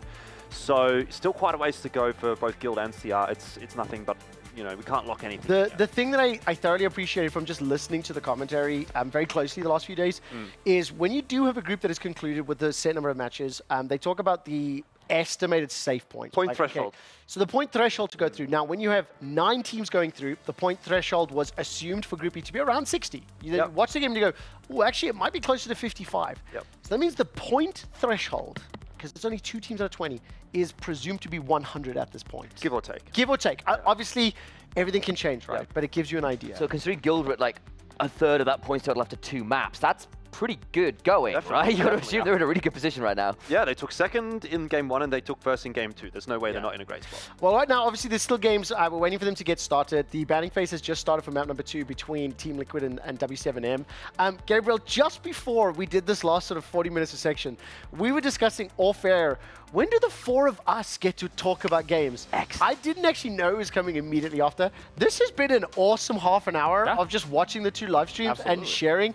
I haven't enjoyed losing it at the quiz. That one sucked, yeah. But again, it's my job to facilitate, and that does and the memory sometimes game. Just I have to potentially facilitate a win over you. Listen, can Team Giga Chad be humble in victory? No, absolutely not. Give us Look, we said that at the same time. Oh! It's quite obnoxious, isn't this it? This is the worst day I've had in 5 weeks. You wouldn't understand. You wouldn't understand. It's a Giga Chat thing. But more importantly, I have had a ton of fun. Like, it's been great. It's also, kudos again to just EWC and to the broadcast team. We changed our time slot a little bit. We're still figuring out what works. Having the focus on HK at the beginning of the day, I got a tad nervous. And now we've got the focus on the 2. We've done justice pretty to much the 3 everything. games. Yeah. I'm having a great day at work, folks. That's good. Every day's been great. I mean, like, not gonna lie, having Jash in here is one of the most like excitable humans on the planet to do the. I just wanted to speak German to me. He didn't speak German to me at all. I think I broke his brain. I think you're a bit of a hero of his. I think he made him a little nervous. He Really? said back when he Yeah? played League of Legends, like he knew you specifically. Oh, I didn't get that at all. I was just like, speak German. I have a little bit to do because I then wanted to set Jordan up later. I But think he was in awe. oh, that's really sweet. And now I feel like I've made him panic. Oh. But I could just be making that up. Yeah. Okay. You know, maybe you just didn't excite him enough. Listen, this is the only win I've had today. Gabe just with a real like leg undercut there. Okay, kneecaps, I don't know how long we'll have to watch this, so give me an abridged version of what to expect for people who want to keep an eye on R6 Siege. So this, I gotta see. I wish I could see who decided what map. Actually, it doesn't say. I thought it did before. But anyway, Chalet. No. Who selected the maps, if we can get that from production? We'll get it in a minute or two, because we've got time. We've got an hour to cover this, right? Nothing to take away from anything. Last game was obviously extremely close. I believe that ended in a 7-5. So I expect this one to be a slugfest. I don't think anyone's coming out of this entire matchup one-sided by any means. But this is a typical, something that I was going to say before Liquid went for a crazy rush. When watching Siege, the first minute is typically just getting a general understanding of your approach and how you want to attack the bomb site. So a lot of the first minute, you are going to be seeing just a lot of just working around the map, figuring out the approach, and then towards the middle mark, I say that right now, and Palu is getting aggressive. This is another beauty of Siege that can happen. You can never feel safe when you are outside the map. Okay, so Team Liquid picked map number 1, W7M picked map number 2. Okay, so exactly what I said. You know, one team is winning the other team's best map. So hopefully in this situation, especially for Liquid's sake here, because it will be match point here if they don't win this map. Game point, match point, everything. I just think that is one of the best experiences. For Liquid's sake, man! No, they need the win here. They need the win here on W7M's favorite map. Okay, so it's coming down. This is a really solid attack right here from W7M, putting the pressure on the defensive side. Huge 1v1, but this isn't looking like it's going to be in Next's favor just for the fact the bomb down is in a pretty default spot. Right. He has to challenge this or bait out the attacker here, which you're going to see a quick bait. He's going to get on this instantly. Oh, he has the twitch. That's the twitch drone that I was talking about to you guys earlier. Yeah. So he is... Pros don't fake? Oh! That was a really good try. That was awesome. Right there. You'll see a lot of situations like that, it's a lot of trying to read what is happening. Is he sticking the bomb? Is he not sticking? But that round 1, can we take a look over at the SDC Arena and check out what's happening in Apex Legends? Obviously, Rainbow Six Siege in the Kidia, EWC_Gold, Apex, EWC_White on the respective Twitch channels. In terms of like approaching the different games in different circles, Jordan, drop spots are kind of quote-unquote decided, right? It's not a draft style like we see in LGS. But how often would you see people like trying to contest or mix it up or change? It'll probably be 1 or 2 contests per lobby, I would say. Okay, right. Are we going to see the same 2 teams on top of it at the end of game 3? Yes. Fantastic. We are going to a break. You know where to watch the live gameplay. When we come back from this break, I will be having a brief chat with Trike, the CEO from Blacklist International. We'll be right back on the other side of this.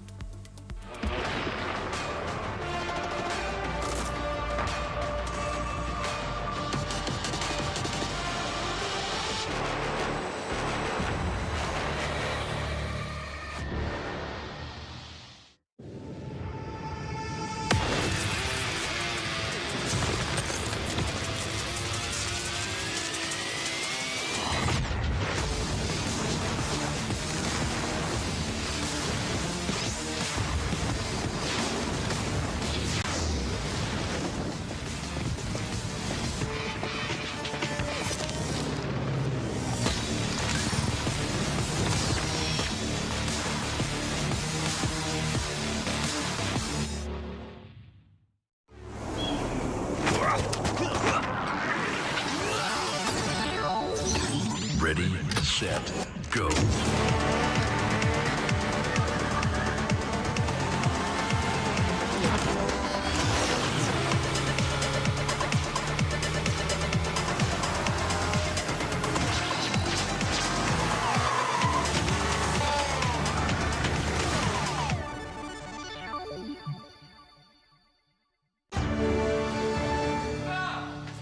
You ever wondered how a Hollywood movie is shot? On a Sony.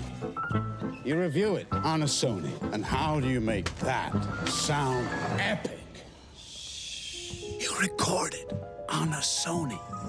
Lunch break on a Sony. So why wouldn't you watch it on a Bravia by Sony?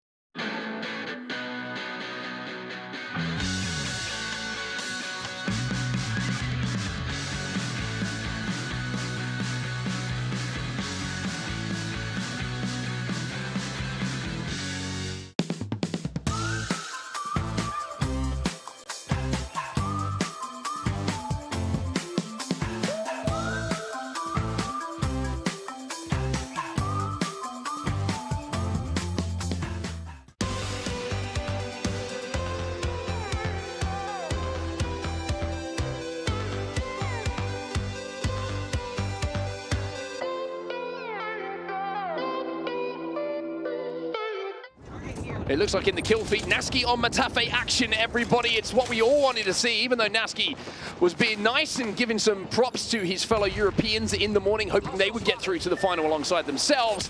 Unfortunately, it's EU on EU action. Fennel trying to come down, though, on this zip line, and that thing ain't electrified, so they've got to be very careful.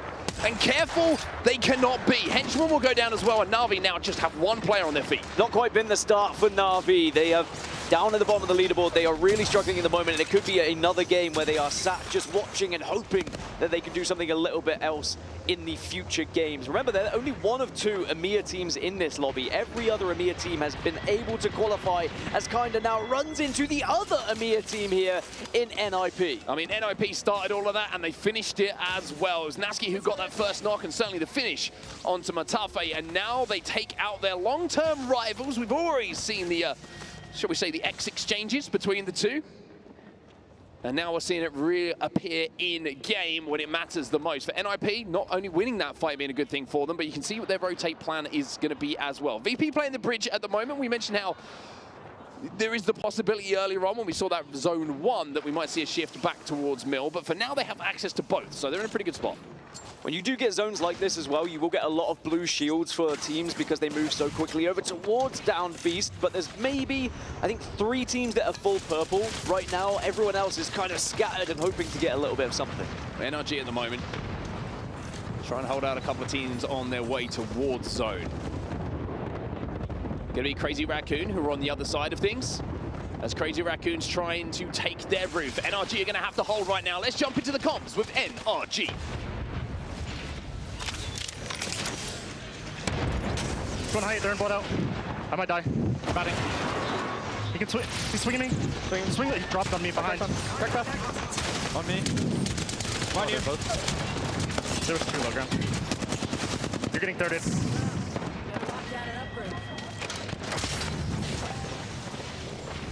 Upgrade security. The team's here. Nocturnal left on his own then for NRG. A little bit of a shaky start for them in this game. Weren't able to really output a huge amount of damage, and now you can see the scans coming in. You've got an exhibit going down as well. Q's coming in. It's difficult to survive because Heroes, well, they're close as well. And every single fight is so important when we watch it across Storm Point here, because it could be that fight that elevates you to a position where you could maybe pick up big points, maybe get that first victory, even going to a top 5 could make the difference to try and qualify here today. Heroes down in 14th, they're starting to be a little bit too far behind the lobby leaders, so they could really do with a big game here, and certainly winning that initial fight will give them the confidence. A couple of windy shots there, not connecting, but now...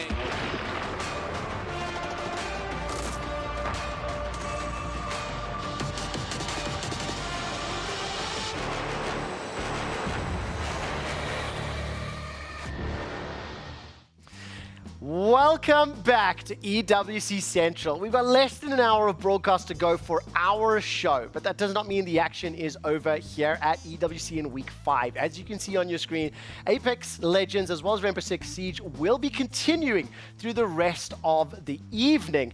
And I have an interview with somebody that I needed to demand, because yesterday on our broadcast, two wild vloggers sat on the sofa and attacked me with energy and enthusiasm, and I will get the CEO of Blacklist International to answer questions about that.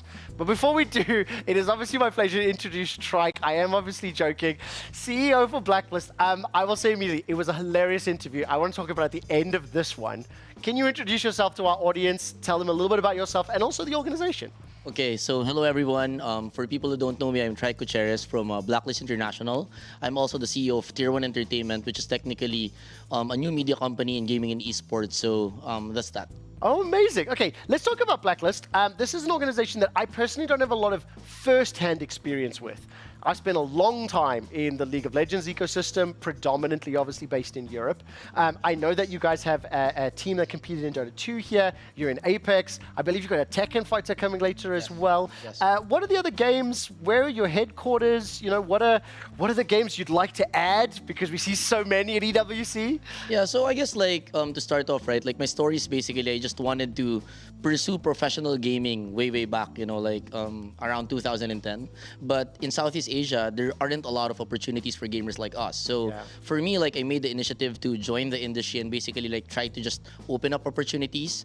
And then in 2017, that's when I started out, you know, like creating a company called Tier 1 Entertainment, which initially represented gaming influencers just like the people you've met yesterday. Yes, Jumpy and Boss Kang, they were amazing. Junie and Kang. And basically like from the foundation that we've built around the influence of the gaming influencers that you have, we basically introduced Blacklist International in 2020. I will tell you this, you're ahead of the game, because the way that you built that with creator first and then team is kind of how the Western world is now going, with creators now building teams as opposed to teams hiring creators. So round of applause on that one for being ahead of the curve. Yeah, I guess like for me personally, like I've tried it all in gaming. Like I was a shoutcaster myself. I actually organized events too for esports. But at the end of the day, the way I saw it was this was a different angle that we had to take, because if you build a strong foundation of influence from the creator space, you then have a way to localize into the different communities that there are. And also, right? you have something that can have sort of reliable, consistent ROI for potential business partners, for potential brands and things like that. Beautiful. I'm impressed with the time frame. I'm even more impressed with the market. Mobile gaming, mobile esports has to be a blessing for an organization based out this side of the world. It's gigantic. That's true. Like, yeah, I think somebody just messaged me on LinkedIn yesterday, and he was like, "Hey, I just saw your organization in Esports World Cup, and I was so surprised that your team actually had a 4.2 million peak viewership in one of the World Championships for Mobile Legends." I mean, I'm not surprised by that, especially after seeing the market is huge, and I think language barriers, social platforms, there's all these things that get in the way of seeing the success of others. What does an event like EWC do? I have been exposed to more organizations, clubs, games than ever before. What is it like from your perspective? Yeah, I think from our perspective, it really gives us a stamp of approval when it comes to being part of the biggest organizations out there, right? Like, having only existed for a few years, we don't have the same history, the same credibility and credentials as everyone else. But I think what we have really built is a strong business model, and at the same time, a realm of influence around Southeast Asia. So for us, in particular, we have a combined following of 700 million in Facebook. Yeah. So that's kind of like, you know, like the influence that we have in the space. Yeah. But for us, just being here, we're just super happy. We're just super happy. Now, of course, I need to ask about like some of the games, for example, right? Apex coming up. How do you think the team's going to fare? And Tekken, how does it feel knowing that a player like Austin Ash is just dominating and taking over the world? Yeah, I think for us, the 2 games that are coming up are very, very exciting. Obviously, we want to do well. I'm happy that the Apex Legends team, who we basically like acquired from Europe, are now in the grand finals in a sense tomorrow. But for me personally, I came from Dota, so that Dota tournament, you know, like that happened like weeks ago, was not really a disappointment, but it was just 1 win away from getting to the next stage, right? Out of interest, as somebody who knows Dota, watched Dota, I spent several very intense days sitting with Suns fan, one of the experts, and he was on my show.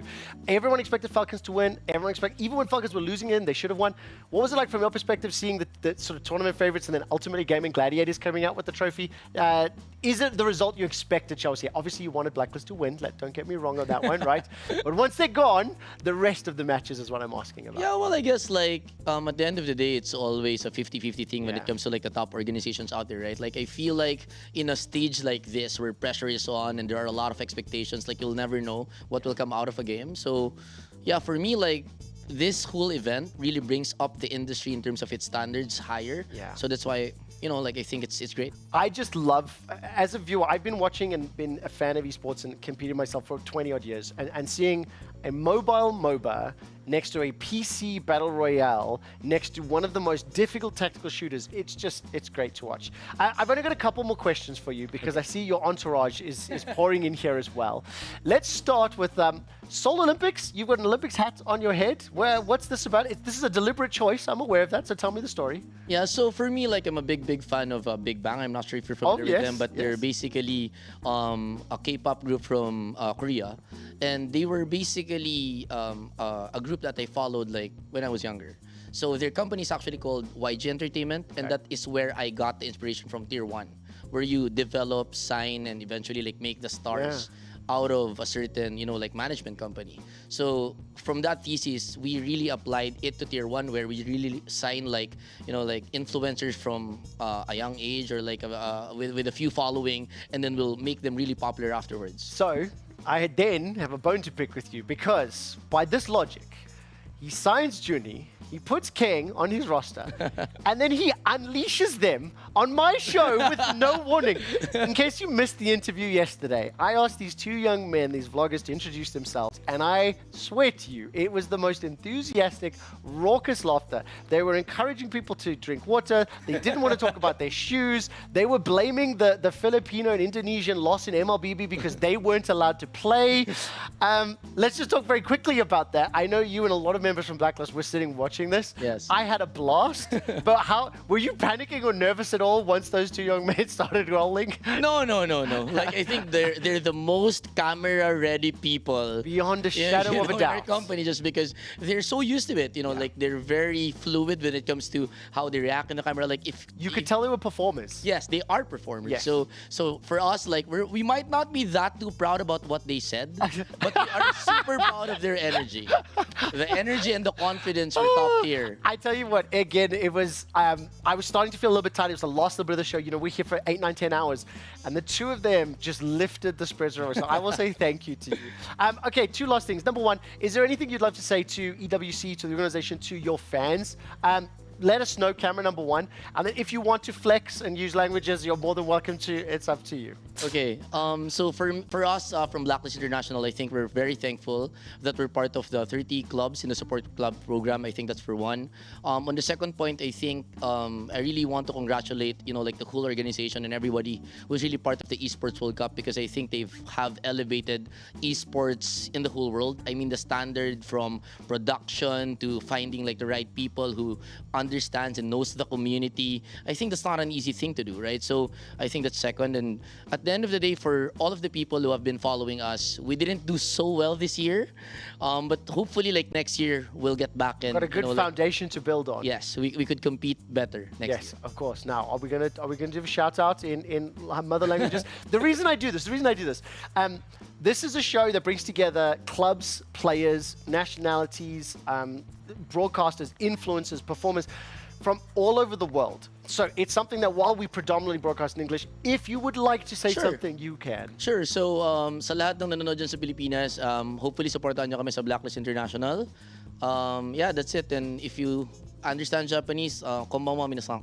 Boku wa Trike desu. Yes, that's what I wanted. I'm making him flex. Trike, thank you so much. You have won a fan out of me. While I may not use Facebook, I'll use the other socials. I'll follow you. Okay. And you showed your age. Someone messaged me on LinkedIn. Messaging LinkedIn. Okay, we're going to quickly check in at the Kiddie Arena and see what's been happening in Rainbow Six Siege. We'll be right back with another interview. Pangu, you just got to swing for the fences. I really like what WC did here though. Before the drone, or during the drone phase, they were hovering like a direct bomb set attack, execute like Thermite for example. Then they're going to Ram, they're going to Twitch to go on to Hibana. Now showing us more of a, hey, we want to go for a roam clear most likely here, clear out the map, do verticality, and then hit the bomb set later on. They saw the Tuberao and Bendy combination most likely and thought, with just the Thermite and nothing else, we can't guarantee to open up the walls, and if that doesn't happen, we can't really attack the bomb site. So really good reading here of the situation for the attack inside. Liquid, most likely, we forced back, peel back those layers, start top floor, fall back to first floor, and about now, we can see the top-down view, 4 players out of 5 from Liquid have all fallen back, just this one solo roamer of Maya inside a bar stock room. Yeah, and you can already see W7M having a conversation about this. Hey, we got a guy in bar stock. We have an ISO pick here that we can go for, how we're going to set ourselves up.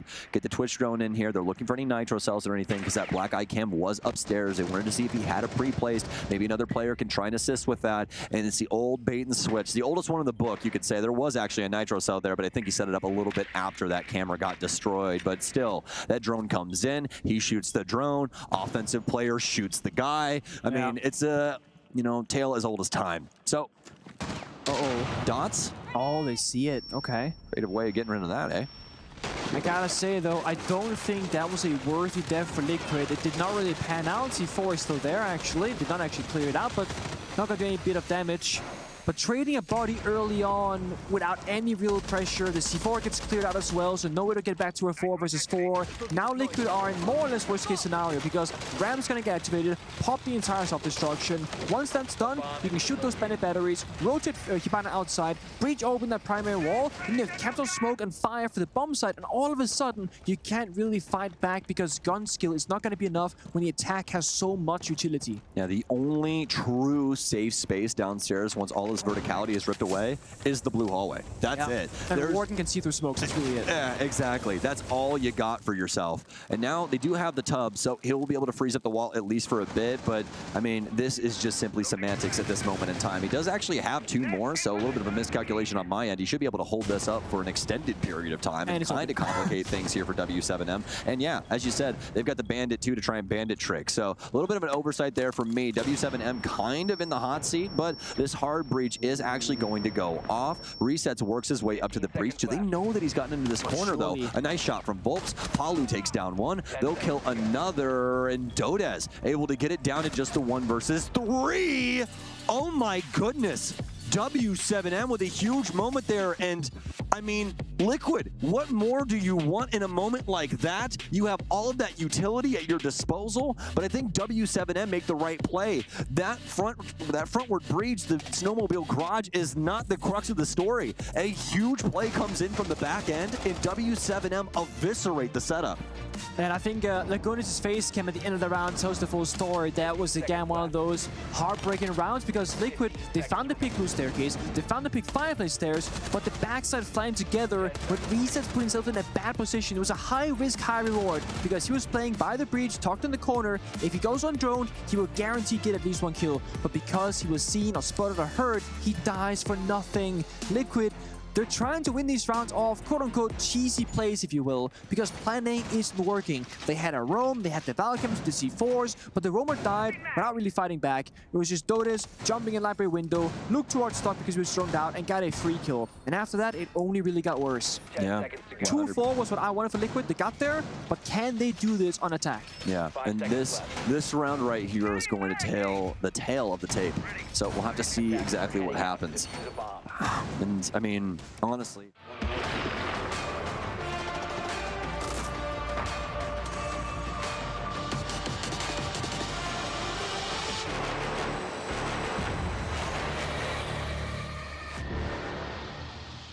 Good evening and welcome back to EWC Central. Rainbow Six Siege continues at EWC_White. You can see Apex Legends as well. EWC Gold will give you an update on how those matches are playing out in just a few moments' time. Because before that little look into R6 Siege, I sat down and had a small conversation with Blacklist International CEO. Yesterday, I had a fantastic interview with one of their content creators, vloggers.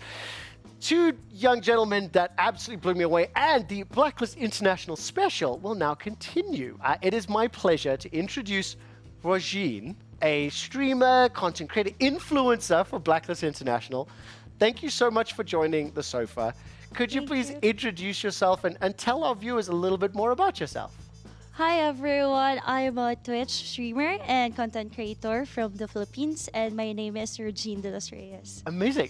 You mentioned just before you play Apex. You're an Apex streamer. Have been keeping up with the tournament a little bit. What are the other games that you play? Do you play any mobile games by any chance? I actually started playing and streaming mobile games. Oh, amazing. But then when I moved to Twitch, yes, I actually changed into PC games. Interesting. What games did you play on mobile? Mobile Legends. So what blows my mind, going from MLBB to then Apex Legends is a big jump. And I have become somewhat of an expert on MLBB. Thank you, Jace. Philippines and Indonesia are just incredible at MLBB. I watched the Women's Invitational recently. What is it that drew you to both games, one on mobile and Apex? Because before I was streaming on Facebook, I started on Facebook Gaming. So before it was actually so hyped, the Mobile Legends in the Philippines. So yeah, I just started playing it on stream. But then, when I moved to Twitch, like, at first, I don't really like Apex. Yeah. Because it's so hard for me. Yeah. Because I actually grew up playing, like, farming games. Right. So, when I moved to Twitch, I started playing different games. And then I got addicted to Apex. Yeah. Trust me, I think a lot of people that are at this event may have a similar story. A question that's a little bit more cultural. I grew up in South Africa. I live in Berlin, in Germany at the moment. And if I were to tell my parents that I wanted to become a mobile gaming streamer or a Twitch streamer, it would be very difficult. Trike was just here a second ago, and he talked about the industry growing a team. What is your personal story, and how does it feel to be here at EWC with the organization, and what does your family think about it?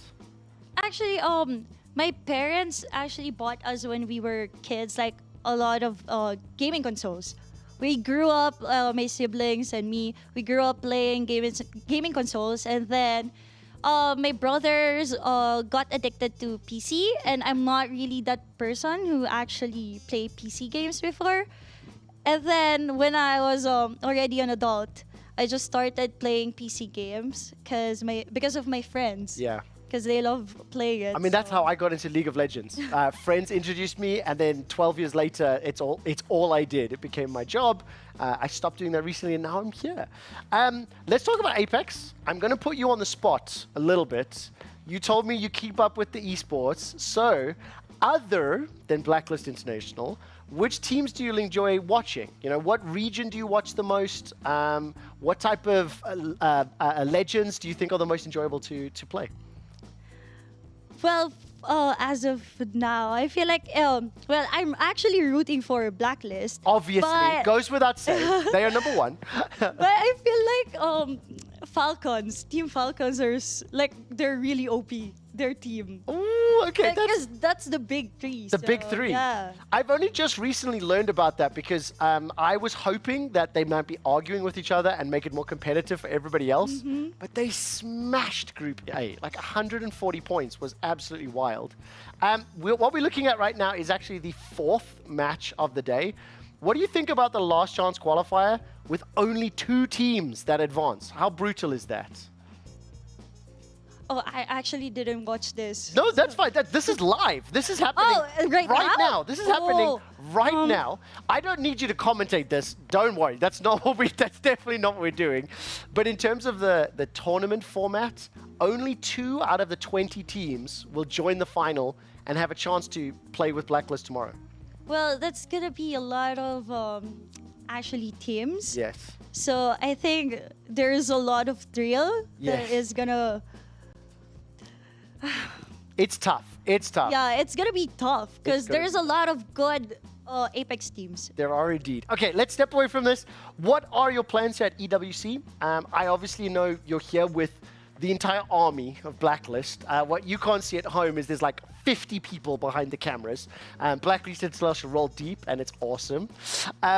What are you doing at the event, and what are the plans for the last day for the finals for tomorrow? Oh, we're actually supporting Blacklist, so we hope we can win. That's all. Because actually, if you guys don't know, like this is the first ever team for Apex in our company or in our org. So, like, I'm really hoping that we can win. Yeah. That means you have to beat Falcons. Mm. Trike's not here. I kicked Trike out so that you could speak freely. He's not watching. No, they know No, that. he's not. He's downstairs. He's not watching. They know that I'm gonna say this because that's the big three. So, like, Well, listen, take second. Second's still good. I'm just wishing my team, like, or team, good luck. You got this, guys. I believe in you guys. Again, 50 people behind the cameras. That's who she's talking to right now. Rasheen, thank you so much for taking the time. I would love for you to give a shout out to your fans, your followers. Camera number 1 for me. And you're welcome to do it in your native language as well. Hi, everyone. Hello to my fans and to my community. I am so thankful for all the support. And yeah, I really appreciate you all. And I love you all. Thank you so much. Would you like to say anything in Filipino? No? No, I'm good. No? Okay, perfect. Okay, that's perfect. The opportunity was offered. Regine, thank you so much. That was Thank a you so lovely interview. much. I really appreciated the conversation. We are going to take a quick look inside the STC arena and find out what's happening in Apex Legends. To make sure they keep on top of it. Guild Esports on that low ground. You can see shots raining down from above on them from CR. They do not want to make them comfortable. They do not want to give them an easy way up. They want to force them down to that low ground and make them rotate a little bit later on, even more difficult. Speaking of rotate, you can see Na'Vi taking to the skies there, and they're going to land inside of Echo by the looks of things, or maybe just outside of it, but certainly within the spitting distance of it. And CR inside at the moment, just holding this down as NIP will be eliminated. And I've got to say, there's not a lot to celebrate for NIP so far this tournament. They have looked a little bit of a shambles in these games. I think we're starting to see consistency now with 4 or 5 teams at the top that I think our conversation will continue to drift towards as the tournament goes on, as today goes on. And it's going to be a real struggle for those who are at the bottom of the leaderboard to catch the lobby leaders unless they have one of those big games. Very interesting to see how the zone is starting to take form, right? You're looking at, whoa, hold up, Legacy, oh no! Oh no, no, no, he's going to be taken down. It's going to be Yuzna from CR on that high ground with that Havoc in his hand who manages to... And we are back in the studio. I have to be honest, I was having a conversation with Blacklist International. So, Jordan, quick summary on what we were watching in Match 4. Well, there's not a whole lot that's gone on. Yes, I didn't miss anything. It's very early on in the piece, but what I will say quickly as an update is Space Station have actually taken first above Guild now off of game number 3. They had a 16-kill win, which is, I think, the biggest for the event so far. Wow. Okay, we'll double-check those numbers throughout the day. We're entering the last couple of minutes of EWC Central for today. Don't forget, we will be back tomorrow. But before we close out, I think let's keep the ball rolling, play some education games here, teaching some terms, phrases, and slang. So the first one's going to come from Honor of Kings, and the term is Tempest Dragon. So what does this mean? I have a guess. I'm going to make Gabriel guess first, though. A dragon. That's very good, Gabriel. Is it Okay, here's what I think. I kind of agree with you that it might involve a dragon. I'm glad that ultimate, bold prediction, boys. that ADC ultimate that we've been seeing all day long. The one that flies in the air. Dragon. Is that the Tempest Dragon? I think the Tempest Dragon is technically a wyvern, because I think its wings are attached to its legs, and there is a technical difference in those. And it's one of the elemental types that spawns in the equivalent of a dragon pit. So close. No, it is equivalent for you, Trevor, of an Elder Dragon. Okay. You had yet to see it this tournament because the games haven't gotten... Raid boss. So we have not got...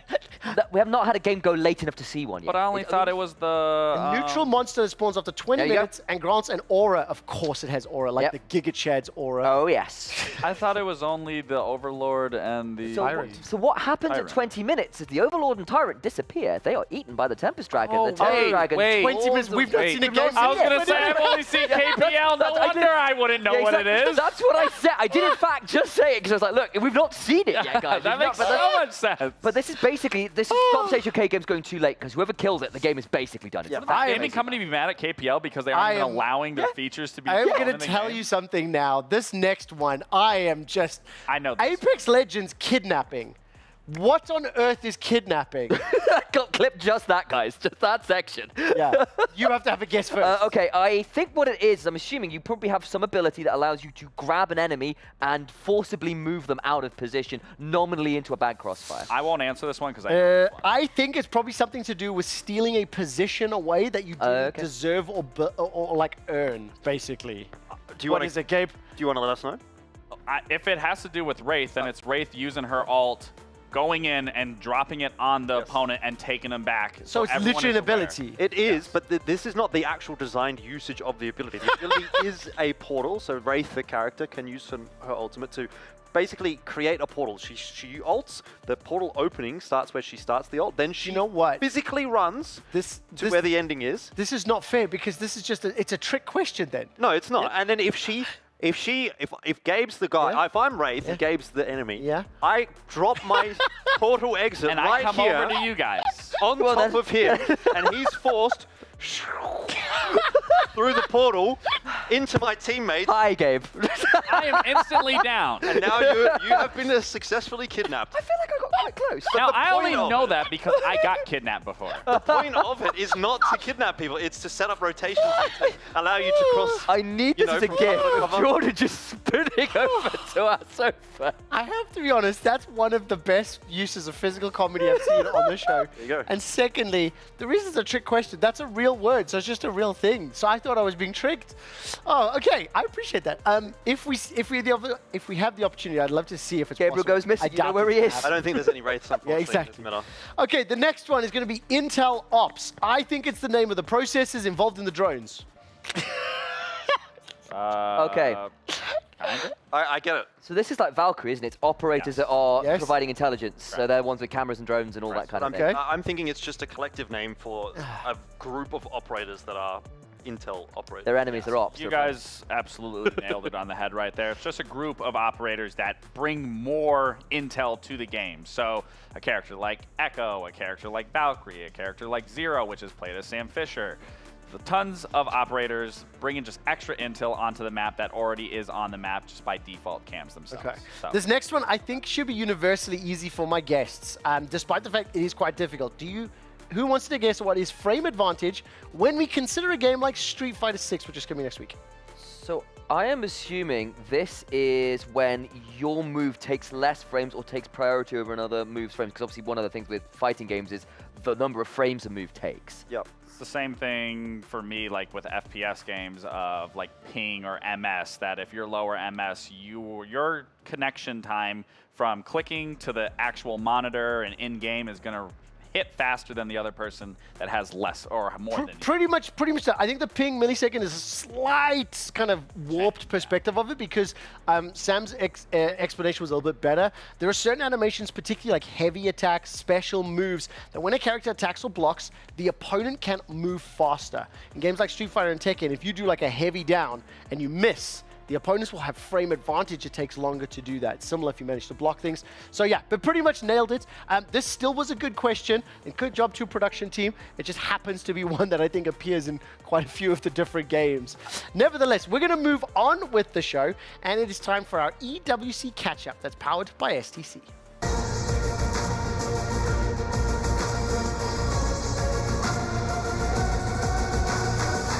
If you have been with us for these 4 hours, first of all, thank you so much. And if you are new, let's give you a catch-up on what's happened in the honor of Kings. The quarterfinals concluded today. Semifinals and finals start tomorrow. But when we take a look at this bracket, Sam, initialize, Hapgood, what do you make of it? So we've had 2 series that have gone very much as planned. KPL and LG2 are the 2 best teams at the tournament, bar none. They're both 2 of their opponents in very dominant fashion.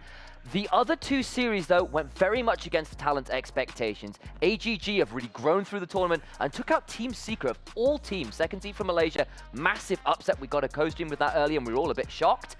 VKS as well, returning to form because they've had a really bad tournament, but the moment the playoffs came in, they solidified, they played really well, and Weibo Gaming, a team that was looking really hot, kind of started to crumble, the nerves set in, new team, first time in playoffs, it showed. And if I'll build on this one, Vivo Keyed Stars, the #1 seed coming out of the Brazilian region for honor of Kings. One of many Brazilian players here at the EWC Week 5, because in Rainbow Six Siege, 3 of the 4 semi-final squads are Brazilian. What you are looking at right now is the first of semi-finals. And Gabriel, give me a breakdown on how things are playing out. It's exactly what I said. I expected both these teams. It's going to be a slugfest. We are currently at a 5-5 Liquid. They just evened the man count from W7M. Actually, I mean, this is beautiful for W7M on the defense. It's shutting down the Liquid attack right here, making it almost impossible for Palu to bring this back. Can't say it can't be done right now. This is now going to be a 2v1 and they shut it down. I mean, W7M, beautiful defense, beautiful display of how they just shut down that Liquid attack. And again, that was the last few minutes of that was the last minute of the round, and you just saw a trickle of that kill feed just go down and went in W7M's favor, and now they are on match point series point. Was it Bolo earlier that actually predicted W7M to win that series, if I recall correctly? I think it was either him or Zig, one of them did. He did. Give me a quick teaser for Furia versus BDS, because we will be wrapping our show potentially before that series is even over. I'm expecting that to be similar to this game. It's going to be a slugfest of it going back and forth. I don't think it's going to be completely one-sided. It could be, but I don't expect it. So I expect a full game series of a best-of-3 going to the final map to decide who is going to that grand final. If and BDS specifically is going to it. I want to translate what was just said. That was one of the most professional answers and clean. But what he wants to say is, please don't be a blowout. Please give me 3 games. He is savoring both of these teams playing at their absolute best. We'll have to find out once that first semi-final concludes. There's a possibility we may even be able to give you an update on semi-final #1. Let's turn our attention to Apex Legends and the last chance qualifiers. 20 teams play 10 games and only 2 will advance. This is the score standings after, I believe, map 3 will be my best guess. Yep, correct. After map 3, so we're kind of halfway through map 4 at the moment. There's still plenty more games yet to play tonight in Apex Legends. SSG leading from the front, Guild there as well, just falling off the pace in game 3. But again, 16 kill win from SSG is kind of going to do that. What is interesting about this, and I don't want to humble brag too much, but SSG and TSM, 2 teams that we were looking for that top 8 prediction, are well and truly in the race, and they're actually kind of powering up. They both had a bad first game, but they've had both a very good second and third game. I think I have curated an unhealthy work environment where the fear of predictions is... we've got to deliver, guys. On reasonable expectations. Right now, not gonna lie. It is great. I think it creates something as a bit of a through line for fans and hopefully people to bully me or bully them. That does it for today's episode of EWC Catchup, powered by STC.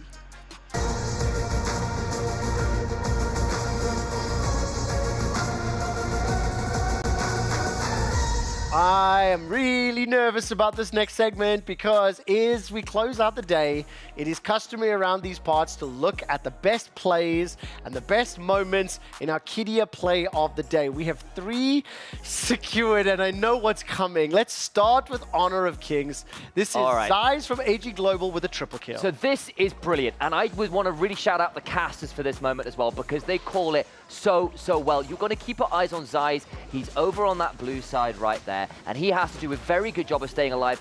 But the steal from Myostis is here gets a huge, massive amount of damage for the rest of the team by getting the neutral buff.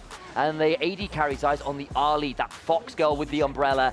pulls off the cleanup afterwards with that buff amplifying all the damage. It is stylish as all get out, and it begins the upset. It begins this journey for AGG to make it to semifinals. Unbelievable, unbelievable. Before we jump into number 2, I'm going to quickly cut to Gabe. What is the update? I was wrong on my prediction, and W7M just clinched their spot as the first grand finalist here at EWC. And of course, if you want to keep watching that, it's on which channel? EWC Gold. That's what I wanted to hear. Right, let's carry on with our Kidia plays of the day. The number 2 play comes from Reset Scissors from Team Liquid with the quadra kill to win the round. Gabe, I mean, this is a beautiful display of a hard breacher actually going in and making the headway. Again, another shield player seeing that here. But again, it's not typical that you see the hard breacher going in here and getting those kills. They're the ones typically in the back line, setting up the team for success. But as you saw Resets, he's the one that was the man with the plan, the man with the manpower, and got the job done, getting that quadra kill. Unfortunate, it wasn't enough because they just got sent home by the team that they just recently were playing in that map. And we heard from Zig earlier, there's animosity. There is animosity with Volps that left Liquid and now is on WCHEME. Volps has got to be rolling in it right now. The fact that they just how it started versus how it's going. Oh, no. W7M will be crushing Team Liquid's key later this evening. And through gritted teeth, your Kidia play... Come so closer. Come here. Come here. Get in here. It's going to be okay. Your Kidia player of the day is Team Giga Chad, securing 1,000 points in the Memory Championships. Yeah, I mean, this was just a fantastic round from these two boys on the couch. Just look at the form, look at the cohesion, look at the coordination as well. The in-game leadership was great there as well from Laxing. So I thought both players really just showed up. I mean, even from Laxing at the end of it, he didn't even have to lift up that second card. He lifted up the first one, already knowing what was underneath that second card, and smacked it out of the way, securing the dub for Giga Chad. Phenomenal mechanics, really. I mean, I think it was just overall the team communication, coordination was there, where you didn't see that on the dweeb side. The dweeb side? Oh my word! Okay, I applaud that. That was a great way to end that. We have a ton of fun. It's been a brilliant day. Thank you to the production team for trolling us. I didn't think that game was going to be good, and it was awesome. You did right. I don't like them. Let's move on. We are running out of time, so let's take a quick look at the EWC Club Championship update brought to you by STC.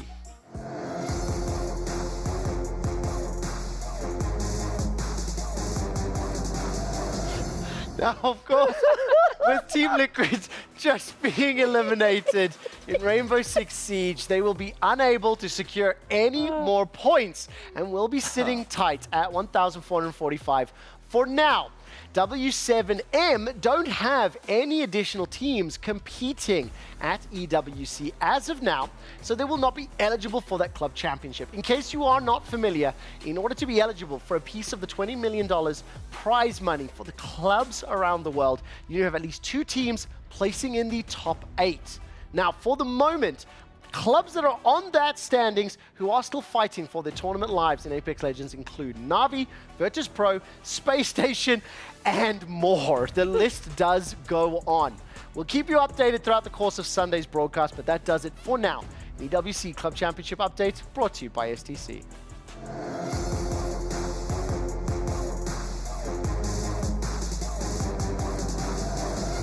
All right, the last thing that we will do, it is literally the last few minutes of our broadcast. I have laughed so much. We're going to turn our attention to the STC Arena and take a look at Apex Legends. Actually, neither games are live right now. So just a reminder then, you tell me what's happening for the rest of the evening, Jordan. Well, that would have been Game 4 just done. I didn't quite catch who got the dub, but that means that we've got 6 Makers games. Makers, that's great. They're Apex South team. I like those guys. Oh, boy. Yeah, so looks like Apex having a great day over on Apex Legends today. But yeah, what that means is we've got 6 more games to go, so we're not quite halfway just yet, but it is going to be, unfortunately, soon time to say goodbye to 18 teams. And reminder, the top 2 teams not only advance to Grand Finals, they each get to select 9 keys to be crushed. And I sincerely hope they do alternating picks for each of those. What channel can I watch Apex on? EWC_White. That is the correct answer. In the Kadia Arena, the Rainbow Six first semi-final just concluded. So what that means is the second semi-final will be set up, and as the teams are transitioning, it's not going to be the most appealing to look at on our show right now. Give me some expectations. Look, we've talked about Furia and BDS a lot, but we do have a lot of viewers coming in and out. So your final chance to say biggest thing for me is my prediction has to be right here with BDS. Yes. My prediction was just wrong with Liquid and W7M. So BDS, I really need you to pull this out for me. But no, this is for me, again, I said this in the beginning of the day, this is the most highly anticipated match for me, and it should be for you guys as well. It's the biggest powerhouse in EU versus the biggest powerhouse in Brazil, internationally, I should say, speaking. So that game is going to be an intense one, and I cannot wait to see how that unfolds. I've got one last thing just to remind everybody of. Tomorrow's schedule here at EWC, it is the final day of Week 5. That means 3 more champions will be crowned. That means more keys will be crushed, key frames will be placed into the totems, and 1,000 points per champion will be added to the club championship here at EWC. I will give everybody an opportunity to say goodbye. One last thing from each. Sam, on behalf of Team Weeb, thank you for competing. I put a D there, my fault. I know, you're going last. I'm saving it for a reason. Message to the fans just as we wrap up. It's been an absolute pleasure today. I've been so happy to go through all these games that have been happening. I'm very upset that I lost that game. I think we were cheated out of it. I think you cheated, but I want a rematch. That's the honest answer. No, I don't know that. If that was a bad idea, production. No. Can we do captain's draft? I'll change team. Last notes. Oh man, looking forward to tomorrow. I think tomorrow's going to be crazy. When obviously a bit of bias for Apex Legends, but those final lobbies with the match point format, they go pretty hard. So don't miss it. Mr. Gabriel, the Archangel himself. I mean, today has been one of my favorite days. I mean, every day has been good here, but it has been really fun just working with you guys here, having the games, talking about the games, and tomorrow is going to be so electrifying across the board because of those grand finals. It's going to be a barn burner of a day. And I can tell that he was a bully and a jock in high school because the word dweeb just came out so easily, and he didn't even apologize to us. Our name was Weeb. I am kidding. It's a joke. Dweebius inferred. Dweebius inferred. Thank you so much. On behalf of myself, the broadcast team, everybody at EWC, I want to give a special shout out to the entire control room today. The graphics, the videos, the games, the camera angles, the awful replays. We'll be back tomorrow, 4 p.m. until 8 p.m. Riyadh time. See you then. Peace.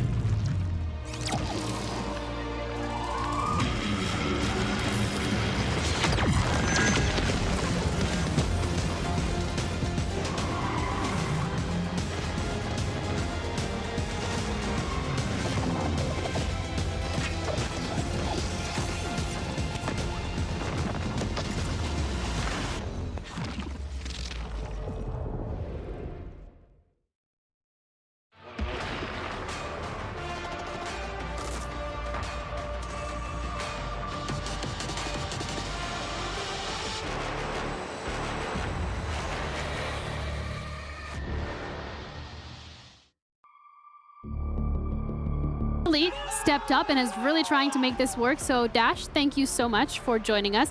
Congratulations on a very dominant win against Team Liquid. I want to talk about the emotions before the game even started. Of course, this is a grudge match. We had a lot of interview segments where both teams were talking a little bit of trash about each other. What was your emotion coming into this? I was very excited before the game, a little bit anxious, because every game there's a little anxious that comes from me.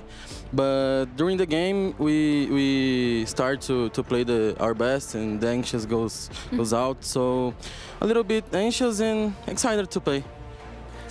In the interview that we saw before the game that you'd done, you said about Liquid calling Volps the imposter. How much did you and Volps wanted to get it done today? Because did it mean that just that little bit more to you? I think Volps was hungry for the victory today, and he said us. He was like a little bit nervous too, because it was very important for him. And we said, bro, we are here for you, and just come and play. If we win, we won, and if you lose, there's nothing to regret. So he was a bit nervous. We were there for him, and it was a good game.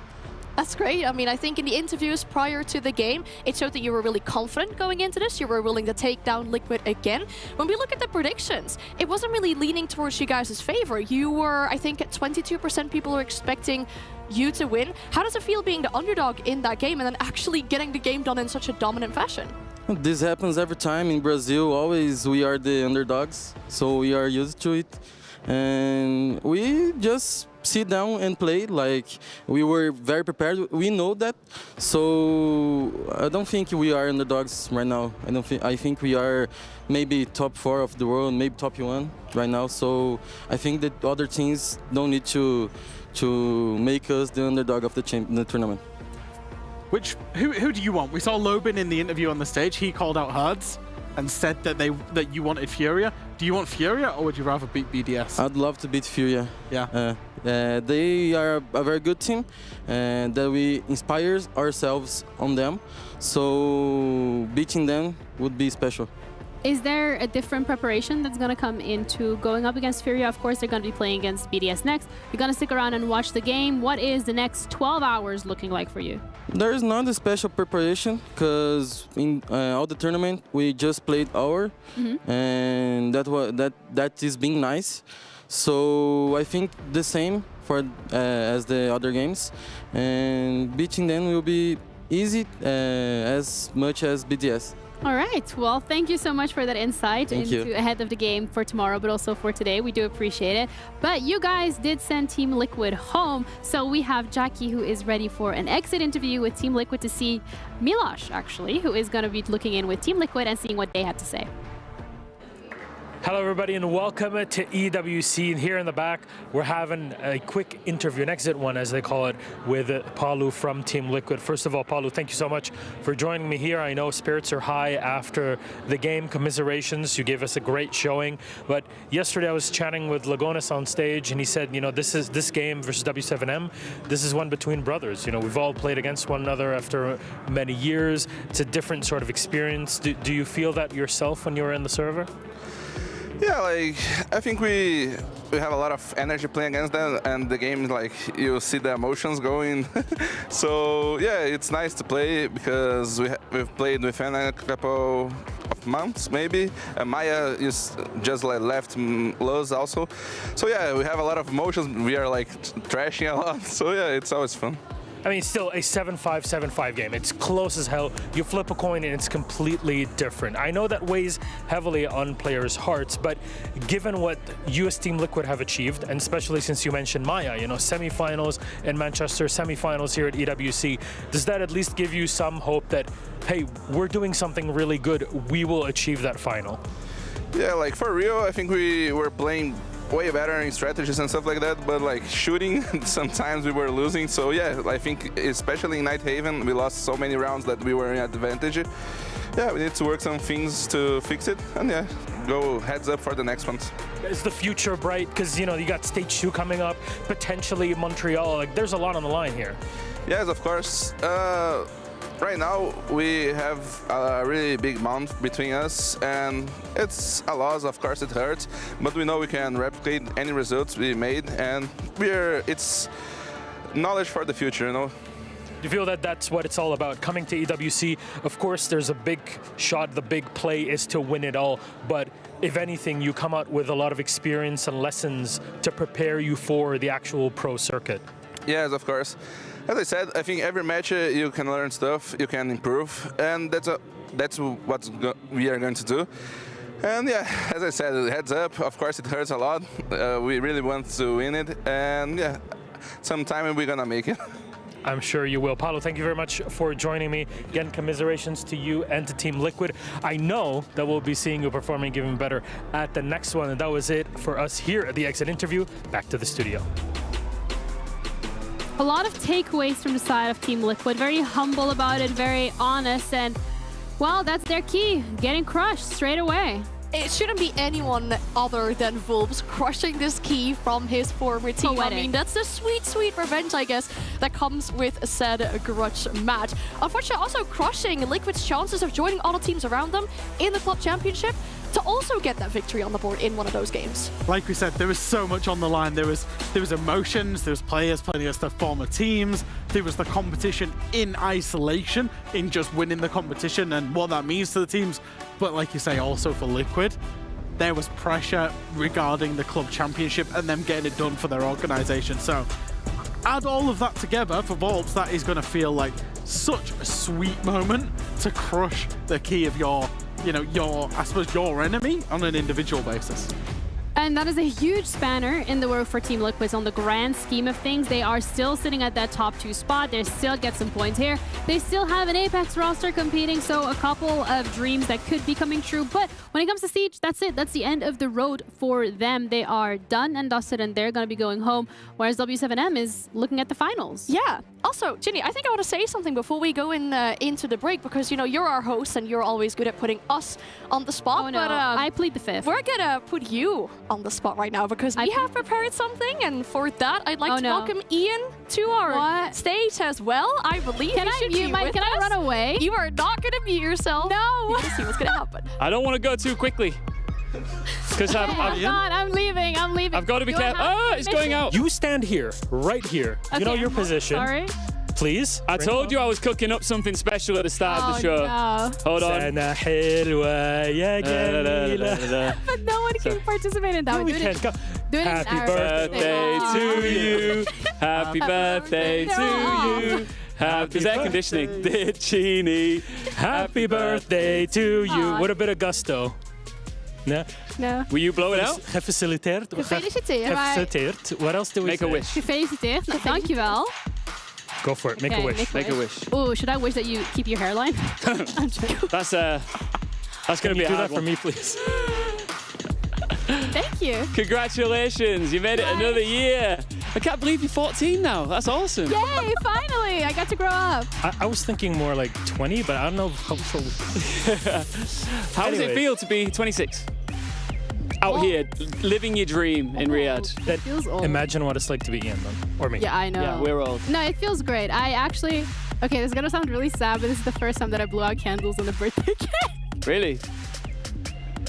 So thanks. Can we get another set? This is breaking my heart. Get another They're one. a little melted, but thank you guys. I don't know if we're going to eat this. I still have another birthday cake in the green room I know. too. But Good. Yo, dibs. Thank you guys. Yeah. Happy birthday. So there you go. Also from Fresh, because he's such a wonderful man. He also got a designer bag for you. Ooh, only one? Did I? Yes, you did. I did. Only one? Oh, sorry. That's it. That's a problem you're going to have with him. Anyway. Can I just ask? That's enough on Genie. Let's move on to the actual gameplay for a second, because I just want to talk real briefly about... You're going to smash it in my Absolutely face. not. Anyway, we're going to be throwing it to a break before this gets out of hand. Thank you guys so much. We'll be back with the second and most important game of today, BDS up against Furia.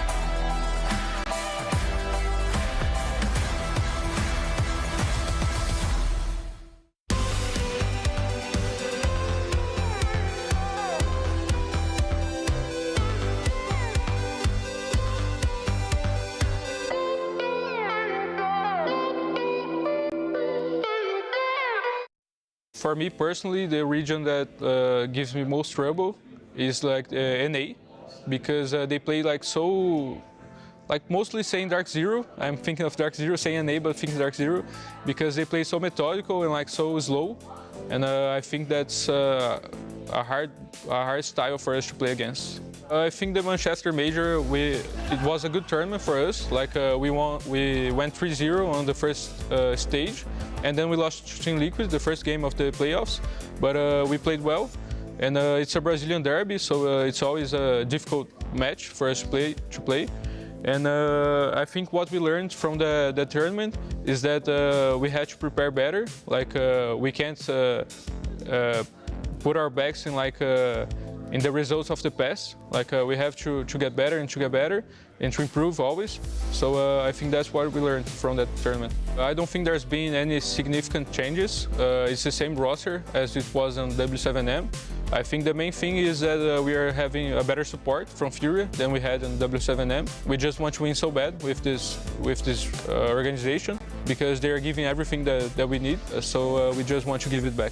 I think the main difference between the two orgs is the structure. Like Furia has a insane structure in Brazil, like in São Paulo.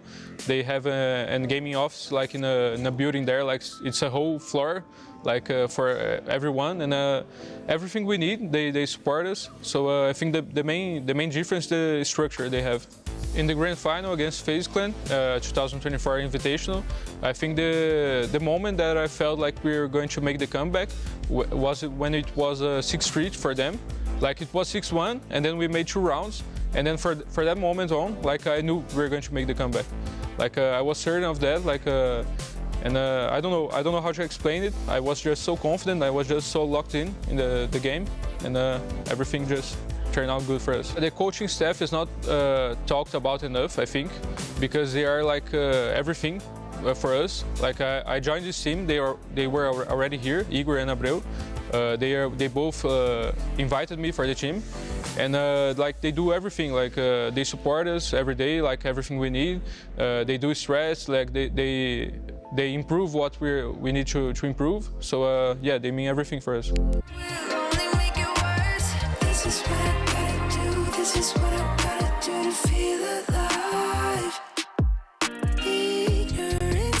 Please, I live like this, so what a mistake. I guess it was better to feel numb than to be wide awake. Life's a hard pill to swallow, but there's always tomorrow. It'll all make sense someday. This is what I gotta do, this is what I gotta do to feel alive. Even if I don't understand it all the time, I gotta let myself feel everything, even if it hurts. Sweep it underneath the rug, will only make it worse. This is what I gotta do, this is what I gotta do to feel alive.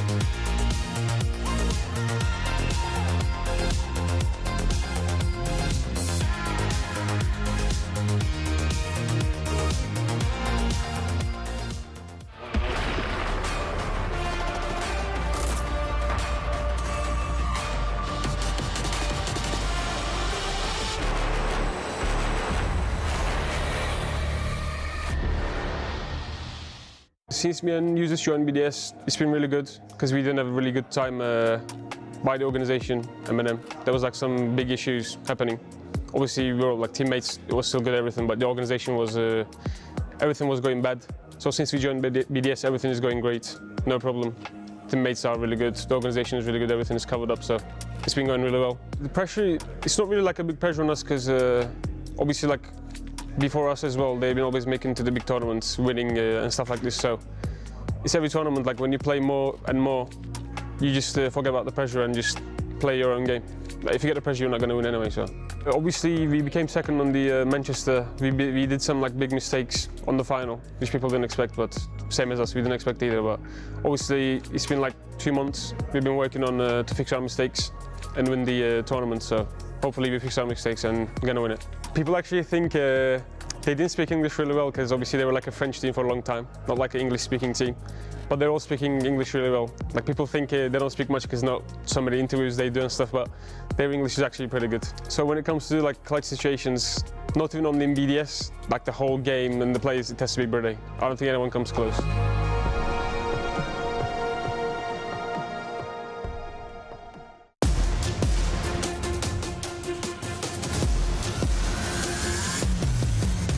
I think our team's been doing good. We've played 5 maps, I think, won 4, and of the 4 we won were like quite convincing, I'd say.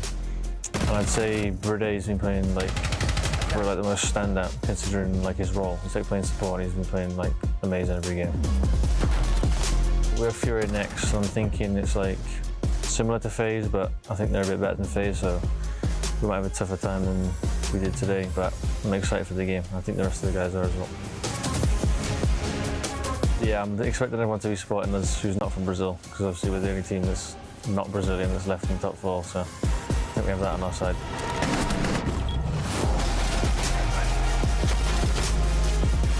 I think we can I'll say we, I wasn't there for the first 2, but I think BDS is ready to 3-peat. What do we have that Furia doesn't? Just Striker, that's it.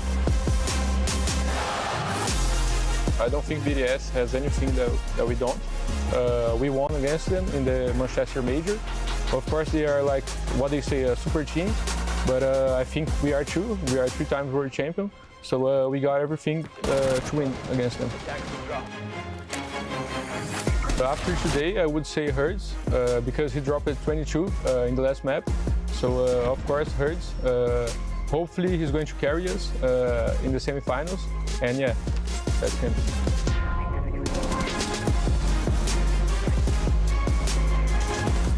BDS, like I said, they are a super team. I think it's fair to say that. Everyone says that, and I agree. They have 5 skilled players, 5 very good players, and I think we are going to do like our best as always.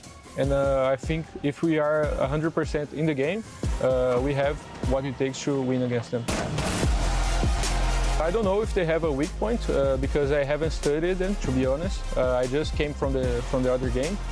So I'm going to study them. I think they got a few weaker maps that we can abuse. And yeah. Hey BDS, we're going to win against you guys like in the Manchester Major. You know that you can defeat us.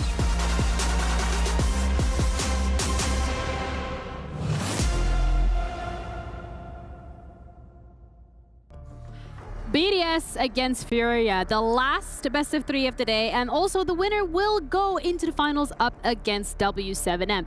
2 Titans here, Fresh, clashing for that final spot available. Yeah, we've got another grand final in a semi-final right now. I think if you look back to the Manchester Major, the prerequisites to that, everybody was saying we want to see BDS Furia as a grand final. Kind of the same for this tournament as well. Everyone was thinking these are the 2 main juggernauts. I know FaZe was alongside them, but I think in everyone's hearts and minds, these were the 2 that are the real favourites. Also, hello, Tristan. Hello, Thanks Ginny. for joining. It's nice to be back, isn't it? Wait, just let Fresh We're so used to you having you here. Before my introduction, all right, you speak Fresh, it's okay. It was so nice to you on the desk yesterday as well. No, you wasn't. That's why I've got to have my own little star of the show moment. But no, you're right. And Ginny, it's nice to be back. And it was nice as well to hear both teams speaking so positively about each other. When you're in a match of you know, this standard and this level, it's really easy to, you know, try and go for each other a little bit, right? Maybe rile each other up, as we've seen FaZe try to do to BDS yesterday, unsuccessfully. But these teams, I mean, we can speak about as much as we want, but they're showing the respect to each other. They both know they're the 2 best teams in the world, realistically. Here we are. Yeah, and one of them is going to go home. Two of the best teams in the world, but only one will remain as they're going to be heading up against W7M. And that puts a little bit of pressure as well, of course, because it is that semi-final. There is no lower bracket. You are going to be going up against W7M. W7M, I feel like, has had such a phenomenal performance. I'm looking forward to seeing what Furia and BDS can bring to the table, because I feel like from what we've seen yesterday, fresh from BDS, that adaptation that they had against FaZe Clan and just the way that they came out swinging, I was very impressed. Yeah, we were sat there thinking, especially when they lost that first map, oh no, we're going to have all Brazilian dominance at this event. And then they come out, two massive maps, two confident maps. I think it just shows BDS, they're considered the EU super team, I think you could say. They picked up some really, really good players, made that change into English as well, but they've gone from stride to stride to stride. I know, you know, there's people that will say, you say it as well, Tristan, I'll really judge them on how they do over the long term, you know, in a year's time. They're not, you know, I'm not going to judge them right now, but even right now, they're still a juggernaut of this scene. EU's last hope, like, quite literally EU's last hope, or any other region than Brazil's last hope that we're looking at. But if you want to cast your vote on which team you think is going to be coming out on top between Furia and BDS, head over to sccplay.gg and cast your vote. Let us know which one you think will claim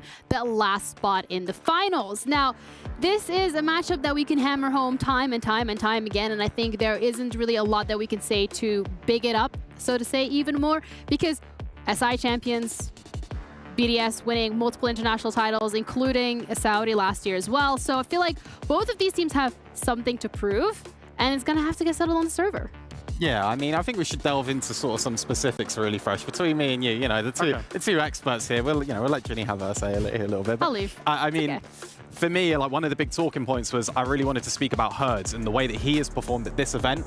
We've seen it yesterday with BDS, where Shaiko maybe didn't have the best time, and still they looked amazing, right? Users popped off or whatever. You have the exact same thing with Furia, but the difference is in Manchester, I feel like we didn't get the best Herds. We didn't see the Herds that I like watching. For me, I think a lot of people believe that KZ is one of the very best players, if not the best player, right? You see it everywhere, socials, wherever it is. You know, sort of self-proclaimed expert here, fresh.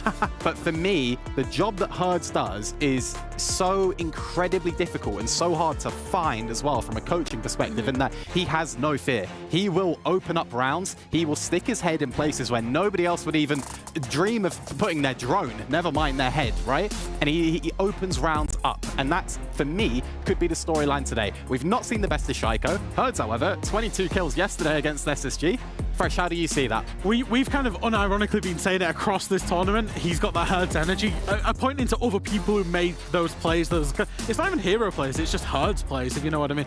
Got that confidence, and it must be so hard time and time again, because at times it doesn't work out, right? You've just got to keep going and keep having that confidence, keep having that aggression. He is kind of the leader of this team. Like I say, I consider KZ maybe one of the best players in the world, if not the best player in the world. I think he's maybe makes the smarter plays, but I think Herds opens up the game so many times for this Furia team.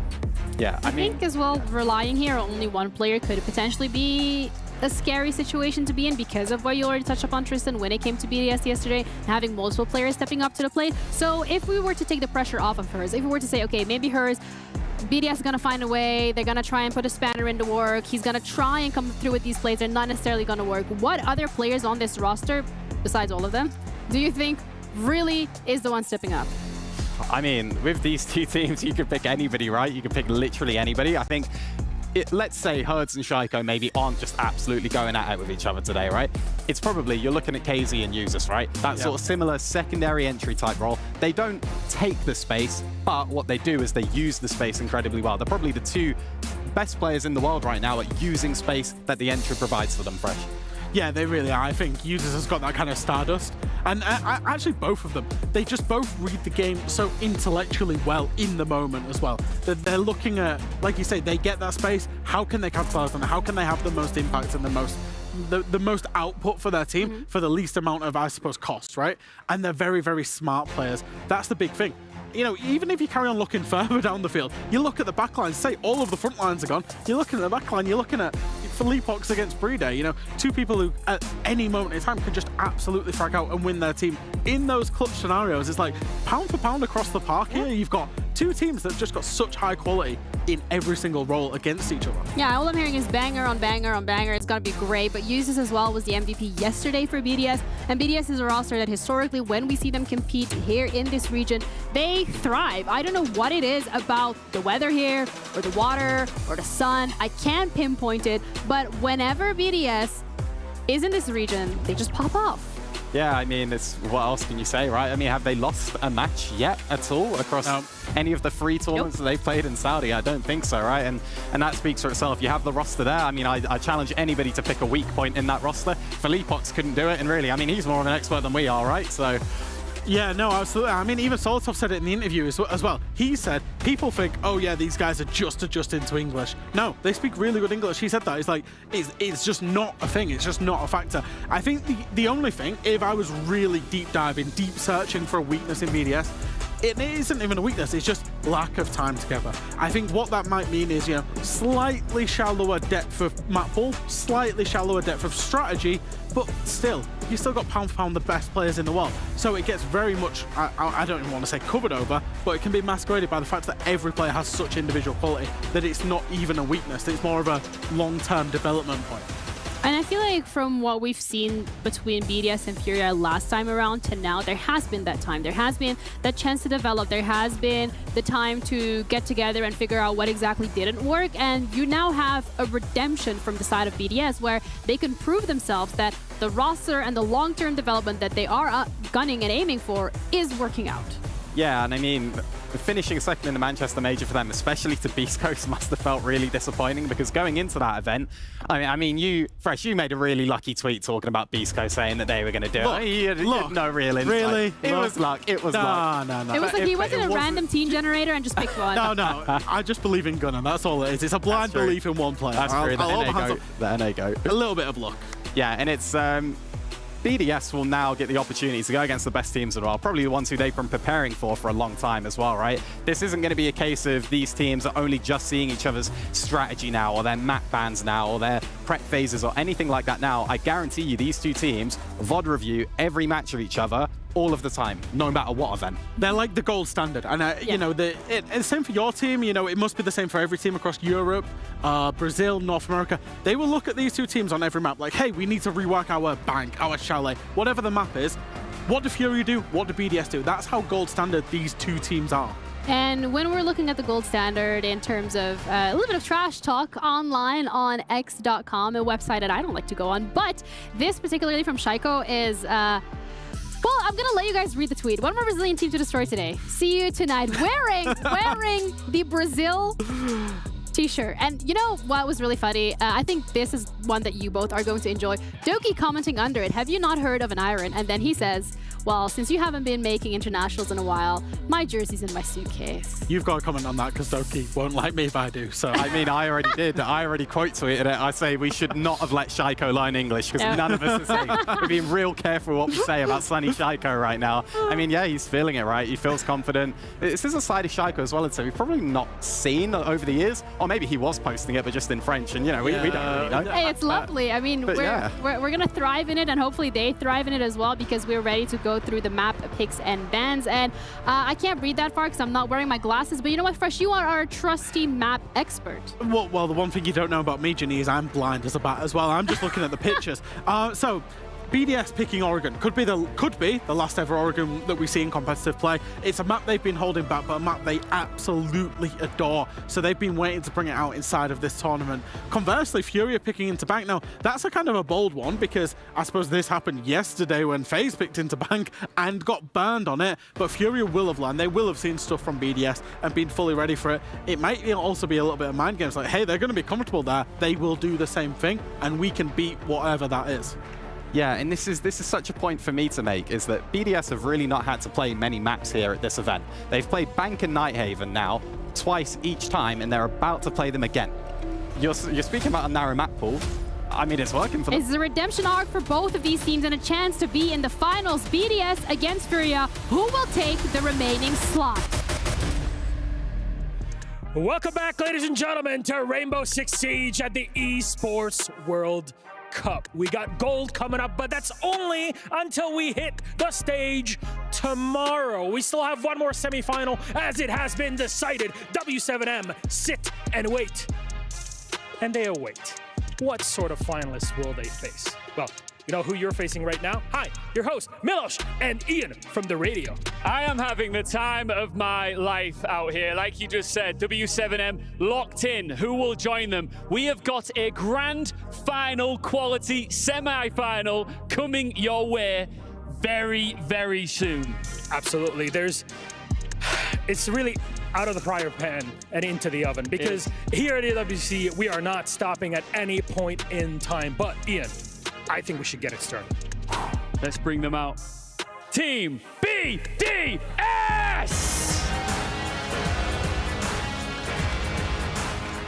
All the way from EU, but they are so at home in Saudi Arabia. They've enjoyed nothing but success on this side of the world, and they have no plans to stop their incredible form here and now. They want their spot for another shot at silverware glory.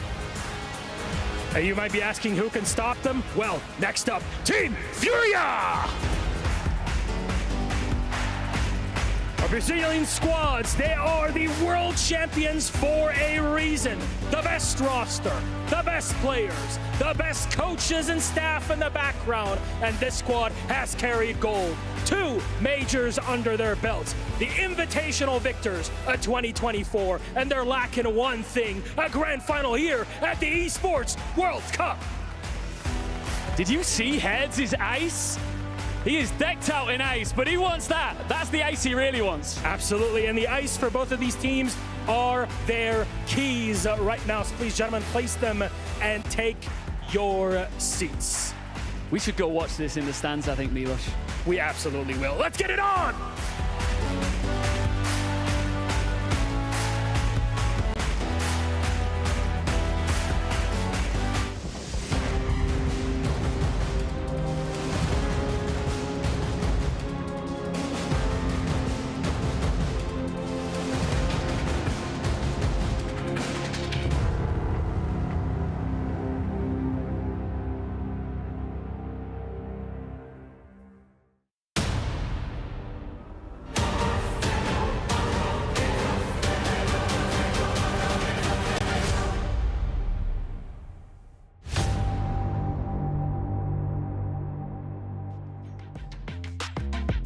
Well, it goes without saying, this is the most hyped matchup of the tournament thus far. Defending world champions Furia going up against the #1 power ranking team, BDS, coming into this tournament. For both teams, they are undefeated throughout series, only dropping 1 map apiece in their respective quarterfinals. Into the semi-final to see now who can move forward to the grand final tomorrow and take on W7M. Yeah, very eager to jump into this one, Jake. A match that could have been pitched as a grand final. Bit of a shame that we won't see 5 maps between the two, but fully expecting 3 to be played out. And of all the maps to be seen this evening, of course, Oregon off the bat. And this may well be a final send-off for Oregon, getting exchanged out for Lair in stage 2. And so eager to see what's brought to the server here. It is the pick of BDS. Onus on them to get off to a good start here. I'm not prepared to give Oregon its flowers just yet. We've got the grand final tomorrow, best of 5, so it means it opens the map pool right up. But you are correct, and it was mentioned as well on the stage. It could very well be the last time we see Oregon for some time. It will be the opening map of this series, picked by BDS. And intriguingly, when you kind of look into it, Fury, of course, being the only team at the tournament still remaining that played it, only as much as yesterday, against SSG, in which they did lose it 4-7 to SSG. So I guess for BDS, I do wonder, is it a case of maybe obviously comfortable and familiar map, coupled with the fact that their opponent did lose it yesterday? Yeah, quite possibly. Of course, both of these teams, sort of as highlighted on the Desk by Fresh, gold standard in terms of gameplay, but also preparation and strategy that would be brought into the server tonight. And I mean, on all 3 maps, it's not really going to be a relevant discussion point in terms of finding strategy, but even more so on Oregon, with it likely going to be either the last or second last time it gets played at the event. So fully expecting to see some new stuff this evening. And we'll see what sticks and what doesn't. Yeah, it's an intriguing thought process with Furia, of course. I felt like when you go all the way back to Manchester, a bit of that shine and polish of their SI run back when they were under W7M maybe had just been scratched off a little bit, but so far putting in a very decent performance here at EWC, have an opportunity to actually now make the grand final, and what a grand final that would be against essentially their old organization. For BDS, of course, they are no strangers to this position, to this scenario, and an event like this in this region. Of course, they've been here before, they've done it before. And I think for BDS as well, you know, for me coming into this event, I looked at them as number one. On my power rankings and my tier list, I had them as number one. They had a great group stage, really no faults at all. Yesterday, a little bit shaky, right? Like they weren't perfect. They weren't super clean BDS that maybe we expected. That result against FaZe, go back to Labs 5-7. It actually at one point was like 5-1 in favor of FaZe. They brought it back but couldn't get the win. In saying that, what a bounce back. 7-0 on Bank, and then 7-2 on Skyscraper. That's the BDS that we knew. And if they play like that today, it's going to be really difficult for Furia. Yeah, I think either way, this is going to be an absolute banging matchup. You've hyped it up as probably being the best game so far here at EWC. I would have to agree. That's my expectation as well as we jump into Oregon. And we certainly do. To the ban phase we go. And having a look at some of the bans in terms of where these teams have been banning over the last couple of days. Valkyrie, for example, has been pretty much almost like an instant ban for most of these teams that we've got. Monty as well doesn't seem to make it through. Most banned operator at the tournament thus far. The IQ, an intriguing one though, guys. So I'm very curious to see what BDS have kind of cooked up there. Furia, do they take the Monte off the board? No, it's the Grim who does get taken off. Third most banned attacking operator, so not too left field. Yeah, not too left of field, but still somewhat of a flex ban, especially in combination with the IQ. I was then anticipating the hand to be forced of a shield operator, more than likely the one tank to follow, but not the case, and I'm sure both teams will be employing shields in this matchup. Same bans from yesterday for Furia on this particular map, so not wanting to change up the strategy that they brought in against SSG with those bans of Grim and Fenrir, the Azami to follow suit, most banned defensive operator at the tournament. So we head to Oregon. BDS on the defense first. Furia will be attacking. This will be BDS's map pick. They would want to get off to a good start, especially coupled with the fact they are on defense here for Oregon. Could this well be the last time we see this ever lovable map for, well, a good while? Yeah, and I suppose just rounding out the ban discussion, as highlighted, Valkyrie has been quite a common staple defensive ban throughout this event. Will sneak through. You combine that with the IQ ban, and attacking with that information on the board being very difficult to locate and clear is certainly something we'll be keeping an eye on throughout this match. Yeah, both teams, of course, dropped a map yesterday in their quarterfinals. For Furia, it got even dicier, an 8-7 win on the third map of Chalet against SSG. So a little bit fortunate to even be here. In some ways, the way in which these two teams won their respective games yesterday, a little bit different for BDS. Really just stormed home, the best version we've seen of them for quite some time. For Furia, it almost felt like just scraping over the line against the North Americans. So we will see which team can start better today. BDS on the defense first up. No surprise, we go to basement to begin here for Oregon. Boy, I'm going to miss this map. I love Oregon. I love the way that it plays, the way it flows, but admittedly, it hasn't changed much in a while. It's called Oregon for a reason. It is called Oregon for a reason. I do understand. I just hope Cafe gets removed next. I'll say that every time. Put the target on Cafe next, please. Yeah. Well, the Monty brought out from Nade round one, expecting that to be highly prevalent here on Oregon. Anytime it sneaks through that ban phase post-rework, great operator in gaining space, but also now with the ability to melee operators down quite easily and hunt them down really now. Also fragging capable even more so than before. And a couple of different routes where that Monty will be effective. Yeah, Valkyrie doesn't get banned out, so immediately utilized, and it's going to be, I think, a very prominent defensive operator in this series. And the reason why I bring it up as well is Users actually going into the semi-finals, he was rated the #1 player at the tournament, has been playing like it, so someone to kind of keep an eye on. Bride as well, actually, yesterday I thought was really, really good, and back in the group stage too, one of the high-rated players. For Furia, it's been JV92, it's been KZ, they've been the top players. It's been a rough tournament though for Philippebox, in the red, negative differential. We'll see, maybe this can be a kind of tournament where he can get going. Bit of first floor control for Furia, but I think that's just all given up for free because BDS are essentially playing 5 basement. Over towards back stairs, freezes stairs as well for Solotov. Yeah, I like that from Furia, utilizing the Maverick. Flushes out Charco on that stairs position. He's unable to contest that, play for drone utility. Liquefact still in big tower though. Rotate Attic. I presume his position is known. That's an educated guess on my part. Hopefully, for the sake of Furia, they are aware that there is a roamer offsite. Developing information on the rappel for KZ. 60 seconds left, guys. It is a basement site. Got to get a wriggle on. Trying to still just really clear out top of Big Tower. This is really slow, and it has been spotted. It's Liquefact onto JB92. The roam has been successful for BDS. The solo roam from Liquefact finds a kill and suddenly throws a spanner into the works for Furia's attack. Don't often see mistakes like that from Furia. And BDS punish it. Liquefact may find it difficult to rotate back towards site, so it's up to the rest of Furia to force his hand. Looking to try and pinch and apply pressure around the objective. Easier said than done. They have execute utility though, and the Montank's still on the board. What a timing. Solotov watching the freezer push, and it was a push coming in from KZ, and eventually does lose his life to Solotov. Kills going the way for BDS. Only the shield up now. And Snade, who will drop in towards E-Box, and waiting behind him was Breeday. Clean start from BDS. I mean, I thought that was just a tremendous solo roam that is rewarded courtesy of Liquefact. The rest essentially playing their role. Stay on site. You don't have to do too much. Let the solo roamer, who I don't actually think got discovered. They thought he was still at top of Big Tower. Yeah, perhaps playing off dated information were Furia through that mid to late round portion, looking to clear Big Tower. Unfortunately, they lose that initial pick, not knowing that he had rotated over towards Attic. Said that on the replay now, and then nobody in a position to cut him off as he tries to get back towards site.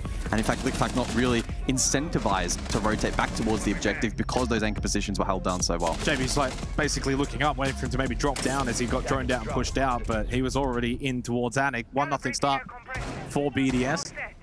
Disappointing start for Furia. Yeah, rather slow in their approach, couldn't deal with the roam, and eventually the hit onto site was, yeah, completely unsuccessful. We head over towards Kids Dorms. Interesting hold over towards Pit, mirror window, and looking in towards Trophy. So they can play in towards Attic. Means that for BDS could be a little bit more of a lockdown in towards site. Although roaming at the moment, Liquefact on the Solus, in towards Dining. Wonder if he might play the roam game again here and try and get a bit of first floor control. Yeah, early line off the rip here from Nade. Perhaps trying to find a pocket of space somewhere for an entry around the map. As mentioned, games will open, and so Herds needing to be mindful of that. Equally though, the defense of BDS not wanting to fall into that line of sight and give away anything for free. Solotov is holding the entry over towards Trophy with a deployable shield. Big Tower presence again from BDS on Beautiful defense. multi-layered defense right now from BDS with Big Tower, and you've got Liquefact actually in towards basement. So for Furia, it's also very difficult to hit that direct sight because Games Wall's opened up. So typically, if Games Wall was reinforced the way that it usually would be, you can kind of sneak in there and then eventually try and open it up, but yeah, it makes it very difficult to kind of push through quickly. Yeah, and they're trying to gain information, but the mute is stalling that out as well. So Furia now need to find the tools to gather that information so they can make a decision. But KZ will fall into a frost mat. Can recover himself, of course. Not ideal though, in towards Armory, now very low on health. Flash, it does land on to Solotov. Might look to pick back on the Frost. Again though, Herds having to watch from multiple angles, expecting the attack here from BDS to come through, Games to come through. Trophy into bedroom though, Herds gets aggressive, and honestly, Furia needed that. Someone to just push through. Put the onus on themselves, and why not the Ash, who can then eventually deal with that mirror window as well in Pit. Really good little pressure right now from Furia building in this round. Users gets a big kill, but so does Philippox as well towards White Stairs, and suddenly this round is rather scrappy. Yeah, not a whole lot of pressure over towards White Stairs and put Breeday on an island. That mirror window critical for BDS, but cleared, and so they will now be forced back. Man disadvantage, 60 seconds for Furia. They find themselves now in a much better position. We'll see though if they're able to convert. Users up close, anchor roll, 10 HP. Liquefact at a tradable position, and Shaiko back towards double window. That window not opened up. And so Shaiko will find himself in a really powerful position to anchor in the back of side as Liquefact pushes forward. Gets him. Huge timing from Liquefact. Had he been even just a moment slower, that flash would have connected. He wouldn't have been able to swing onto Nade. 3 versus 3. Users and KZ both low in health. Still some time. Certainly time to stall out. Oh, good shot again from Liquefact. Controlling that position. And Shaiko as well to double down with him. And suddenly the round falls apart for Furia. Liquefact again talk about an opening start for him and for BDS in the opening 2 rounds. Yeah, BDS found themselves in a position where somebody had to try and make a play with users low on HP.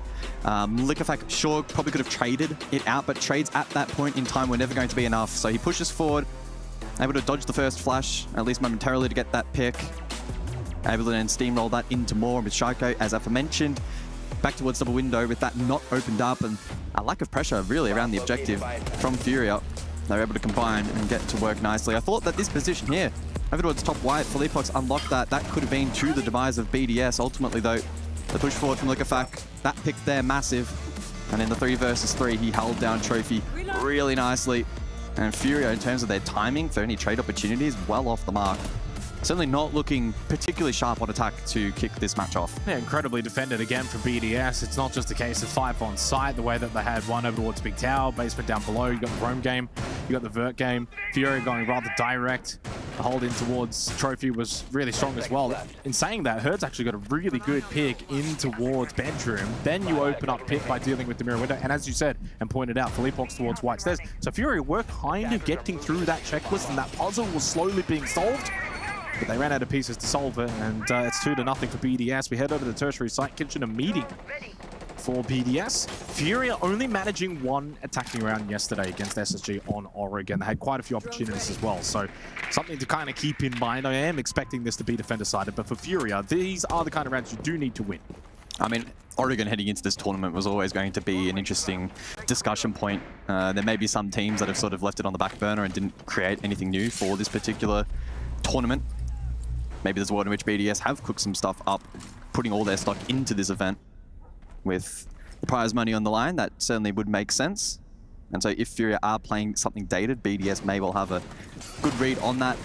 And as you are highlighting, attacking prowess at this event hasn't been amazing. Limited sample size though, and still an opportunity for them here. Round 3 on the tertiary site to start gaining momentum. The Monty will reappear. Nade may well look to rotate over towards small tower here and execute a push in towards kitchen. I'll give them a call. Double globals as well available to Furia with the Lion and the Dokkaebi to try and gain info. Opening kill for Herds. Takes out Shaiko. Now much better on the roam clear here through Classroom now for JV92 as well. Does Solotov get aggressive, holds the position through split in towards Garage, takes the fight but doesn't land the shots. Logic Bomb, second one to ring out, and KZ just decides to sneak through and in. Takes out Breeday, 1 in towards site itself, and he's aware of that. The flashbang utility dump, successful from Furia, finding these kills quite quickly. Solotov on a bit of an island and sends out the Nitrocell, and it lands perfectly and brings the round back into contention now for BDS. Suddenly, the Montang with a lot to do to push forward. Can pull out the pistol, but Herds and JB92, they get the kills that are required. And the round that is required for Furia. Yeah, that's the kind of snappy attacks that Furia really thrive in. We cast our minds back to rounds 1 and 2 where they got stalled out, largely due to good offsite play from BDS. That time around, though, able to find relatively free entries. About as free as you're going to get in this kind of series. And Furia will, more often than not, convert those advantages. An early overpeak there from Shaiko, and KZ aware of the lurk main. As we roll through these replays, every single one of these fights, good, confident shots from Furia. Bit of a fight back from BDS. Ultimately, not quite enough, and it was users on an island in the 1 versus 3. And now, Jake, we can officially say we may have at least a map on our hands if Furia can remain competitive on the tertiary sides. Yeah, I mean, that was a big round. They needed to get that one. We always kind of look at Oregon as that 2-4 split. Get the 2 tertiary sites. If you can steal anything on the primaries, I mean, that looks great on the record. I imagine BDS looking at their lineup again, they're going to play into a bit of a roam game maybe this time around. The Aloe, the Capcan, Legion, so lots of trap utility. Last time out, of course, on this very side, it was Liquefact over towards top Big Tower, and then eventually in towards Attic. Enough to essentially ruin the round for Furia. Right now, this little kitchen holdover with the EDDs placed by Liquefact might be a bit of stomping ground. We'll see if he does hold out in this vicinity. But it is Shaiko with an opening kill. Spawn peek onto JV92. Takes out the Maverick. Yeah, I think it may have been from Garage. You've only got 2 secondary hard breaches now on Nade. Who has been able to quickly get into Big Tower here, so can't die here. Otherwise, nothing will get opened up. I don't think Shaiko has any idea. Yeah, Shaiko's got no idea. There should be a kill potential. Oh, the EDDs, though, give away the position for Nade. Headshot angle, but Shaiko's just a bit better. Nade loses his life, and with the drop down into E-Box, back to site. Advantage BDS. Logic Bomb not going to find a lot here from KZ, and I don't think the Jackal will do a whole lot from here either. Back to site is really the motto for BDS, but Solotov, he's actually still second floor. He's being hunted down. Still a lot of time in this particular round. Furia certainly can go hunting to find him, but as they do go hunting, he gets the kill, eventually traded, and it all ends up still the same. One player advantage for BDS. Yeah, Furia looking to up the pacing again here in round number 4.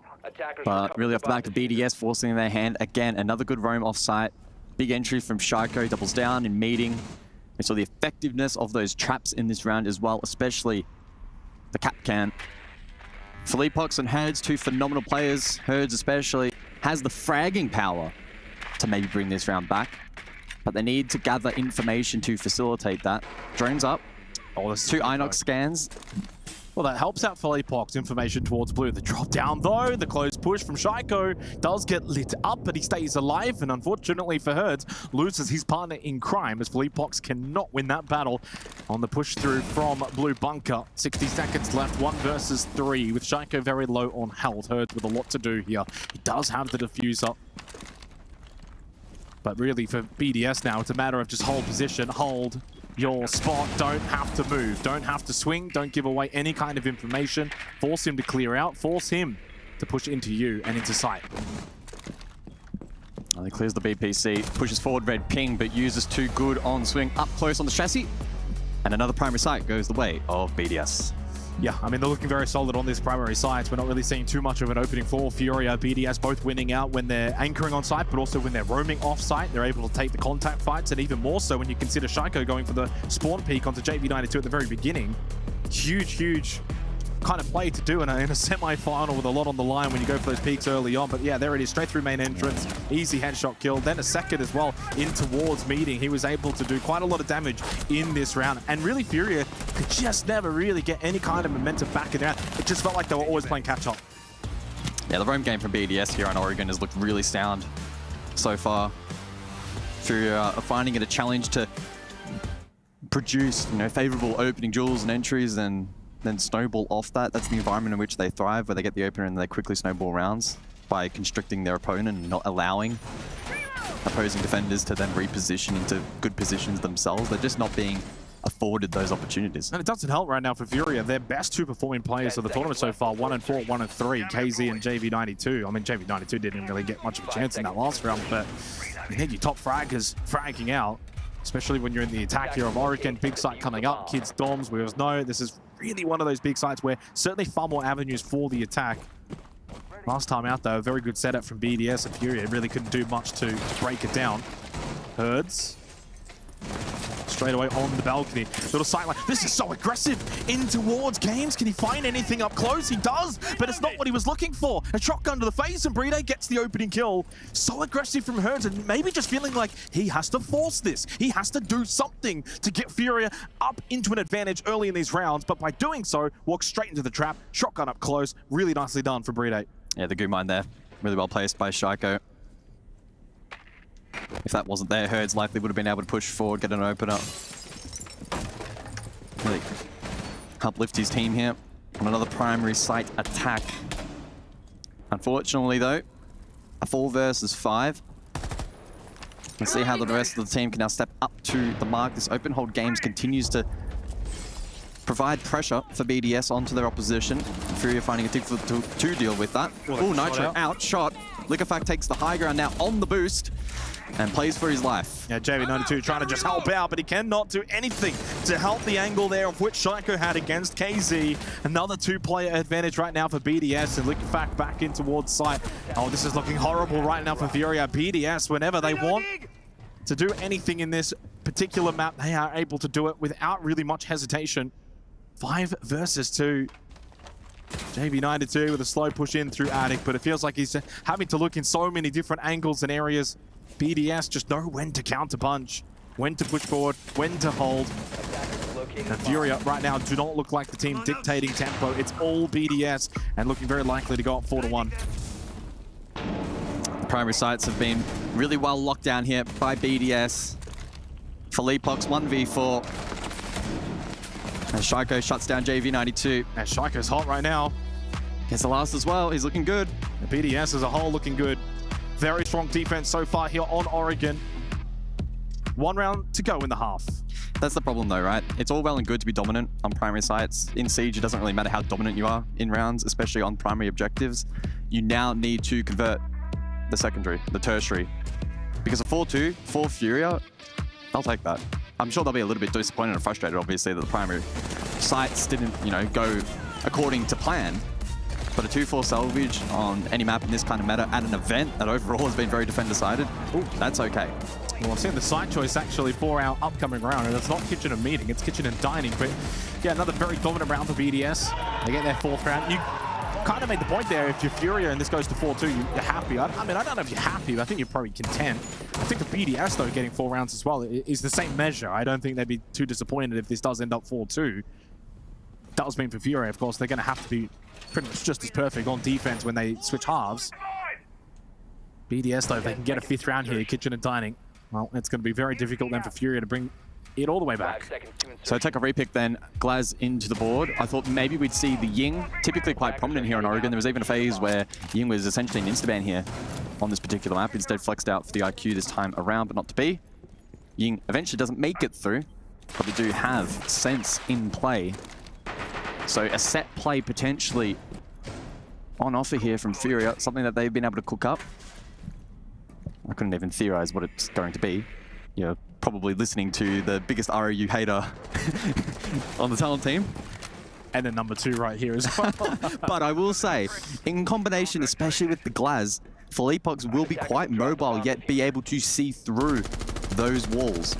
And if there's any team, honestly, that could cook something up here that is well calculated, it could be Furia. They're on opposite sides of the map. Philippox, the glass is over towards small tower side. JV92 still construction side. True. Oh, headshot though. Okay, you don't need the ROU. You don't need the send.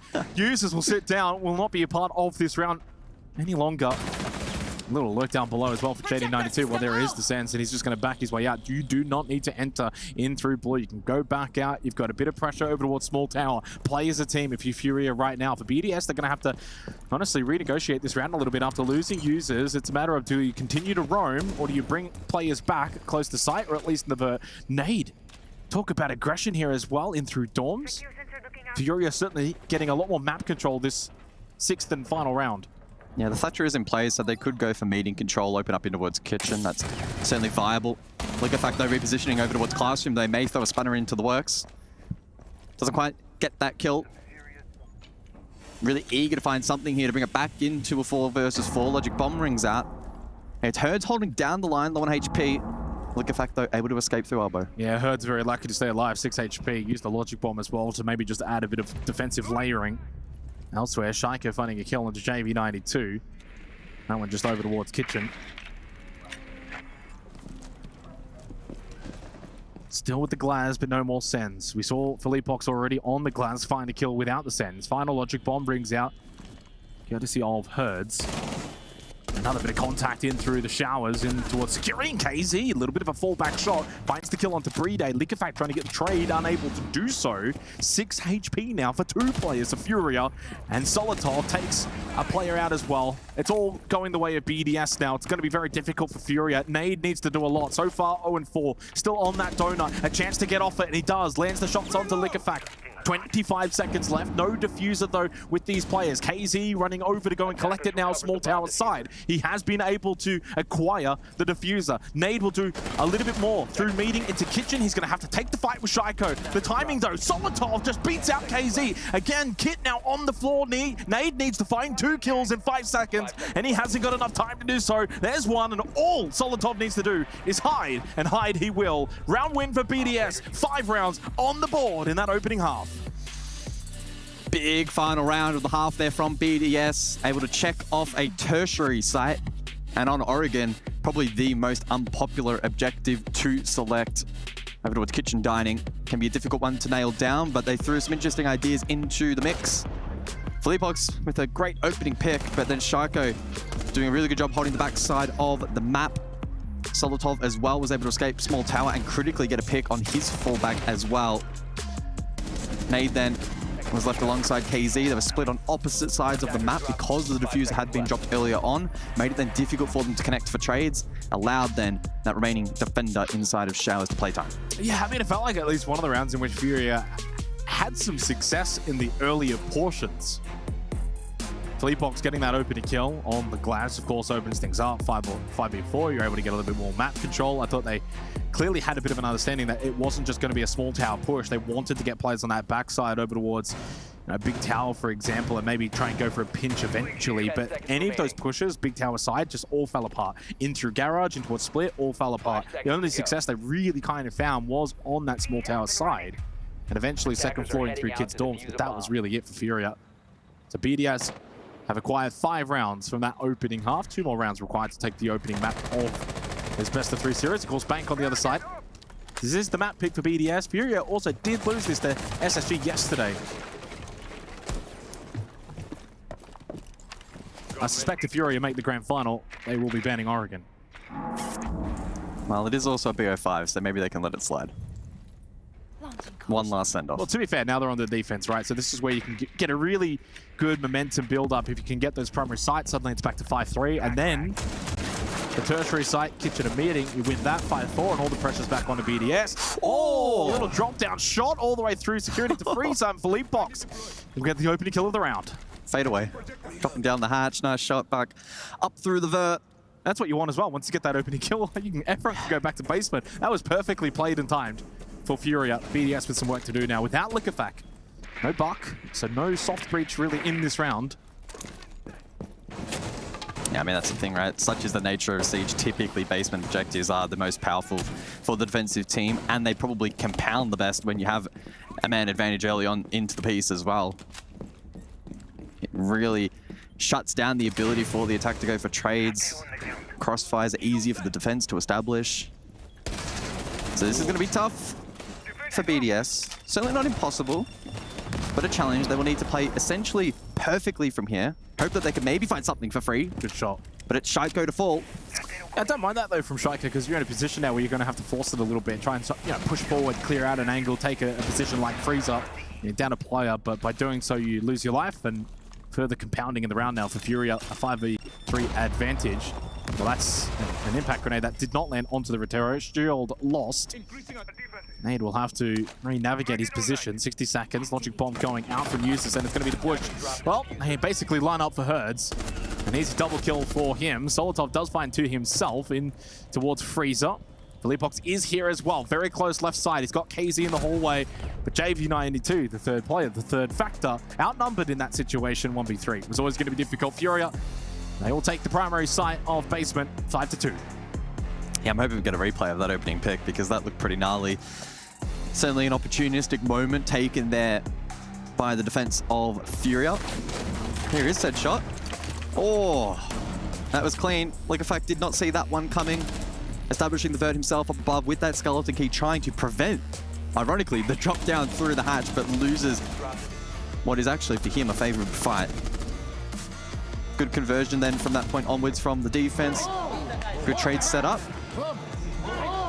And Furia looking rather confident now. Yeah, it's one site though. It's one round win. It's something. It's laundry supply. It's different. Now we go to Kids Dorms. This is where you're going to be tested a little bit more. Curious to see what they bring. So they go to Bandit actually. Shockwire batteries in play. I would imagine to electrify games. That's the hesitated guess. Obviously, you can also leave one over towards the other side of Attic and towards Big Tower. Yeah, I would presume it'll be an Attic juggle. Maybe to an extent they can be used on site in combination with the mirror as well, depending on what config they go for. In terms of the attack, important to note that Nook is being brought. Again, as I was sort of highlighting before, didn't actually eventually get stuck, but Ying also, again, incredibly powerful and this particular objective for gaining space through the likes of double window, for instance, or a pit drop. And then Monty goes without saying, can also be great for creating space. Back to this Nook, though. Not particularly favored currently in the comp meta. Interesting little proposition here, but only a secondary hard breacher is actually brought into the round along with the ace. So that juggle towards Attic could be a successful one. JV92 is pre-placed in there. You can see second floor, Attic. Love that little feature. Nate needs to be a little bit careful here that he doesn't get snuck upon by Liquefac. Again, likely being brought in counterplay to the Valk. Yeah, but they're roaming. I mean, they're on the move. That's what you want to see from Furia. It's very easy on Kidstorm sometimes to just bunker in towards side, especially if you're playing something like a Bandit Juggle in towards Attic. You can really block off a big avenue for the attack. Oh, he's going to get a kill. Liquefac should get a free one here on to Nade, and Nade will fall. Yeah, Nade just wandering around aimlessly in the dark and eventually runs into Liquefac. Advantage BDS. Deathmark has also been utilized here by the Deimos of Shaiko. Just put some pressure, perceived pressure, onto Herds. Nothing really all that direct. What a shot though from Shaiko. The push through into bedroom. Incredibly favorable now for BDS with a two-player advantage on one of the primary sites here of Oregon. Love the amount of information that Brede can give over to the rest of the team. He essentially has spotted all three of the remaining members of Furia, confirming their locations, their positions, and Shaiko with a headshot onto KZ. Philippox clearly trying to do something, but it's too little too late through Z. Nitrocell, even if it does land, it won't matter. It's a 5v1. BDS ripping apart this defense of Furia. Well, he marches forward to his loss. A flawless round from BDS. I really like what they brought there. The composition, real nice. The Liquefac lurk down below. He was ultra patient. It took until 1:45 remaining for them to get that opening pick, but essentially risk-free. Converted it from there. Brede on the Monty, as he was sort of alluding to, relaying really good information, and the pick clear there from the attack. Essentially perfect. Well, you kind of look at the emphasis for both teams. So for Furia, the emphasis in that round was essentially the juggle towards Attic. We want to block off big tower push. Hopefully then for the late game, we can kind of play in towards Pit, for example, off the mirror, right? Then you also have a bit of a presence towards the game side. And you then have one player roaming down below. So what do BDS do? Straight through bedroom. They put the pressure immediately into Attic from the only avenue you possibly can. They deal with that, and then you are able to have, facing in towards Pit, in towards site, the Montagne gets so much vision. They dealt with the Roma, essentially just completely outplayed Furia in that round. That was a very dominant round, maybe the most dominant round we've seen, as it was also flawless so far in this particular map. 6-2 for BDS, and on the verge of taking the opening map pick of this series. Yeah, BDS's Oregon has been super clean so far.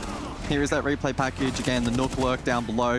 Shaiko with a couple sharp shots as well. The Deimos pressure to compound in towards Pit alongside the info relayed from the Monty was really, really nice. Nothing too fancy there from Shaiko, but just landing those favorable fights. Doing his job well. Great cut off top white. Flawless round. And I don't think they really have too much to be concerned about at this point. No, put nothing wrong there, did they? That was absolutely flawless from BDS. Now, Furia is certainly going to be some question marks here. I mean, but it is also an Oregon map in which they're going to be now 0-2. Well, they doubled down, and they're going to bring the clash for round 9, hiding inside of that kid's bedroom position, hoping that it doesn't get discovered. No Bandit. Nope. A Rooney in play as well. We've seen quite a large amount of variety here in terms of comps so far, which is good to see. Yeah, largely the same though for BDS. I don't imagine they'll play this exactly the same. Herds with an armory peak, but unsuccessful.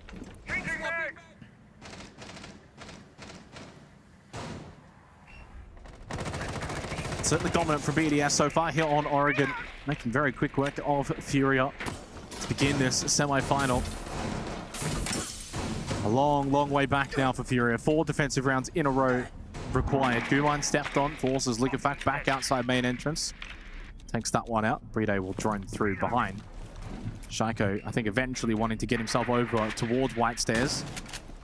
But yeah, big change up now, at least in positioning for Furia. Instead of holding one deep Attic, just reinforce it off. They also have one side of Games Wall opened up, and that's where Nade is sitting on the Clash, although he has also fallen back. So he can take the shield battle if he likes with Liquefac on the Montagne.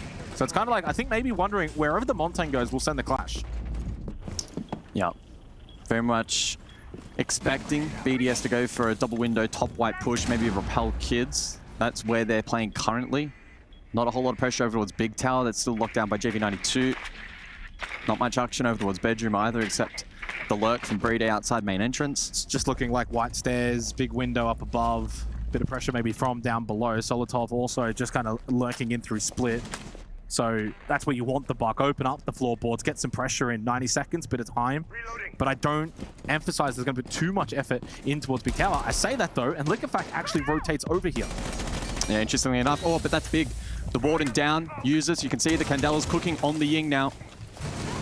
Yeah, straight in, smoked off the moment, so not a lot of vision. I wonder if the Bolt will come through. JV does find 2 kills though. Absolutely required for Furia. Brede able to get 1, but eventually traded. Liquefact's not even really in the map, by the way. While all of that was happening, the Montang wasn't even inside of the building. Huge triple kill from JV92 and keeps this map alive for Furia. As Liquefact getting electrified and eventually shotgunned. And Furia find a 3rd round. So that was big from down below, BDS clearing out the Warden, and immediately they seized that opportunity to try and activate the Ying. I think the fallout from that, though, was, as we're sort of mentioning, the Monty not in the best of positions. They didn't get a whole lot of value from that, not a lot of pressure. The Clash ultimately was able to deal with it anyway. And so it fell apart there for BDS. A couple of nice shots as well from JV92. And Furia just extend this map a little longer. Is that the first round? We're seeing Furia really kind of maybe outsmart BDS a little bit. They certainly looked like, okay, to be fair... I wouldn't even say it was outsmart. I think just out-mechanic, right? Let's look at the Ray package. So this was big, right? Warden falls, we see the Ying activate, but then JV92 just with some really nice shots, gets 1, holds top white, that's a 2nd. I don't think this is big brain, necessarily, right?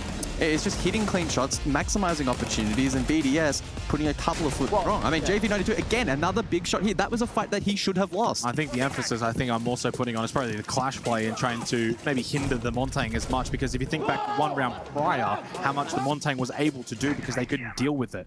Sure, it's not running around killing people, but he was able to get so much vision, so much space, able to progress the attack forward for BDS in that round. Liquefact was essentially just not even playing. He wasn't even inside of the server. 6-3, 3 more rounds required for Furia.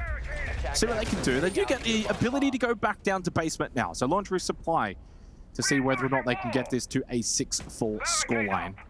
Capcan in play with fun with those EDDs. Also actually being selected by Liquefact, wanting to stay on the shield, but putting the Montang away for now. Been 11 kills, by the way, and there was that wash thread yesterday, and ever since that thread got put up on Reddit, he has played really, really well. Don't go too early, kids. Okay, so these Talon shields being used outside blue currently. Makes it a little bit more challenging for KZ to contest, not running impacts. So just something that he'll now need to be mindful of for the remainder of the round if he wants to lock down and bunker. As we can see here from the perspective of Brede, obviously he can't see it, but we can. A couple of red outlines on the first floor, meeting and main stairs. That's for Leapox and Herds respectively. Currently being droned out by BDS. They'll likely want to contest these positions if they are to try and open up that meeting hatch. They do have the Impact Emps and the Secretary Hard Breach to deal with the Electro Claw. For Leapox though, their biggest barrier to entry at the moment is in full sight of the attack though. Oh, I like this. Yeah, I've been spotted. Yellow Pink saw the... Oh, what was that from Leapox? Shotgun just got sent to the Shadow Realm. Spotted his feet, pinged him out, knew where he was, and yeah, a quick little shot from Leapox. Well, as good as that shot was, Furia have also fallen apart very quickly, and now BDS have got the advantage for the remainder of this round. Sight opened up, bit of pressure. JV92 and Herds, last standing duo, into basement as users droning out. Liquefact already in a very aggressive position through blue bunker. Oh, JV92 gets the kill and brings it back to even margins.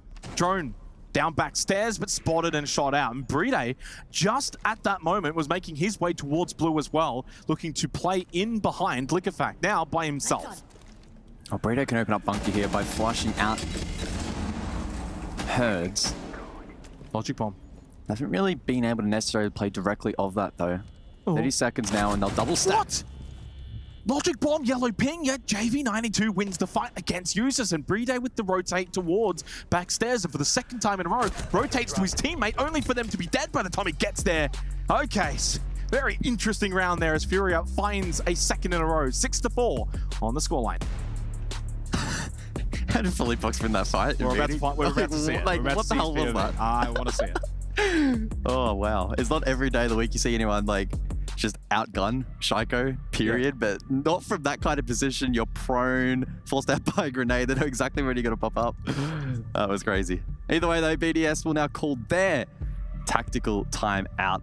They're one and only in this series. Just to talk things over, how are they going to convert this map? Still 2 more opportunities in regulation. 3 of the last 4 rounds for Furia. I mean, evidently it's defender side. Oregon has always kind of played it in that manner. We look at those 2 floor split margins, but the issue is the fact that we just saw a basement win. And prior to that, Kid Storm. So if I'm correct, this should be a complete tertiary of Kitchen and Meeting coming up, and then potentially Kid Storms for that final round of the half. So some really good time to talk things over, actually, for both teams, courtesy of the BDS tactical timeout. We are indeed going to Kitchen and Meeting. Here is this replay. So Philippe Box, oh my God, guys. I don't have to say anything. Everyone just saw that. Wow, that was clean. But there was still that period of play post that. It actually felt like BDS were wrangling momentum in the round. Yep.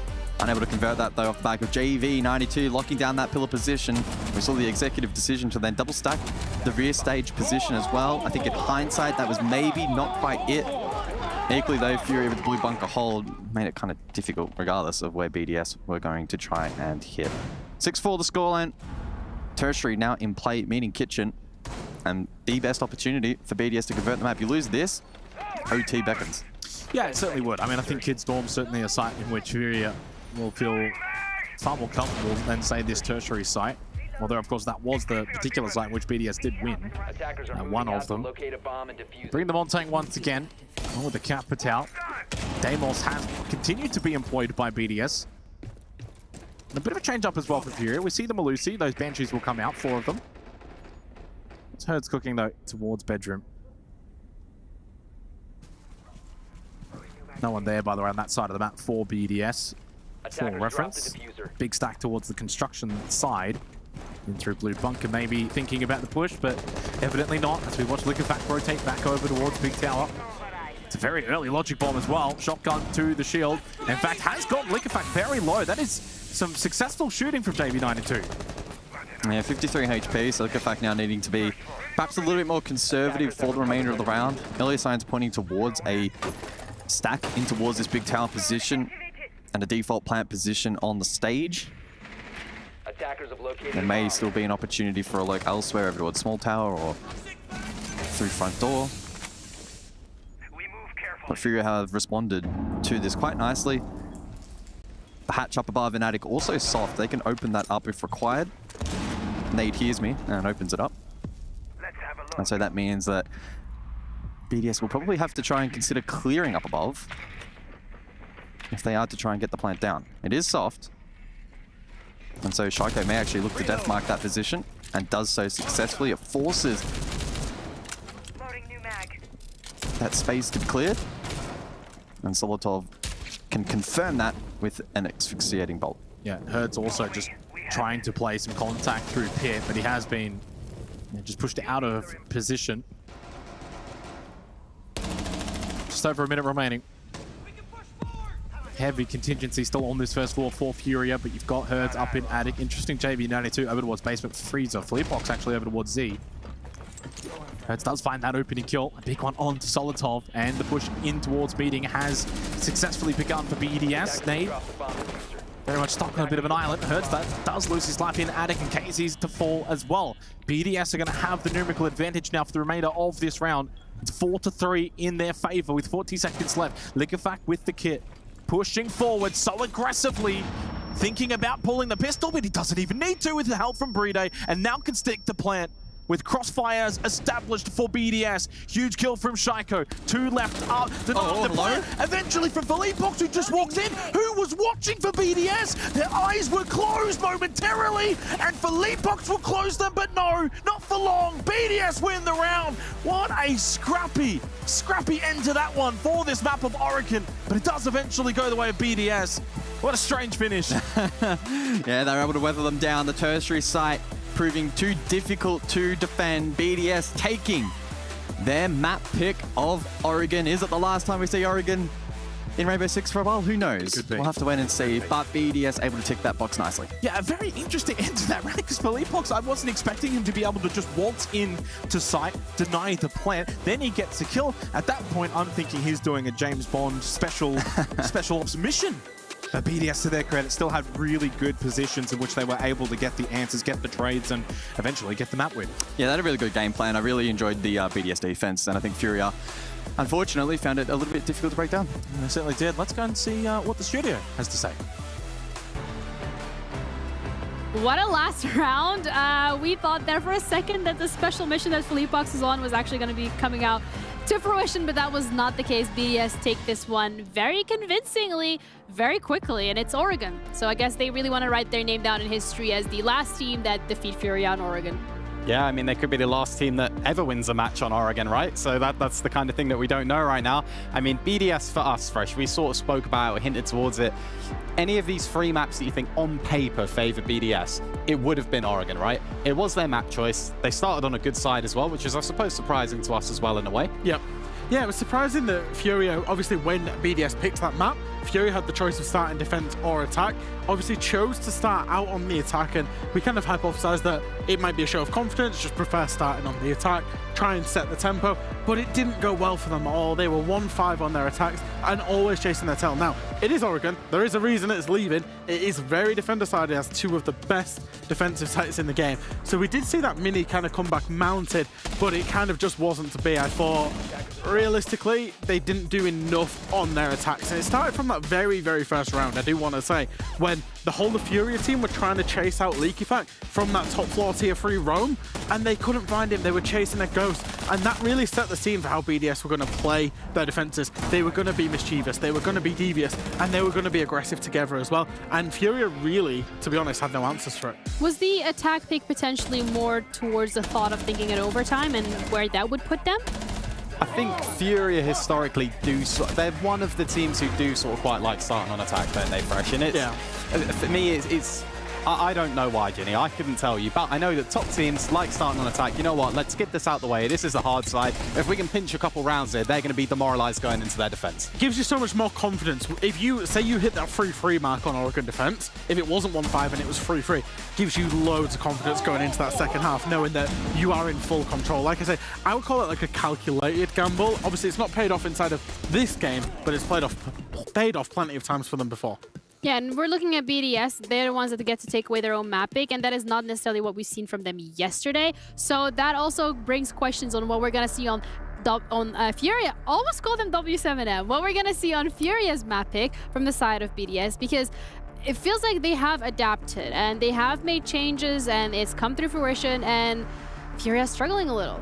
Yeah, and I think we saw BDS, unless I'm mistaken, yesterday, Bank was their 7-0 victory over FaZe, right? And they also started on the defense. So if they were to start defense again, just like they have map 1, I don't know, it looks difficult. It looks tricky for them on paper, but Furia are an amazing Bank team. It's the one thing I commented on during the match. For me, I think Furia at their absolute best, and they play at their absolute best when they're on big maps. Lots of space. Herds, go take this space. KZ, I'm going to follow you in. Let's use this space together. Let's pinch things. Let's work together. And I think Oregon, we just didn't see it. As we alluded to, Fresh, BDS just controlled the pace of it. They really did. But I think historically, Furia are so good at controlling the pace on the bigger maps. I guess we're going to have to wait and see, because that is the next map that we're going to be heading into. And talking about controlling the space, any other adaptations that we're expecting? Because obviously we're aware that they're good at controlling the space, so BDS should be aware of that as well. They've lost to them before. They know how they'd approach this.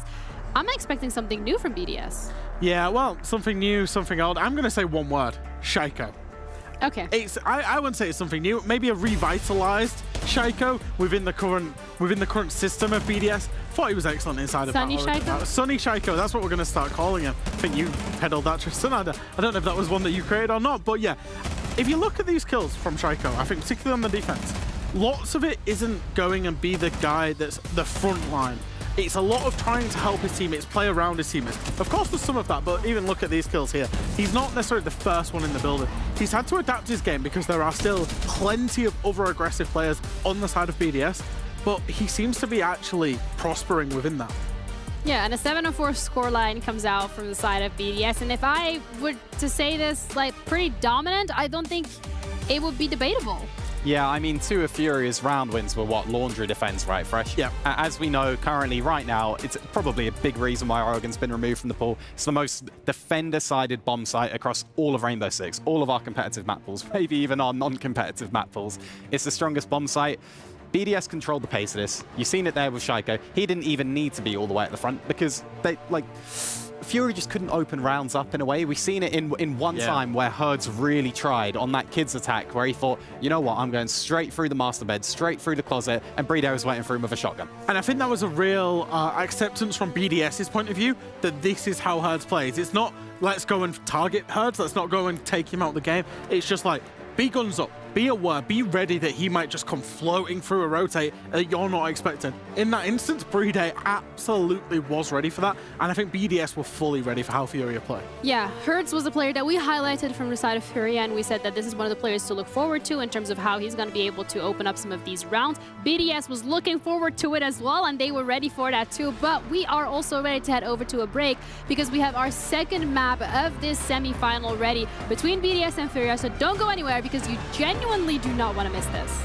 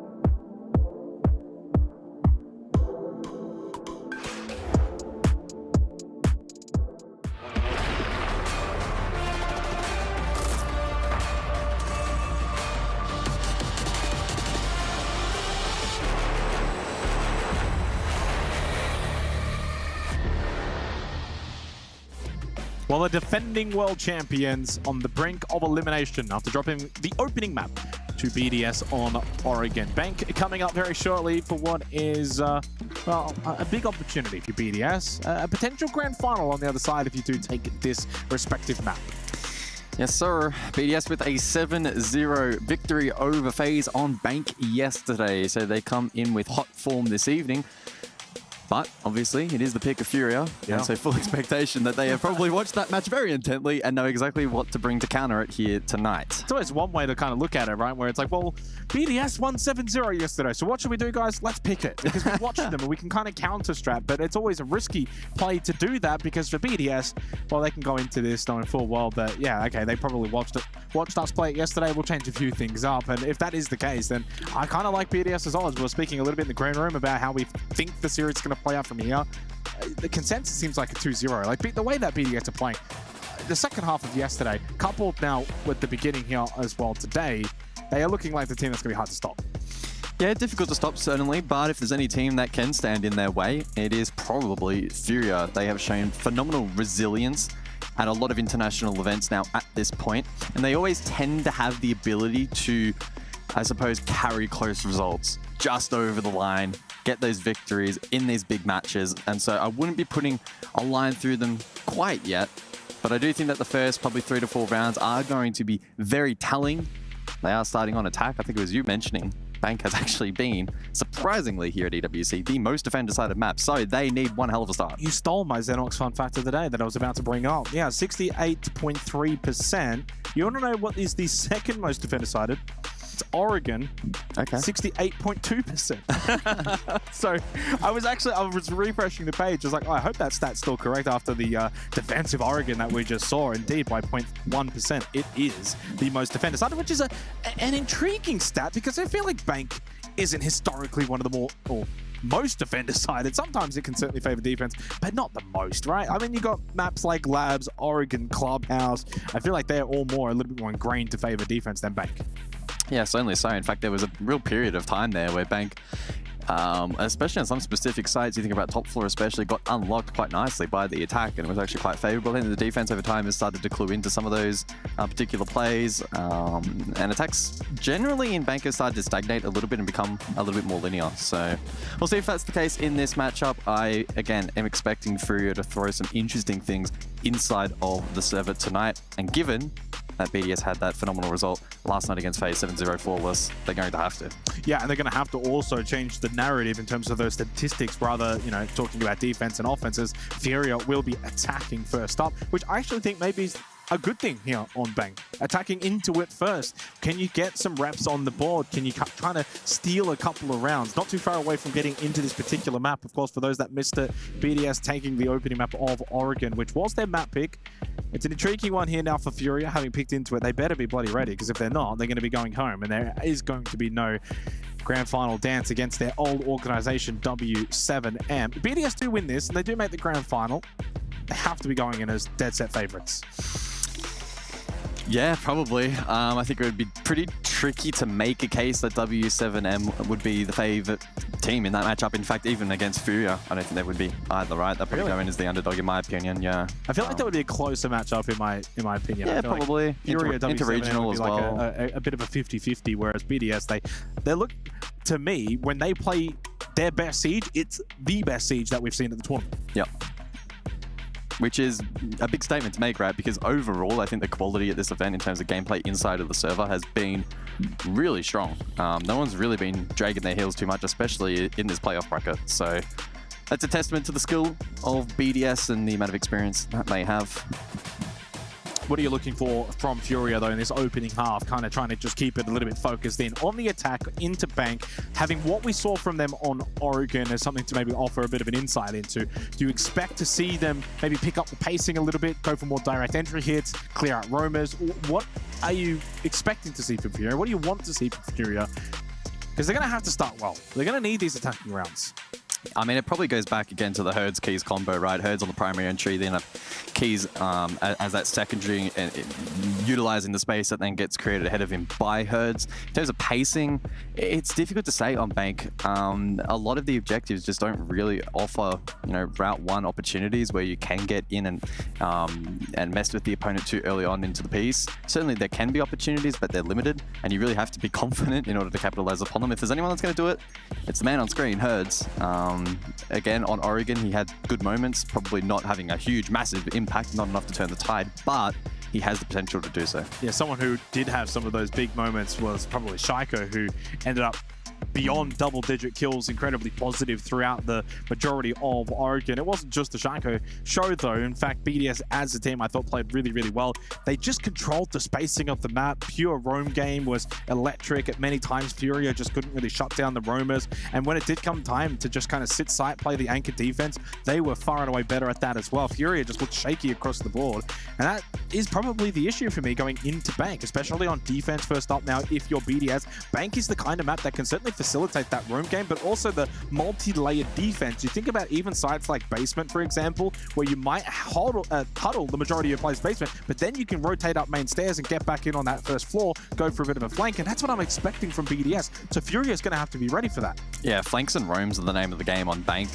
You also think about the peel-off defense opportunities, right? What we mean by that is if you're defending basement, you can have players stationed top floor, they eventually filter down to first floor, they can eventually then safely route down to the basement, not having to take big risks in order to facilitate that, but it can waste so much time and then allow these defensive teams, BDS, to kick things off, to lean into the Goyo, the smoke, waste time, make default plant tough, and then really put a whole lot of pressure back onto those entries from Furia to either pick these players off on the roam, on the cutoff, so they have the advantage late round for easier trades, or to play flawlessly on the drop late round, which is really, really tough. And I agree, right? On Oregon, there were multiple times where we saw like big tower roams or basement works or whatever the case was, and Furia often looked a little bit stalled out. They were sometimes playing off dated info, and that's only going to be exacerbated even more so on a map as big as Bank. So they need to play better on the roam clear here, and hopefully that's something they've discussed during the break. Goes without saying, if you've been watching here, BDS clearly having some PC issues before we can get started here on Bank, and it seems to be just BDS. I'm actually kind of watching Furia, and they're all just kind of sitting there. We saw Herds actually cleaning his mouse pad, getting ready to go. They're flicking through their sheets. I have word, there may have been a spillage on stage.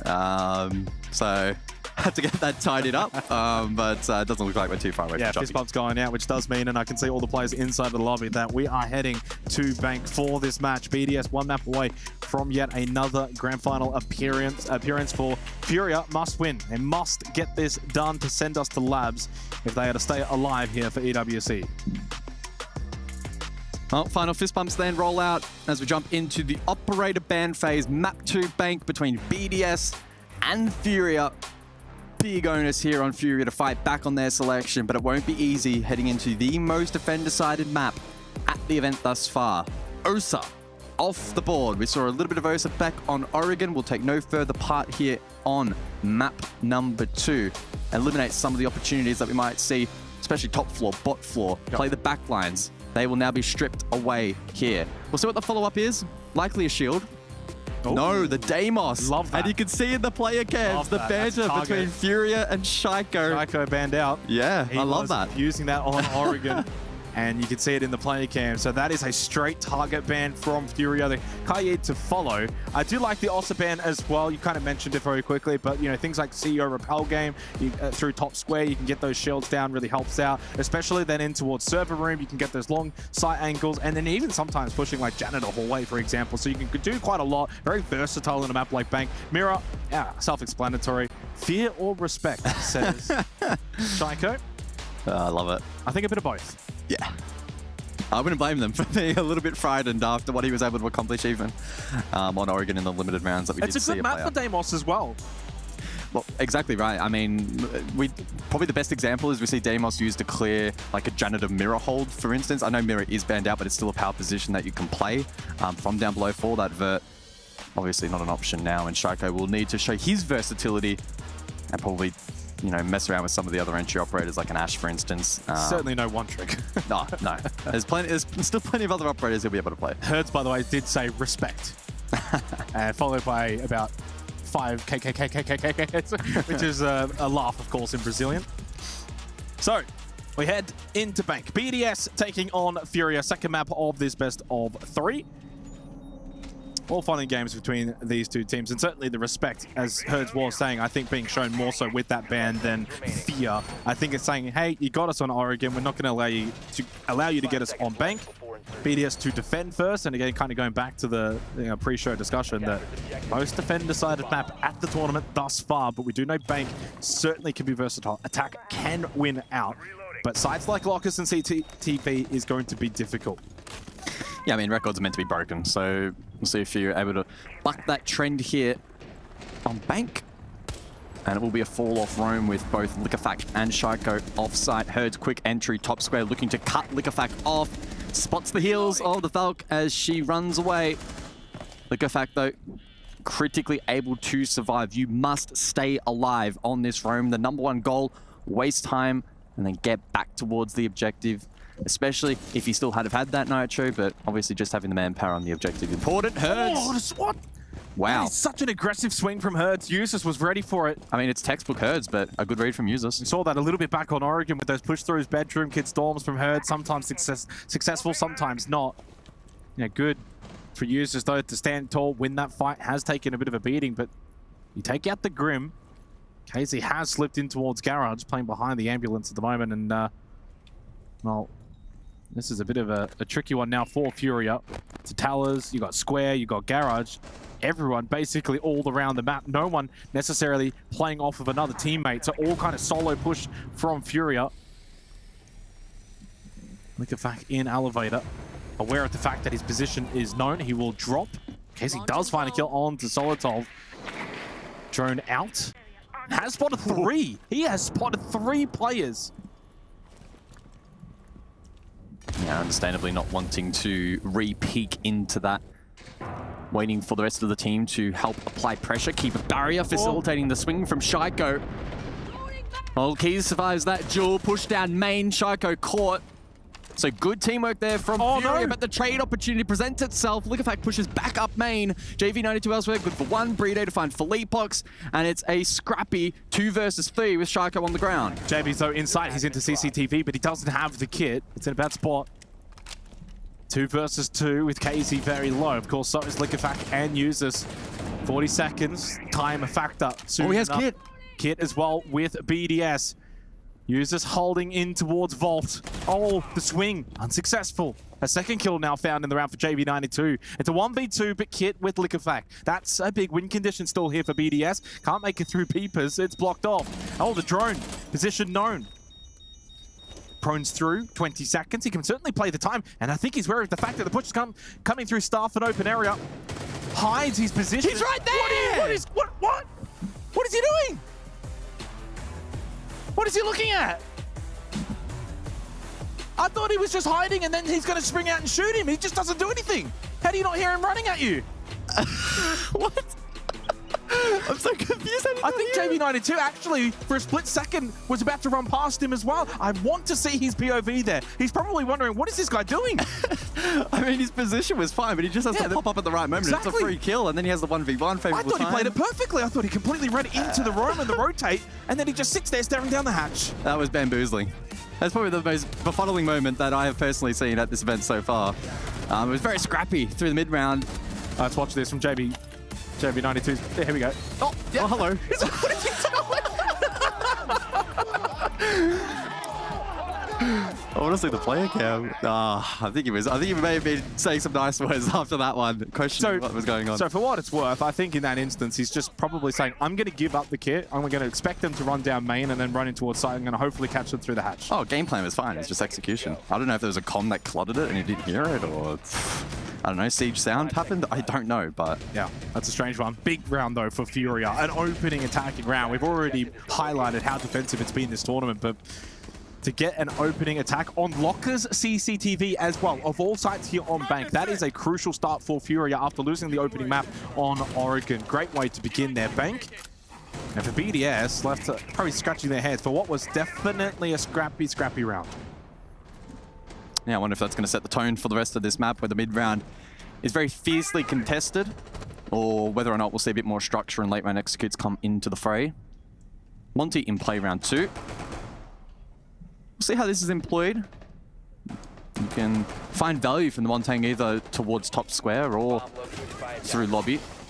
Lurk currently below, and so Brede needs to be careful. Herds, I think the game plan from him very clear early on that he wants to navigate into the map early, find opportunities, catch BDS off guard with their pants down. If he can do that and find free entries, it applies so much more pressure onto the rest of the defense. Yeah, so they bring the Bandit here to really hold off, making sure that Kanto wall doesn't get opened up. More hallway control. Shaiko can then play in between stock and that shield hallway far more vigorously without having to worry about getting shot in the back or eventually getting cleared out.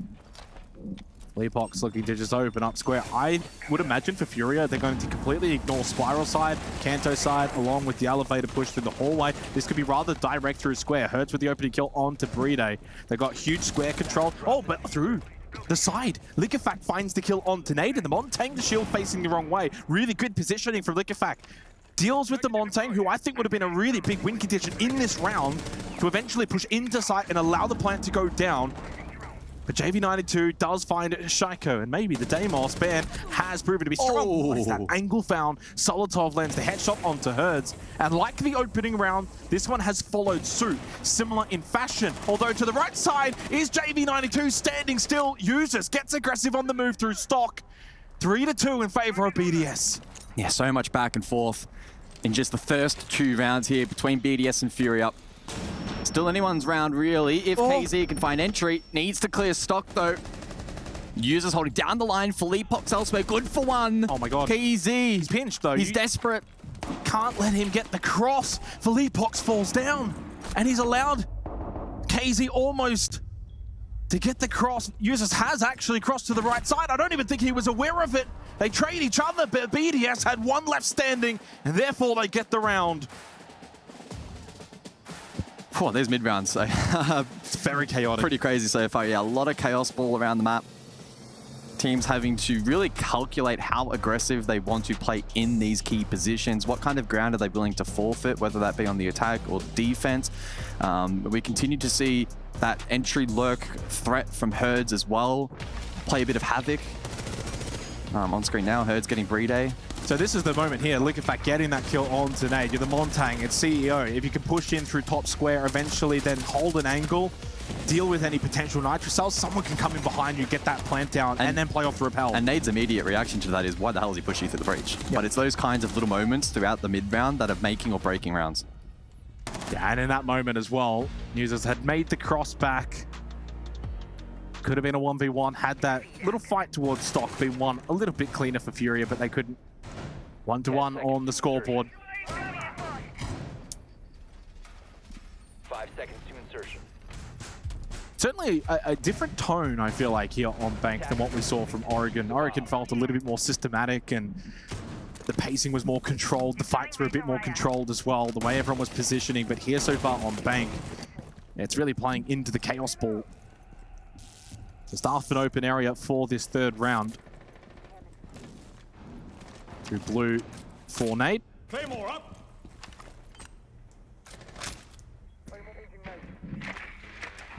So the double Claymore for the blue stairs flank, indicating that it's likely going to be a power position held here by Furia, and it's Nade currently. I have you covered. It's a round often taken by the defense. Through the late round, provides a good flank opportunity through bot square, but for the attack early on at least, can apply pressure as well. Herds is loving the vert from down below so far. This time CCTV can hold the drop down through Jan. Solotov in a fight. Philippox deep with the fuser. This is aggressive. This is fast-paced. They weren't ready for it. Straight in towards site. Plant can go down from Philippox. I don't think anyone's going to be close enough to be able to deny. Only one nitrocell available, and that's Solotov. Not even remotely close. The kill, though, lands. It's only one up. It's only Herds, and he's at blue stairs. Surely they can try and stick the plant. This one, someone close. Ripping. They lined up. He gets the double kill. Down to Users and Solotov. Nitrocell misses the mark. Herds. Not a lot of ammunition remaining. Needs to fall back down, reload, and then try once again. Onto the plant is Users, but he can't clear the close angle. Nicely done from Solotov. Huge round win for BDS. The fast-paced push, unsuccessful for Furia. I was definitely hot here at EWC, that's for sure, but that round, sweat-inducing for BDS. If there's any player inside of the server that has the capability of pulling that one back, it is Herds.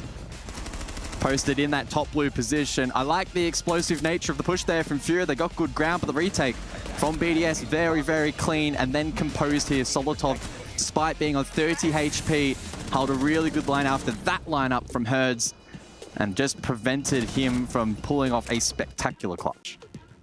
Yeah, a very intriguing round, actually, because I think, typically when you look at stuff in open area, you go for the more conventional, like open up triple wall, for example, and can you, or quad, and can you then play off of that through square, through archives, then in towards admin, bit of beepers pressure. So you kind of then also can go to stock, play through the hatch. How many times have we seen like a hatch drop through stock? That was just like, no, we're just going to go straight in, waltz in with the Montang. If we can get a kill, great, then we go plant behind in towards default. And they do that. And the fact that when they got that plant down, I feel like 8 times out of 10, you go on and win the round. So the response from BDS, swift and successful.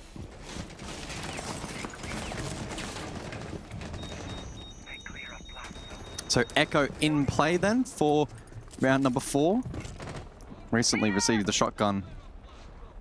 Recently received the ACOG. Although Brede is playing the shotgun. So I do wonder where he will elect to post. IQ in play, and so Herds can spot out that utility and shock drones can shoot the yokais out as required. Another lurk entry Herds. Play close by. Liquefact.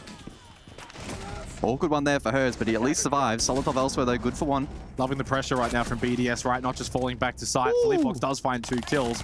Oh, and a third as well.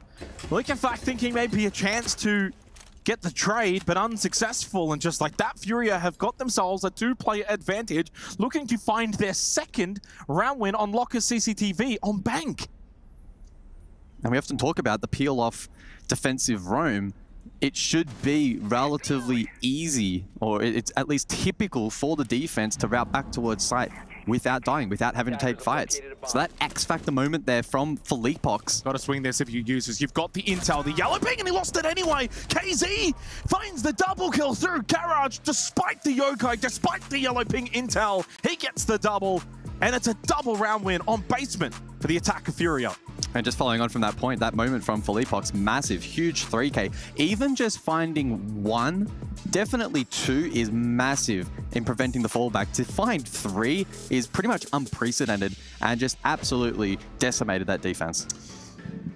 A strange old Bank so far. Furia able to find lockers and CCTV twice from 2 attempts. Oh my god, that was crazy. But on the tertiary sites, they've failed so far. 3 there from Felipox certainly was enough to really make it difficult for BDS. And look, honestly, at that point, the double swing to Garage is the right play off the yokai information. KZ, though, just ready. So 2-2, 2 attacking rounds for Furia, and making basement very difficult for BDS to go to. So much so that, yeah, they're going to just go straight back up towards CEO. Last time out, of course, the Montang was the win condition for Furia. That got shut down by Liquefact. They will not bring it this time around. Might go for the more conventional routing. Maestro in play for BDS as well. I do wonder if BDS next round go back to basement and just full bunker down. I don't know. I think they just go staff and open. Yeah, I mean, they got exploited pretty quickly, though. I know, obviously, successful retake, but...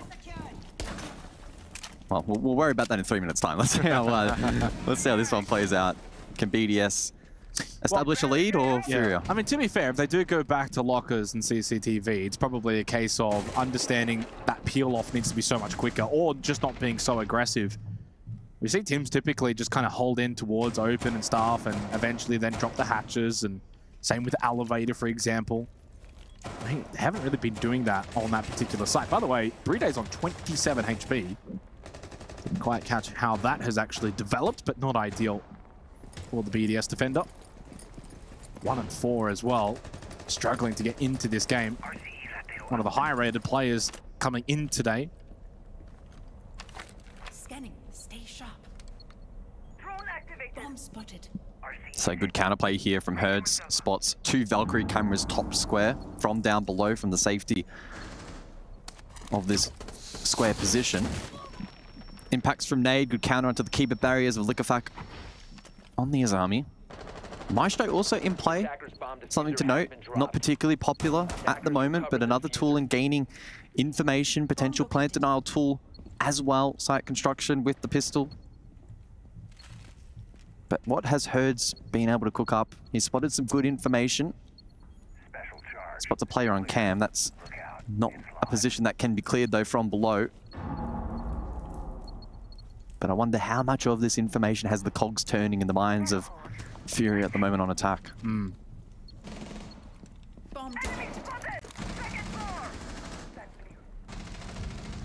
It is Shaiko that finds the opening kill though onto JB92. One of the hard breaches now dealt with. Aspabe thrown over towards that janitor hallway position. Box on the rappel outside CEO has been able to quiet the kit. So now they're going to make their way in. The fact that the kit's still on the rappel though, I'm not liking what I'm seeing right now from Furia. KZ and Terrace in towards top square. Needs to win that fight, but Shaiko clean with a headshot. Makes that swift and successful. Herds now through stock. Should be able to get this trade if he's quick enough. There was a flash thrown out the hallway. That should be an easy kill. Indeed it is. Shaiko, no idea where that was coming from. Nade in towards sight, by the way, as Herds clearing out this hallway. Nade actually finds the kill in sight. A chance again for Herds, but he can't win that second one. We've won. Through a long desk, Solotov winning that one, and Bride knowing full well that Nade had already made his way in towards sight. Able to get the quick swing and kill. BDS get the round win. And again, anything outside of basement has been, pretty comfortable for BDS. Furia rather slow in their approach that round. Yeah, they got a lot of information down below, did Furia, off the back of the IQ scanner. They weren't really able to capitalize upon it a ton. Rappel game wasn't particularly fruitful either for them. Shaiko in stock held that line down really nicely. Big 2K from him. Eventually cleared.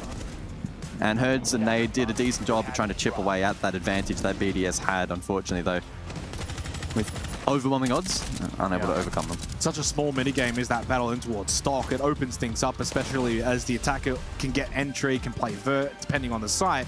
I feel like it's been won by BDS almost every single round, either Shaiko or users, who has been aggressive, and that's actually something that they've done well so far in stock, is it's not just a case of play behind the janitor hallway shield or just play behind the keeper barrier. They're swinging, they're pushing, they're being aggressive, they're getting these kills. That's making it more difficult for Furia. They can't quite get stock control really all that easily. Wait, is this Archives? 5 seconds left.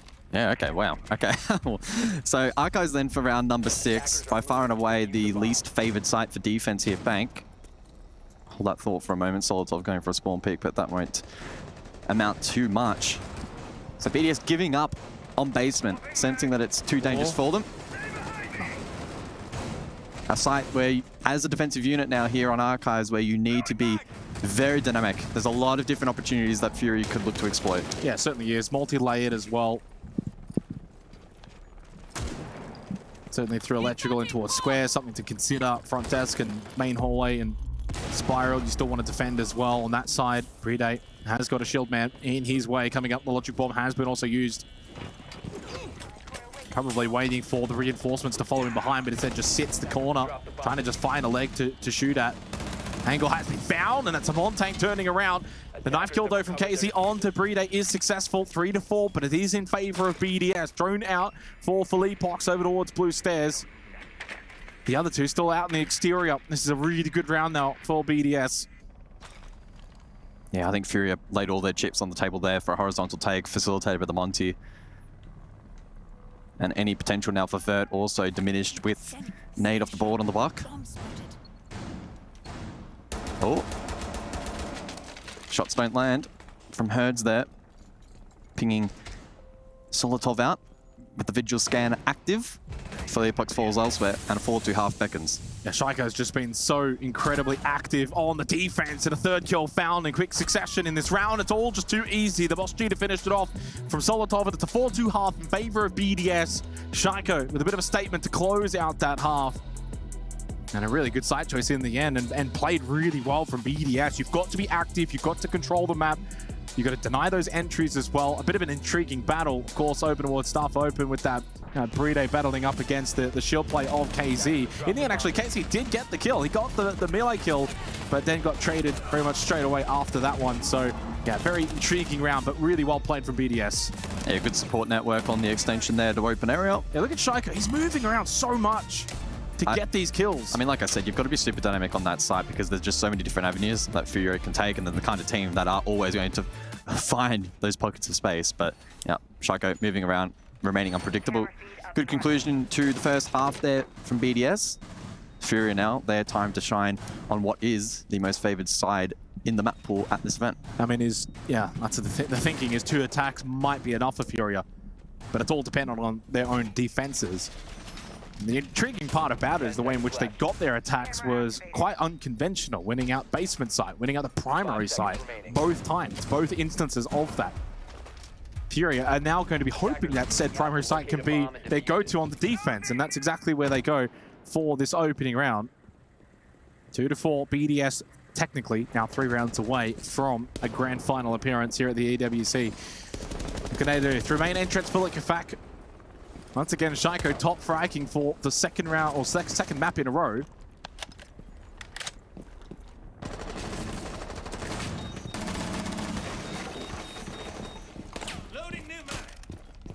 And successful fall off for JV92. He can juggle credits on the Fenrir now from the safety of basement. Still the presence above from Herds though, open area.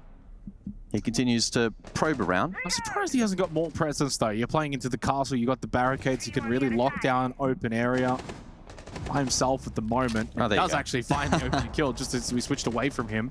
It's the observing curse. Solotov does lose his life. That's the IQ as well. Handy opening kill for Fury. For Fury? Furia, sorry. Good on Fury. How do BDS now break this down with Solotov off the board and Herds firing? U2 clear over towards blue. Perhaps BDS will try to ignore this hold up above, but it's easier said than done. Good clear through the quad wall though. But that's where, you know, there's 90 seconds left. Understand the mission. We were talking about it before in terms of that peel defense. You've got 90 seconds left. Maybe it's time to just drop hatch and go back to site. Instead goes actually wandering into staff, and then you just get picked up from a player in square. Opens things up, BDS get the kill. They can play the hatches now. And no response too for Furia because you've got the other 4 players in basement. So Herds really needed to get back to basement in that situation. So a minute on the clock then as we take stock of the utility available, especially to the defense. 3 smoke gas babes for Keezy. And he can flush out default. Let me in. Grim Bees for space. Hatch drop likely on the agenda here for BDS. Diffuser in the hands of Bride. Could even be a backdrop. Only 2 drones remaining, so in terms of information, not quite fully there. Flash into elevator, a little bit annoying. The bees are buzzing though from the Quan Hive launcher of Liquefact. Main stairs for JV92. In a good position.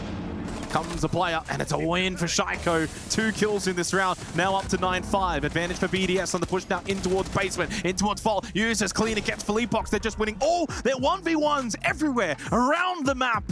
BDS taking out basement, which has not been won by a defensive side at all in this game of Bank. Yeah, which is wild. Again, compounded by the fact that heading into this match, it's been a very defender-sided map. Either way, though, good showing there from BDS. And it prompts the tactical from Furia. Not liking what they saw there on the first defensive hold down below. Well, and also, you've got to beg the question here. Do we just go away from basement and kind of emulate what we saw from BDS? They lost outlockers, and then they went upstairs. Are we going to see that now as well from Furia? 5-2 scoreline. 2 rounds to go for BDS. A grand final tomorrow on the other side. If they could just get through these next few rounds. Some glum faces on the side of Furia, a long way back into this. They are on defense, but a shaky start to begin. As they talk things over, it's now 3 rounds in a row for BDS. Yeah, not any huge mistakes. Certainly not as noticeable compared to what we saw in Oregon, right? But I think BDS just having a slight edge at the moment. Though, right? Not that instance, but here. Yeah. Why are you still in staff with 90 seconds left? You're actually not even at the drop position inside of open at the hatch. So it's a really mispositioned from Herds, cost his life. That's one less player. And you think about all these fights happening in basement. If you have Herds, you've got an extra player that can play into that trade game battle. In the end, they just lost a bunch of lost a bunch of ones on site. Ultimately, if you have Herds, maybe that helps you overcome the battle. 5-2. Second floor, top floor we go. CEO executive, Furia. Now 3 rounds adrift from BDS, who I feel like have got a really good stranglehold on this series. Well, let's see then how round 8 will play out. Capitao, Ying, Twitch, repicked alongside the Habana. And so some opportunistic operators now on the board, especially for that execute. The Grim Ying combo can be really potent in flushing out positions, locking defenders in place. Habana, especially for a Kanto wall open and a lobby repel, can cut off that half of the map leading into stock hallway. And with Twitch on the board, those shock drones can deal with utility as required and, of course, just garner additional info. So let's see how this one then plays out. Kind of game is BDS going to employ? Will it be repel heavy, potentially? Castle, though, makes that difficult as lines of sight will be limited. Eyes on Felipox, he's in stock hall. Flores, his biggest threat. Those Roteros being used to clear util top square. And that shield potentially vulnerable. Solotov trying to get to work with the shock drone, not offering much. Keeper barriers in sight as well to nullify, again, that repel game in combination with the castle. So there's a lot of different layers here to this defensive hold from Furia that BDS need to try and break down. It is also rather defaulty though at times as well. I mean, I do kind of like JV92 on the first floor of the elevators rather than top floor. Adds a bit more of an element to the vertical nature of this particular site. Heavy repel game though from BDS. Has been, of course, this has been a rather stalled out and slowed down 8th round compared to the pacing of the last couple. Long Desk has droned out KZ. Shaiko with the drone as well towards square. Smoke in. Do we see the repel? Not yet. Although we do see the Candelas now from Breday. Does have the diffuser as well in the back pocket. Liquefact down below. Repel coming in now. Shaiko with the opening kill. No surprise. He now goes to double digits. Red pink information. Although full white now for Solitol. Friendly fire with the Candela. He continues to push forward. Smoke is up. Bees are buzzing. Pings are going out. Another flash as well. In fact, a bit of a flash dump coming through on the other side of the bomb chassis. Solitov has surely got to win this battle with the red ping intel from the Quan Hive launcher. JB92 Nade holding on despite being pinged out 3 versus 3. Still a lot of time remaining in this round, punching the wall, but then losing his life. That was the bulletproof camera. Nade gets the kill onto Liquefact. Now down to a 2 versus 2. Pistol out, 20 HP for JB92. Solitov can't get the down, can't get the kill. And they do finally get a bit of space in this round to breathe, but I don't think Breday can really get this kit down just yet. No, he goes for it. Decides to stick it in hope that Solitov has got the angles crossed and desired on the Guardian. Watch! To your left side, I thought there was a player pushing him behind. Breday gets the kill despite getting the plant down. Nade loses his life, and JV92 with so much to do as the solo in the post plant here. BDS so close to getting series point, and they acquire it. What a strange old round once again. Yeah, that was really rough for BDS in that round. They had the bees buzzing with the Hive launcher. They had the Candelas out from the Ying, but Breday was stranded outside on the repel with the diffuser for such a long period of time as the rest of his team battled for control. So many different isolated fights happening at the same time. Some really good reactivity from both teams.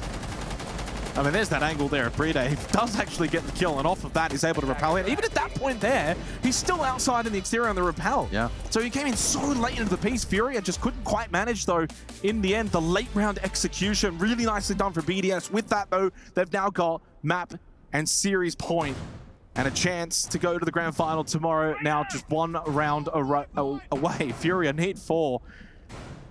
Man, these rounds, though, have just not been clinical. They've not been clean, honestly, from either team. But credit to BDS, they've just been able to be better in these chaotic gunfights. Like, the scrappiness that is being, essentially employed by both teams, BDS have just been better at it. 5 seconds to go. Furia can't control the pacing. They can't control the map.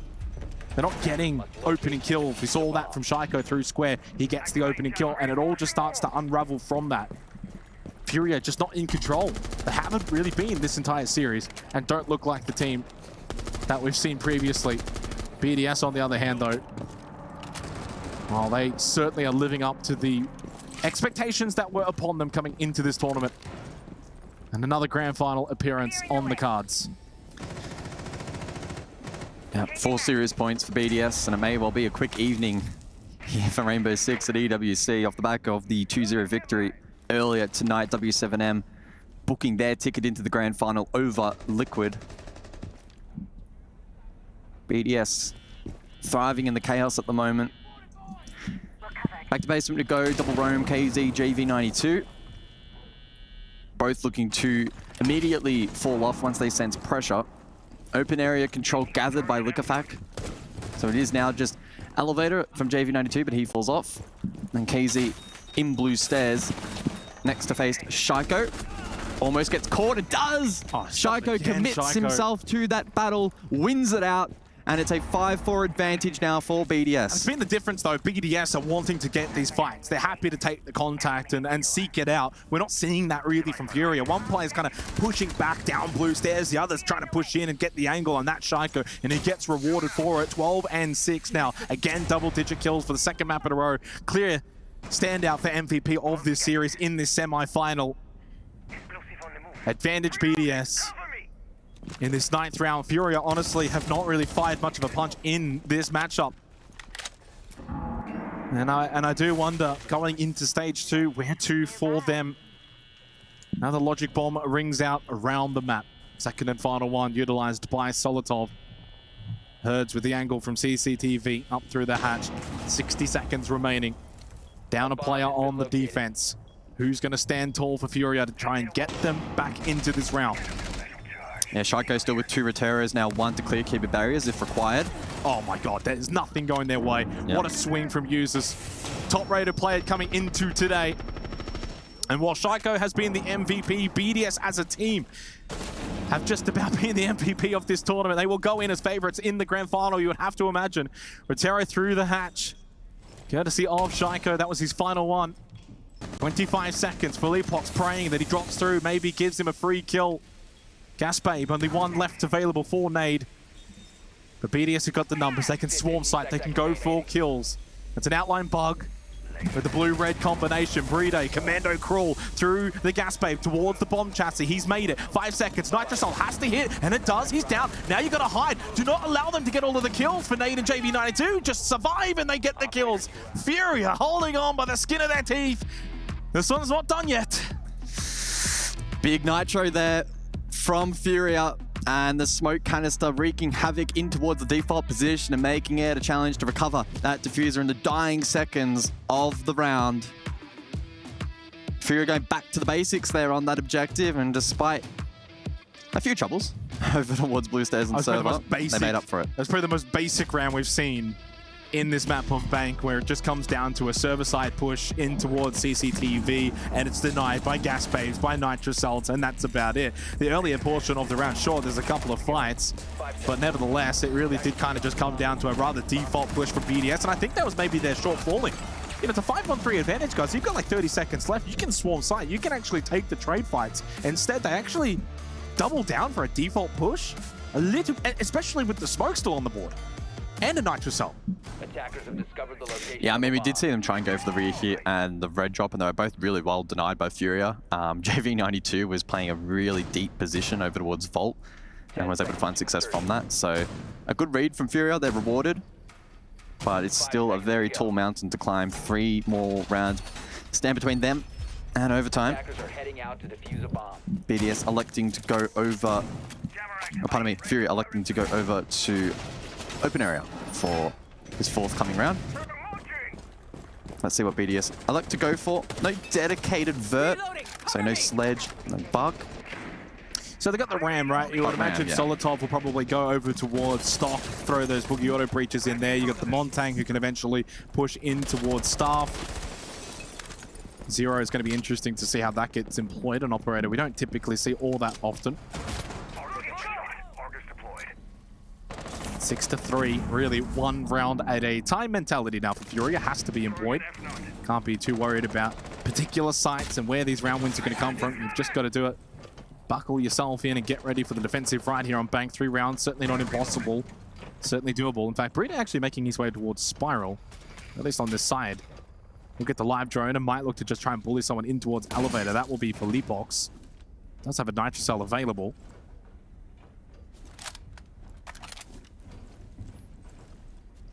Holds his ground because he's got nade as well for cover towards front desk. So any kind of pinch, if Bride pushes up, goes towards Elevator, he could very well lose his life. That'll get called out. Nade will swing, probably get the kill, shot in the back. Although then it's kind of like Cheston uses also in position. In fact, Liquefac even better positioned. Nitrocell lands on the face of Bride. Just chest bumps it away. Yeah, that is actually quite a Chad move with the shield. They do lose nade, so that front desk position now has been exposed. Really nicely executed by BDS. Oh, BDS is just absorbing so much pressure, and you're right, he can't walk into the cross, but it means that there's then points of weakness elsewhere, and BDS doing a good job to exploit that on the open up. With nade in the grave, Furia on the back foot. It's a challenge now for them to bring this round back. Liquefac as well now in an advanced position in through towers. Bride drops to support that. And so it's quickly transitioned now to horizontal pressure for BDS onto this defense. It's a freebie for Liquefac. Good trade though. Yeah, 1 for 1, but that's just going to favor. Oh, good hold from Users. Talk about patience there from Users to get that kill. KZ wins the battle though towards the hallway into top main. Low on health though. Gasbade now out from JB92. KZ in a gunfight loses out suddenly now to 1v3 for JB92. Up against the Montang. Does get the initial kill onto the Solitov though, but that is an aggressive Bride. Bearing down on him with that shield. BDS bear down onto the grand final tomorrow. Up against W7M. They send Furia packing. Team BDS far too good this evening. Closing it out in a 2-0 fashion. A match that I'm sure many, including myself, expected to go the distance. Certainly not the case. The Shaiko show throughout the night, but I think ultimately taking a step back and looking at the result in its entirety, Team BDS with a great team effort. 12 kills, 5 assists for Shaiko. Yeah, team effort, but he really did lead from the front and quite literally in a lot of cases, getting those opening kills, getting those entry kills, being able to open up the map. He was a big catalyst for his team. Don't get it twisted. For Furia, a little bit disappointing. They do not get the romantic matchup against their former organization in W7M for the grand final, but for BDS, all hoped on them to deny the Brazilians who looked like they were going to control this entire Final Four bracket, guys. At one point, had BDS not won their quarterfinal, not only did they win the quarterfinal, they've now won their semifinal and heading into the grand final against W7M tomorrow. And not just one, really. I mean, it was a dominant win in the end. The scoreline reflects that. I think the round-to-round inside of the server, strategically as well, they had a lot of control across both maps. Even when the pace slowed down, they looked great. When it sped up, when there was more chaos, map 2, they also were able to thrive. Yeah, I mean, that's a really good point because they won in both fashions. They won when it was slow, they won when it fast, they won the 1v1s a lot of the times as well. Oregon, they were incredibly dominant, especially when it came to the structure and systematic nature of that particular map, hence why they picked it. And then on Bank, it was just all gloves off, let's just go boxing on Bank and just have some 1v1s and get a little bit chaotic, but they were better in that regard as well, especially when you're winning the entries, you're getting the opening kills, all of those things as well. So it sets up a very tantalizing grand final tomorrow, BDS taking on W7, and we're going to go to the stage though with Milosh. Hello everybody and welcome back to the stage. BDS, our victors. I cannot believe it, or can I? 3 years in a row, BDS is in the final of an event in Riyadh. Liquefac, you've been at one last year. This year, you solidified it, and against the world champions, no less. How does that feel? Feeling really good. Furia is always our team to play it. We lost them most of the time. I think we won them last year, that's it. So winning against them again, feeling very satisfying. How do you beat the world champion? Because so far, even on map 1, Ian and I were sitting in the backstage saying, when you play against a team like Furia, and Furia specifically, the game is not done until it's completely done. To be honest, we prepare all the team the same. I think beating Furia is because we are working a lot every day, and and that's it. The hype, everyone wants to play a final again and win again. So yeah. It's a big achievement in its own right. And this year, you get to have a key to crush coming over from Furia. Please step forward.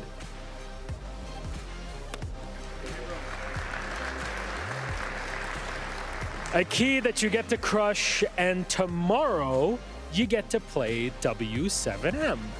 How does that feel? Because this is a team that, you know, over the past year, they just started getting formed. To be honest, W7M is not the first time they play a final, so that means it's a really good team. We beat them 7-2 on labs, best of one. Best of one means nothing, to be honest. Tomorrow it's best of 5, so we'll prepare the match like other team, and we'll try to get the back-to-back-to-back. The back-to-back-to-back. BDS are looking for 3 in a row here, gold in Riyadh. Again, congratulations, and Likefak. Good luck in the grand final. Let's send it back to the studio. BDS, for the 3rd time, find themselves in a finals here in Riyadh, Saudi Arabia. But with that as well, the 3rd time seems to be the charm fresh. They played Furia before and lost, and again, and lost, and again, and won. Yeah, what bound does this W7M? What bound does this BDS team have? Sorry, I was talking about W7M before we came back on. They just keep going from level to level to level. It would have been very easy to, you know, suffer that heartache at Manchester and then, you know, not bounce back, maybe take things for granted, but they're hungry. They want to win. And they're, you know, they've got some of the best players in the world. They've got great strategy. And what really surprised me and what really kind of intrigued me today was how good was their team play going to be going up against Furia. It was excellent. I think that was the big differentiating factor. Yeah, and it's not even like these are close games, if we're being honest. It really isn't. I think both of those matches could have even been quicker than they actually were, which is insane to say. Right. I mean, you're seeing some of the clips here. You're seeing some of the best players hitting some of the best shots that you'll ever see, you know? And it's you hate using the word dynasty, right? But it's getting to a major final. That's early. Winning an event in Saudi 3 years in a row, and whatever they're going to do next, we could be seeing the formation of one. But it's literally the only time that they do it on the international stage. There's like something magical in the air, so maybe don't use that word just yet, because like Fresh is losing it. That's crazy. You was the one telling me let's judge them in a year's time. I'm going to be honest, guys. The only way we're going to see BDS lose is if we do a dynasty curse, right? That's the only way. Oh, right. Oh, you're preparing for UL. Exactly. I see what's going on. Right, okay. There's a little bit of a bias coming in, but I think as well from the side of BDS, and that's something you touched upon already, Tristan, is just how dominant these wins were. And it brings the question, has BDS genuinely leveled up so insanely quickly, or is Furia kind of on the back foot? Is there something more going on that we need to be taking a closer look at? I mean, like, because from my own perspective here, it'd be so easy to say, oh yeah, Furia didn't look that great. They're not playing at their best. We've not seen the best since SI, but honestly, from their previous matches in this tournament, I actually thought they looked really good. I thought that they had that spark back with Herds, especially, who I pointed out. 22 kills yesterday. I think today, sadly for them, and it's going to be difficult for them to accept, they just came up against a better team, Fresh. Yeah, it's very easy when two teams of quite an equal stature meet to say, hey, the losing team has had a bad day. Sure, Furia, you know, weren't at their very best. However, there was a real maturity about the BDS performance. There was real maturity in how they were managing rounds, managing situations. They never really seemed to let anything get away from them. There was never a time where you're saying Furia are in full control of this game. It always felt like BDS. Yeah, and BDS coach Suflex also joining us for the interview. Thank you. Congratulations on your win against Furia, because we had a lot of questions coming into this. We thought it was going to be all the way 3 maps, overtime, long games. What changed between now and the last time you played them? Now I think we have more the better player on the team. I mean, they are young now, so yeah, how you say the fire. Firepower. Yeah. The firepower now is better.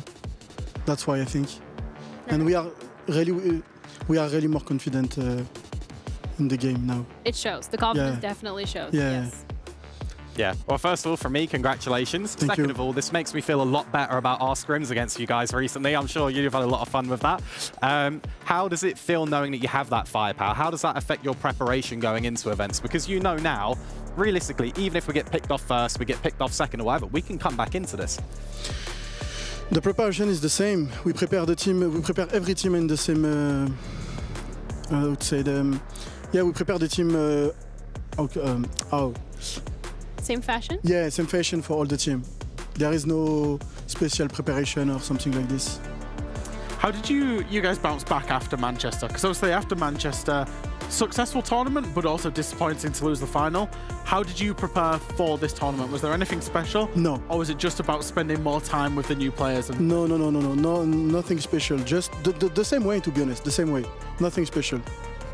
I feel like BDS with the time, we said it, right? Starting off, like you guys needed time to get together, to gel together, to get used to each other. And I feel like that's what you guys have gotten. You're now ready to head into the finals against W7M, and that's a team that you guys are no strangers to. After what we've seen today, I'm sure you guys are really confident. As Sheiko said this morning, there is another Brazilian team to destroy. So we'll see tomorrow now.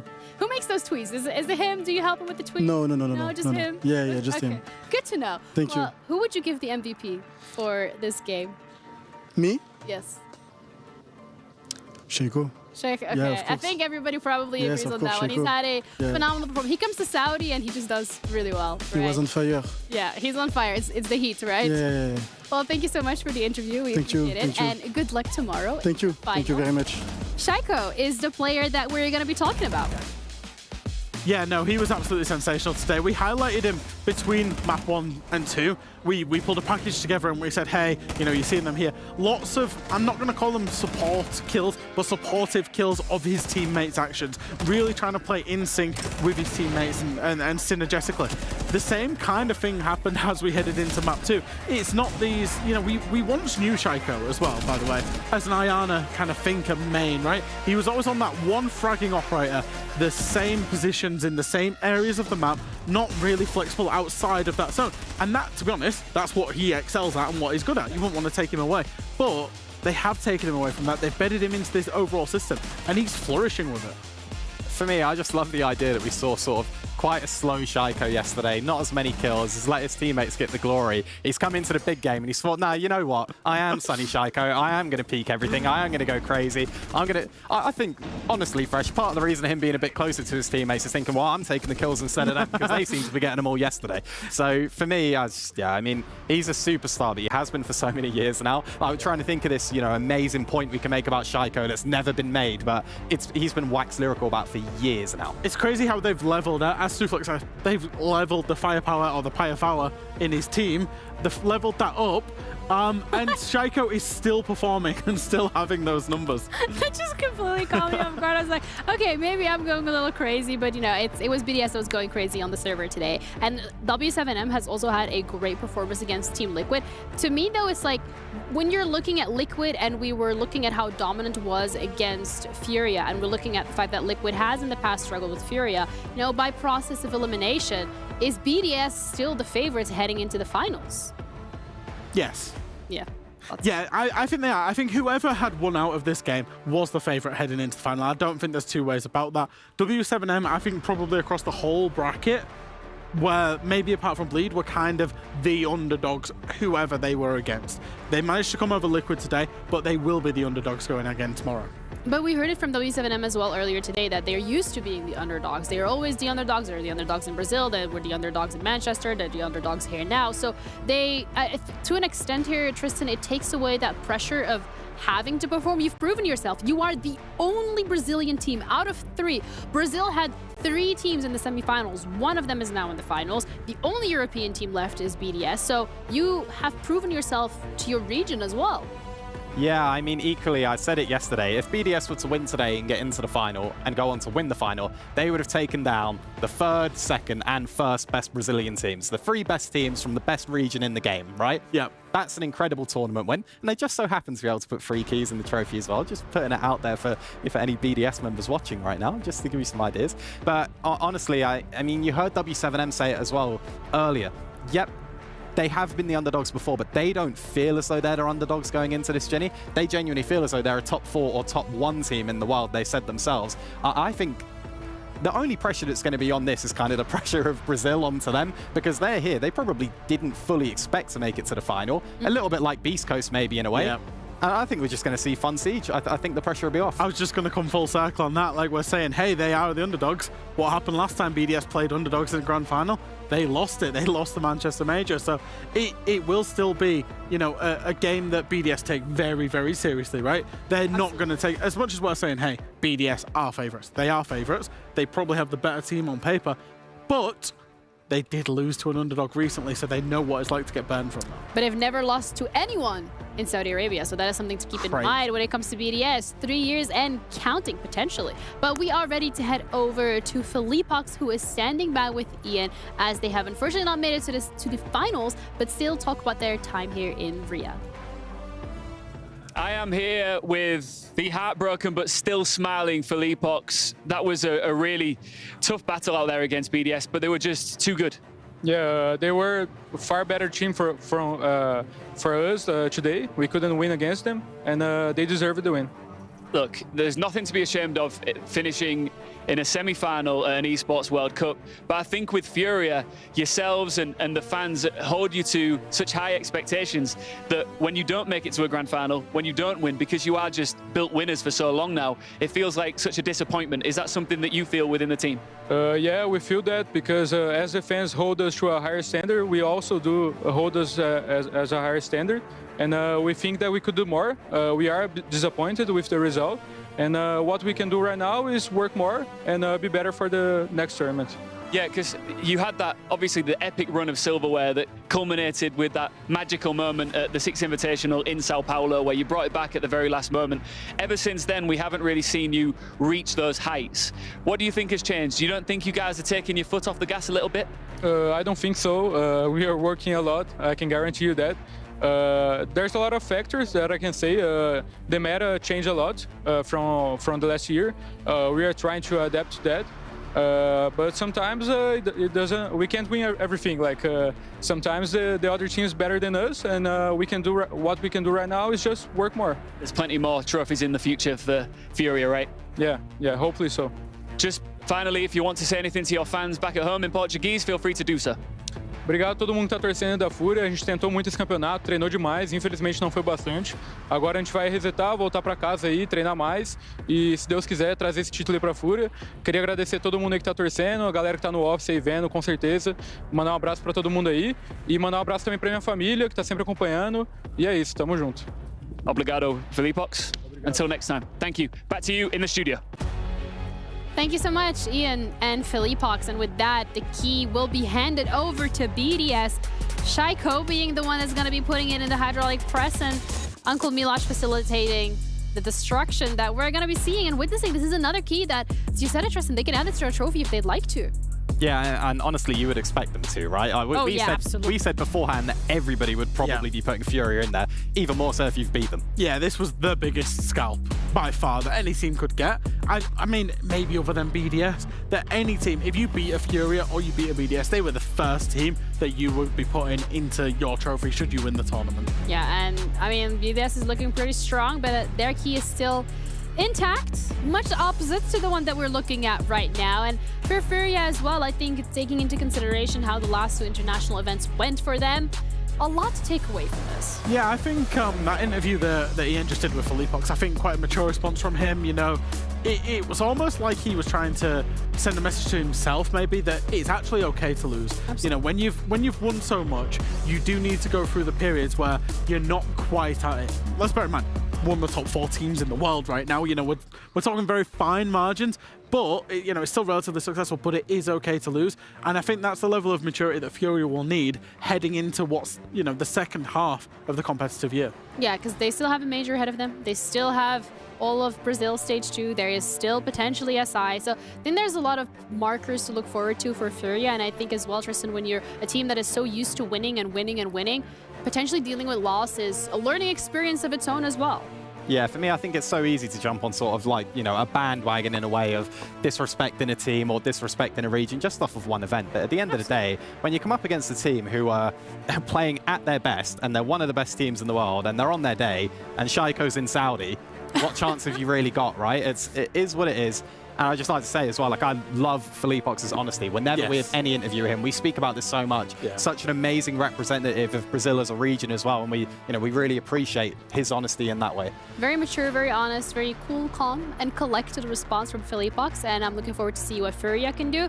But we're looking at the day. The day we had 2 best-of-3s. They were both semifinals, and they were incredible, action-packed, to be completely honest. So with the Kyria play of the day, I know we've all selected a couple bits and bobs here ourselves, starting off with the first matchup between Liquid and W7M.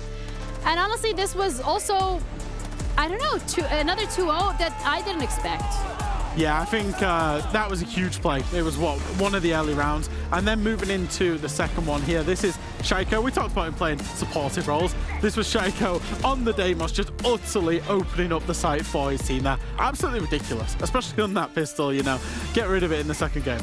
Yeah, just speaking on that last clip for one more second, you can see why they banned Deimos on this map here, but a little bit of a different clip here. We got Furia, despite them losing this map, just the team play here to pull a 3v5 back, whether it be gun skill, a bit of utility, the C4 coming out to deny a plant. They're not even 100% sure plants denied there, but they all push up together and they win out that round. 3v5. This is one of the best teams in the world, sadly, that's just been bettered today. Yeah, they've battered, whatever, whichever way you want to put it. I think just to top that off, across the day, apart from a couple of individual clutches in the very first match, it has been very team play focused from the second map of Team Liquid, and then the whole Furia BDS, can't get them out of my mind, Furia BDS game, very team play focus across the board. Yeah, and it's, again, down to these very small margins at the end of the day, very last few seconds of these rounds, clutches, 1v1s.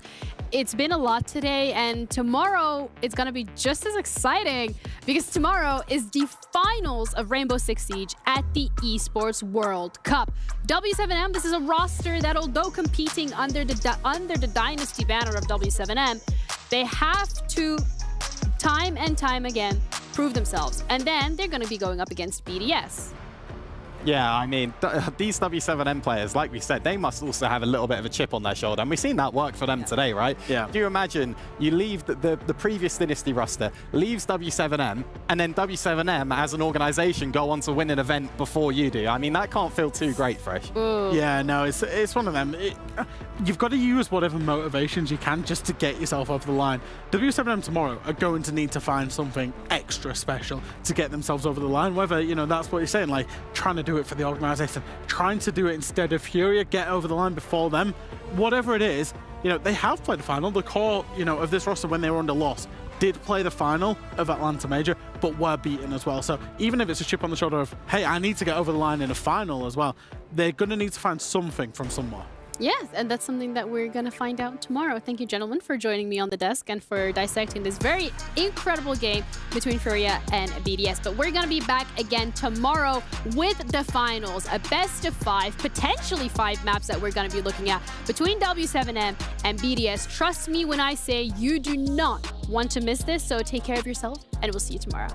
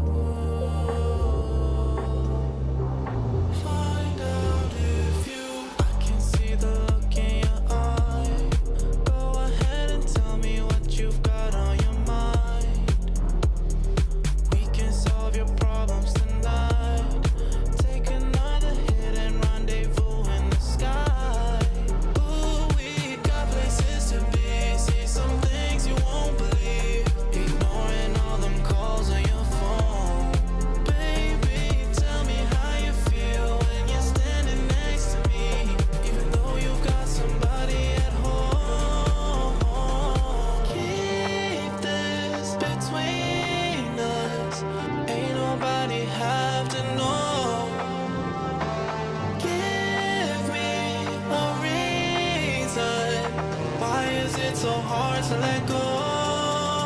Take a chance, touch the sky, and you might just like what you find.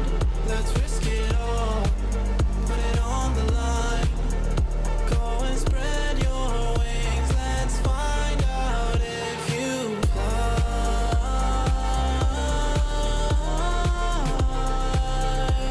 Let's find out if you fly.